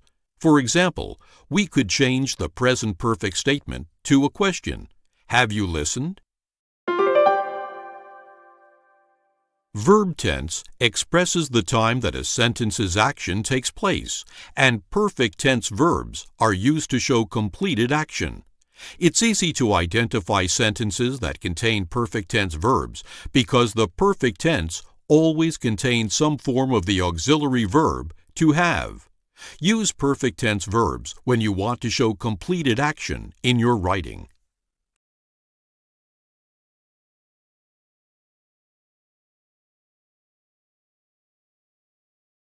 Maisie went to a party. The guests were playing a game called Have You Ever? Everyone sat in a circle. One person stood in the middle of the circle and called out a question, such as, "Have you ever gone swimming after dark?" Or, "Have you ever traveled to Mexico?" If the person's answer was yes, he or she had to get up and go to a new seat. This game used the present perfect tense to talk about actions that Maisie and her friends had done at some point in the past. Talking about past experiences is one use of the present perfect tense. Let's look at this verb tense more closely. The present perfect tense of a verb is formed using the helping verb have or has and the past participle form of the verb. Choose have if the subject is first person singular or plural, I or we, second person, you, or third person plural, they. Choose has if the subject is third person singular, he, she, or it. What is a past participle? For many verbs, the past participle is the ed form of the verb, such as walk, walked, clean, cleaned, and play, played. Other verbs are irregular in the past participle, like eat, eaten, choose, chosen, and give, given. Here are some examples of verbs written in present perfect tense.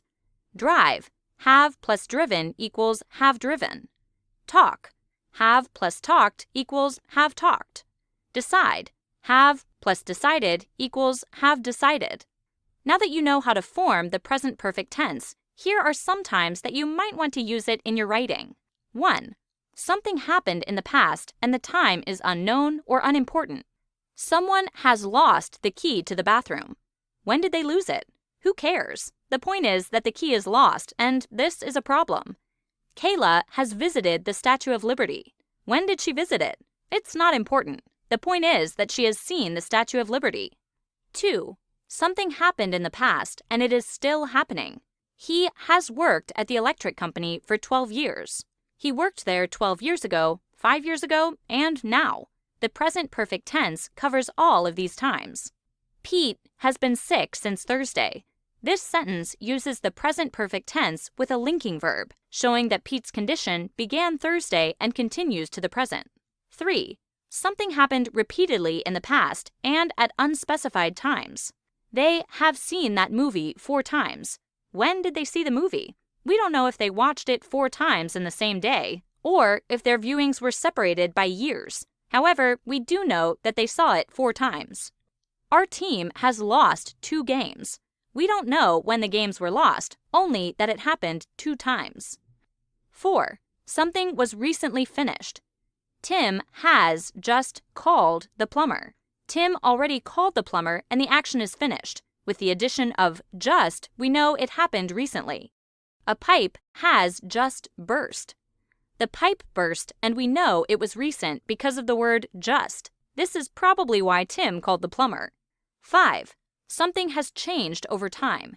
The baby has grown since last month. When did the baby grow? She probably grew a little bit at a time during the entire month. Keith's pitching has improved this season. Throughout the season, Keith's pitching went through the process of improving. Present perfect tense. Unknown time in the past. Lucy has been to Spain. Occurred in the past and is still happening. We have driven for hours and still we aren't there. Happened repeatedly in the past. Jeffrey has called 3 times today. Recently finished. Amber has just arrived. Changed over time. Evan has earned more money this summer. The present perfect tense is formed by using the helping verb have or has with the past participle form of the verb.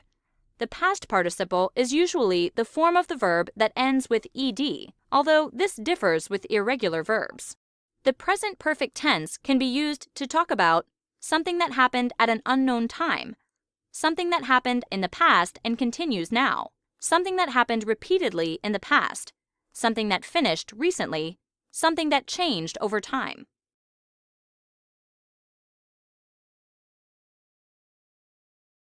Present progressive tense is a tense in the English language used to express the idea that something is not finished. The action is or is not in a state of progression. While the focus of the present progressive tense is on what's happening in the present moment, there are a few different ways this can be formed.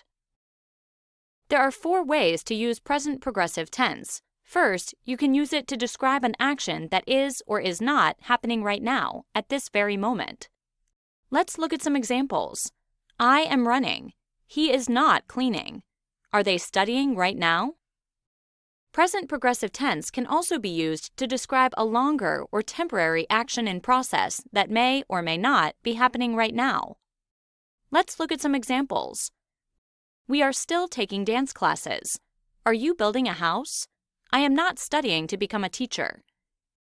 Third, present progressive tense can be used to indicate something that has been planned and will or will not be happening in the near future.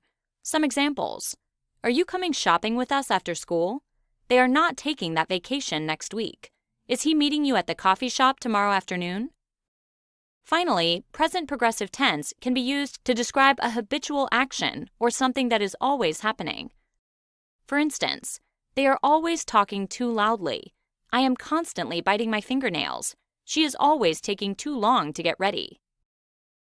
When writing or speaking in the present progressive tense, there are some basic sentence parts you should use. One of these is the subject of the sentence, or who the sentence is about. This might be described with I, you, he, she, it, we, they, etc. Another basic sentence part is the present tense form of the verb to be, which is am, is, are. Another basic sentence part used in sentences with present progressive tense is the present participle of the verb being used, or the verb plus ing. Some examples are dancing, jumping, and crying. Now, let's put those sentence parts together to create 3 types of present progressive sentences: affirmative, negative, and interrogative sentences. Affirmative sentences state that something is happening. They contain a subject plus am, is, or are plus present participle. Let's look at some examples in action. He is jumping. They are going to the store. I am making cookies. Negative sentences state that something is not happening. They contain a subject plus am, is, or are plus not plus present participle. For instance, we are not studying. I am not crying. They are not wearing their seatbelts. Interrogative sentences ask a question about what's happening. They contain words like am, is, or are plus subject plus present participle, and then end with a question mark. For instance, are you driving? Is she cooking dinner? Am I winning? Adverbs can both intensify or turn down the feeling of the verb being used in a sentence. An adverb is a word used to express place, frequency, time, and manner. Let's look at some specific examples. Place describes where the action is taking place. Some examples include upstairs, outside, and everywhere. Frequency describes how often the action is taking place. Some examples include usually, always, and often. Time describes when the action is taking place. Some examples include now, later, and tomorrow. Manner describes the manner in which the action is taking place. Some examples include cheerfully, expertly, and excitedly. Let's look at a few examples of present progressive statements and questions with the addition of adverbs. Are you still writing that paper? He is usually running every morning. I am happily playing the piano. Once again, the present progressive tense is used to express the idea that something is still in a state of progression. This can be used to express that something is happening now, something is happening over a longer period of time, something has been planned, or something is habitual. The main verb in a present progressive sentence will always be formed as a present participle, meaning the verb will always have ing added to the end of it. You can intensify or tone down a present progressive sentence by adding an adverb, a word used to express the place, frequency, time, or manner in which the action is taking place.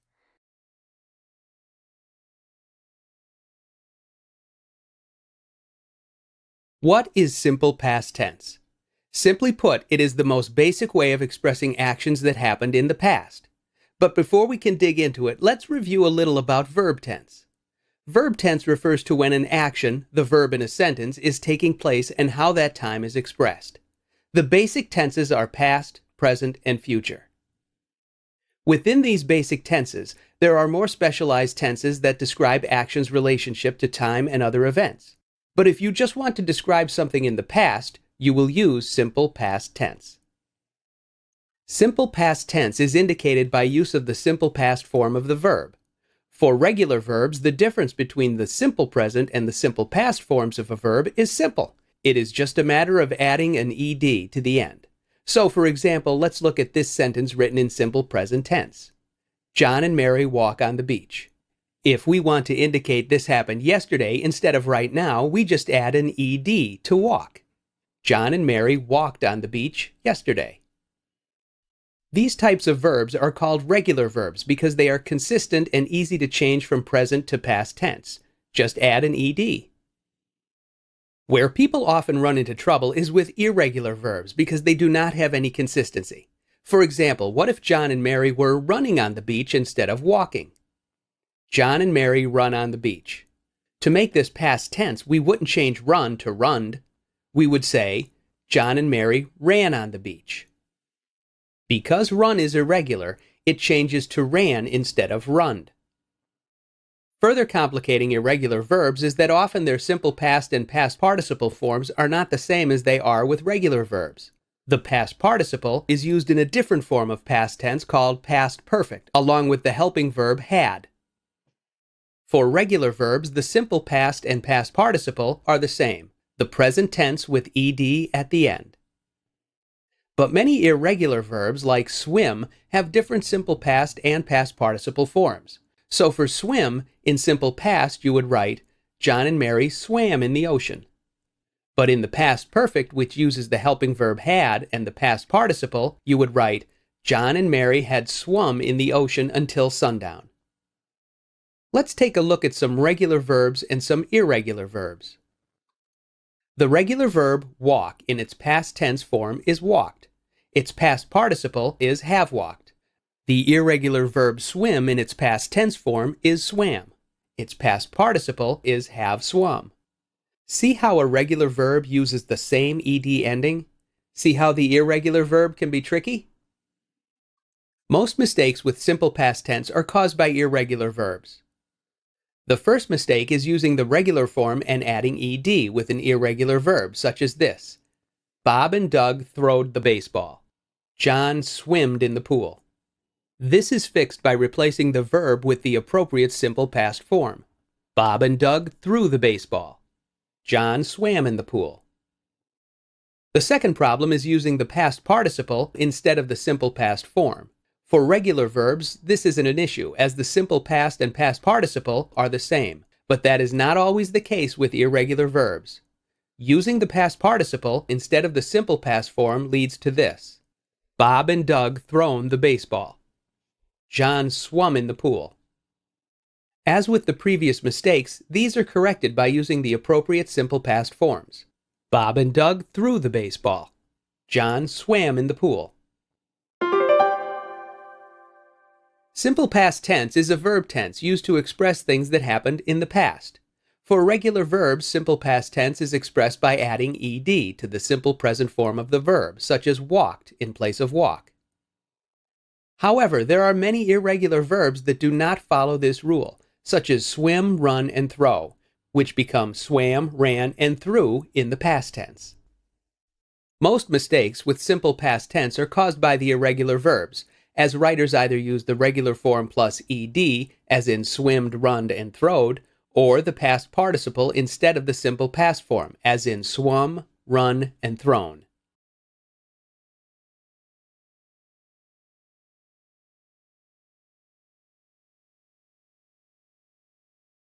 Think about your daily schedule. What time do you wake up, eat breakfast, or do homework?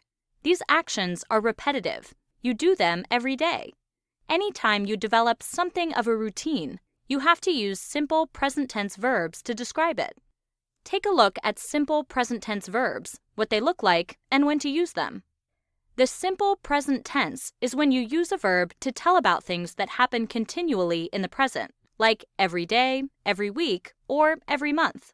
We use the simple present tense for anything that happens often or is factual.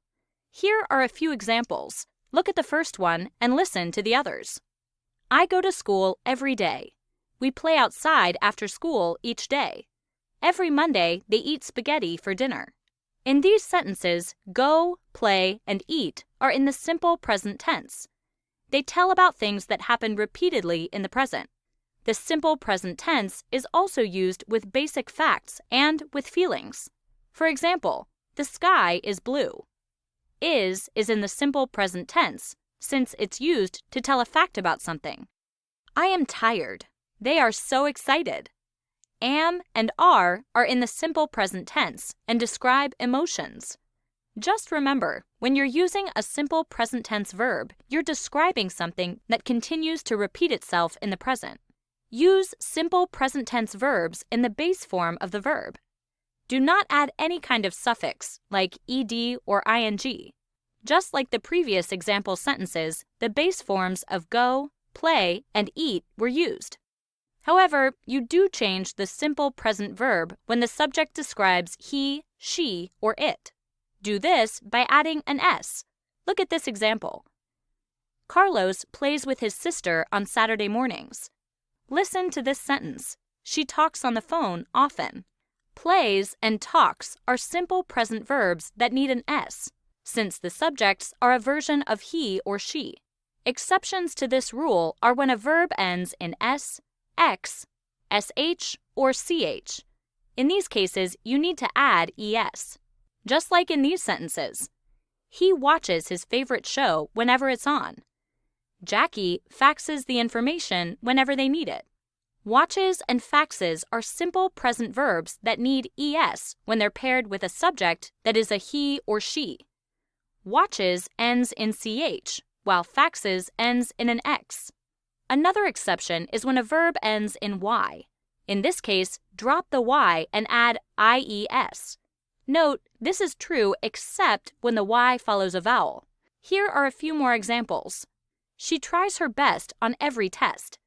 Every day, the principal says the Pledge of Allegiance over the intercom. Try ends in a y, so change it to ies when it's paired with the subject she in the simple present tense. However, say ends with an ay, a vowel before the y, so it only needs an s. The simple present tense is not the same as the present participle tense, which uses ing and describes what is happening in that moment. For example, I'm finishing my homework, or we're watching a movie. The verbs finishing and watching are not in the simple present tense. They tell what's happening in that moment, not what's happening repeatedly in the present. When an action is a routine, something that happens repeatedly in the present, use simple present tense verbs. You would use a simple present tense verb to describe a tradition that happens repeatedly. You could say, every year we eat candy on Halloween. Eat is a simple present tense verb. It describes a yearly tradition, and it's in its base form. Remember that simple present verbs are in the base form and only need suffixes when the subject is third person singular. For example, he plays piano every Friday. In this sentence, plays is in the simple present tense.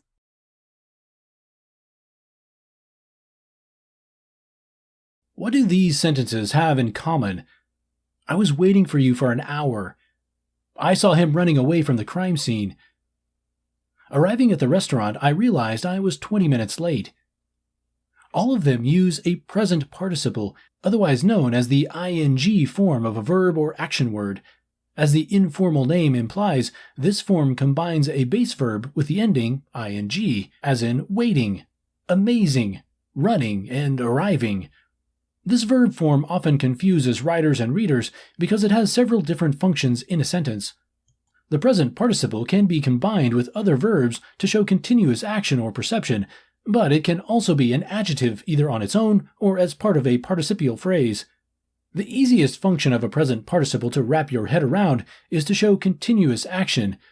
In this form, the present participle combines with a helping verb, such as be or was, to show continuous action. It can show continuous action in the past, present, future, and conditional tense.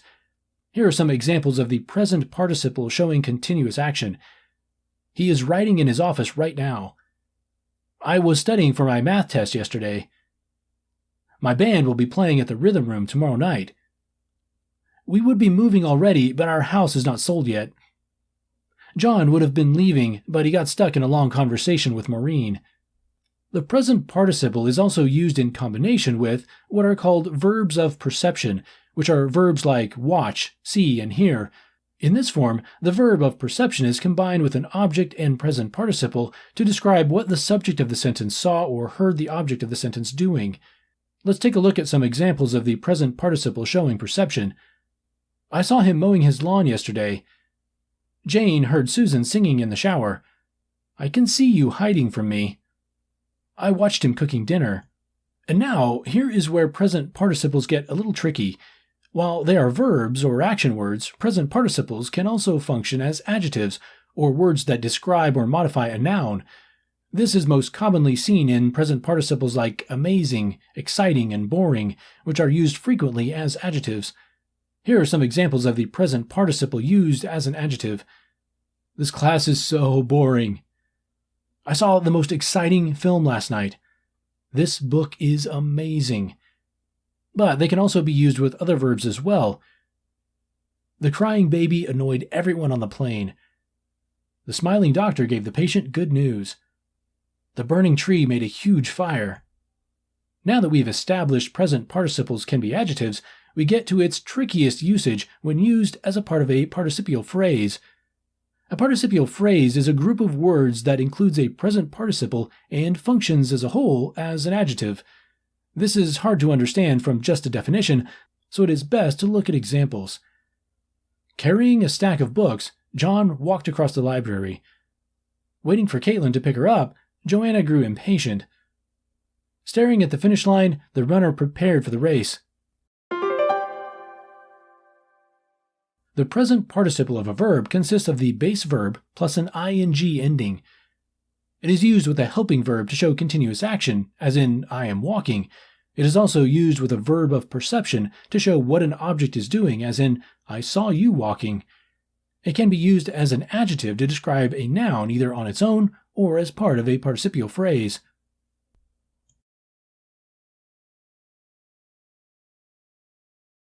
What is the difference between saying I walked and I was walking? Both of these sentences refer to actions that happened in the past. This means that the verb, or action word, is in the past tense. But why then are there two different ways of saying this? Well, the answer is because there is more than one form of the past tense. I walked is written in the simple past tense, where you show an event happened in the past by typically adding an ed to the end of the verb. But I was walking is a special form of the past tense called the past continuous tense, or past progressive tense, that uses a helping verb and a present participle. You'll see both of these names used in grammar books, but in this video we'll stick with the past continuous tense. Forming the past continuous tense is pretty simple. First, you need a helping verb, which is used along with the main verb to show differences in time and mood. For the past continuous tense, if the noun doing the action is the first person I, or third person singular he, she, it, use was. If the noun doing the action is in the second person you, or plural we, they, use were. Then you'll need to use the present participle of the main verb, more commonly called the ing form, because it's formed by adding ing to the end of the verb. Let's look at a couple of examples. Walk, walking, climb, climbing, and fight, fighting. There are a couple of things to keep in mind when forming the present participle. If the verb ends in e, you drop it, as in save, saving, have, having, and love, loving. If the verb ends with a single consonant after the vowel, you double it, as in run, running, swim, swimming, and sit, sitting. Combining a helping verb with a present participle gives you the past continuous tense. I was walking down the street. You were climbing a tree. Jen was fighting with Sally. We were saving money. They were having a party. So now you know how to form the past continuous tense, but the question remains, why use it? There are a few different reasons to use it.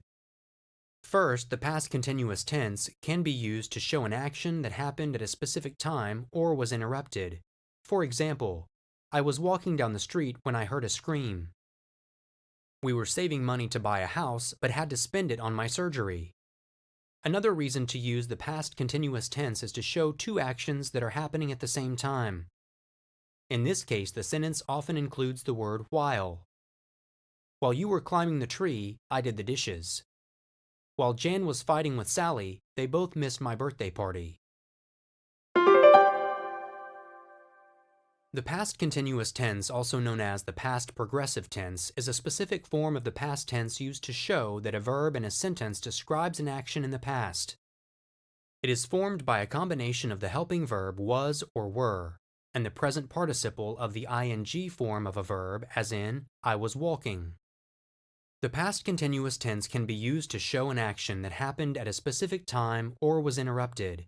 It can also be used to show two actions happening at the same time.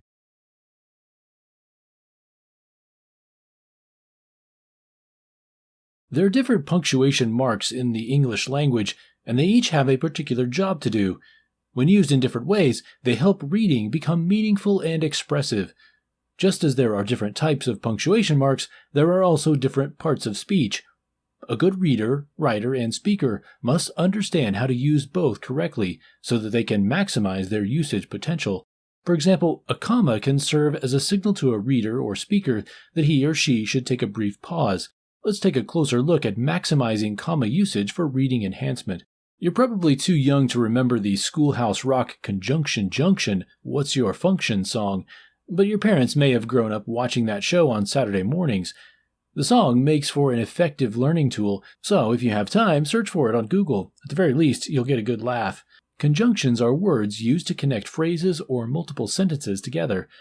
A phrase is a group of words that does not express a complete thought, as opposed to a complete sentence that has a subject and a predicate and does express a complete thought. The most commonly used conjunctions are for, and, nor, but, or, yet, so. The word fanboys can help you remember them. While there are other conjunctions, these are the ones that are used the most. Some examples of a conjunction connecting two words include John and Michael, blue or green, and neither Lucy nor Jose. No comma is needed when a conjunction is only combining standalone words. Although commas are used in many different ways, in this video we're only going to address the use of commas with the conjunctions and so. A comma should be used with conjunctions such as and or so when they're combining two or more complete sentences. When a comma and conjunction are used to combine sentences, the comma always goes before the conjunction. Let's take a look at an example. I will go to the store and I will not buy any candy. The conjunction in this sentence is and. This sentence requires a comma before the conjunction and because I will go to the store can stand alone as a complete sentence. I will not buy any candy can also stand alone as a complete sentence. Using and helps to combine two short sentences to make one long sentence. Let's look at another example. He ate all the candy, so I will go to the store and buy more. This sentence uses the conjunction so. Here it combines the two complete sentences, he ate all the candy, and I will go to the store to buy more. Just as there is a time to use a comma before conjunctions, there is also a time to use a comma after conjunctions. One example of when to use a comma after a conjunction is when the conjunction is the first or introductory word in a sentence. When a conjunction is used as an introductory word, it usually signals a continuation of thought from the previous sentence. As such, it helps to promote a smooth transition from one sentence to the next. Let's look at some examples. We have to ride a bus to get to our plane, so we will leave early to make it on time. Sally saw a movie she already knew the end, and the best part is she did not tell the others. In both of these examples, a comma was used after the conjunctions and so. A comma is most commonly used with conjunctions. Conjunctions are used to combine complete sentences and phrases and begin new sentences. A phrase is a group of words that does not express a complete thought, It differs from a complete sentence that has a subject and predicate and does express a complete thought.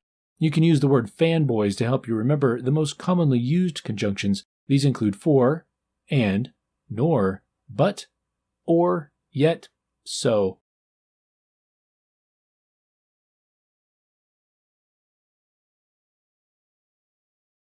In writing, parentheses are punctuation marks used to enclose information in a sentence, such as afterthoughts, asides, explanations, and qualifiers, like additional sentences, clauses, or words that may not be essential to the topic at hand.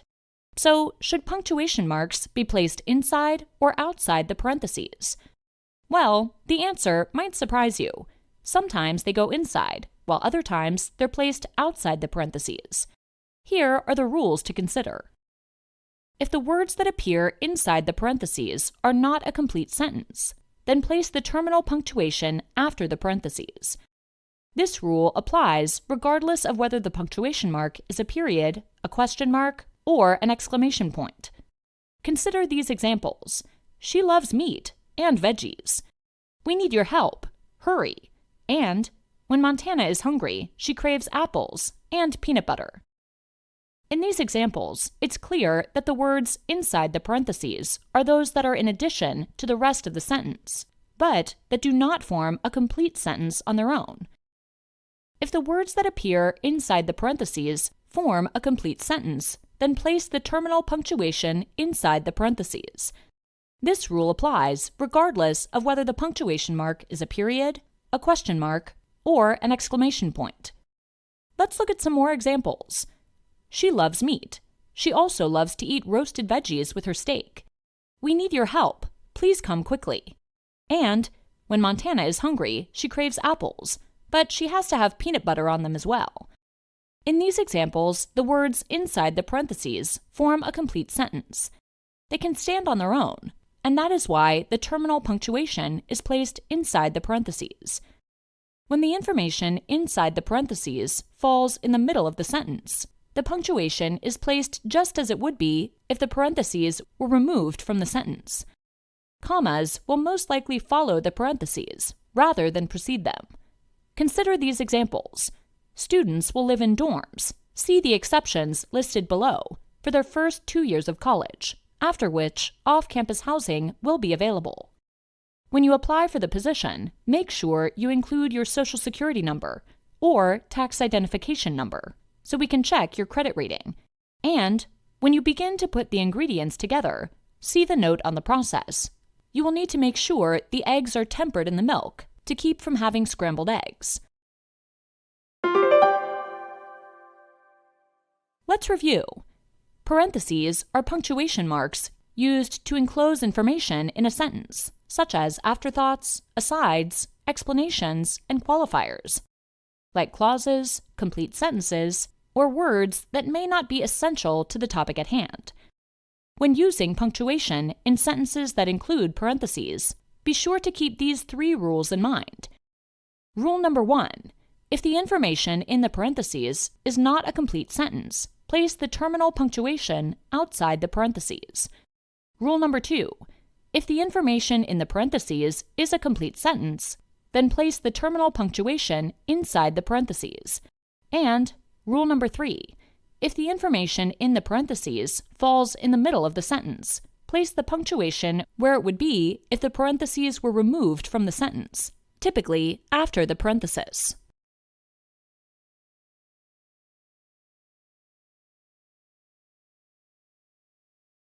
Quotation marks can be confusing. Those little marks that go at the beginning and end of sentences tell the reader something that is said or specific. Many people get confused as to when to put the punctuation marks inside and when to put them on the outside of the quotation marks. You might have seen both punctuation styles. It all comes down to which side of the Atlantic Ocean is your grammatical home. Semicolons, colons, and dashes go on the outside of the quotation marks. But be careful. Semicolons, colons, and dashes are not used that often. Let's take a look at some examples. Dash. He said he was working, but then I saw him watching TV. Here, the quotation marks are used for emphasis. Colon, the hardest part to sing in the Star-Spangled Banner, or the Ramparts. Semicolon, her favorite song is Beyoncé's Crazy in Love. She learned how to hip-hop dance to it. If the punctuation is part of the quoted speech, such as a question mark or an exclamation point, it goes inside the quotation marks. Let's look at a few examples. John asked, "Can we have pizza for dinner?" Mary shouted, "Watch out for that truck!" And, did he really ask, "Can I borrow $50,000? However, if the punctuation is not part of the quoted speech, it goes outside of the quotation marks. For instance, have you seen the article on cherry blossoms? Cherry blossoms? Let's look at how periods and commas go inside quotation marks. "Sometimes," said Elizabeth, "I believe you do not listen to me." And, "I like to think, early to bed, early to rise makes a man healthy, wealthy, and wise." Here's an exception. The period goes outside of the quotation marks behind the citation number when you use parenthetical citation to give credit where you get your information. Mr. Smith is quoted as saying, "Students work hard at our school, 22. Here, 22 is the number of the citation on the citation list. Like the United States, countries like Australia, Canada, and Great Britain primarily use English as the language of communication. Sometimes there are differences in pronunciation, spelling, and punctuation. Punctuation inside or outside of quotation marks is one of those differences. In Australia, Canada, and Great Britain, the punctuation goes outside the quotation marks. "Sometimes," said Elizabeth, "I believe you do not listen to me." British style. Let's review. Quotation marks go at the beginning and end of sentences to tell the reader something that is said or specific. When using semicolons, colons, and dashes, the punctuation typically goes on the outside of the quotation marks. The placement of quotation marks when working with question marks and exclamation points depends on whether or not the sentence is quoted speech. If you're in America or another English-speaking country, you'll find the punctuation may be placed differently. For instance, in America, the punctuation typically goes inside the quotation marks. However, in Australia, Canada, and Great Britain, the punctuation often goes on the outside of the quotation marks.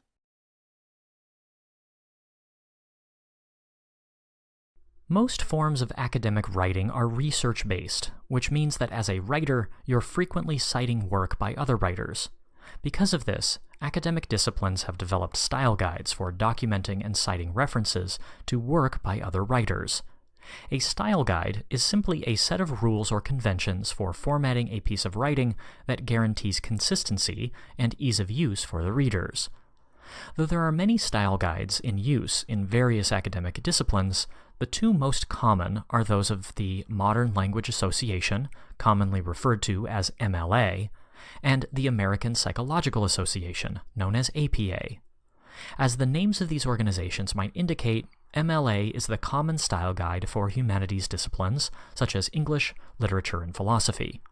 APA, on the other hand, is commonly used in the sciences, not just psychology, but also disciplines such as biology and physics. APA and MLA both have specific sets of rules regarding the documentation and citing of sources, but both use parenthetical citations as the basis of their citation system. There are a few basic things to know about parenthetical citations in general before we get into the specifics of APA and MLA. First, it's important to understand the reason that parenthetical citations exist. Parenthetical citations appear in or at the end of a sentence where you have either directly quoted someone else's words or paraphrased someone else's ideas in your own words. They're there to give credit to the original writer in order to avoid plagiarism. More specifically, parenthetical citations serve as a quick cross-reference to the longer and more complete list of sources at the end of your paper. In MLA, this list of sources is called a works cited, and in APA, it's known as references, but they're both basically the same thing, a list of sources at the end of your document in which the relevant information is given a specific format. Without a good works cited or references page, a parenthetical citation is useless. To illustrate this, let's look at an example of the typical use of a parenthetical citation in MLA format. Hamlet is the most frequently produced of Shakespeare's plays. Greenblatt, 43. By itself, that citation of Greenblatt 43 is meaningless, but it only exists to guide us to the works cited, where we find this entry: Greenblatt Stephen, Hamlet in Purgatory, Princeton, Princeton University Press, 2001. Now, we know where that piece of information came from and can look it up ourselves if need be. Our previous example contains the most basic and common form of MLA parenthetical citation, consisting of an author's last name and page number. The last name leads us quickly to the entry in the work cited, since authors' last names are the first things listed, and the page number directs us specifically to the place in the text where the information comes from. This format works for most traditional academic sources, such as books and scholarly journal articles. However, sometimes sources don't have authors. In that case, the first thing listed in the work cited will be the title of the work, like this: 10 Causes of the Economic Crash, The Economist, 5 January 2009, 57-59. But since the parenthetical citation only exists to direct readers to the works cited page, the same principle applies. Instead of the author's name, we'll use the title of the work. If the title is longer than 2 or 3 words, use an abbreviated title, with only the first couple words, like this: 10 Causes, 58. But what if there are no page numbers in the original text, as often happens for online texts? No problem, just leave that part out. Parenthetical citations in APA style function very similar to those in MLA, with a few wrinkles. Here's a typical APA parenthetical citation: The recent studies of cancer in mice, Watson, 2013, James et al., 2014, Graham Lucas, and Roberts, 2015, have all shown similar results. So let's break down what's happening here. First, you'll notice that citations don't appear at the end of the sentence, but right after the relevant information. Second, you'll notice that multiple citations can appear in the same parentheses. This is because, in the sciences, writers are often citing multiple reports and studies that have all worked on similar topics. Because of this, you're allowed to cite multiple sources in the same citation. Next, you'll notice the use of dates. This is because in the sciences, dates matter. A scientific study published in 2015 is going to be different, and often more valid, than one published in 1955. Also, you'll notice the lack of page numbers. Unless you're directly quoting, which happens rarely in APA, you don't need to include a page number. And finally, there are names. In MLA, you'll occasionally encounter a book or journal with 2 authors. But in the sciences, it's not unusual for studies to have anywhere from 3 to 10 authors. If there are 5 or fewer, you should list them all. But if there are more than that, you should put the first one and then abbreviation et al. To signal the rest. However, while these parenthetical citations look different, they serve the same purpose. If readers want to know more about the research on cancer in mice, they can flip to the references page and quickly find the studies by Watson and the others. In MLA and APA, the 2 most commonly used academic style guides, parenthetical citations are used to cite references to other sources.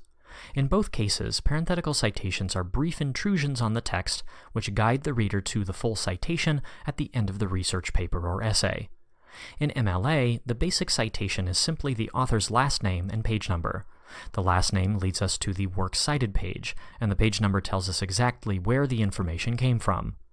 In APA, citations include the date in addition to any author's last names, which require the use of et al. When you have 6 or more authors. APA only includes page numbers when directly quoting a source, which is rare.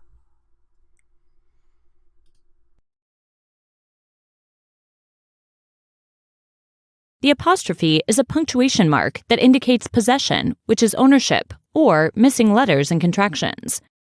There are various times when the apostrophe followed by an S is called for in grammar. Once we've reviewed the examples and rules in this lesson, you should be able to use the apostrophe S with ease and confidence. Pay close attention to both the correct and incorrect examples so you can familiarize yourself with common mistakes. When it comes to making nouns possessive, there are a few things to consider. Remember that possession is showing ownership. The house of John and the car of Sue are awkward ways to say or write what can be said or written in a more streamlined way using the apostrophe s.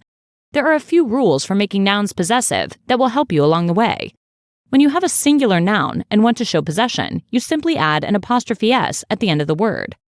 The following sentences show the correct use of a singular possessive noun: the girl's bike, the man's house, the dog's toy, the bus's seats. The following sentences show the incorrect use of a singular possessive noun. The plural noun that does not end in s needs an apostrophe s to form the possessive. The following sentences show the correct use of a plural possessive noun: the men's game, the children's toys, the women's meeting. The following sentences show the incorrect use of a plural possessive noun. A plural noun that ends in s means it only needs an apostrophe. For example, 4 tigers' cubs played happily together. 3 babies' mothers chatted about their progress. The parents' children were all in the play. The following plural nouns are incorrect because they do not include the apostrophe. When you have a compound word, add apostrophe s to the end of the compound. For example, her sister-in-law's mother loved to visit in the summer. The copy editor's marks were indicative of a need for rewriting. The runner-up's medal was well-deserved. When you're dealing with joint ownership, add an apostrophe s after the last noun. The following sentences show the correct use of the apostrophe when referring to joint ownership. Mary and Juan's house was broken into. Susan and Carolyn's sister moved to Phoenix. The following sentences show the incorrect use of the apostrophe when referring to joint ownership. If you want to show separate ownership, add an apostrophe s to each noun. The following sentences show the correct use of the apostrophe when referring to separate ownership. Both Cheryl's and Martha's exercise programs are vigorous. Fred's and William's work schedules both change each week. The following sentences show the incorrect use of the apostrophe when referring to separate ownership. When proper names end in s, people often get confused about how to form a possessive plural. The rule is you need to add es and then an apostrophe. For example, the Bates' car was stolen. The Williams' dog ran away. In these sentences, the es is missing, making them incorrect. In a contraction, we commonly use the apostrophe s with a noun or pronoun to take the place of the verb is. Less commonly, we use the apostrophe in place of the verbs does and has. We can also use the apostrophe s with the verb let to take the place of the pronoun us. The following sentences show how to correctly use the apostrophe s with a noun or pronoun to take the place of the verb is. He's going to park the car in the garage. The walk's going to be incredibly long. Let's go to the beach. The following sentences are not correct. He's walking to the store for ice cream. Let's run to the gym. The cup's made of plastic. The apostrophe shows possession, ownership, or takes the place of missing letters in contractions. Here are some of the basic rules to remember when using the apostrophe s. For a singular noun, add an apostrophe s. For a plural noun that doesn't end in s, add an apostrophe s. Singular, women. Plural, women's. If you encounter a plural noun that ends in s, add only an apostrophe, lions. When a proper name ends in s, add es and then an apostrophe to make the plural possessive, Davis's. To create a contraction, use an apostrophe s with a noun or pronoun in place of the verb is, he's. You can also use it with the verb let to take the place of us, let's.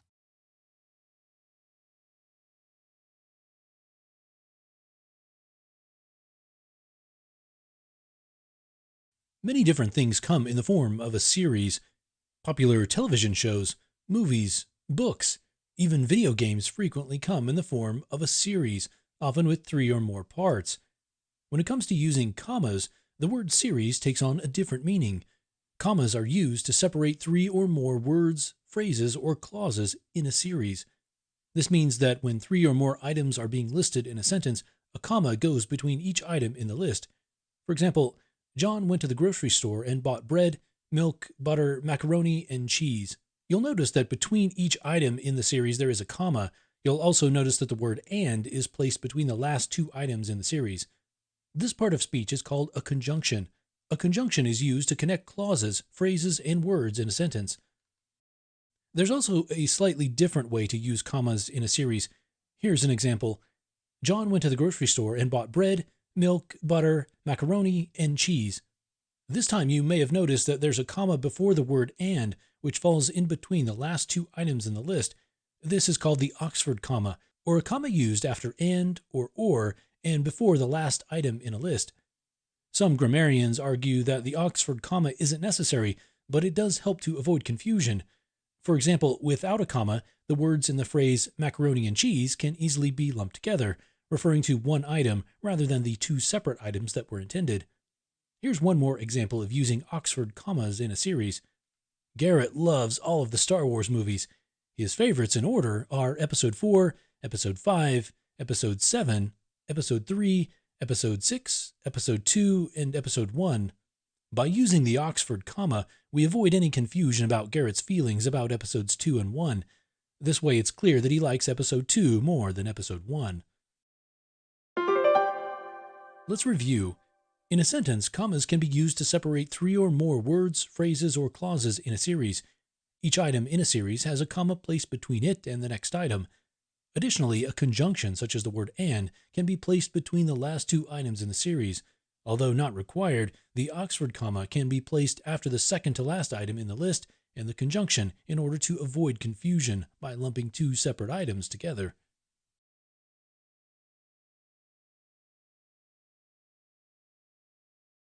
Parenthetical citations are notes in parentheses that let a reader know what original sources you used in the body of your research paper. These notes make it easier for the reader because they don't have to stop reading to know what is source material. In other words, the parenthetical notes don't disrupt the flow of the paper. This saves the writer from having to create endnotes or footnotes, and it gives the reader immediate access to the sources. In research writing, there are many different style guides that dictate the rules of how source material should be accounted for in the text of the paper. We will be looking at two of the most popular style guides used, MLA, or Modern Language Association, and APA, the American Psychological Association. We use parenthetical citations to indicate that we have included information from source material that is a direct quote, a summary, or a paraphrase. Let's take a look at these two styles to see how they differ. When using parenthetical citations in the MLA style, you must include the author and the page number in the parenthesis. Take a look at some examples. Here's a quote from a book. The author tells us, "We all need to find a way to save on our consumption of oil, so carpooling when you can is an excellent idea. Willis, 25. Because this example includes a quote, at the end of the sentence you need to include parentheses with the author's last name and the page number where the quote can be found. Notice that the punctuation is placed to the right of the parentheses, making the parenthetical citation a part of the sentence. Now, let's look at a paraphrase. Children can find themselves in trouble if they are giving access to cell phones before they are able to understand how dangerous they can be. No cell phones. When you paraphrase or put source information into your own words, you must provide documentation. If there is no author, then you use the first few words of the title and the parenthetical citation. Note, there are no page numbers given because the source is a website. Sometimes we use ellipses. In New England, the heroin epidemic is a large problem. It is something we need to take seriously. Nelson and Smith, 21. Use an ellipsis, or what looks like 3 periods, to indicate that you have left out part of the quote. And there's the long quote. The prison system in America is filled largely with nonviolent drug offenders. We could do so much more for people who have drug issues if judges and the police were given options other than incarceration. Smith, 7. When you have a long quote, you indent every line 10 spaces, and you do not use quotation marks. In the parenthetical citation, you use the author's last name and the page number. When you use APA parenthetical citations, you include the author's last name and the year of publication. When it is a direct quote, you also include the page number. For a book, this looks like, Franklin tells us, a hug a day can actually increase life expectancy. Hawthorne, 2009, page 78. But he didn't say anything about what laughter might do for us. And here's a direct quote.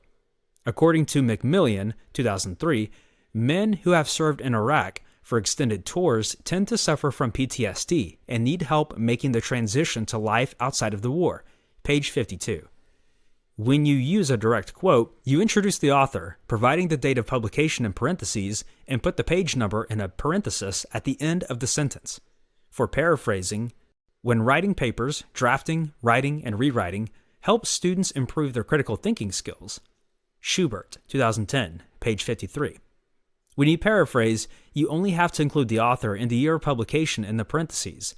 You can include the page number, for example, page 53, but it is not required. Parenthetical citations, or notes in parentheses, are included in a research paper to make sure that all source material is properly documented, and so the reader can easily identify the sources used.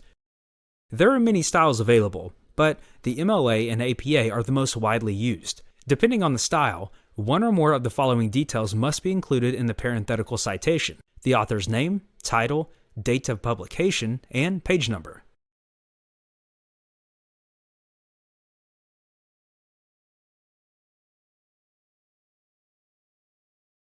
We often see unusual punctuation marks in sentences and aren't quite sure what they're called.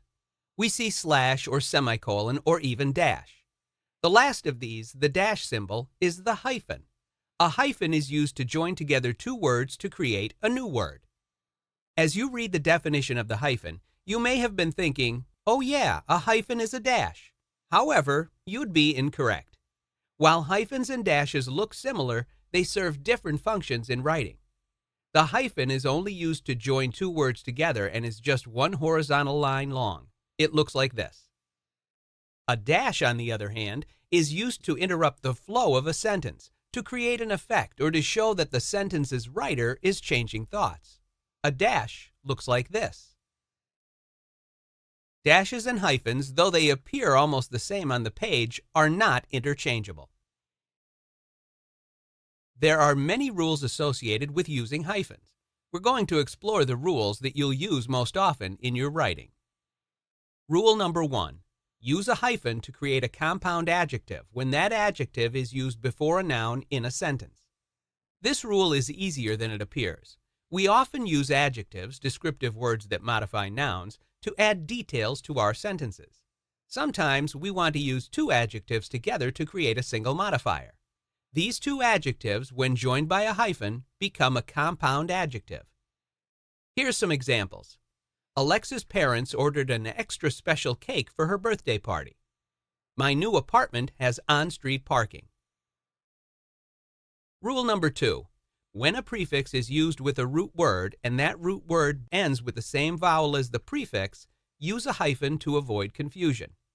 Here's an example. The voters re-elected the president for another term. Rule number 3. When the prefixes x, self, or all are used to start a word, use a hyphen between the prefix and the root word. Now here are some examples. Her ex-husband is getting remarried. Mario was known as a self-assured athlete.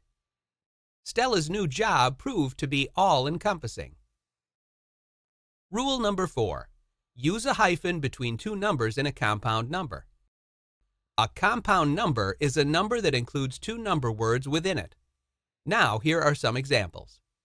We are going on a cruise for my cousin's 23rd birthday. The 1-year-old smashed his birthday cake in his face. Rule number 5. A hyphen should be used between two parts of a compound word any time that combining those two parts could create confusion about the word's meaning. Sometimes when prefixes or suffixes are added to words or two words are combined, the resulting word may have a different meaning than the writer intends. Here's an example. The bank asked the Smiths to re-sign their loan application. In this sentence, the word re-sign means to sign again. However, without a hyphen, the word would read resign, which means to leave a position. Okay, let's take a moment or two to review what we've learned. The hyphen is a punctuation mark used to join two words or word parts together to make a new word. This is different from a dash, which is used to interrupt the flow of a sentence, to create an effect, or to show that the sentence's writer is changing thoughts. In terms of the rules we looked at in this lesson, A hyphen is generally used between two adjectives that together form a compound adjective that acts as a single modifier, between a prefix and a root word when the prefix ends with the same letter as the root word begins with, if the prefix is x, self, or all, between a prefix, or if adding the prefix to the word would create confusion in meaning without the hyphen, and to create compound numbers.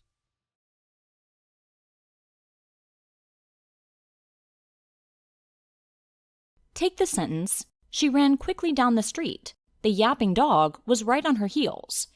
In this example, we see that the first half of the sentence, "She ran quickly down the street," is a complete thought. It could be a sentence on its own. If we look at the second half of the sentence, "The yapping dog was right on her heels," we know it too could be a standalone sentence. This is the perfect scenario for the use of a semicolon. The semicolon is a punctuation mark that connects complete clauses into a single sentence. It's used in writing longer, more complex sentences. It can be thought of as a supercomma, as it asks readers to make more of a pause than a comma does, and therefore it seems to have more strength. A semicolon is used to join together two sentences that are related, telling us that they are directly related. So we can join "the girl running" and "the dog yapping right on her heels" with a semicolon. You have to use two independent clauses, or complete thoughts. Your second thought can't be dependent on the first. In that case, you'll need to use a comma or a colon. Let's try another example. Notice the semicolon. He loves to drive his car with the top down. It makes him feel free and alive. In this example, there are, once again, two parts to the sentence that are connected. He loves to drive his car with the top down. It makes him feel free and alive. It is the fact that they are related that prompts us to join them together with a semicolon. Only related sentences can be joined this way. You can't use a semicolon if they have nothing to do with one another. A semicolon can also join forces with a transition, usually a conjunctive adverb, to link two sentences that go together. Take a look at this. The yapping dog was right on her heels. However, she made it in the house before it caught her. In this example, we can see that these are each complete thoughts, but we have used the conjunctive adverb, however, to join them together. When we join the sentences with a conjunctive adverb, we put a semicolon before the conjunctive adverb and a comma after. The yapping dog was right on her heels. This can stand on its own as a sentence. She made it to the house before it caught her. This can also stand alone. We joined them together with however, which shows their connection. Let's look at one more, just to make sure you have it. He loves to drive his car with the top down. However, it can be difficult when it starts to rain. Here, just like in the previous example, we used however to join the two complete thoughts. There are other words similar to however that are used in the same way in combination with a semicolon. Here are a few more. Nevertheless, for example, therefore. We also use a semicolon when we have a list that might be confusing, such as one where individual list items already have commas in them. A list of place names can serve as an excellent example, because place names often already contain a comma. Susan planned to use her vacation to visit Miami, Florida, Kingston, Jamaica, and Havana, Cuba. Let's go over some things to remember about the use of semicolons. Remember, when you join two sentences with a semicolon, make sure they are closely related, like in the following examples. Jamal wanted to do well on the upcoming chemistry test. He created a study guide to plan out the week before the exam. Limit how much you use semicolons, as using it too much detracts from their power and creates a repetitive format that's less engaging to readers. For example, if 3 sentences in a row make use of a semicolon, find another way to structure the second sentence so that a semicolon is not needed. Only capitalize a word following a semicolon if it's a proper noun. Here's an example. Susan especially loved the landscape in Miami. South Beach has colorful, distinctive architecture and rows of palm trees. The semicolon is a punctuation mark that connects complete clauses into a single sentence. There are 3 possible uses. When you are joining 2 complete but related sentences together to make one sentence, when you have 2 sentences that join forces with a transition, when you have a list that might be confusing because the list items already have commas. The semicolon is something to use sparingly. Too much of a good thing is overkill. When you use it correctly, it adds complexity to your sentences. So take a chance and give it a try.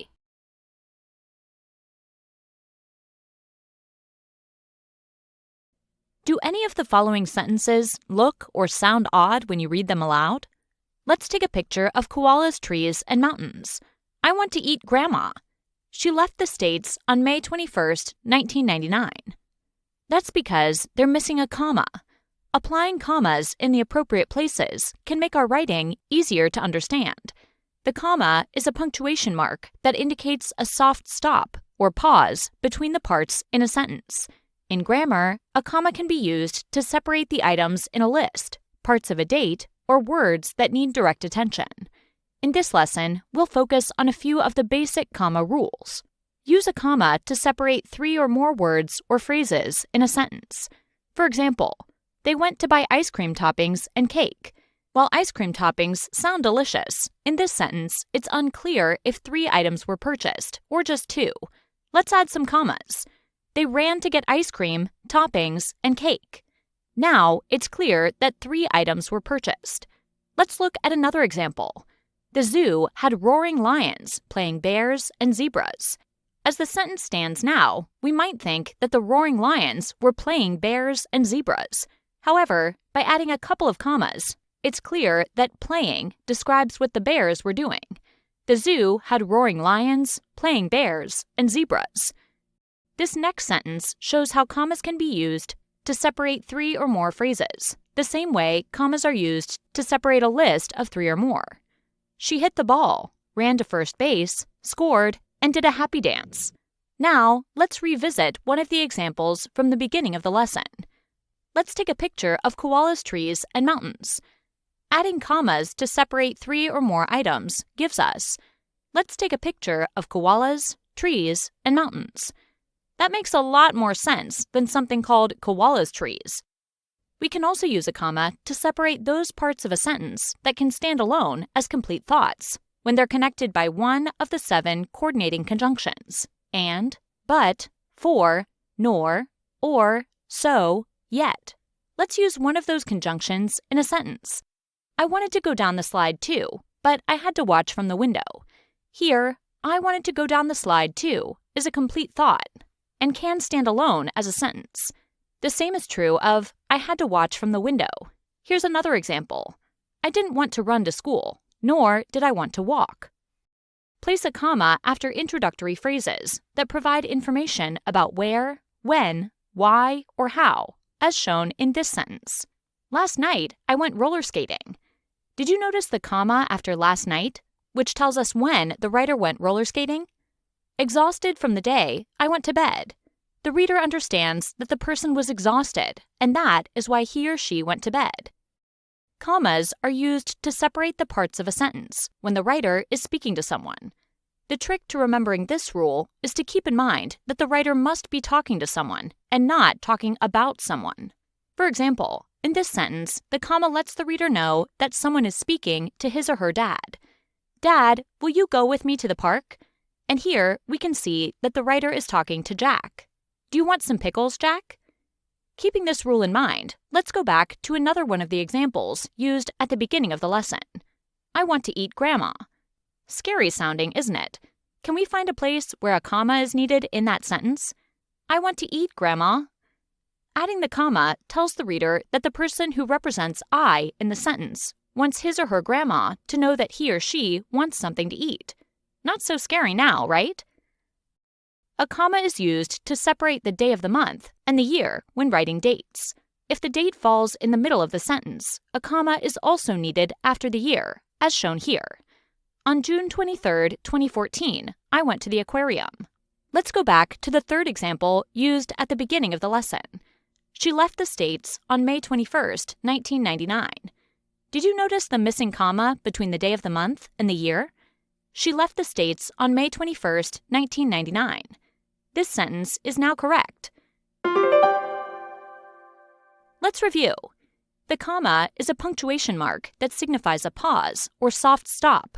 Commas are used to separate a list in a series and before one of the 7 coordinating conjunctions: and, but, for, nor, or, so, yet.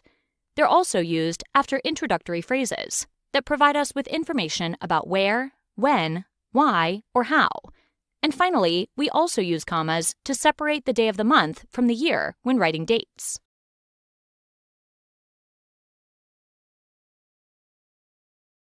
A limiting adjective defines the noun rather than describes it.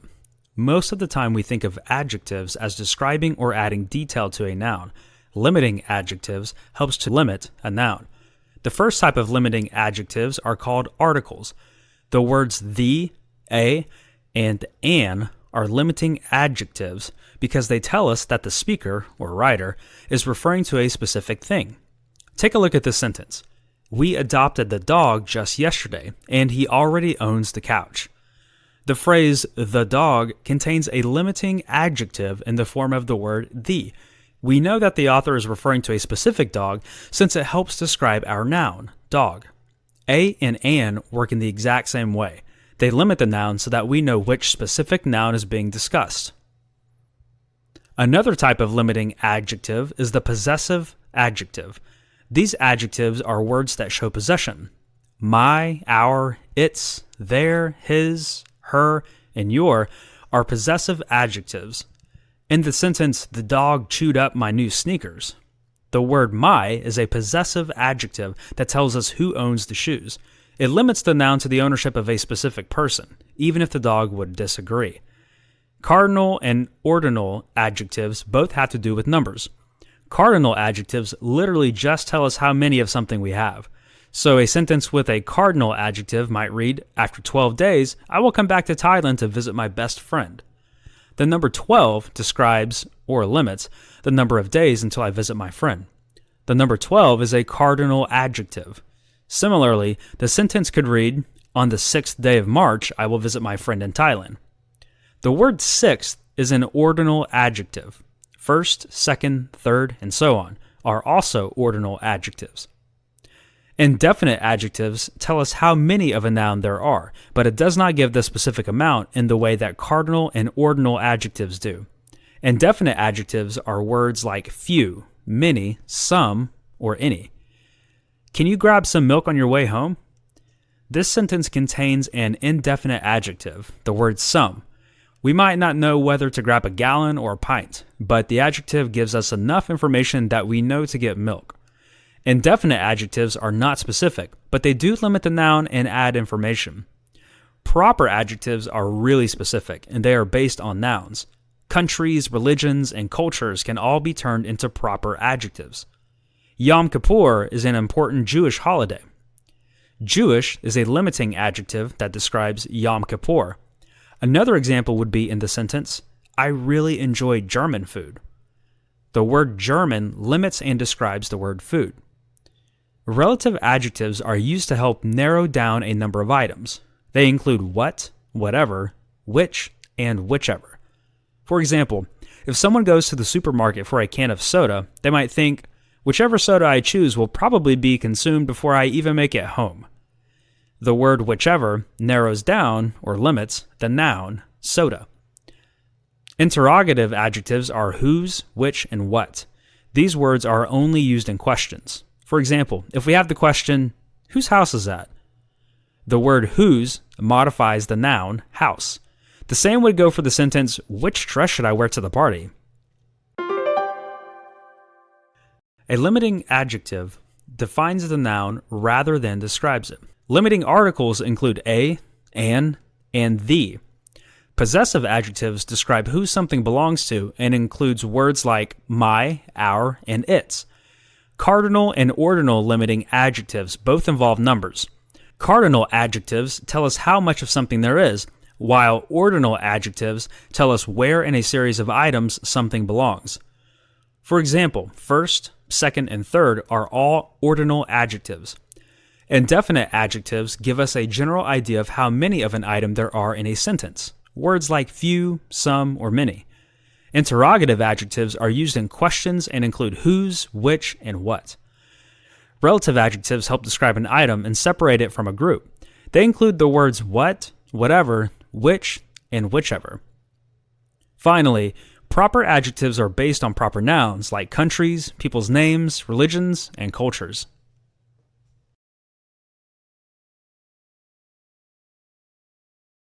You're probably familiar with the 8 parts of speech that make up the English language. Nouns and pronouns are crucial to forming sentences, and adjectives modify nouns and pronouns, making it possible to create engaging mental images of what the speaker or writer is talking about by providing more detail. A complete sentence with only a noun and verb can sound fairly dull. Here's one of these 2-word sentences. Ducks float. We have a noun and a verb, but the sentence isn't very memorable. Let's add some other words, including adjectives. 3 fluffy yellow ducks float on Mr. Smith's peaceful pond. Here's another example. I went to the park and ate lunch with Jan. Adding adjectives certainly adds to the image. I went to a quiet park yesterday and ate a delicious picnic lunch with Jan. Adjectives serve important functions in spoken and written sentences. This lesson is about the use of descriptive adjectives. Descriptive adjectives are the most commonly used type of adjective, and they add meaning to a noun or pronoun by describing its qualities. There are thousands of descriptive adjectives that exist in the English language, so it's not difficult to come up with one. They can tell what size something is, how something tastes, what something smells like, and so much more. Some adjectives that describe size are immense, miniature, petite, and pudgy. Adjectives that describe texture include rough, scaly, bumpy, and smooth. Some adjectives to use when describing odor are putrid, fragrant, acrid, and sweet. When describing sound, you can use the adjectives thundering, faint, muffled, or shrill. Adjectives that describe appearance include stunning, muscular, attractive, and hideous. And finally, some adjectives that describe character are funny, dependable, courageous, and dishonest. One common use of adjectives is to describe people or animals, further identifying them for the reader or listener. These adjectives might describe size, personality, or general appearance. Here are a few examples. A huge dog, a tall woman, courageous firefighters, an annoying classmate, an intelligent speaker, a playful kitten. Now, let's create a sentence or two using these adjectives. I have an annoying classmate sitting next to me this semester. Kendra has a playful kitten at home that she adopted from the shelter.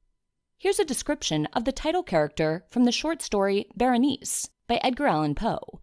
Notice the effect of the adjectives he uses. The forehead was high and very pale, and singularly placid, and the once jetty hair fell partially over it, and overshadowed the hollow temples with innumerable ringlets, now of a vivid yellow, and jarring discordantly, in their fantastic character, with the reigning melancholy of the countenance. The eyes were lifeless and lustreless, and seemingly pupilless, and I shrank involuntarily from their glassy stare to the contemplation of the thin and shrunken lips. While descriptive adjectives are necessary for engaging sentences, using too many adjectives grouped together can have negative results. Let's see how this might happen. A long string of adjectives, as in the following sentence, loses some of the impact of the description. The tall, boring, bald, sweaty old man was my history teacher. It might be more effective to break up the adjectives by attaching them to different nouns. The bald, sweaty man was my boring history teacher. Adjectives are a part of speech used to modify nouns and pronouns, enhancing our speech and writing. There are several types of adjectives, but descriptive adjectives are used extensively to add meaning to a noun or pronoun by describing its qualities, and there are thousands that exist in the English language. Overusing descriptive adjectives can be a problem, but properly incorporating them into a sentence can add significantly to the impact.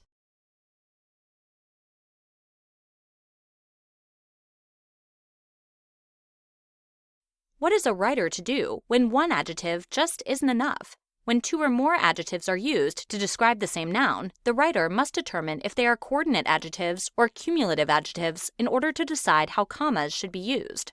Let's learn more about the proper usage of coordinate and cumulative adjectives. Coordinate adjectives are two or more adjectives that describe the same noun. Coordinate adjectives are equally important and separated by a comma. For example, smart, funny Jamie quickly advanced as a class leader. A great way to decide whether or not you need a comma between coordinate adjectives is by asking yourself if the sentence would still make sense if the order of the adjectives were reversed, and if the word and would work in the sentence. For example, funny and smart, Jamie quickly advanced as a class leader. Since this sentence makes sense after the adjectives are reversed and is put between them, you will use a comma to separate the adjectives when writing the original sentence. Smart, funny Jamie quickly advanced as a class leader. Adjectives that can neither be reversed nor separated by the word and are called cumulative adjectives. For example, the purple muscle car outperformed all of the other cars in the race. Purple and muscle are cumulative, not coordinate adjectives, because it's awkward and incorrect to say. The muscle and purple car outperformed all of the other cars in the race. Cumulative adjectives are not separated by commas. If there are more than two coordinate adjectives, they are separated by commas. The last adjective in the list may or may not be separated by the word and instead of a comma. For example, both of these sentences are considered correct. Smart, funny, charismatic Jamie quickly advanced as a class leader. Smart, funny, and charismatic Jamie quickly advanced as a class leader. In the event that there are two or more coordinate adjectives and a cumulative adjective, you will use a comma between the coordinate adjectives, but not between the coordinate and cumulative adjective. For example, the fast purple muscle car outperformed all of the other cars in the race. Coordinate adjectives are two or more adjectives of equal value that are used to describe the same noun. They are separated by the word and or a comma. Writers know they are working with the coordinate adjective when the adjectives may be written in reverse order with and between them. Cumulative adjectives are also two or more adjectives that describe the same noun, but their order may not be reversed. There is no and or comma separating cumulative adjectives. When cumulative adjectives and coordinate adjectives are combined to describe the same noun, there is a comma put between the coordinate adjectives, but not between the coordinate and cumulative adjective.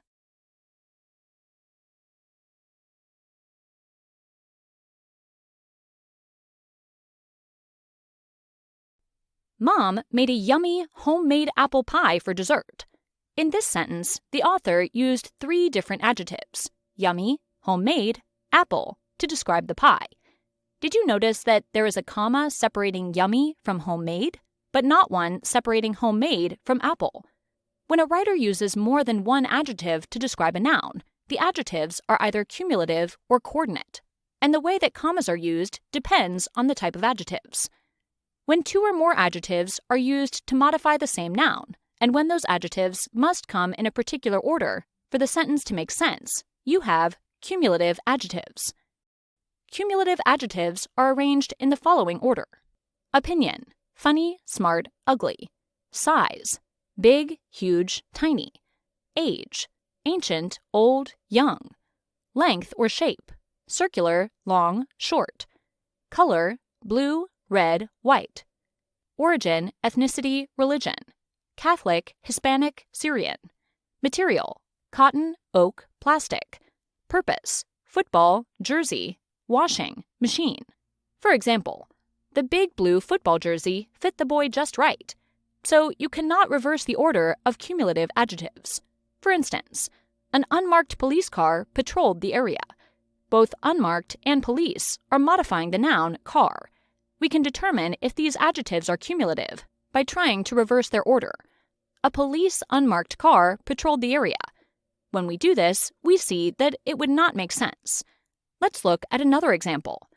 Zach rode the wooden roller coaster 6 times. In this example, wooden and roller may not be reversed. It does not make sense to say, the roller wooden coaster. Therefore, these are cumulative adjectives. When separating cumulative adjectives, do not use commas. Generally, commas would take the place of the word and when separating more than one adjective. separating cumulative adjectives with the word and makes no sense. Look what would happen to our examples if we put and between the adjectives. An unmarked and police car patrolled the area. Or, Zach rode the wooden and roller coaster 6 times. With the and, these sentences do not make sense, do they? So, when writing cumulative adjectives, leave out the commas. Like cumulative adjectives, coordinate adjectives are also 2 or more adjectives that describe the same noun. However, the order of coordinate adjectives makes no difference, and they do require commas between them, or would make sense with the word and separating them. For example, the black, shiny vehicle slowly turned the corner. This is a coordinate adjective because it would also make sense to reverse it or replace the comma with the word and. The shiny and black vehicle slowly turned the corner. When there are more than 2 adjectives describing a noun, separate the coordinate adjectives by commas or the word and, but not the cumulative adjectives. Additionally, do not place a comma between a coordinate and a cumulative adjective. For example, the fluffy white down pillow summoned me to sleep. In this sentence, fluffy and white are coordinate adjectives that are separated by a comma, but down is part of a cumulative adjective. The word down doesn't make sense if it changes place with one of the other adjectives. In contrast, look at this example. The animated, furry, excited puppy licked the little boy's face. In this example, there are commas between animated, furry, and excited because they're coordinate adjectives that could be put in any order and still make sense. We also have the option to put the word and in place of the last comma. Let's review. Cumulative adjectives occur when more than one adjective modifies a noun and where the order of the adjectives makes a difference in terms of the meaning of a sentence. When writing, do not separate cumulative adjectives with commas, and do not place the word and between them. Coordinate adjectives, on the other hand, may be put in any order. Remember to place commas between coordinate adjectives, or substitute the word and for the commas.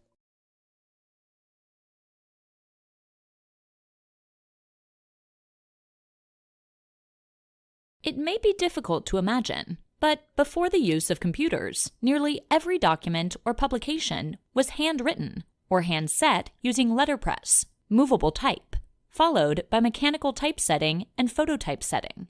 In the 21st century, it's easy to italicize individual words and phrases when keyboarding documents. An italic font is a cursive, slanted typeface. A font is a specific size, style, and weight of a typeface, used in printing and writing.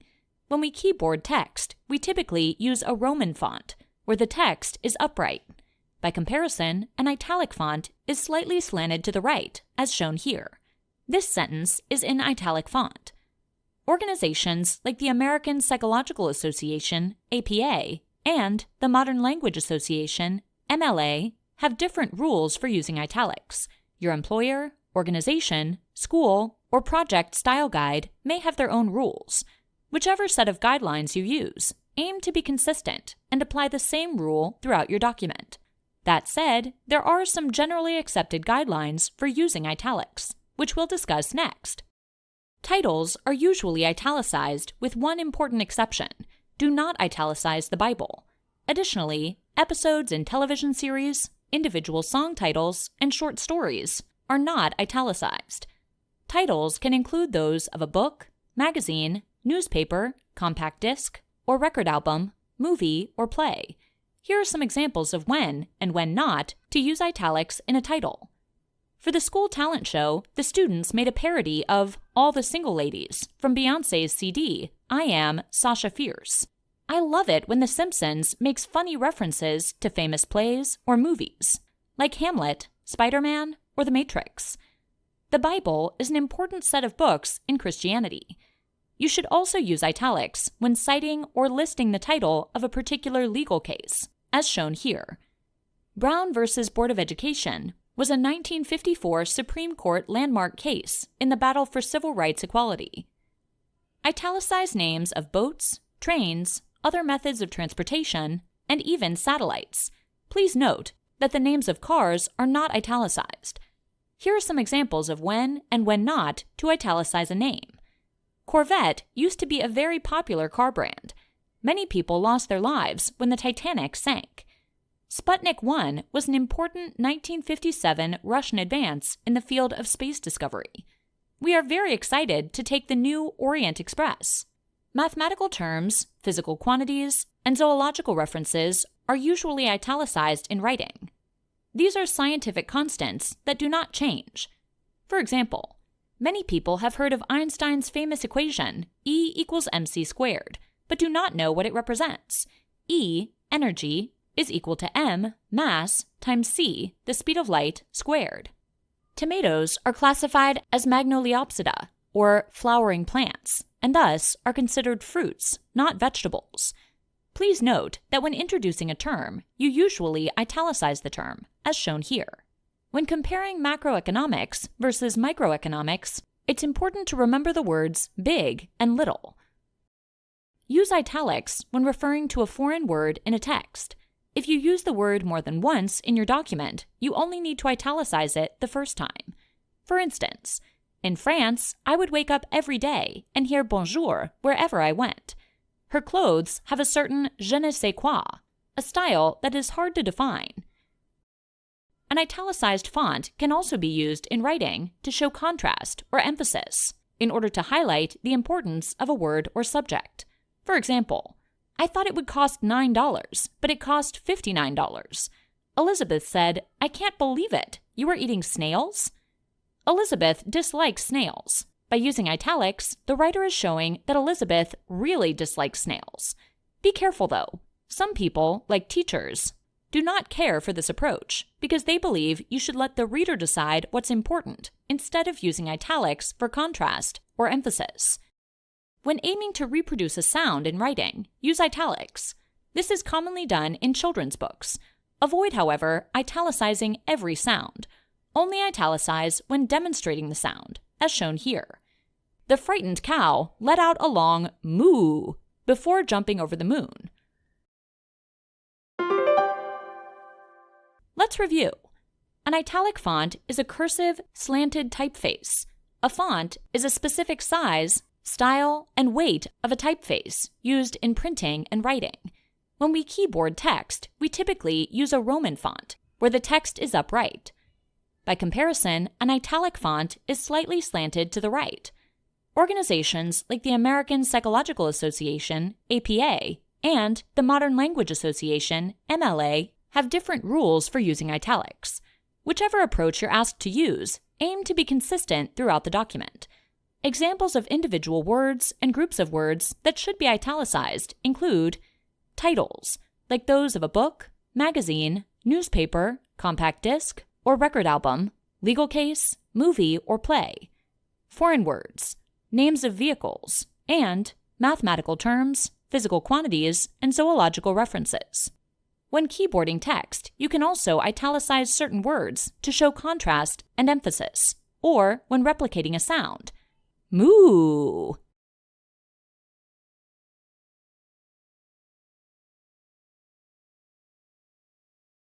Many of us come into contact with books on a daily basis. Sometimes we're using them for schoolwork, reading them for enjoyment, or referring to them as a quick reference. But what about when we're writing about a book? There are certain rules to follow when deciding what we should do to ensure that we're using a book's title correctly. The book title is the name of the book, which is found on the front cover and the side of most books. Some people believe that book titles should be underlined, while others think that they should be written in italics. Actually, it all depends on the writing tools that are being used to communicate information. The writing tools refer to whether we're using a word processor or writing with a utensil in our own hand, like a pen. In many classrooms, written communication takes place using the traditional method of pen or pencil on paper. We must underline the titles of books when writing this way. Underlining clearly shows that special attention should be given to the underlined information, in this case, the book title. Underlining titles of books is not used nearly as often as italics. However, when handwriting information, we do not have the benefit of keyboard shortcuts and enhancements. Another common way that people write is on a computer, which allows them the choice of using different keyboard options. When writing using a computer, we should type the title of the book in italics. This is the most accepted and common practice for writing titles of books. The italics option is usually found within text programs like Microsoft Word and Google Docs. The italics mark is a slanted capital letter I at the top of the open document. This allows the lettering to slant slightly to the side. Using italics sets the title of the book apart from other words in the written text. When students are writing essays, short answer responses, or sentences in general, they should italicize a book's title when they reference it. This is shown in the examples here for clarification. Example 1. I had to read the 21 indispensable qualities of a leader for my leadership class. Example 2. Starla found useful tips in Who Moved My Cheese? Example 3. Our summer reading list included To Kill a Mockingbird and Go Set a Watchman. Another context in which book titles are used would be for a works cited page. This is also called a bibliography. A bibliography is a list of referenced materials that have been used within works, such as research papers. When writers are referring to a book's title for a bibliography, they should write the title in italics. A few examples of what this should look like are shown here.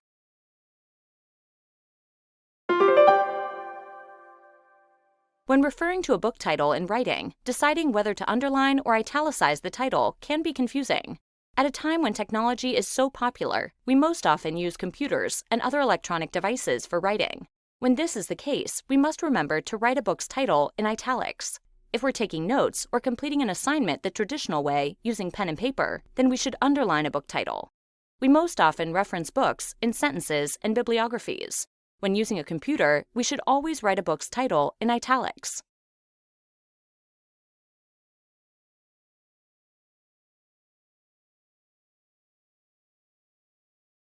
Once upon a time, underlining and italics used to be equally acceptable when formatting movie titles in written works.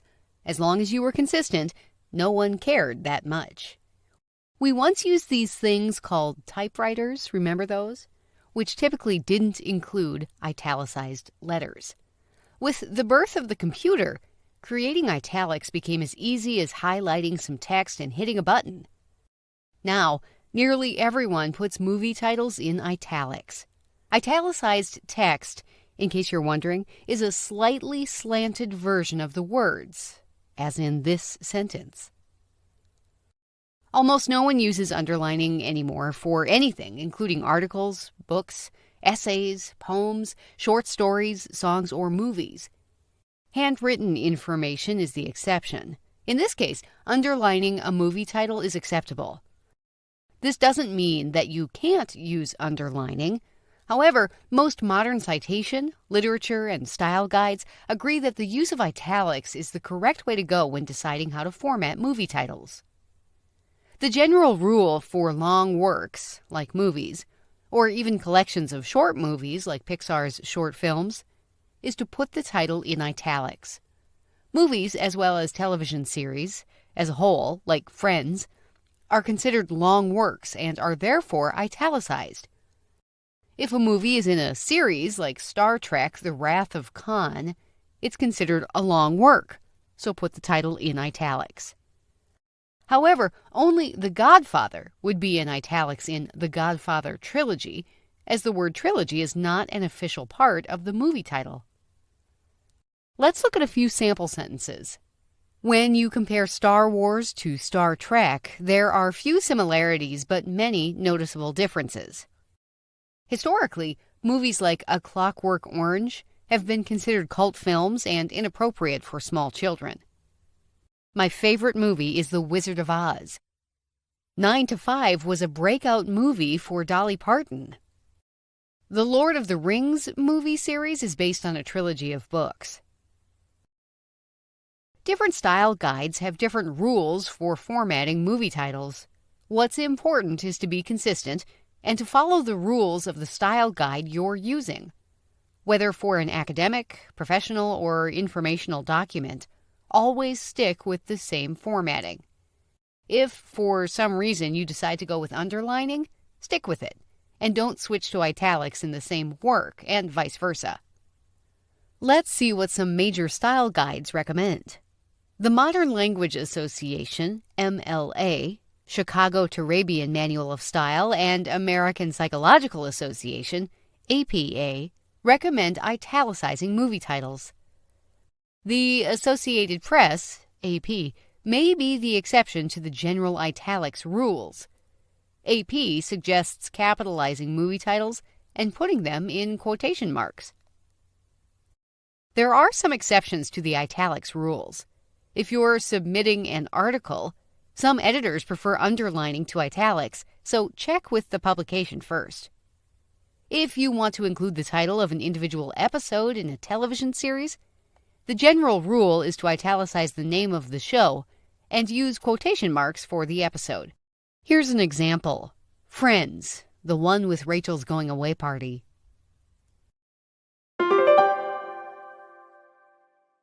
The general rule when considering whether to underline or italicize movies and television series titles is to put them in italics because they're considered long works.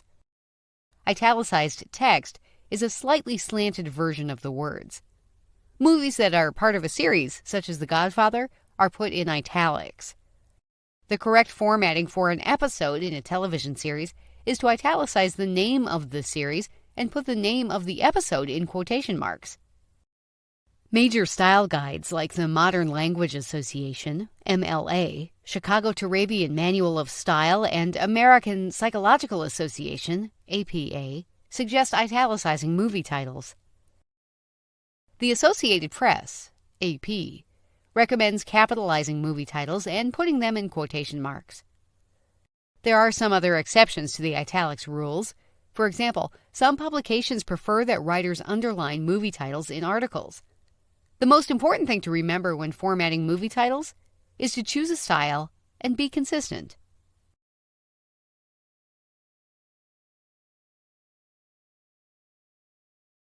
It may seem confusing when writing a paper to be asked to switch from one citation system to another. Why would anyone want to create so much confusion for a student? Two of the major citation systems, MLA, Modern Language Association, and APA, American Psychological Association, are often used. But which one is better, and which one is the correct system to use? While there are many long guides for both MLA and APA, most of it referring to how to cite specific things like journals, movies, books, etc., the similarities and differences between MLA and APA mostly come down to only a few specific points. Whatever citation system you use, whether MLA, APA, or other, citation is an acknowledgement that you are using someone else's ideas, thoughts, or writing to support your claim, belief, or idea.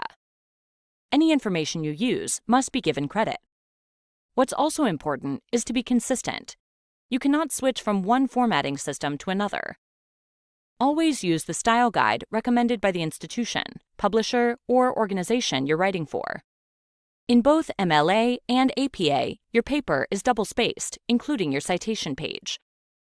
Both MLA and APA use parenthetical citations, in which a citation is listed inside parentheses, inside the paper. For MLA, the author's name and page number. For APA, use the author's name and date. Here it is in the MLA format. Now, here it is in the APA format. At the end of your work, your citation is listed alphabetically in both systems. Both styles use a hanging indent when writing citation.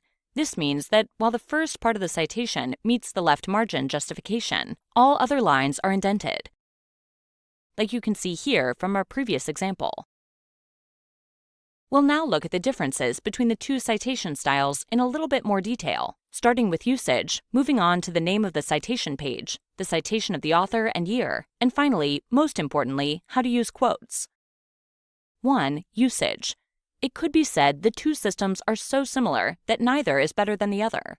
The primary difference and importance between MLA and APA is where the system is used. MLA is usually used in the humanities, like English, history, or drama. APA is normally used in the social sciences, like psychology, sociology, or social work.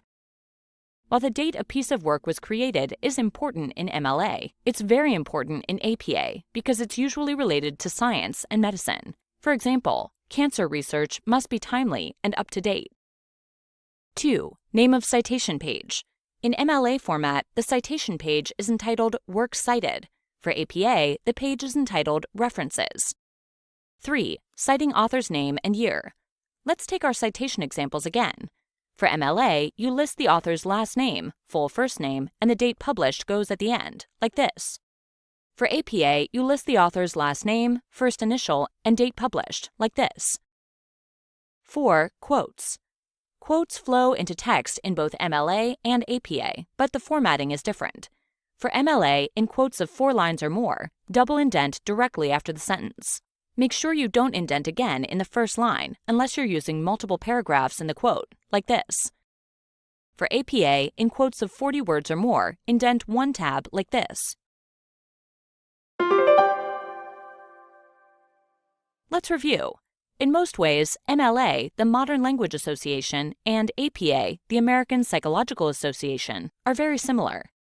You must cite all information and ideas used as support. Double space throughout your document. Use parenthetical citation inside your document, in which a citation is listed inside parentheses. Your ending alphabetical citation is written with a hanging indent, which means that while the first part of the citation meets the left margin justification, all other lines are indented. This hanging indent is called works cited for MLA and references for APA. In MLA, you use full first and last names, and the date comes at the end. In APA, you use last name and first initial. MLA uses 2 indents for quotes of 4 lines or more.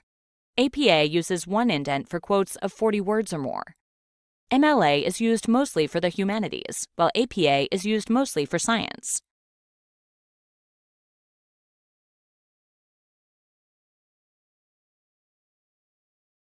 In order to understand what a plural possessive noun is, it's first helpful to understand what each part of the term means on its own.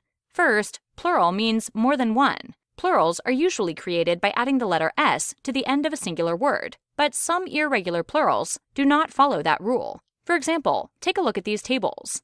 Dog, dogs. Book, books. Bottle, bottles. Mouse, mice. Child, children. Woman, women. Next, a possessive is an adjective that describes when something is owned or possessed. Writers use possessives when they want to show that something belongs to someone or to something, such as Joey's ball, my lunch, and the dog's bone. Finally, a noun is a part of speech representing people, places, things, or ideas. Common nouns are less specific and do not begin with a capital letter, such as lake, tiger, and teacher. Proper nouns name specific people, places, or things, and they always begin with a capital letter, such as Lake Michigan, Tony the Tiger, and Mrs. Smith. Common nouns and proper nouns can be possessive. Plural possessive nouns are used to show that a plural noun owns or possesses something. It does not matter if what is possessed is plural. What matters is that the noun doing the owning is plural. For most regular plural nouns, you can make the plural possessive by just adding an apostrophe to the end of the plural noun. Follow it up with whatever is being possessed. If you have an irregular plural noun, one that does not end in the letter S, you will add an apostrophe and then an S. Imagine you want to describe who owns a car. Check out how the plural possessives look different, depending on whether the plural noun is regular or not in this table. Whose car is it anyway? The boy's car, the girl's car, the men's car, the women's car. Be careful that you don't confuse singular nouns ending in the letter S for plurals when you're writing. Remember that there are many common singular nouns that end in the letter S. Cactus, lens, and bus, for example. Notice the difference when forming the plural possessive by taking a look at this table. Singular possessive, cactus's spines. Plural possessive, cacti's spines. Singular possessive, lens's case. Plural possessive, lens's case. Singular possessive, bus's seats. Plural possessive, bus's seats. Remember that it's the noun doing the owning that makes it a plural possessive. In the example, bus's seats, it's not a plural possessive even though it's referring to multiple seats. The plural possessive is bus's seats. Here are more examples of the plural possessive. Pay attention to where the apostrophe and the S go, depending on whether the noun is regular or not. The spider's webs were covering the doorway. The kid's toys were scattered all over the floor. Be sure to give him a children's medicine. We put both dogs' beds in the bedroom. The twins' favorite movie is on television tonight. The people's support is essential if she wants to win the election. Remember, a plural possessive noun is used to show when more than one person or thing owns or possesses something.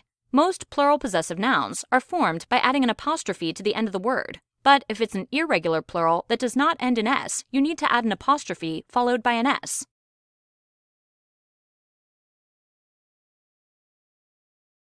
A pronoun is a very helpful part of speech. It takes the place of a noun or nouns and can help your writing from sounding repetitive. Instead of using the name of the noun over and over, you can replace it with a pronoun, like it, she, or he. Remember that pronouns can propel the quality of your writing by getting rid of extra nouns. In writing, there are 3 different points of view: first, second, and third.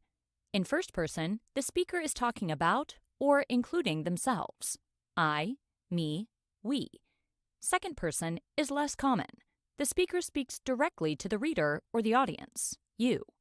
But the most common point of view in writing is third person. In third person, the writer or speaker is able to write or talk about other people or characters.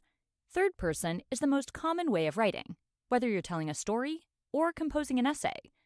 Third person pronouns can refer to people or to things, are singular or plural, and can be subjective or objective. When they are subjective, they are acting as the subject of a sentence, and when they are objective, they are receiving the action or as an object of a preposition. Subjective pronouns will usually be at the beginning of a sentence or a phrase. They are the doers of the action. For example, he walked to the store to buy milk. They are planning a vacation for this summer. After the curtains closed, she stood up and cheered even more. Objective pronouns receive the action, or come at the end of a prepositional phrase. You are more likely to find them at the end of a sentence.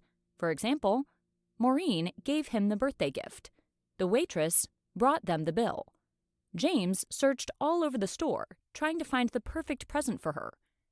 Be careful to pay attention to the gender, male or female, of the noun you are replacing.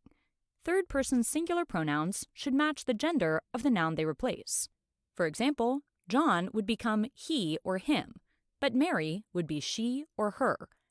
Use third-person pronouns to replace nouns and keep your writing from sounding repetitive. Once you have used the name of a noun, you can replace it with a third-person pronoun to help your writing flow. Let's start with subjective pronouns. Here is a sentence with no pronouns in the subject. Mary was looking for the perfect pair of shoes, but Mary could not find shoes anywhere. You can replace Mary with the subjective pronoun she, as in, Mary was looking for the perfect pair of shoes, but she could not find shoes anywhere. Here are 2 more examples where the subject is replaced with a third-person pronoun. Tina worked hard at her job. She was hoping to get a promotion soon. The game was tied when the referee blew the whistle. It would go into overtime. Let's now go over some examples with objective pronouns. Remember Mary looking for her shoes? You can actually add an objective pronoun to the same sentence. For example, Mary was looking for the perfect pair of shoes, but she could not find them. In this example, shoes is replaced with the pronoun them. You would use them because it is the object of the verb. Them tells what she, Mary, the subject, could not find. Here are 3 more examples, but notice how the objective pronouns come after the verb or action. I lost my sunglasses when I went to the lake, but luckily my friend found them. Anna needed to go to ballet class. Molly offered to drive her. If you use a bookmark to save your place, you will be able to find it again. In these 3 examples, them, her, and it are all objective pronouns. They are the object of the verbs. You may have noticed that it can be subjective or objective. It is the only third-person pronoun that can be in the subject or the object of a sentence. A person's gender identification also determines the pronouns to which that person prefers to be called when spoken of in the third person. Pronouns that apply to those who identify as male are he, him, his. Pronouns that apply to those who identify as female are she, her, hers. Pronouns that apply to non-binary, gender nonconforming, or genderqueer typically are they, them, theirs. As these pronouns are personal to the individual, it's important that substitute pronouns are not used, such as it or he, she, as they not only are inaccurate, but offensive in nature. Let's recap. Third-person pronouns are extremely common in all types of writing, from fairy tales to research papers. Use subjective pronouns he, she, it, they in the subject of your sentence to keep from repeating the same nouns. Objective pronouns, on the other hand, usually come after a verb or a preposition in the objective part of a sentence. Together, third-person pronouns will propel your writing style forward.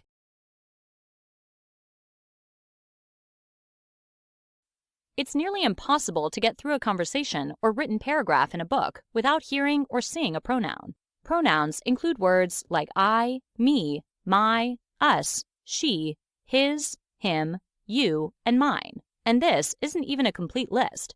Pronouns take the place of more specific words for people, places, or things. Nouns, in other words. These are words like Joe, Susan, table, cookie, house, and Cincinnati. Pronouns help to simplify our writing and speech, making it easier to read or listen to. Instead of repeating a person's name, a certain city, or the name of an object over and over, a writer can use a pronoun. Pronouns are divided into categories called person, according to who or what they stand for. These categories are first person, second person, and third person. First-person pronouns refer to the writer or speaker, I, me, we, etc. Second-person pronouns refer to the reader or listener, you, your, yours. Third-person pronouns refer to people or objects not directly involved, he, she, it, him, they, theirs, etc. This lesson is about the second-person pronouns. Let's take a look at how they're used now. You, your, and yours. These are the three second-person pronouns. Second-person pronouns are the words writers use when they're addressing one or more readers directly. They are also used when we speak directly to people. Second-person pronouns make writing sound much better. Consider the following example. Hello, student. How is student doing today? Is student ready to learn about second-person pronouns? These words will make students' writing sound a lot better. Now, let's try this again using second-person pronouns. Hello, student. How are you doing today? Are you ready to learn about second-person pronouns? These words will make your writing sound a lot better. Language just sounds better when pronouns are used. Second-person pronouns keep writers from having to write the reader's name over and over. They're also pretty helpful when the writer does not know the name of the reader or readers. Second-person pronouns can be used as subject pronouns, object pronouns, or possessive pronouns. This simply means that the words you, your, and yours can be used in different parts of a sentence. Sometimes pronouns take the place of the subject in a sentence. Here are some examples of second-person subject pronouns. You are my best friend. You are the largest class at this university. You wear size 10 blue jeans. And where do you and your sister live? Sometimes pronouns take the place of an object in a sentence. Here are some examples of second-person object pronouns. The dog likes to follow you. Daniel bought you a present. This test is for you. And I love you. Notice that the pronoun you can refer to both one person, singular, or more than one person, plural. For example, you can mean a single person, like a best friend, or a whole group of people, like a class. I love you could mean that I love one you, the viewer, or that I love all of the internet users out there. Sometimes the possessive form of a pronoun is used. The possessive form is used when a person owns or has possession of someone or something. Here are some examples of second-person possessive pronouns. Is that your car? Your boss called to see if you can work tomorrow. Do your homework, and the cookies are yours. Notice that your is used before the object being possessed. Car, boss, homework, and yours stands alone. It's important to note the different ways of using these two words. Study the following examples. The car belongs to you. It is your car. The car is yours. This is your birthday cake. The cake is yours. And finally, that computer belongs to you. It is your computer. It is yours. In writing, special care needs to be taken with the spelling of second-person possessive pronouns. Your and your are pronounced the same way, but the meaning is entirely different. Your is a contraction of the two words you and are, and it shouldn't be confused with a possessive form your. In other words, open your book to page 51 is incorrect, while open your book to page 51 is correct. Let's take a couple of moments to review what we've learned about pronouns in the second-person perspective. The three simple words we know as second-person pronouns, you, your, and yours, can be used in many ways. These are the words we use when our speech or writing is directed to a specific person or group.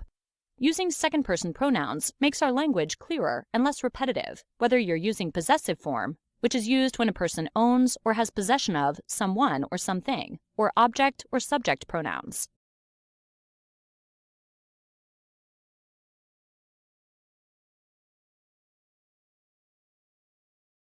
We use pronouns every day without thinking about them. They're a class of words used to replace a noun when it's obvious who or what the noun is. They're so common that we don't even notice them most of the time. In fact, we've used 5 so far in the last several seconds: we, they, and them. But when do we use pronouns? Why we instead of them? Why I instead of she or me?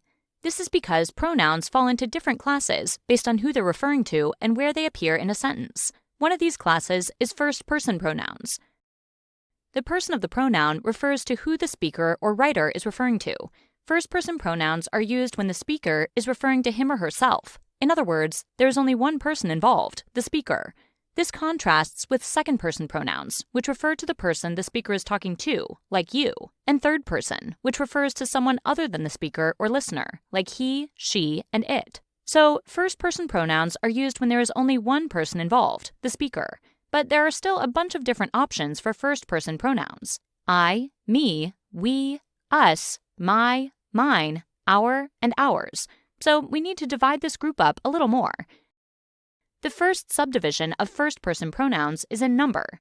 I, me, my, and mine are used when the speaker is only referring to him or herself and no one else is around, such as, I walked to school today by myself, or Mom gave me $10 for lunch. We, us, ours, and our are used when the speaker is part of a group of people, such as, we finished our group project in the library, or Mom gave us each $10 for lunch. The pronouns mine and our are a special class known as possessive pronouns. They're used by the speaker to show possession or ownership. That iPod is mine. My mom baked cookies. Our parents are out of town. Or the classroom is ours because the teacher left the room. So you may be following along and understanding these divisions, but have you also noticed an odd pattern? There are 2 first-person singular pronouns and 2 first-person plural pronouns. Similarly, there are 2 different first-person singular possessive pronouns and 2 different first-person plural possessive pronouns. This brings us to the last and trickiest division between subject and object. I, we, my, and our are subjective pronouns used when the speaker is doing the action in the sentence, or the grammatical subject. Me, us, mine, and ours, conversely, are objective pronouns used when the speaker is the grammatical object, having the action done to them. So the subjective pronouns are used in situations like this. I am going to Spain. We need to rush to make it to school. My teacher is Miss Maple. Or, our school project is not going to be done in time. In all of these examples, the speaker is doing the action. Compare with these examples. The teacher gave me an F. Miss Maple is going to fail all of us. That sweater you stole is mine. Or, the red house on the left is ours. In these, the speaker is the grammatical object, having the action done to it. Let's review what we've learned. We first learned that pronouns are a class of words used to replace a noun when it's obvious who or what the noun is. We determine the pronoun based on the person, i.e. first, second, or third. First-person pronouns are used by a speaker or writer to refer to him or herself and are divided by number, possession, and part of the sentence. There's several subcategories we looked at as well. First-person singular pronouns are I, me, my, and mine. First-person plural pronouns are we, us, our, and ours. First-person possessive pronouns are my, mine, our, and ours. First-person subjective pronouns are I, we, my, and our. And finally, first-person objective pronouns are me, us, mine, and ours.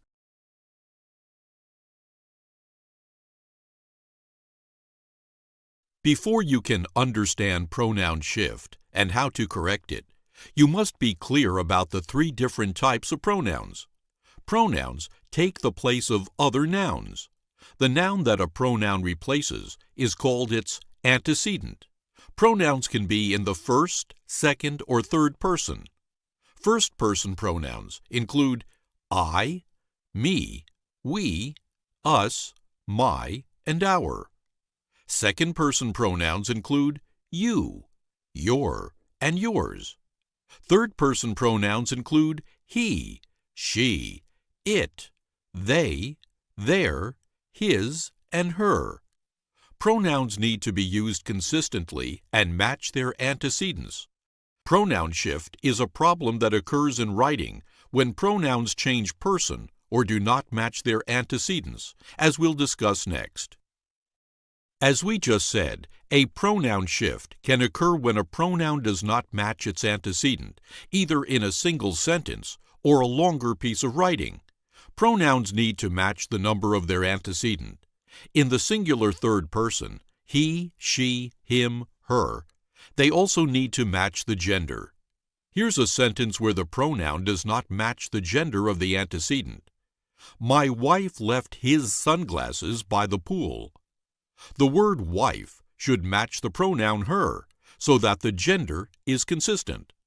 My wife left her sunglasses by the pool. It's also important to match the number of the pronoun. Some pronouns are singular, while others are plural. If the antecedent is plural, the pronoun must be plural. Here's an example where a plural pronoun is mistakenly used with a singular antecedent. Doug is on their way home from work. This sentence could easily be corrected by changing the pronoun their to a singular one. Doug is on his way home from work. It can be harder to catch a mismatched pronoun and antecedent when they're not in the same sentence, as in, Suzanne went to the store to buy supplies for her party. They bought balloons, cups, and plates. Here, they should be changed to she so that it matches its antecedent, Suzanne. Another type of pronoun shift that's harder to catch is a change in persons. When writing, it's important to maintain the same person. If a paragraph starts in the third person, it should stay in the third person. Check out the pronoun shift in the following paragraph. Patrice and I were so excited to travel abroad for the first time. We asked the hotel if you could check in early so that you would have more time. The paragraph starts out using the first person, I and we, but switches to the use of the second person, you. Here's another example where the pronouns change person. If you have prepared for the exam by reading the assignments and studying nightly, then students will do their best. Here, the writer shifts from the second person, you, to the third person, their. Here are a few more examples of errors in pronoun shift, along with the corrected versions. Matthew was watching television until his mom arrived to take them to practice. When corrected, the sentence reads, Matthew was watching television until his mom arrived to take him to practice. You can improve your health by eating their vegetables daily and getting enough exercise. When corrected, the sentence reads, You can improve your health by eating your vegetables daily and getting enough exercise. Or, people can improve their health by eating their vegetables daily and getting enough exercise. Here's another example. While we were on our way home, it began to pour. They got soaked. The correct version should read, While we were on our way home, it began to pour. We got soaked. A pronoun shift occurs when pronouns are not used correctly or consistently in a piece of writing. It can happen when a pronoun does not match its antecedent, often in number or gender. First-person pronouns include I, me, we, us, my, and our. Second-person pronouns include you, your, and yours. Third-person pronouns include he, she, it, they, their, his, and her. A pronoun shift can also occur with a change in person. Be sure to match your pronoun to its antecedent and stick to the first, second, or third person throughout your writing.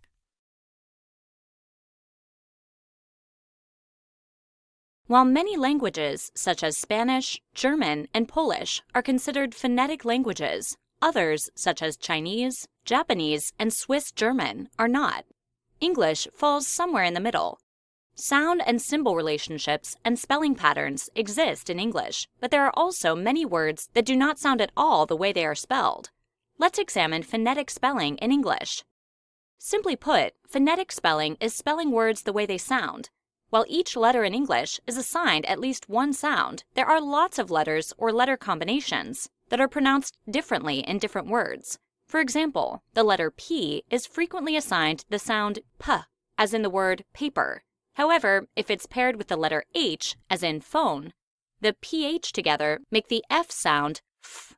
Similarly, the letter S usually makes the sound S, as in soup, but when it's paired with the H, as in the word ship, it makes a unique sound. The letter combinations PH and SH are digraphs.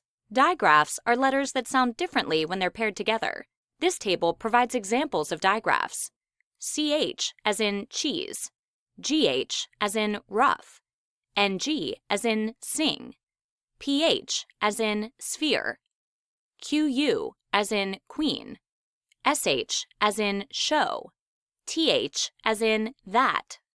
Another anomaly with the English language is the use of silent letters, which make no phonetic sound. Let's look at some of the more common silent letters in this table.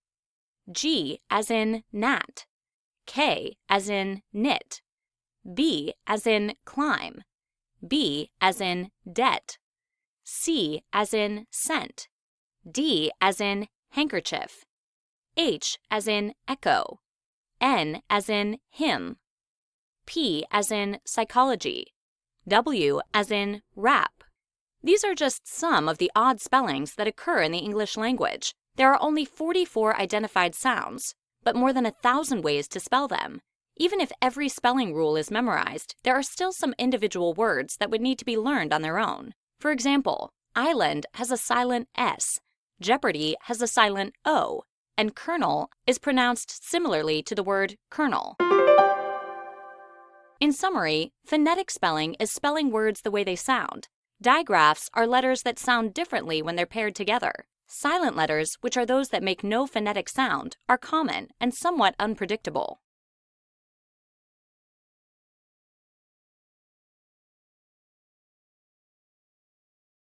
You've found your dream job, and it's time to move on. The company you currently work for is the worst. Bad pay, bad conditions, even the toilet paper in the company restroom is bad. You decide to write your letter of resignation and give the people who made your life so miserable for years a piece of your mind. Take this job and... Wait a second. That's not the way to write a good letter of resignation. In this lesson, we'll look at the right way to resign from a position. You want to leave your present employer as a friend. No matter how badly they treated you or how much you dislike the workplace, burning a bridge will probably hurt you in the future. When you write a resignation letter and attach your signature, it's a legal document that says you will no longer be working for your employer. And it's understood that they will no longer be paying you. The letter will go into your personnel file and could be used when future employers call your former employer for a reference. That's why it's important to know how to write a good resignation letter. Rule 1 when writing a resignation letter is to keep it simple. Be polite, but also direct and to the point. If it's a paper letter, your address and the address of the company should be included at the top of the letter. Clearly write the date that you're submitting the letter as well. Open by stating that you're leaving the company or organization and give clear dates as to when you're leaving, complying with your company or organization's notification period. This changes by job and country, but most employers in the United States ask for 30 days notice. While you might want to note your new position or discuss your reasons for leaving, this isn't necessary and usually complicates the letter. Also, no matter how bad the experience was, thank your employer for their time. Again, this is not an opportunity to passive-aggressively attack the company. For example, it has been so wonderful working here and I cannot wait to get out of here. Be sincere. Additionally, offer assistance during the transition period. Even though you're leaving, you're still employed by the company, and this builds goodwill for the future.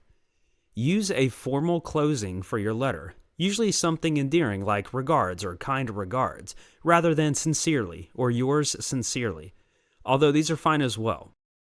Complete your letter by adding your full signature at the bottom, your full name for email, or your full signature for paper. Many people wonder if they should submit a letter of resignation in formal paper format or by email. Consider this. Email is instant, while paper might give you more time to think. The basic rules are the same, but in a paper letter of resignation, it's important that you clearly write your address, the company address, and the date. In an email, it's understood who it is, where it's going, and the date.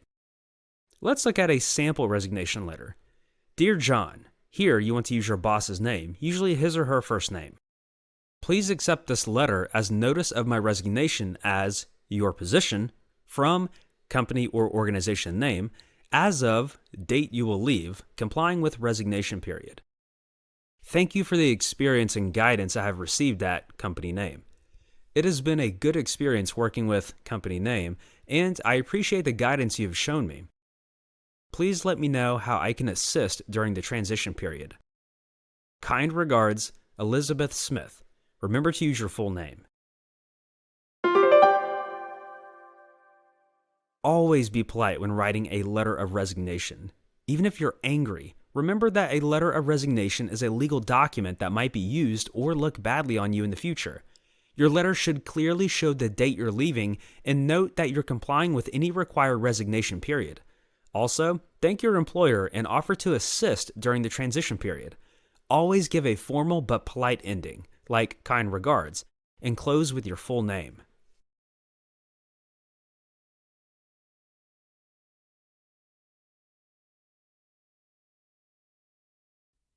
So you've decided to write the next great short story. Good for you! Some of the most beloved stories ever told are short stories. One of the most famous short stories, The Gift of the Magi by O. Henry, set the pattern for the great American short story for over a century. A short story is a work of fiction that can be as short as 1,000 words, or as long as 10,000 words. In this lesson, we'll examine the elements that can help you craft your own short story and explore the classic short story pattern.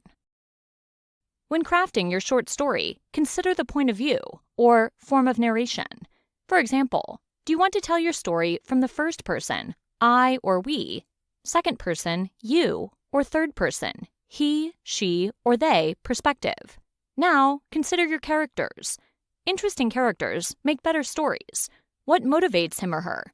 Emotion, fame, money, power? Regardless of the point of view, nearly every story has a protagonist, or the good guy, and an antagonist, or the bad guy. The antagonist can also be a crisis or a problem that the protagonist must face or solve with the help of his or her allies. Next, where and when does your story take place? A story in outer space will be very different from a story set in 19th century Britain, even if the theme, let's say lost love, is the same. Once you've decided upon your characters and their motivations, and when and where your story takes place, it's time to come up with a plot, or the events and scenes that drive the story. Most short stories are driven by conflict. Brushing your teeth is not an exciting story, but brushing your teeth in the White House as the guest of the president after saving the president's life is an interesting story. Drama is the essence of all short stories. Now that you're familiar with the most important story elements, you're ready to write. Most short stories begin with an attention-grabbing opening paragraph and follow the classic short story pattern, which includes the introduction or setup, build-up, climax, and resolution. The introduction or setup provides readers with some background information about the characters, when and where the story takes place, and the conflict or problem. The build-up includes details and scenes that develop the main storyline. The climax is the dramatic point in the story where something big happens, followed by the resolution, or end of the story, where the conflict is solved, for better or worse. Let's look at two examples of well-known stories that follow the classic short story pattern: Little Red Riding Hood and The Gift of the Magi. In the introduction to Little Red Riding Hood, the protagonist's mother tells her to take food to her sick grandmother, warning her not to talk to strangers or leave the path through the woods. During the build-up, Little Red Riding Hood meets the antagonist, or the wolf, who tricks her into leaving the path and picking flowers. While Little Red Riding Hood is picking flowers, the wolf runs back to Grandma's house, eats Grandma, and then puts on Grandma's clothes. When Little Red Riding Hood enters Grandma's house, the wolf eats her too. During the climax, or dramatic peak of the story, a passing axeman who has been hunting the wolf for years hears the wolf snoring. After entering the house, the axeman cuts open the wolf's stomach and finds that both Grandma and Little Red Riding Hood are still alive. They fill the wolf's belly with stones, and when he wakes up, he can't move and dies. In the story's resolution, Little Red Riding Hood decides to always listen to her mother and not leave the path through the woods again. In the introduction to The Gift of the Magi, Jim, who owns a pocket watch, and Della, who has beautiful hair, are a young couple without much money. Christmas is coming, and neither one has a lot of money for gifts. During the story's climax, Jim sells his pocket watch so he can buy Della new combs. Meanwhile, Della sells her hair so she can buy Jim a new watch chain. In the story's resolution, and given the now useless gifts, Jim and Della realize that love is all that matters. Let's review. A short story is a work of fiction that can be as short as 1,000 words, or as long as 10,000 words. When beginning your short story, be sure to consider the point of view, or form of narration. You'll also want to determine your protagonist, or the good guy, and the antagonist, or the bad guy, which can also be a conflict or a problem that drives the plot, or the events and scenes that make up the story. Many short stories follow the classic short story pattern, which includes the introduction or setup, build-up, climax, and resolution.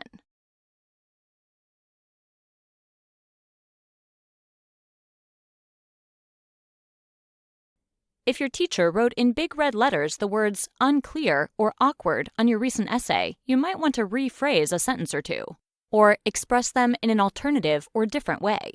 You might even want to rephrase a sentence that you wrote in a text message or an email. Yes, being a good writer extends to the real world. So if you text KL8R to your grandmother, who would be pretty rad for using texting in the first place, she might respond with the following.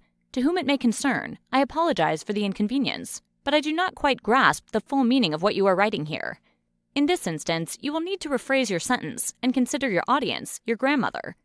Similarly, you might even explain to your grandmother that she can rephrase her sentences to be less formal. One of the first ways to rephrase a sentence is to make it clearer. If you've ever read something you wrote aloud, only to realize that you've written an unclear sentence, you can rephrase it for clarity. Additionally, if you've written an essay, a letter, or a message that the recipient doesn't fully understand, this may also be a good time to edit for clarity. One of the best ways to rephrase for clarity is to read the sentence once and then set it aside for a while. Then ask yourself, what am I trying to say with that sentence? Instead of repeating the sentence as is, pretend that you're simply explaining the idea behind the sentence to a friend. Chances are, this more relaxed sentence will have more clarity. This is because when we write, we sometimes focus too much on sounding professional. When we try to use fancy or unnatural vocabulary words, the approach can work against us. Paraphrasing refers to taking what someone else said or wrote and rephrasing it using different words. For example, if while writing a research paper you find a powerful or useful comment or an idea, in another author's article, book, or interview, you can put quotation marks around that sentence and cite the source, a good approach when the author's style is out of sync with your own. For instance, if you're writing a research paper about protecting your eyes, you might find this quote from WebMD. Choose sunglasses that block 99% to 100% of both UVA and UVB rays. Wraparound lenses help protect your eyes from the side. If you want to use this information without quoting it directly, you could say something like, WebMD suggests using sunglasses that block as much UVA and UVB light as possible. Choosing wraparound lenses that block 100% of UVA and UVB light are your best bet. Another way to rephrase a sentence is to make it more interesting. This can be a useful approach no matter what you're writing about. For instance, if you're describing a fun weekend in a text message to a friend, you might write something like, LOL, we had fun. If your friend wants details, you can rephrase that sentence to describe all the fun you had, adding some details to make it more interesting. You might change the sentence to read, we had a lot of fun singing karaoke and laughing at our terrible singing abilities. Do you see how these details make the story more interesting? Let's review. There are many reasons for, and ways to, rephrase a sentence, or to express it in an alternative or a different way. One way to rephrase for clarity is to read the sentence once and then set it aside, and determine what you're trying to say to your specific audience. Paraphrasing refers to taking what someone else said or wrote and rephrasing it using different words.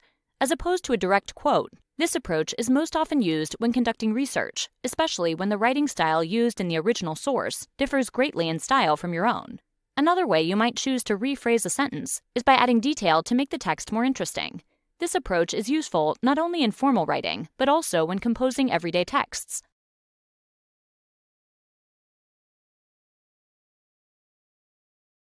Have you ever listened to a band or orchestra play a beautiful piece of music? The group of instruments might include flutes, clarinets, trumpets, violins, and saxophones. Each instrument is playing a different set of notes, but when all parts of the group are playing together, it projects a beautiful melody that's pleasing to the ear. Writing is similar to the music played by that band or orchestra. All of the words, phrases, and structure you use should work together to make a beautiful final product that's pleasing to the reader's eye. Sentence fluency refers to the way individual words and phrases sound together within a sentence, and how groups of sentences sound when read one after the other. In order for a reader to understand the idea you're trying to express in your writing, a sentence must flow smoothly from the first letter to the final period or exclamation mark. Sentence fluency relies on the writer's ability to use a variety of sentence lengths and structures, as well as sentence beginnings woven together to tell a seamless story. Using repetitive sounds, words, and phrases to create patterns when read aloud or silently can change an average group of sentences into a really great group of sentences. By using sentences of different lengths, with different beginnings, you create interest and a rhythm in what you're writing. Excellent sentence fluency can make your writing sound more solid and cohesive, and lets the reader easily understand what you're saying. With some basic guidelines to follow for sentence fluency, we can create beautiful phrases. Remember the following rules. Use simple and more complex phrases. Start each sentence differently. Use transitions to join ideas. With those rules in mind, let's look at a few examples of sentence fluency. In our first example, we have the following. Elizabeth hadn't eaten breakfast and was ready for a snack by 10 a.m. Hungrily, she wolfed down the sandwich and milk, hoping it would tide her over until lunchtime. She was ready to go outside to play. This example works well because it follows our rules. It uses a simple sentence, then a more complex one, and finishes with a short sentence. Each sentence starts differently using Elizabeth, the adverb hungrily, and the word she. And we see a transition with the word hungrily in the second sentence. Now, let's look at a way to write this sentence that uses less fluency. You might write it this way. Elizabeth hadn't eaten breakfast. She wolfed down the sandwich and milk. She was ready to go outside to play. This example does not work as well because all of the sentences are short and choppy. Two of the sentences begin with the same word, and there are no connecting words or phrases to help tie together the thoughts. Let's look at another example. The group of kids ran, skipped, and hopped from the school bus to the front door. Inside, they took off their coats and hats. They ran to the carpet and sat down, prepared to listen to a story from their teacher. This example works well because of the varying length of the sentences, different sentence beginnings, and connecting words such as inside that help a reader transition from the kids at the front door to when they sat down prepared for the story. Now, let's look at another set of sentences and see if we need to make them stronger. Katie enjoyed the snow. She liked to put on her boots and mittens. She thought it was fun to have the day off from school. Because these are short, choppy sentences that don't seem to flow together smoothly, we can rewrite this to make it better. Also, remember, we should start each sentence differently. A revised example might read like this. Katie put on her boots and mittens. She thought it was fun to have the day off from school and wanted to spend it enjoying the snow. Snow days are a blast. Sentence fluency can help make you a better writer and help make a more pleasurable experience for your reader. By combining different lengths of phrases, different beginnings to your sentences, and transition words or phrases, you can craft sentences that are pleasing to read and flow in a beautiful way. Cohesion is a word that we use to describe unity or togetherness. In other words, things that are cohesive fit together. Think about an army. For an army to be effective, it must have cohesion. Good soldiers, a strategic general, and strong communication all mesh to create a united, cohesive organization. Cohesive sentences are a lot like cohesive armies. They have good soldiers, like a noun and a verb, a strategic general, a writer who carefully places words in all the right spots, and strong communication. Sentence and paragraph transitions make sense. One of the greatest challenges of the English language is writing strong sentences. It takes practice. In this lesson, you'll learn about the components of cohesive sentences so that you can practice cohesive writing. Every cohesive sentence in English must have a noun or a subject like a person, place, or thing, and a verb or an action. It should be an independent sentence, meaning the sentence is full and complete, not a fragment or a partial sentence. These are the good soldiers. Let's take a look at an example of a cohesive sentence. I am. This sentence has a noun, I, and a verb, am. It's cohesive, but it's not a great sentence because it doesn't give much information other than the condition of your existence. Let's keep going and add on more information to our sentence. I am not afraid of an army of lions led by a sheep. Our sentence is beginning to make more sense. So, not only does a cohesive sentence have a noun and a verb, a cohesive sentence makes sense. This is the strategic general giving direction. This sentence makes sense, but what happens next? Let's take our cohesive sentence and add other sentences. I am not afraid of an army of lions led by a sheep. Many sheep are white. White is the color of snow. Snow is cold. These sentences no longer make sense. There is no strong communication between the sentences. These sentences are not cohesive because they are not coherent. A cohesive sentence must have a noun and a verb, but it also must make sense and it must flow with other sentences. Without this flow, a cohesive sentence will not fit into a longer paragraph. So while a cohesive sentence must be an independent sentence with a noun and a verb, it must also agree with other sentences around it to be both cohesive and coherent. Now, let's look at our sentence and make it cohesive and coherent. I am not afraid of an army of lions led by a sheep. I am afraid of an army of sheep led by a lion. This sentence is part of a quote from Alexander the Great, one of the most celebrated and famous leaders in human history. It's cohesive, coherent, and can stand alone. By repeating the words and the main idea, Alexander said that a weak army with a strong leader is much better than a strong army with a weak leader. While both parts of the sentence could be independent, they have a noun and a verb. The parts of the sentences combined make a powerful cohesive sentence. In addition to being an independent sentence, having cohesion and flowing with the sentences around it, a cohesive sentence can include a cohesive pronoun, transition word, correlative conjunction, and conjunctive adverb usage.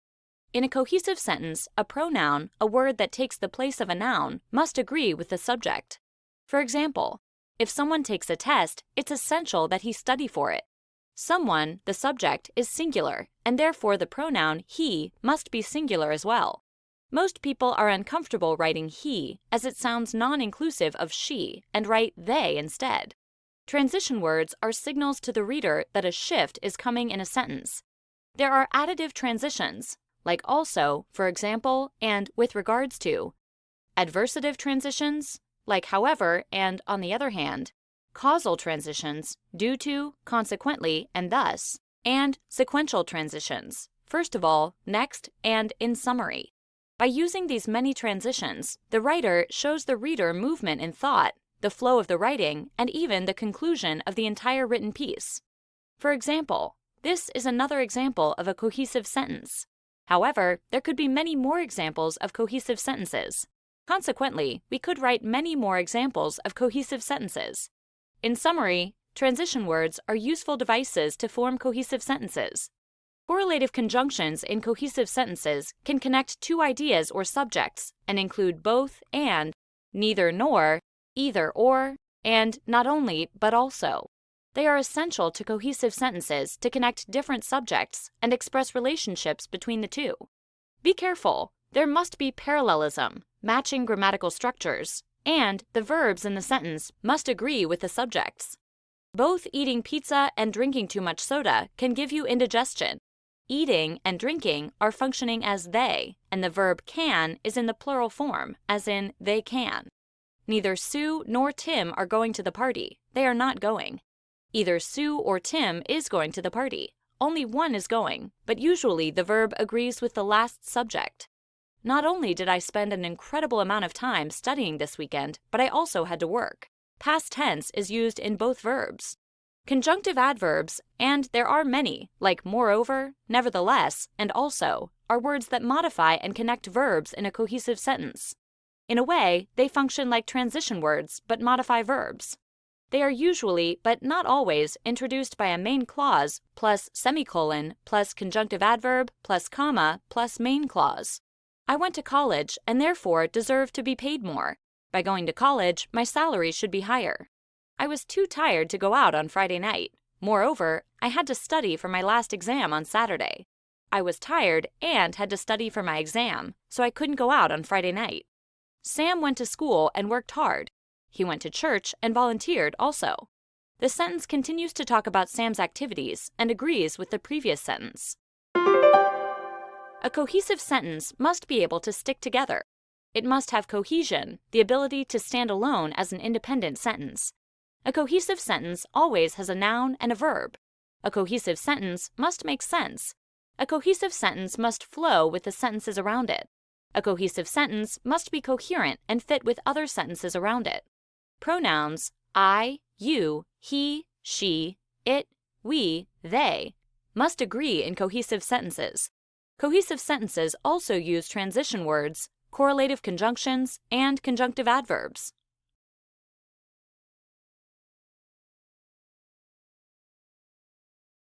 Budge, cute, date, fine, give, hike, large, late, line, shave, time, and rose. What do all of these words have in common? They all end with a silent E, an E at the end of a word that's not pronounced. However, while the E is silent, it does affect how the words it's used in are pronounced. There are a few different rules to keep in mind with the silent E, so let's take a look at them. The most basic thing a silent E can do, especially for small words, is change the pronunciation of the vowel sound. All vowels have two sounds, a short vowel sound and a long vowel sound. In a short vowel sound, a vowel is typically by itself, as in these words: hat, lead, bit, cod, and cut. A long vowel sound involves the addition of a silent E, where the resulting words sound just like the vowel's name: hate, lead, bite, code, and cute. Now, the silent E can only do this when there's only one consonant letter between the silent E and the vowel. Think of the E as jumping over that consonant and telling the vowel, say your name. And as is always the case in English, there are some exceptions. Have and give are probably the two most common words that don't follow the rule. As we already mentioned, the E can only jump over one letter to make the vowel say its name. So in words like these, the vowel still says its regular short sound: large, budge, and dance. In addition, because the E can't jump over two letters, you want to double the last consonant when forming the verb's past tense and add an ED ending. This way, the sound of the vowel doesn't change. For example, hop, hopped, slip, slipped, and rub, rubbed. One final rule to keep in mind with the final E has to do with the times when it comes after a C or a G. Most of the time, C makes a sound like the letter K, as in cat or cake. But when a word ends in CE, the C sounds like an S, as in these words: lace, dance, spice, space, and France. As you see, the C rule works whether the E is jumping over and making the vowel say its name or not. Also, G normally makes a sound just like in the word hug. However, according to the G rule, when a consonant is followed by an E, it makes a sound like the letter J, so hug becomes huge. Here are some other words that end in GE: large, cage, budge, and page. Let's review. The silent E is an E at the end of the word that's not pronounced. In a short vowel sound, a vowel is typically by itself, while a long vowel sound involves the addition of a silent E, where the resulting words sound just like the vowel's name. When there's only one consonant separating the silent E and the vowel, it makes the vowel say its name. Therefore, you want to double the consonant when adding ED to words like hug. According to the C rule, when the silent E comes after a C, it changes its pronunciation to sound like an S. As per the G rule, when the silent E comes after a G, it changes its pronunciation to sound like a J.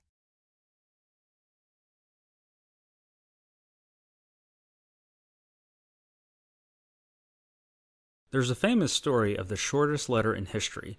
Victor Hugo, a famous French author, wrote his publisher to ask how sales of his new book, Les Miserables, were doing. His letter consisted of only a question mark, and the response from his publisher was only a big exclamation point. Hugo's new book was selling very well. There are many types of letters. However, most types of letters fall into two main categories: inquiry letters, like Victor Hugo's letter, and information letters, like his publisher's response. Inquiry letters request something, an action, a request for knowledge, or a change of some type. Information letters give details and important, useful pieces of information and knowledge. In other words, letters usually ask for something or give something. Old-fashioned friendship letters or postcards ask for information or gave information about someone's life or a trip they took. Thank you letters give information thanking someone for something. Even love letters give information about how someone feels or asks for love in return. Let's now take a look at some more specific types of letters. These will fall under two main categories: business and professional letters and legal letters.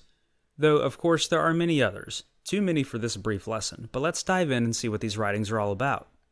There are many kinds of business and professional letters, and they generally fall into the inquiry and information letter type. One major type of business letter are complaint letters. Complaint letters are letters to a business or a local, state, or national government official talking about a problem or asking a question about services. These letters usually have an idea on how to fix the problem or are asking for a solution. Employment letters are also very important because they're usually considered legal documents between you and potential, current, or previous employers. Employment letters include job search letters, which ask a company or organization if there are jobs available. There are also cover letters that go along with many job applications. These are professional letters telling your interest in an available position, what you did in previous employment, and what you could do for the company. Employment letters also include recommendation and reference letters, which tell of a person's qualities and characteristics. They can either come from previous employers or colleagues and trusted people with important positions. The same is true for resignation letters, which are used when someone decides to leave a company or organization. There are also many types of legal letters that sometimes overlap with business letters. These are legal representations of a person, a company, or an organization. Perhaps the most important type of legal letter is the contract or proposal letter. These letters and ideas for projects and services are the basis for contracts. Once agreed upon and signed, these letters are legally binding documents for goods and services. However, service letters are either information about specific services provided or a request to have a service performed. We also have credit or collection letters, which are legal documents involving personal credit or information about an attempt by a company or organization to collect payment. There are also notice letters, which give important information about things like a delay in service or a request to leave an apartment because of failure to pay. Legal letters also include policy letters meant to express the accepted and standard guidelines of a company or organization. Customer affairs and public relations letters, on the other hand, are legal letters that respond to customer complaints or requests. These letters can also build goodwill for an organization, like a promotional giveaway of new computers. Also, since business is regulated by law, human resource letters are considered vital legal letters that deal with employers and employees and how they act and communicate with each other. There are also discipline letters that usually fall under human resource letters. These documents are carefully written letters informing a person of action being taken to correct employment behavior. Let's review. Although there are many different types of letters, most fall under two main categories: inquiry letters, which ask for something, and information letters, which give something. These letters break down into other categories, like business and professional letters, which include complaint and employment letters. There are also legal letters that include written contracts, policies, and other important information. No matter what the type of letter, letters are permanent documents that represent people and their ideas.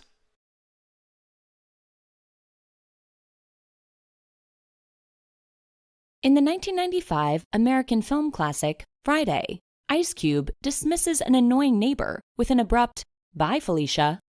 The phrase has gone on to become a classic catchphrase and meme that can be used to dismiss any annoying or irrelevant person who's bothering you. But is it "Bye, Felicia" or "Bye, Felicia"? Or what about "Bye, Felicia"? These three words are homophones, which are words that sound alike in speech but have different meanings and spellings. They are also different parts of speech, meaning that the function they have in sentences is different. So let's walk through these three homophones to find the correct way to deal with the Felicia characters in your life. Buy is a verb or an action word. In this case, buy refers to purchasing something, as shown in the following sentences. I want to buy Felicia a present. I need more money to buy a new car. And I went to buy a new TV yesterday. As we can see, this is not the word we'd use to dismiss Felicia, but it can come in handy if we're talking about purchasing a new television. Buy is a preposition, a part of speech used to show relationships among the other parts of a sentence. As a preposition, buy can be used in many circumstances. Perhaps the most common use is to show nearness. For example, I sat by Felicia in class. I live by the lake, and we passed by your house on the way to the concert. By is also used to show when something was built or created by someone. For instance, Hamlet was written by William Shakespeare, and the Sistine Chapel was painted by Michelangelo. Finally, we get to the word for which we've been waiting. As used in by Felicia, by is an interjection, a part of speech that describes words that are interjected into the middle of a sentence. In general, interjections are more common in spoken speech than in most forms of writing. By is an interjection addressed to someone whose presence you're leaving or want to leave. For example, bye Felicia, and I told Mom bye before getting on the plane. Bye can also be used as a noun when referring to a free pass that a competitor receives to the next round of competition when they do not have an opponent. We most often hear it in reference to sports, such as the NFL playoffs, where the top teams receive a free pass through the first round. For instance, the Patriots received a bye in the first round of the playoffs, and because his opponent was injured, Connor received a bye in the karate tournament. Let's review. Homophones are words that sound alike in speech, but have different meanings and spellings. They are also different parts of speech, meaning the function they have in sentences is different. By is a verb, or an action word, while by is a preposition, a part of speech used to show relationships among the other parts of a sentence. By is an interjection, a part of speech that describes words that are interjected into the middle of a sentence. It can also be used as a noun, typically in a sports context.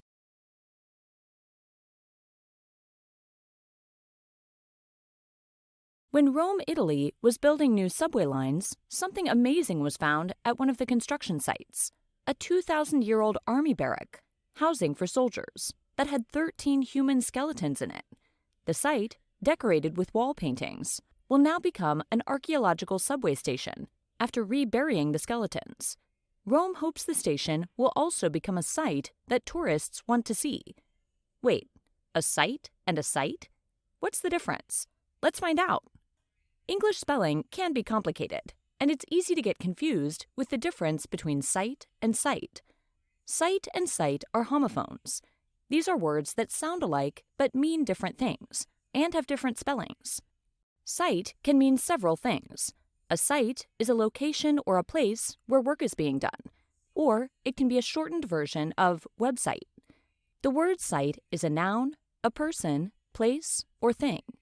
Let's look at some examples of the word site in action. She is a manager at a construction site. Here, the word is referring to a location for a building. We have had 2 million hits on our site. Here, it's being used to refer to a website, the location of your pages on the internet.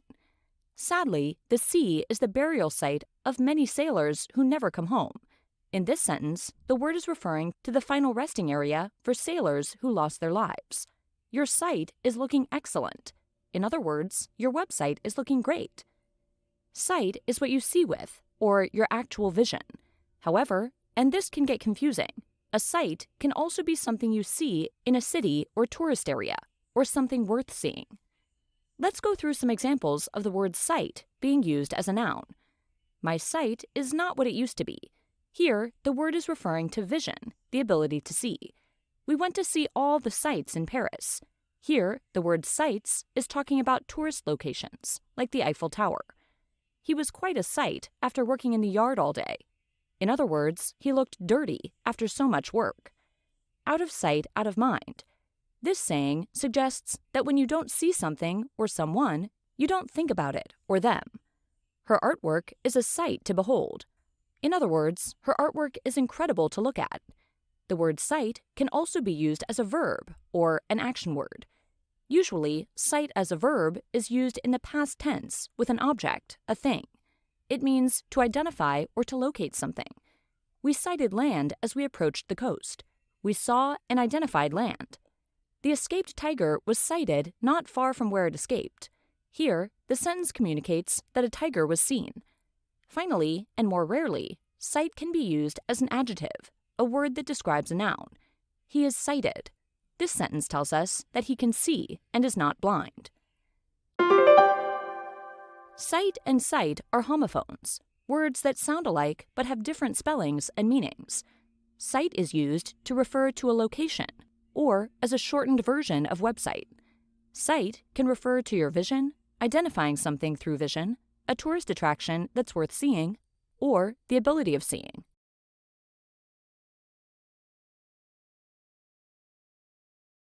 When Rome, Italy was building new subway lines, something amazing was found at one of the construction sites, a 2,000-year-old army barrack, housing for soldiers, that had 13 human skeletons in it.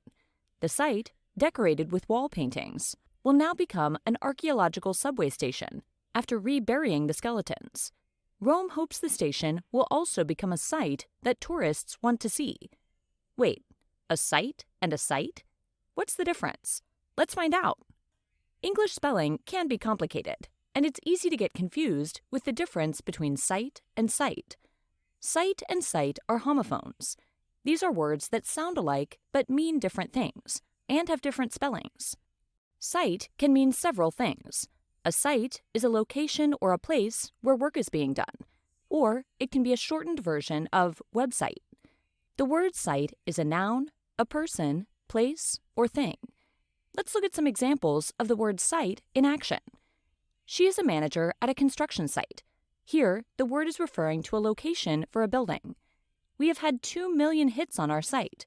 Here, it's being used to refer to a website, the location of your pages on the internet. Sadly, the sea is the burial site of many sailors who never come home. In this sentence, the word is referring to the final resting area for sailors who lost their lives. Your site is looking excellent. In other words, your website is looking great. Sight is what you see with, or your actual vision. However, and this can get confusing, a site can also be something you see in a city or tourist area, or something worth seeing. Let's go through some examples of the word sight being used as a noun. My sight is not what it used to be. Here, the word is referring to vision, the ability to see. We went to see all the sights in Paris. Here, the word sights is talking about tourist locations, like the Eiffel Tower. He was quite a sight after working in the yard all day. In other words, he looked dirty after so much work. Out of sight, out of mind. This saying suggests that when you don't see something or someone, you don't think about it or them. Her artwork is a sight to behold. In other words, her artwork is incredible to look at. The word sight can also be used as a verb or an action word. Usually, sight as a verb is used in the past tense with an object, a thing.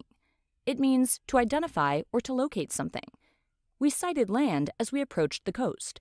We saw and identified land. The escaped tiger was sighted not far from where it escaped. Here, the sentence communicates that a tiger was seen. Finally, and more rarely, sight can be used as an adjective, a word that describes a noun. He is sighted. This sentence tells us that he can see and is not blind. Sight and sight are homophones, words that sound alike but have different spellings and meanings. Sight is used to refer to a location or as a shortened version of website. Sight can refer to your vision, identifying something through vision, a tourist attraction that's worth seeing, or the ability of seeing.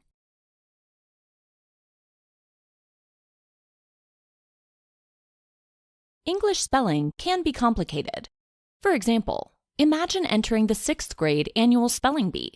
You're doing well until you're asked to spell the word fanfare, a musical introduction. You spell it fanfare and lose the competition. It's easy to confuse the difference between fair and fair.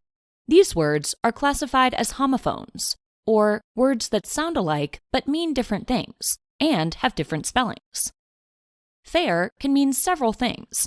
If someone is fair, that means that he or she is just in his or her actions. In an old-fashioned way, it can also mean that he or she is good-looking, or something is calm or mild. Fair can also mean a gathering or event where people come together to celebrate local customs and traditions, like a county or state fair. Fair can be used as a noun in a sentence. A noun is a person, place, or thing. For example, I love going to the fair. We eat candy and ride the Ferris wheel. She will be attending the job fair where many companies will be looking for new employees. In both of these sentences, fair functions as a noun and refers to an event. Fair can also be used as an adjective in a sentence. An adjective is a word that describes a noun. For instance, the judge gave a fair decision. Here, fair is describing the judge's decision. She has a fair complexion. In this sentence, fair is describing a woman's complexion. Sometimes life is unfair. Here, the speaker is describing life as being sometimes unjust. It looks like we'll have fair weather today. In this sentence, fair is describing the sky as being mostly clear with few clouds. By comparison, fare typically refers to the price of a ticket for transportation. Fare can also refer to how an action unfolded, or how someone or something did in a particular situation, an old-fashioned way of using the word. When spelled as F-A-R-E, the word can be used as a noun. How much is the airfare? There is no fare to use the ferry. The fare for the bus is a fair price, and I did not have the fare to take a taxi. Fare can also be used as a verb in a sentence. A verb is an action. For example, how did you fare in the test? Here, the speaker is asking how you did on the test. The old farmhouse did not fare well in the hurricane. In this sentence, the speaker is telling us that the old farmhouse is not in good shape because of the hurricane. Even though they're spelled differently, fair and fair are pronounced exactly the same way, with one syllable. While the first two letters of both words are the same, an easy way to remember fair is by remembering that it ends in RE, as in, a fare is sometimes refunded. Let's review. Fair and fair are homophones, words that sound alike but have different meanings and spellings. Fair is an adjective used to describe just actions, mild weather, or a pleasing complexion. It can also be used as a noun when referring to an event. By comparison, fair can function as a noun when referring to a ticket or as a verb when referring to how an action unfolded.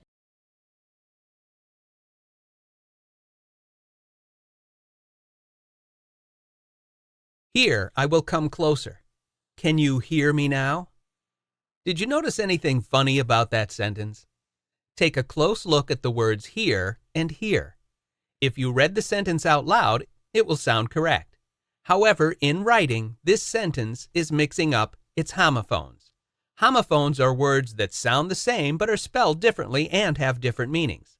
This means it isn't until you're writing homophones out that you will probably start mixing them up. Here and here are the example we see here. No pun intended. As you can see, when homophones get mixed up, a sentence can become very confusing. This lesson will go over the difference between here and here, as well as describe when and how you should use them. Let's get started. Hear means to listen and perceive sound. It's a verb, which means it's a word that describes an action. For example, I can hear the loud music playing from across the street. The word hear is used when discussing things that are being heard, have been heard, or are going to be heard. Here are some different examples of how the word hear can be used in a sentence. She heard I was coming to town, so she prepared my favorite dinner. I can't hear you. The TV is too loud.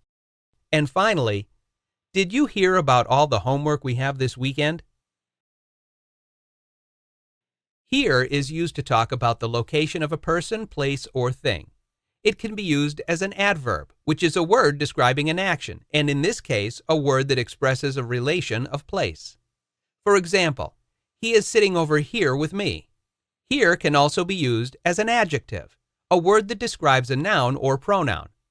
For example, The problem here is that your cook served me a raw hamburger. Let's take a look at some other examples of how the word here can be used in a sentence. Let's go over here. I want to look at this new ice cream shop. Adverb. Here now, there is no need to raise your voice. Adjective.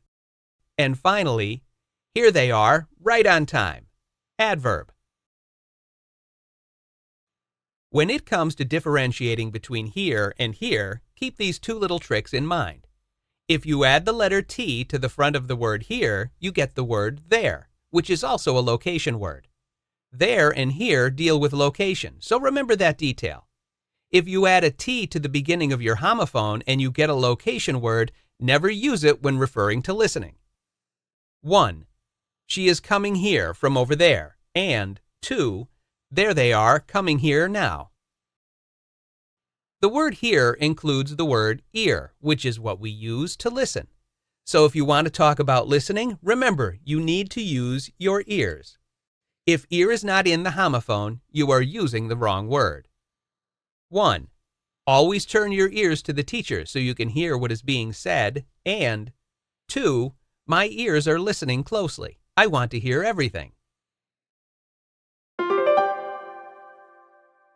Let's take a moment or two to review what we've learned. Homophones are words that sound the same but are spelled differently and have different meanings. When mixed up in writing, misuse of homophones can leave sentences difficult to understand. Here and here are two words that are often mixed up and misused. Here is used to describe the location of a person, place, or thing and can be an adverb, which is a word describing an action, or an adjective, a word describing a noun or pronoun. Here, on the other hand, means to listen or perceive sound and is a verb, which is a word used to describe an action. It's important to understand the meaning and proper way to use both words, so the use of them in writing is clear rather than confusing. Regular practice and the use of tips to remember how to use these homophones will keep you on the path to writing success.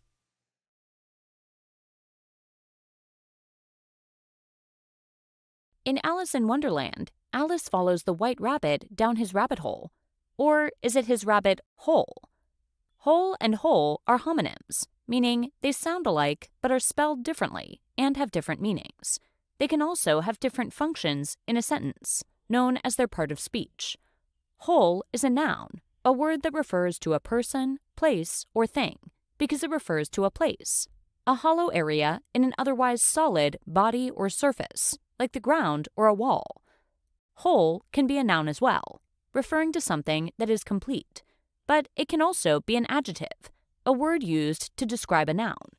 In this sense, it describes some other noun that's full or complete. The first spelling, whole, refers to a hollow space, like a hole in the ground. A good way to remember the difference is that both whole and hollow start with an H. Here are some examples of where you would find this hole. Alice fell down the rabbit hole. John used a sledgehammer to make a hole in the wall. The object of golf is to hit the ball into the hole. Or, nothing can escape from a black hole. Whole is a word that's most commonly used as an adjective, in which it describes something that is full or complete. It indicates the entire of something. Examples include, I can't believe I ate the whole pie. The book was so good that I read the whole thing in one night. Or, I spent the whole day by the pool. Less commonly, whole can also be a noun. In this sense, a whole is a thing that is full or complete in some way. It's usually used to refer to something that's made up of smaller parts. In the symphony, the different instruments come together to form a harmonious whole. Though there were individual things I liked about the movie, the whole didn't work for me. Or, two halves make a whole.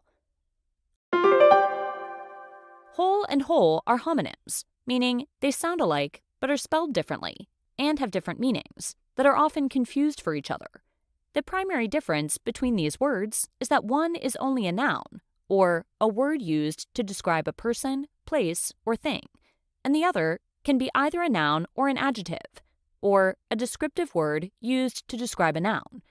This is what is meant when we say they can have different functions in a sentence, known as their part of speech. Whole is a noun that refers to a hollow place. Remembering that whole and hollow both start with an H is a good way to remember the difference. Whole can be a noun referring to something that's complete, but it's more commonly used as an adjective describing a noun that's seen as complete.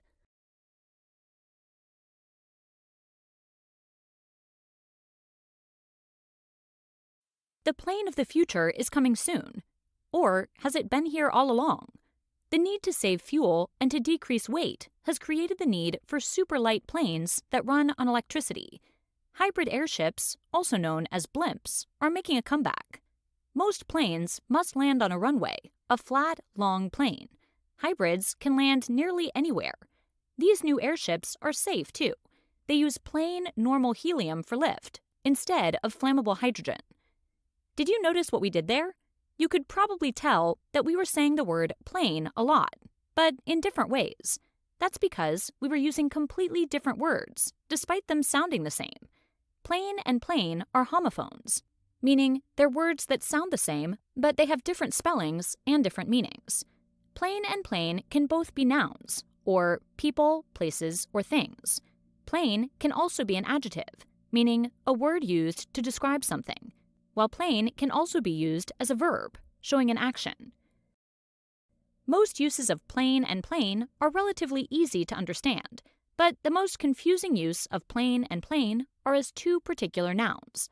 A plane can be a flat and treeless piece of land. A plane can be used to discuss an abstract, flat, and level surface, usually in geometric mathematics. However, even here, there's an easy way to remember the difference. A plane refers to a real thing, plane with an I, as in, I see a plane, while plane refers to something unreal, plane with an A, as in, a mathematical idea.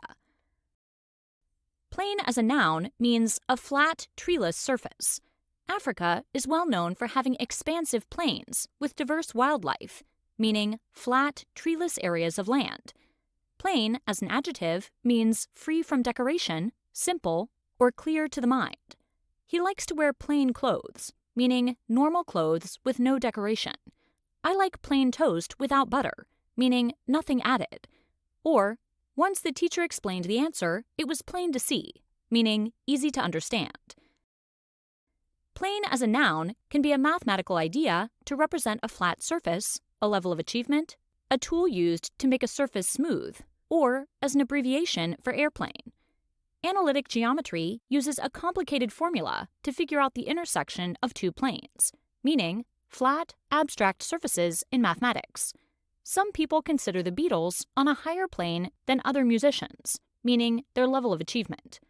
Most wood shops have at least one plane, a tool with a sharp edge, meaning a tool to make surfaces flat. Or you can get nearly anywhere on the planet by taking a plane, meaning a machine that flies. Plane as a verb can mean to make surfaces smooth, or to soar or glide, usually on water. We need to plane the wood before we can use it, meaning to make it smooth with a special tool. Or the new hydroplane will plane the water at incredible speeds, meaning soar or glide. All right, let's take a moment or two to review. In this lesson, we learned about planes and planes. Still confused? Remember, these two words are homophones, meaning they're words that sound the same, but they have different spellings and different meanings. As we learned, plane can be a noun, a person, place, or thing, and an adjective, or a word that describes a noun's characteristics. As a noun, it means a flat, treeless piece of land. As an adjective, it's something that's without decoration, or something that is clear to understand or see. Plane, on the other hand, can be a noun or a verb, or a word denoting an action. As a noun, it means a mathematical concept to represent a flat surface, a machine that flies, or a tool that makes surfaces smooth. As a verb, to plane means the action of making surfaces smooth, or the action of soaring or gliding on water. Remember, a real plane with an I see a plane, and a mathematical plane refers to something unreal, plane with an a mathematical idea.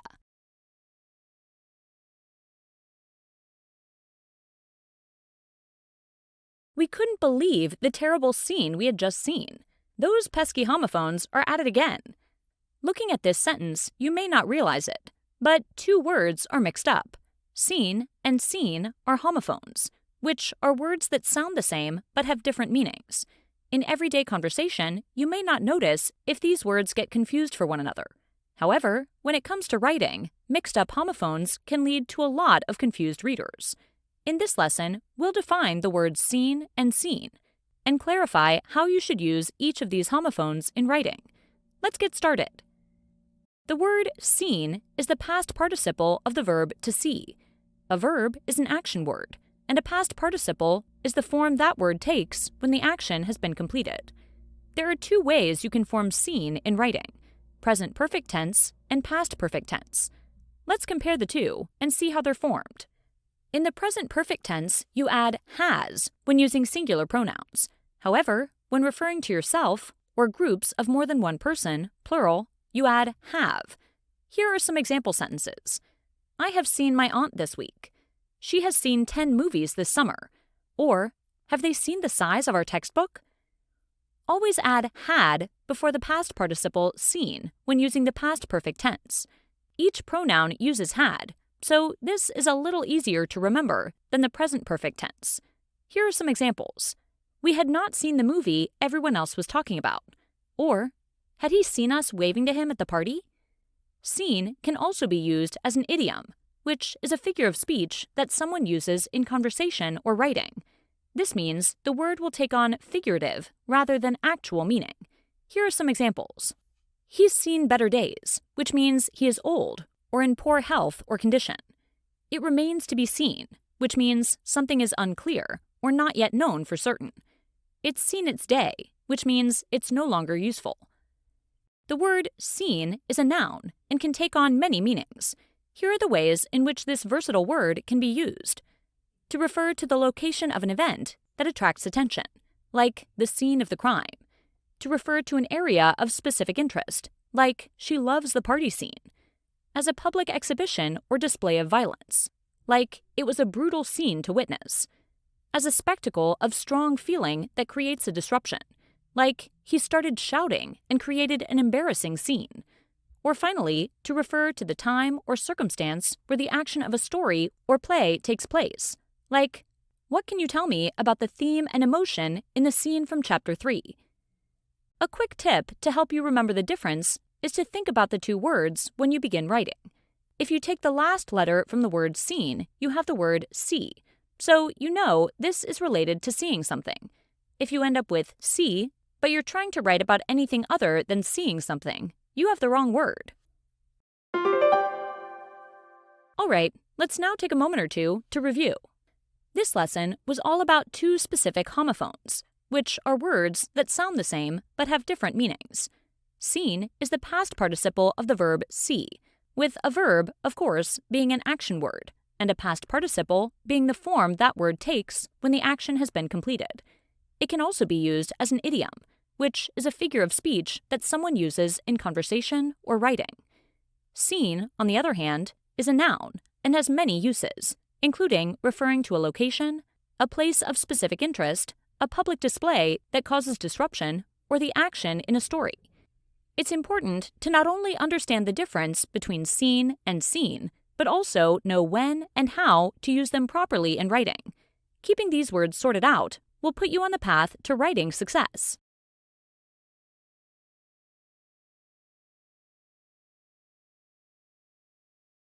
A long time ago, children in a poor family woke up on Christmas morning and ran downstairs to open presents. They discovered the space under the tree was empty. "Where are our presents?" the children asked their mother. Just then, out came their father from behind the Christmas tree. Their father, a soldier who had been away from home for a long time, made his presence known. Surprised and happy, the children hugged their father. Rather than give presents, the family used the money to buy a ticket home for their father. The children decided that their father's presence was the best present of all. The problem with presents and presents is that they sound exactly the same. In the singular, one of something, of present, the T in present is pronounced, meaning said out loud. However, in presents, the T is silent, and the ending S is pronounced. While no one notices the difference when speaking, in writing, presence and presents can be very confusing. Presence is a noun, a person, place, or thing, that means gifts or objects typically given on birthdays or holidays, like Christmas or Hanukkah. The twins got many presents for their birthdays, things or objects given to celebrate someone's birthday. They like to give money to charities instead of giving presents. Rather than giving things for birthdays or holidays, they donate money. The family gave presents of clothes to the victims of last month's floods. This is a very formal way to say the family gave clothes to people who had lost their possessions to flooding. Presents can also be the third-person conjugation of the verb, an action, present. Present is a verb that describes a formal way to show something, give something, or to sponsor something, like an event or a television show. The verb isn't used very often. If this verb is used, it usually takes an object, a thing, directly after the verb. The ambassador presents her credentials to the government. This is an old, traditional diplomatic procedure where an ambassador shows her papers that say she is an ambassador from her government to the other government. Coca-Cola sometimes presents the halftime show during the Super Bowl. Coca-Cola sponsors the show in return for commercial time. Presence is a noun that means the physical or spiritual representation of something or someone. Usually, presence comes after a possessive adjective, like my, your, its, his or her, our or their, or a proper noun or subject, like John or Mary. Your presence is requested at the marriage of John Smith and Agatha Jones. This is a traditional way to say you are invited to an event. Even though the chairperson of the company has passed on, her presence is felt in the day-to-day operations of the company. The deceased chairperson's former guidance and policies are still important to the company. In the presence of the British Queen, it is important that you do not turn your back to her. It is considered bad form to turn around when you are in the same room as the British Queen. Some people have said that when they met Nelson Mandela, the past president of South Africa, who was imprisoned for many years, they felt like they were in the presence of greatness. When people were near Nelson Mandela, he presented the best qualities of humanity. John's presence is very important to the success of the meeting. John must attend the meeting. It is important for many companies to have a presence in the expanding China market, to sell or take part in the economic market of China. All right, let's now take a moment or two to review. Presence and presents are words that are sometimes confused. When pronounced or said out loud, they sound the same. Presents can be a noun, which means gifts, or the third person of to present, with present in this context meaning to show or to sponsor something. Conversely, presence is a noun that means the physical or spiritual representation of someone or something.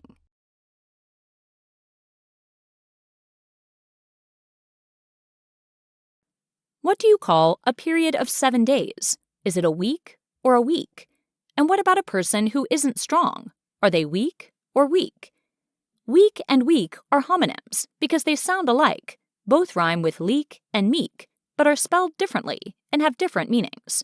But perhaps the best way to tell them apart is to think about their part of speech. A part of speech is a word's job in a sentence, and weak are different parts of speech.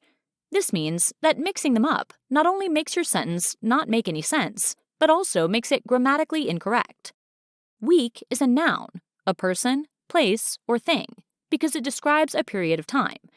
Weak is an adjective, or describing word, because it describes someone or something as not strong.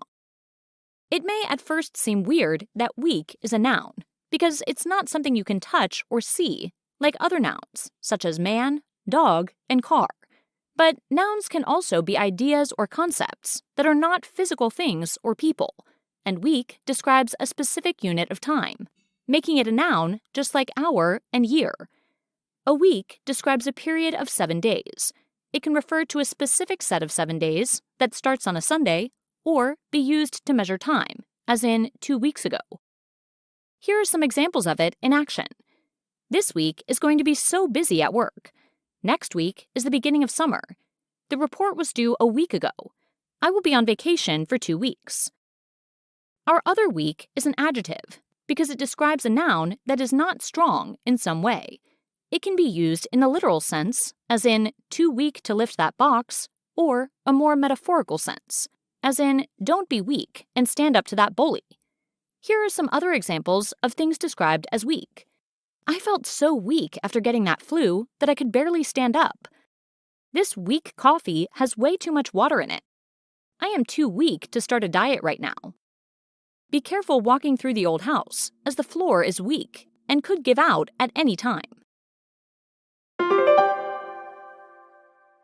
The homonyms, words with the same sounds but different meanings, weak and weak, are often mistaken for each other, but actually have very different jobs in a sentence, as they are different parts of speech. Week is a noun, person, place, thing, or idea that refers to a unit of time consisting of 7 days. Weak is an adjective that describes a noun that is not strong.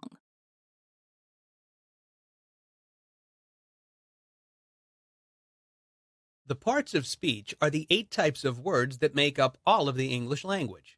Understanding how each part functions when we speak or write is a big part of becoming a better communicator and a better writer. Adverbs are the part of speech that modify or provide information about verbs, adjectives, or other adverbs. One of the functions of an adverb is to tell us the location of the action in a sentence. For example, let's take a look at this sentence. My dog ran away. The word away, an adverb of place, tells us where the dog ran. Here's another common example.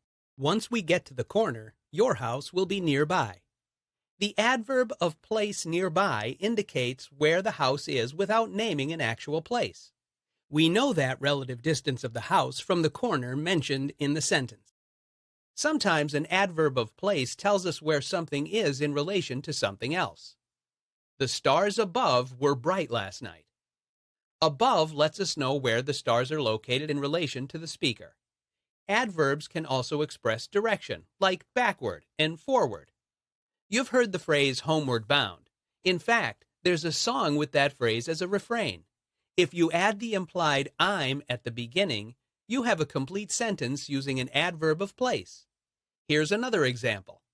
To keep the line moving, you need to move forward whenever the line moves. 2 of the most common adverbs of place are the words here and there. We use them constantly in everyday conversation. Janine will be here at 3 p.m. Put your books on the table over there.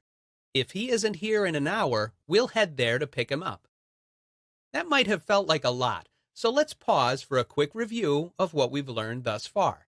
Adverbs of place fall into the following categories: words that tell us where, words that tell us distance, words that tell us where in relation to something else, and finally, words that tell us direction.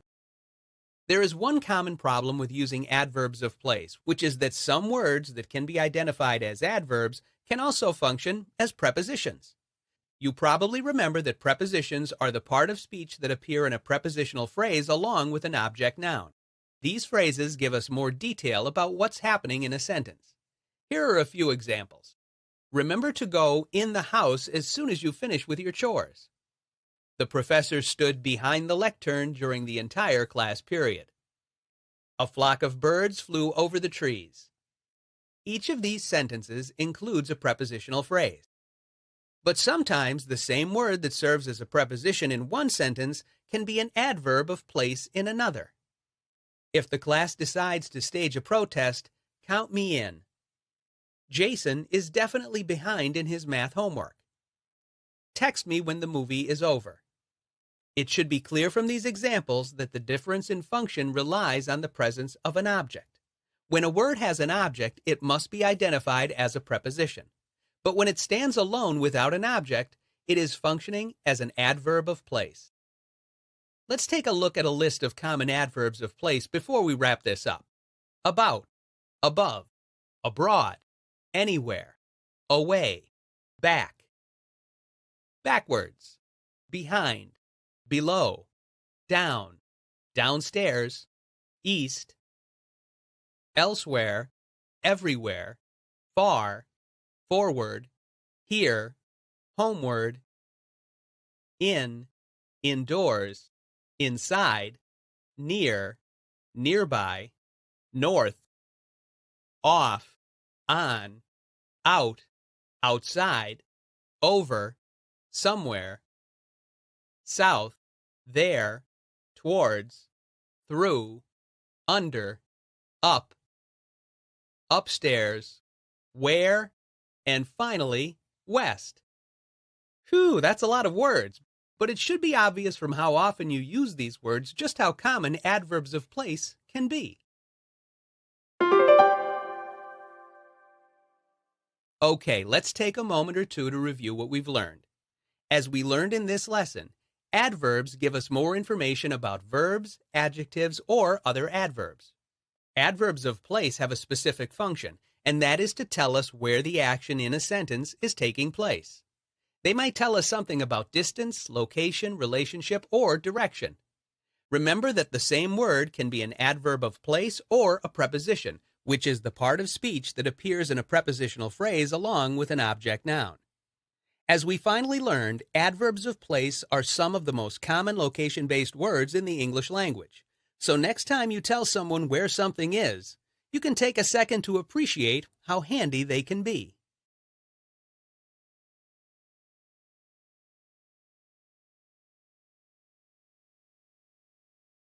An adverb is a specific part of speech.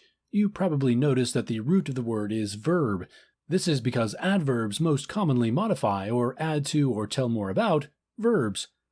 Adverbs, however, can also modify other parts of speech, including adjectives and other adverbs.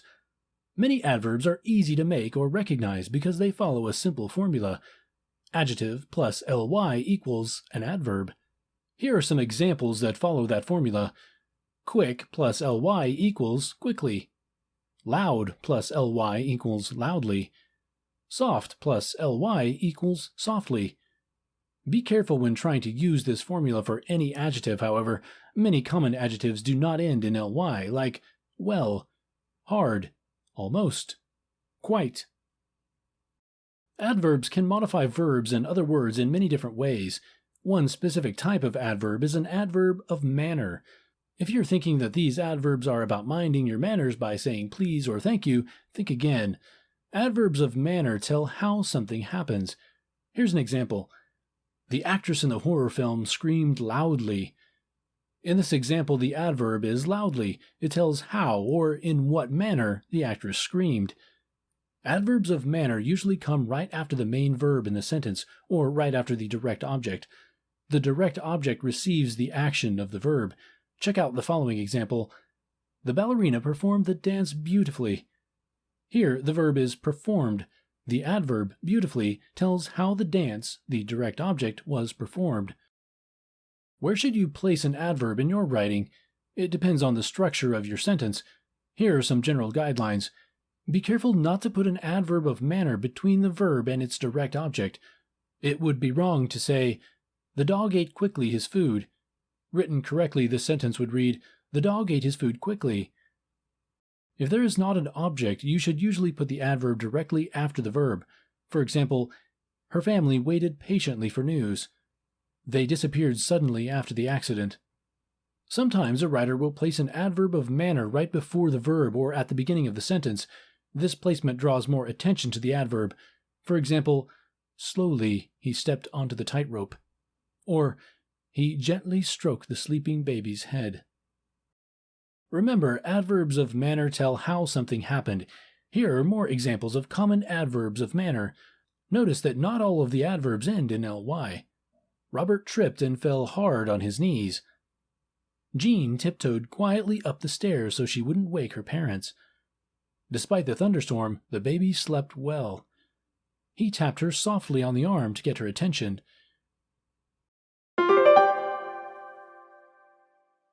Adverbs of manner are a specific type of adverb that tell how something happened. They usually modify verbs and bring more detail to a piece of writing. You can make many adverbs of manner by adding ly to an adjective.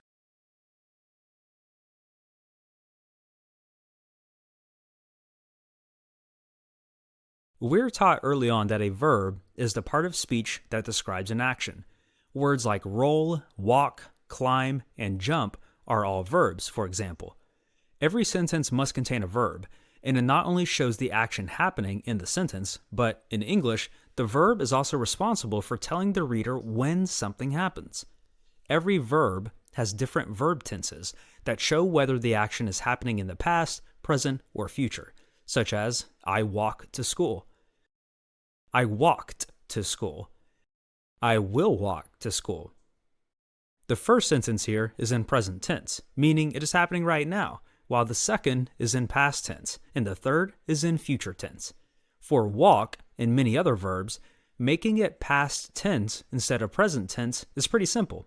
Just add ed to the end of the present tense form. These verbs that are conjugated following a pattern are called regular verbs, which differ from irregular verbs, which take on entirely different spellings in the past tense. For instance, run and teach become ran and taught. The most basic form of past tense, like we saw in our first example, is called simple past. For regular verbs, showing the simple past is just a matter of adding that ed to the end, as in these examples. John climbed the tree. Stacy wanted a new bike for Christmas. Juan called home to talk to his parents. Abby begged the teacher to let her retake the test. Another common past tense is past perfect. This is used to describe an event that happened in the past and was completed by a specific time. It is shown by combining the helping verb had and the past participle of the verb. What's the past participle, you ask? Well, it's basically the form of a verb in perfect and passive tenses, and even can serve as an adjective. For regular verbs, it's easy, because the past participle is created by adding ed to the present tense form. Yep, it's the exact same as the simple past. For example, Carl had saved up $5,000 for his European vacation. Rachel had decided to change her major to history before last semester. Rebecca had described the tattoo she wanted in detail before the artist began. Brad had dropped his friend off at the airport on the way to work. For irregular verbs, the past participle can get tricky, as it's often completely different than the simple past.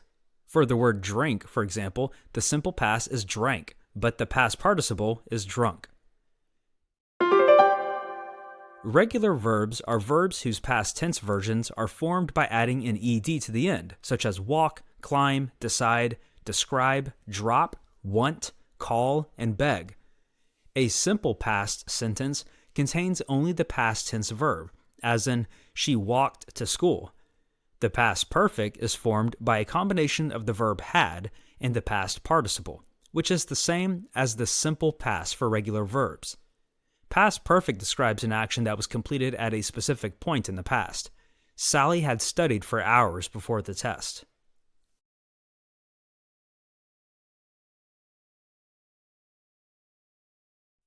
Imagine your friend Sandy announces, "I am having a big party." After you put on your party hat and practice your best dance moves, you might have some questions. When is the party? How long will it last? These very important questions can be answered with a special type of word called an adverb of time. Adverbs of time tell you when, for how long, or how often an action happens. Like you might have guessed by their name, adverbs of time are a special type of adverb. An adverb is a word that describes a verb or action word. So you could say that adverbs add a description to a verb. Adverbs of time add a time, length, or frequency to a verb. So if Sandy announces, "I am having a big party all day tomorrow," you'd better bring your dancing shoes because you're going to dance and play party games for a long time. The adverbs of time, tomorrow, and all day tell us when Sandy is hosting the party and how long the dancing and playing will last. Imagine you are a detective sent to investigate the destruction of the homes of 3 little pigs. You can use adverbs of time like clues to figure out when, how long, or how frequently something happens. Some adverbs of time answer the question when. The big bad wolf went to the little pig straw house yesterday. Later that night, the house was blown to the ground. Yesterday is an adverb of time that lets you know when the wolf went to visit the little pig. Later that night is another adverb of time that answers when the crime was committed. I bet that wolf was up to no good. Could he be your suspect? Some adverbs of time are clues that let you know how long an action lasted. The wolf stayed at the pig's house for several hours. For several hours is an adverb of time that describes how long the wolf stayed. Was he plotting his attack? Some adverbs tell you how frequently something happens. The wolf often visits pigs' homes. Often is an adverb of time that lets you know how frequently the wolf visits pigs. Let's look at some more examples. The train already left. When did the train leave? Already is an adverb of time that tells us when the action of this sentence took place. Yesterday, my family went to the movies. Yesterday is an adverb of time that lets us know when the family went to the movies. I sometimes go to bed very late. Sometimes is an adverb of time that tells us how frequently or often the action of going to bed late happens. It rained all day, so Fido the dog had to stay inside the house. All day is an adverb of time that lets you know how long it rained. An adverb is a word that describes a verb or action word.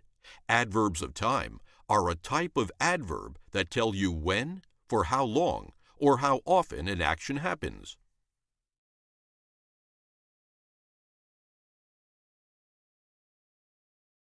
An adverb of degree is a word that modifies an adjective, a verb, or another adverb that tells to what level or extent.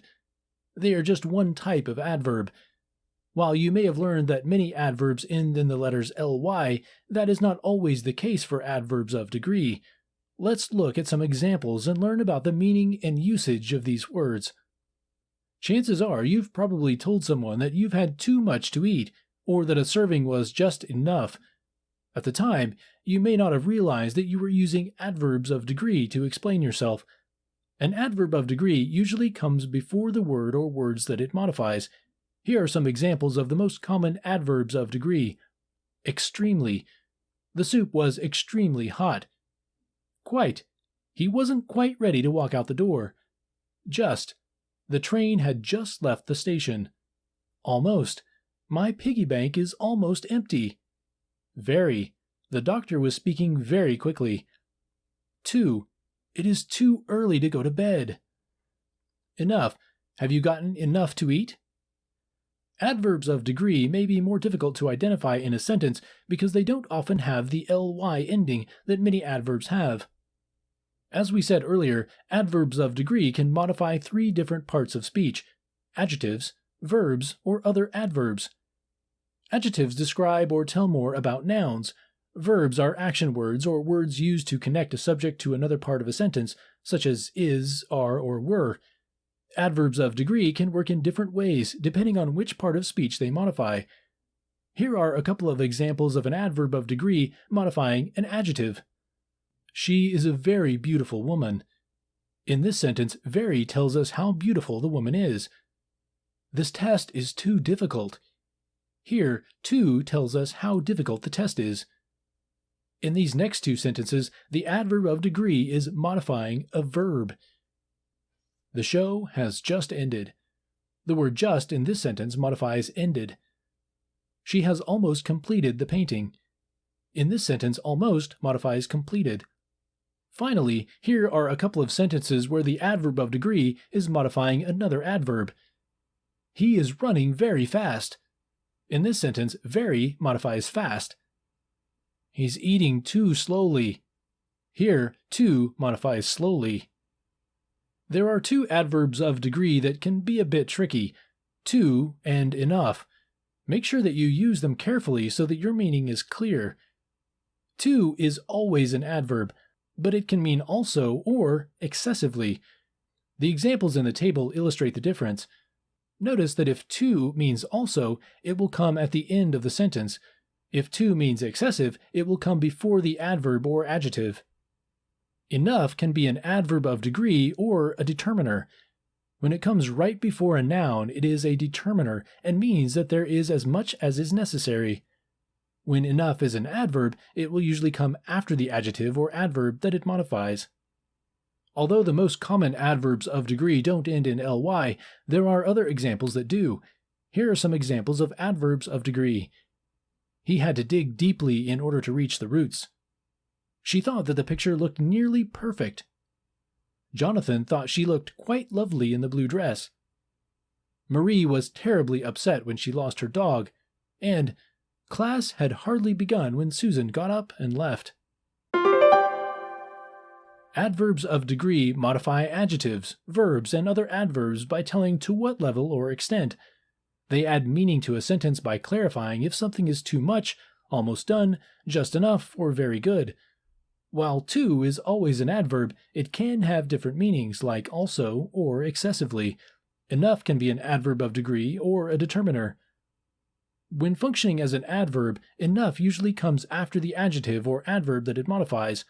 When functioning as a determiner, enough comes right before the noun and means that there is as much as is necessary.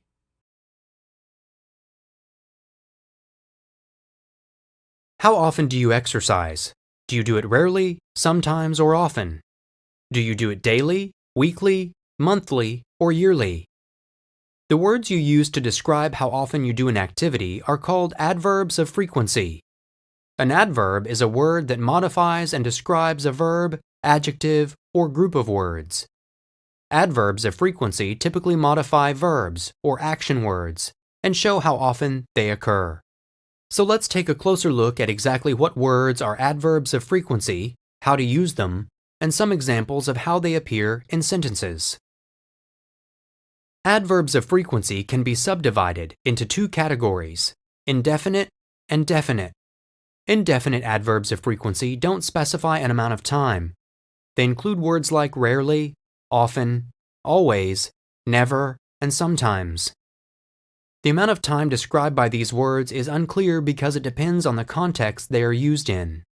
So as you may have already figured out, definite adverbs of frequency do specify an amount of time. They include words like hourly, daily, weekly, and yearly, all of which give a definite amount of time, hence the name. There are a couple of general rules to keep in mind when using adverbs of frequency. Since adverbs of frequency describe actions that are repeated, they are usually used with the verbs in the simple present tense, like walk, as opposed to walked or walking. Indefinite verbs of frequency usually come before the verb, such as in Tom rarely walks. If there is a helping verb like have or will, the adverb comes between the helping verb and main verb, such as in the example, Tom will rarely run.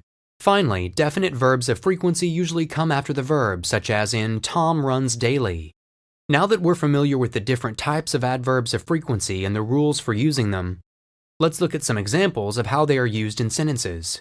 First, let's look at some indefinite adverbs of frequency. Tina rarely misses a question on a math test. I sometimes eat ice cream even though it is bad for me. Jane often forgets her school books at home. Tina and Tony always go on vacation in June. Janie has never flown on a plane. And now let's look at some examples of definite adverbs of frequency. Rachel's overprotective mom calls hourly to check up on her. Jan swims 3 miles daily. Mike makes his weekly grocery shopping trip every Saturday. Adverbs are words that modify or describe a verb, adjective, or group of words. Adverbs of frequency typically modify verbs or action words and show how often an action happens. They're usually used with verbs in the simple present tense. Indefinite adverbs of frequency, such as rarely, do not specify an exact amount of time and typically come before the main verb in a sentence.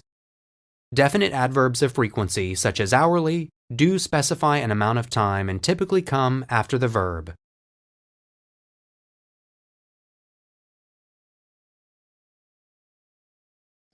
A compound verb is a verb that consists of more than one word. There are several types of compound verbs, including prepositional verbs, phrasal verbs, verbs with auxiliaries, and compound single-word verbs. Let's find out about each of these types of verbs. There are 4 types of compound verbs. A prepositional verb is when a verb and a preposition come together to form a new phrase. Prepositional verbs may not be separated within a sentence. For example, Mr. DeJulius asked for sources to be cited on a research paper. Michael argues with Robert about politics. A phrasal verb is when a verb and a word from another part of speech combine to function as a verb. Phrasal verbs are sometimes disconnected within the sentence. Frequently, the two words that comprise a phrasal verb do not retain their literal meaning. For example, Tammy ran away from home. Patrick looked up the phone numbers of all the members.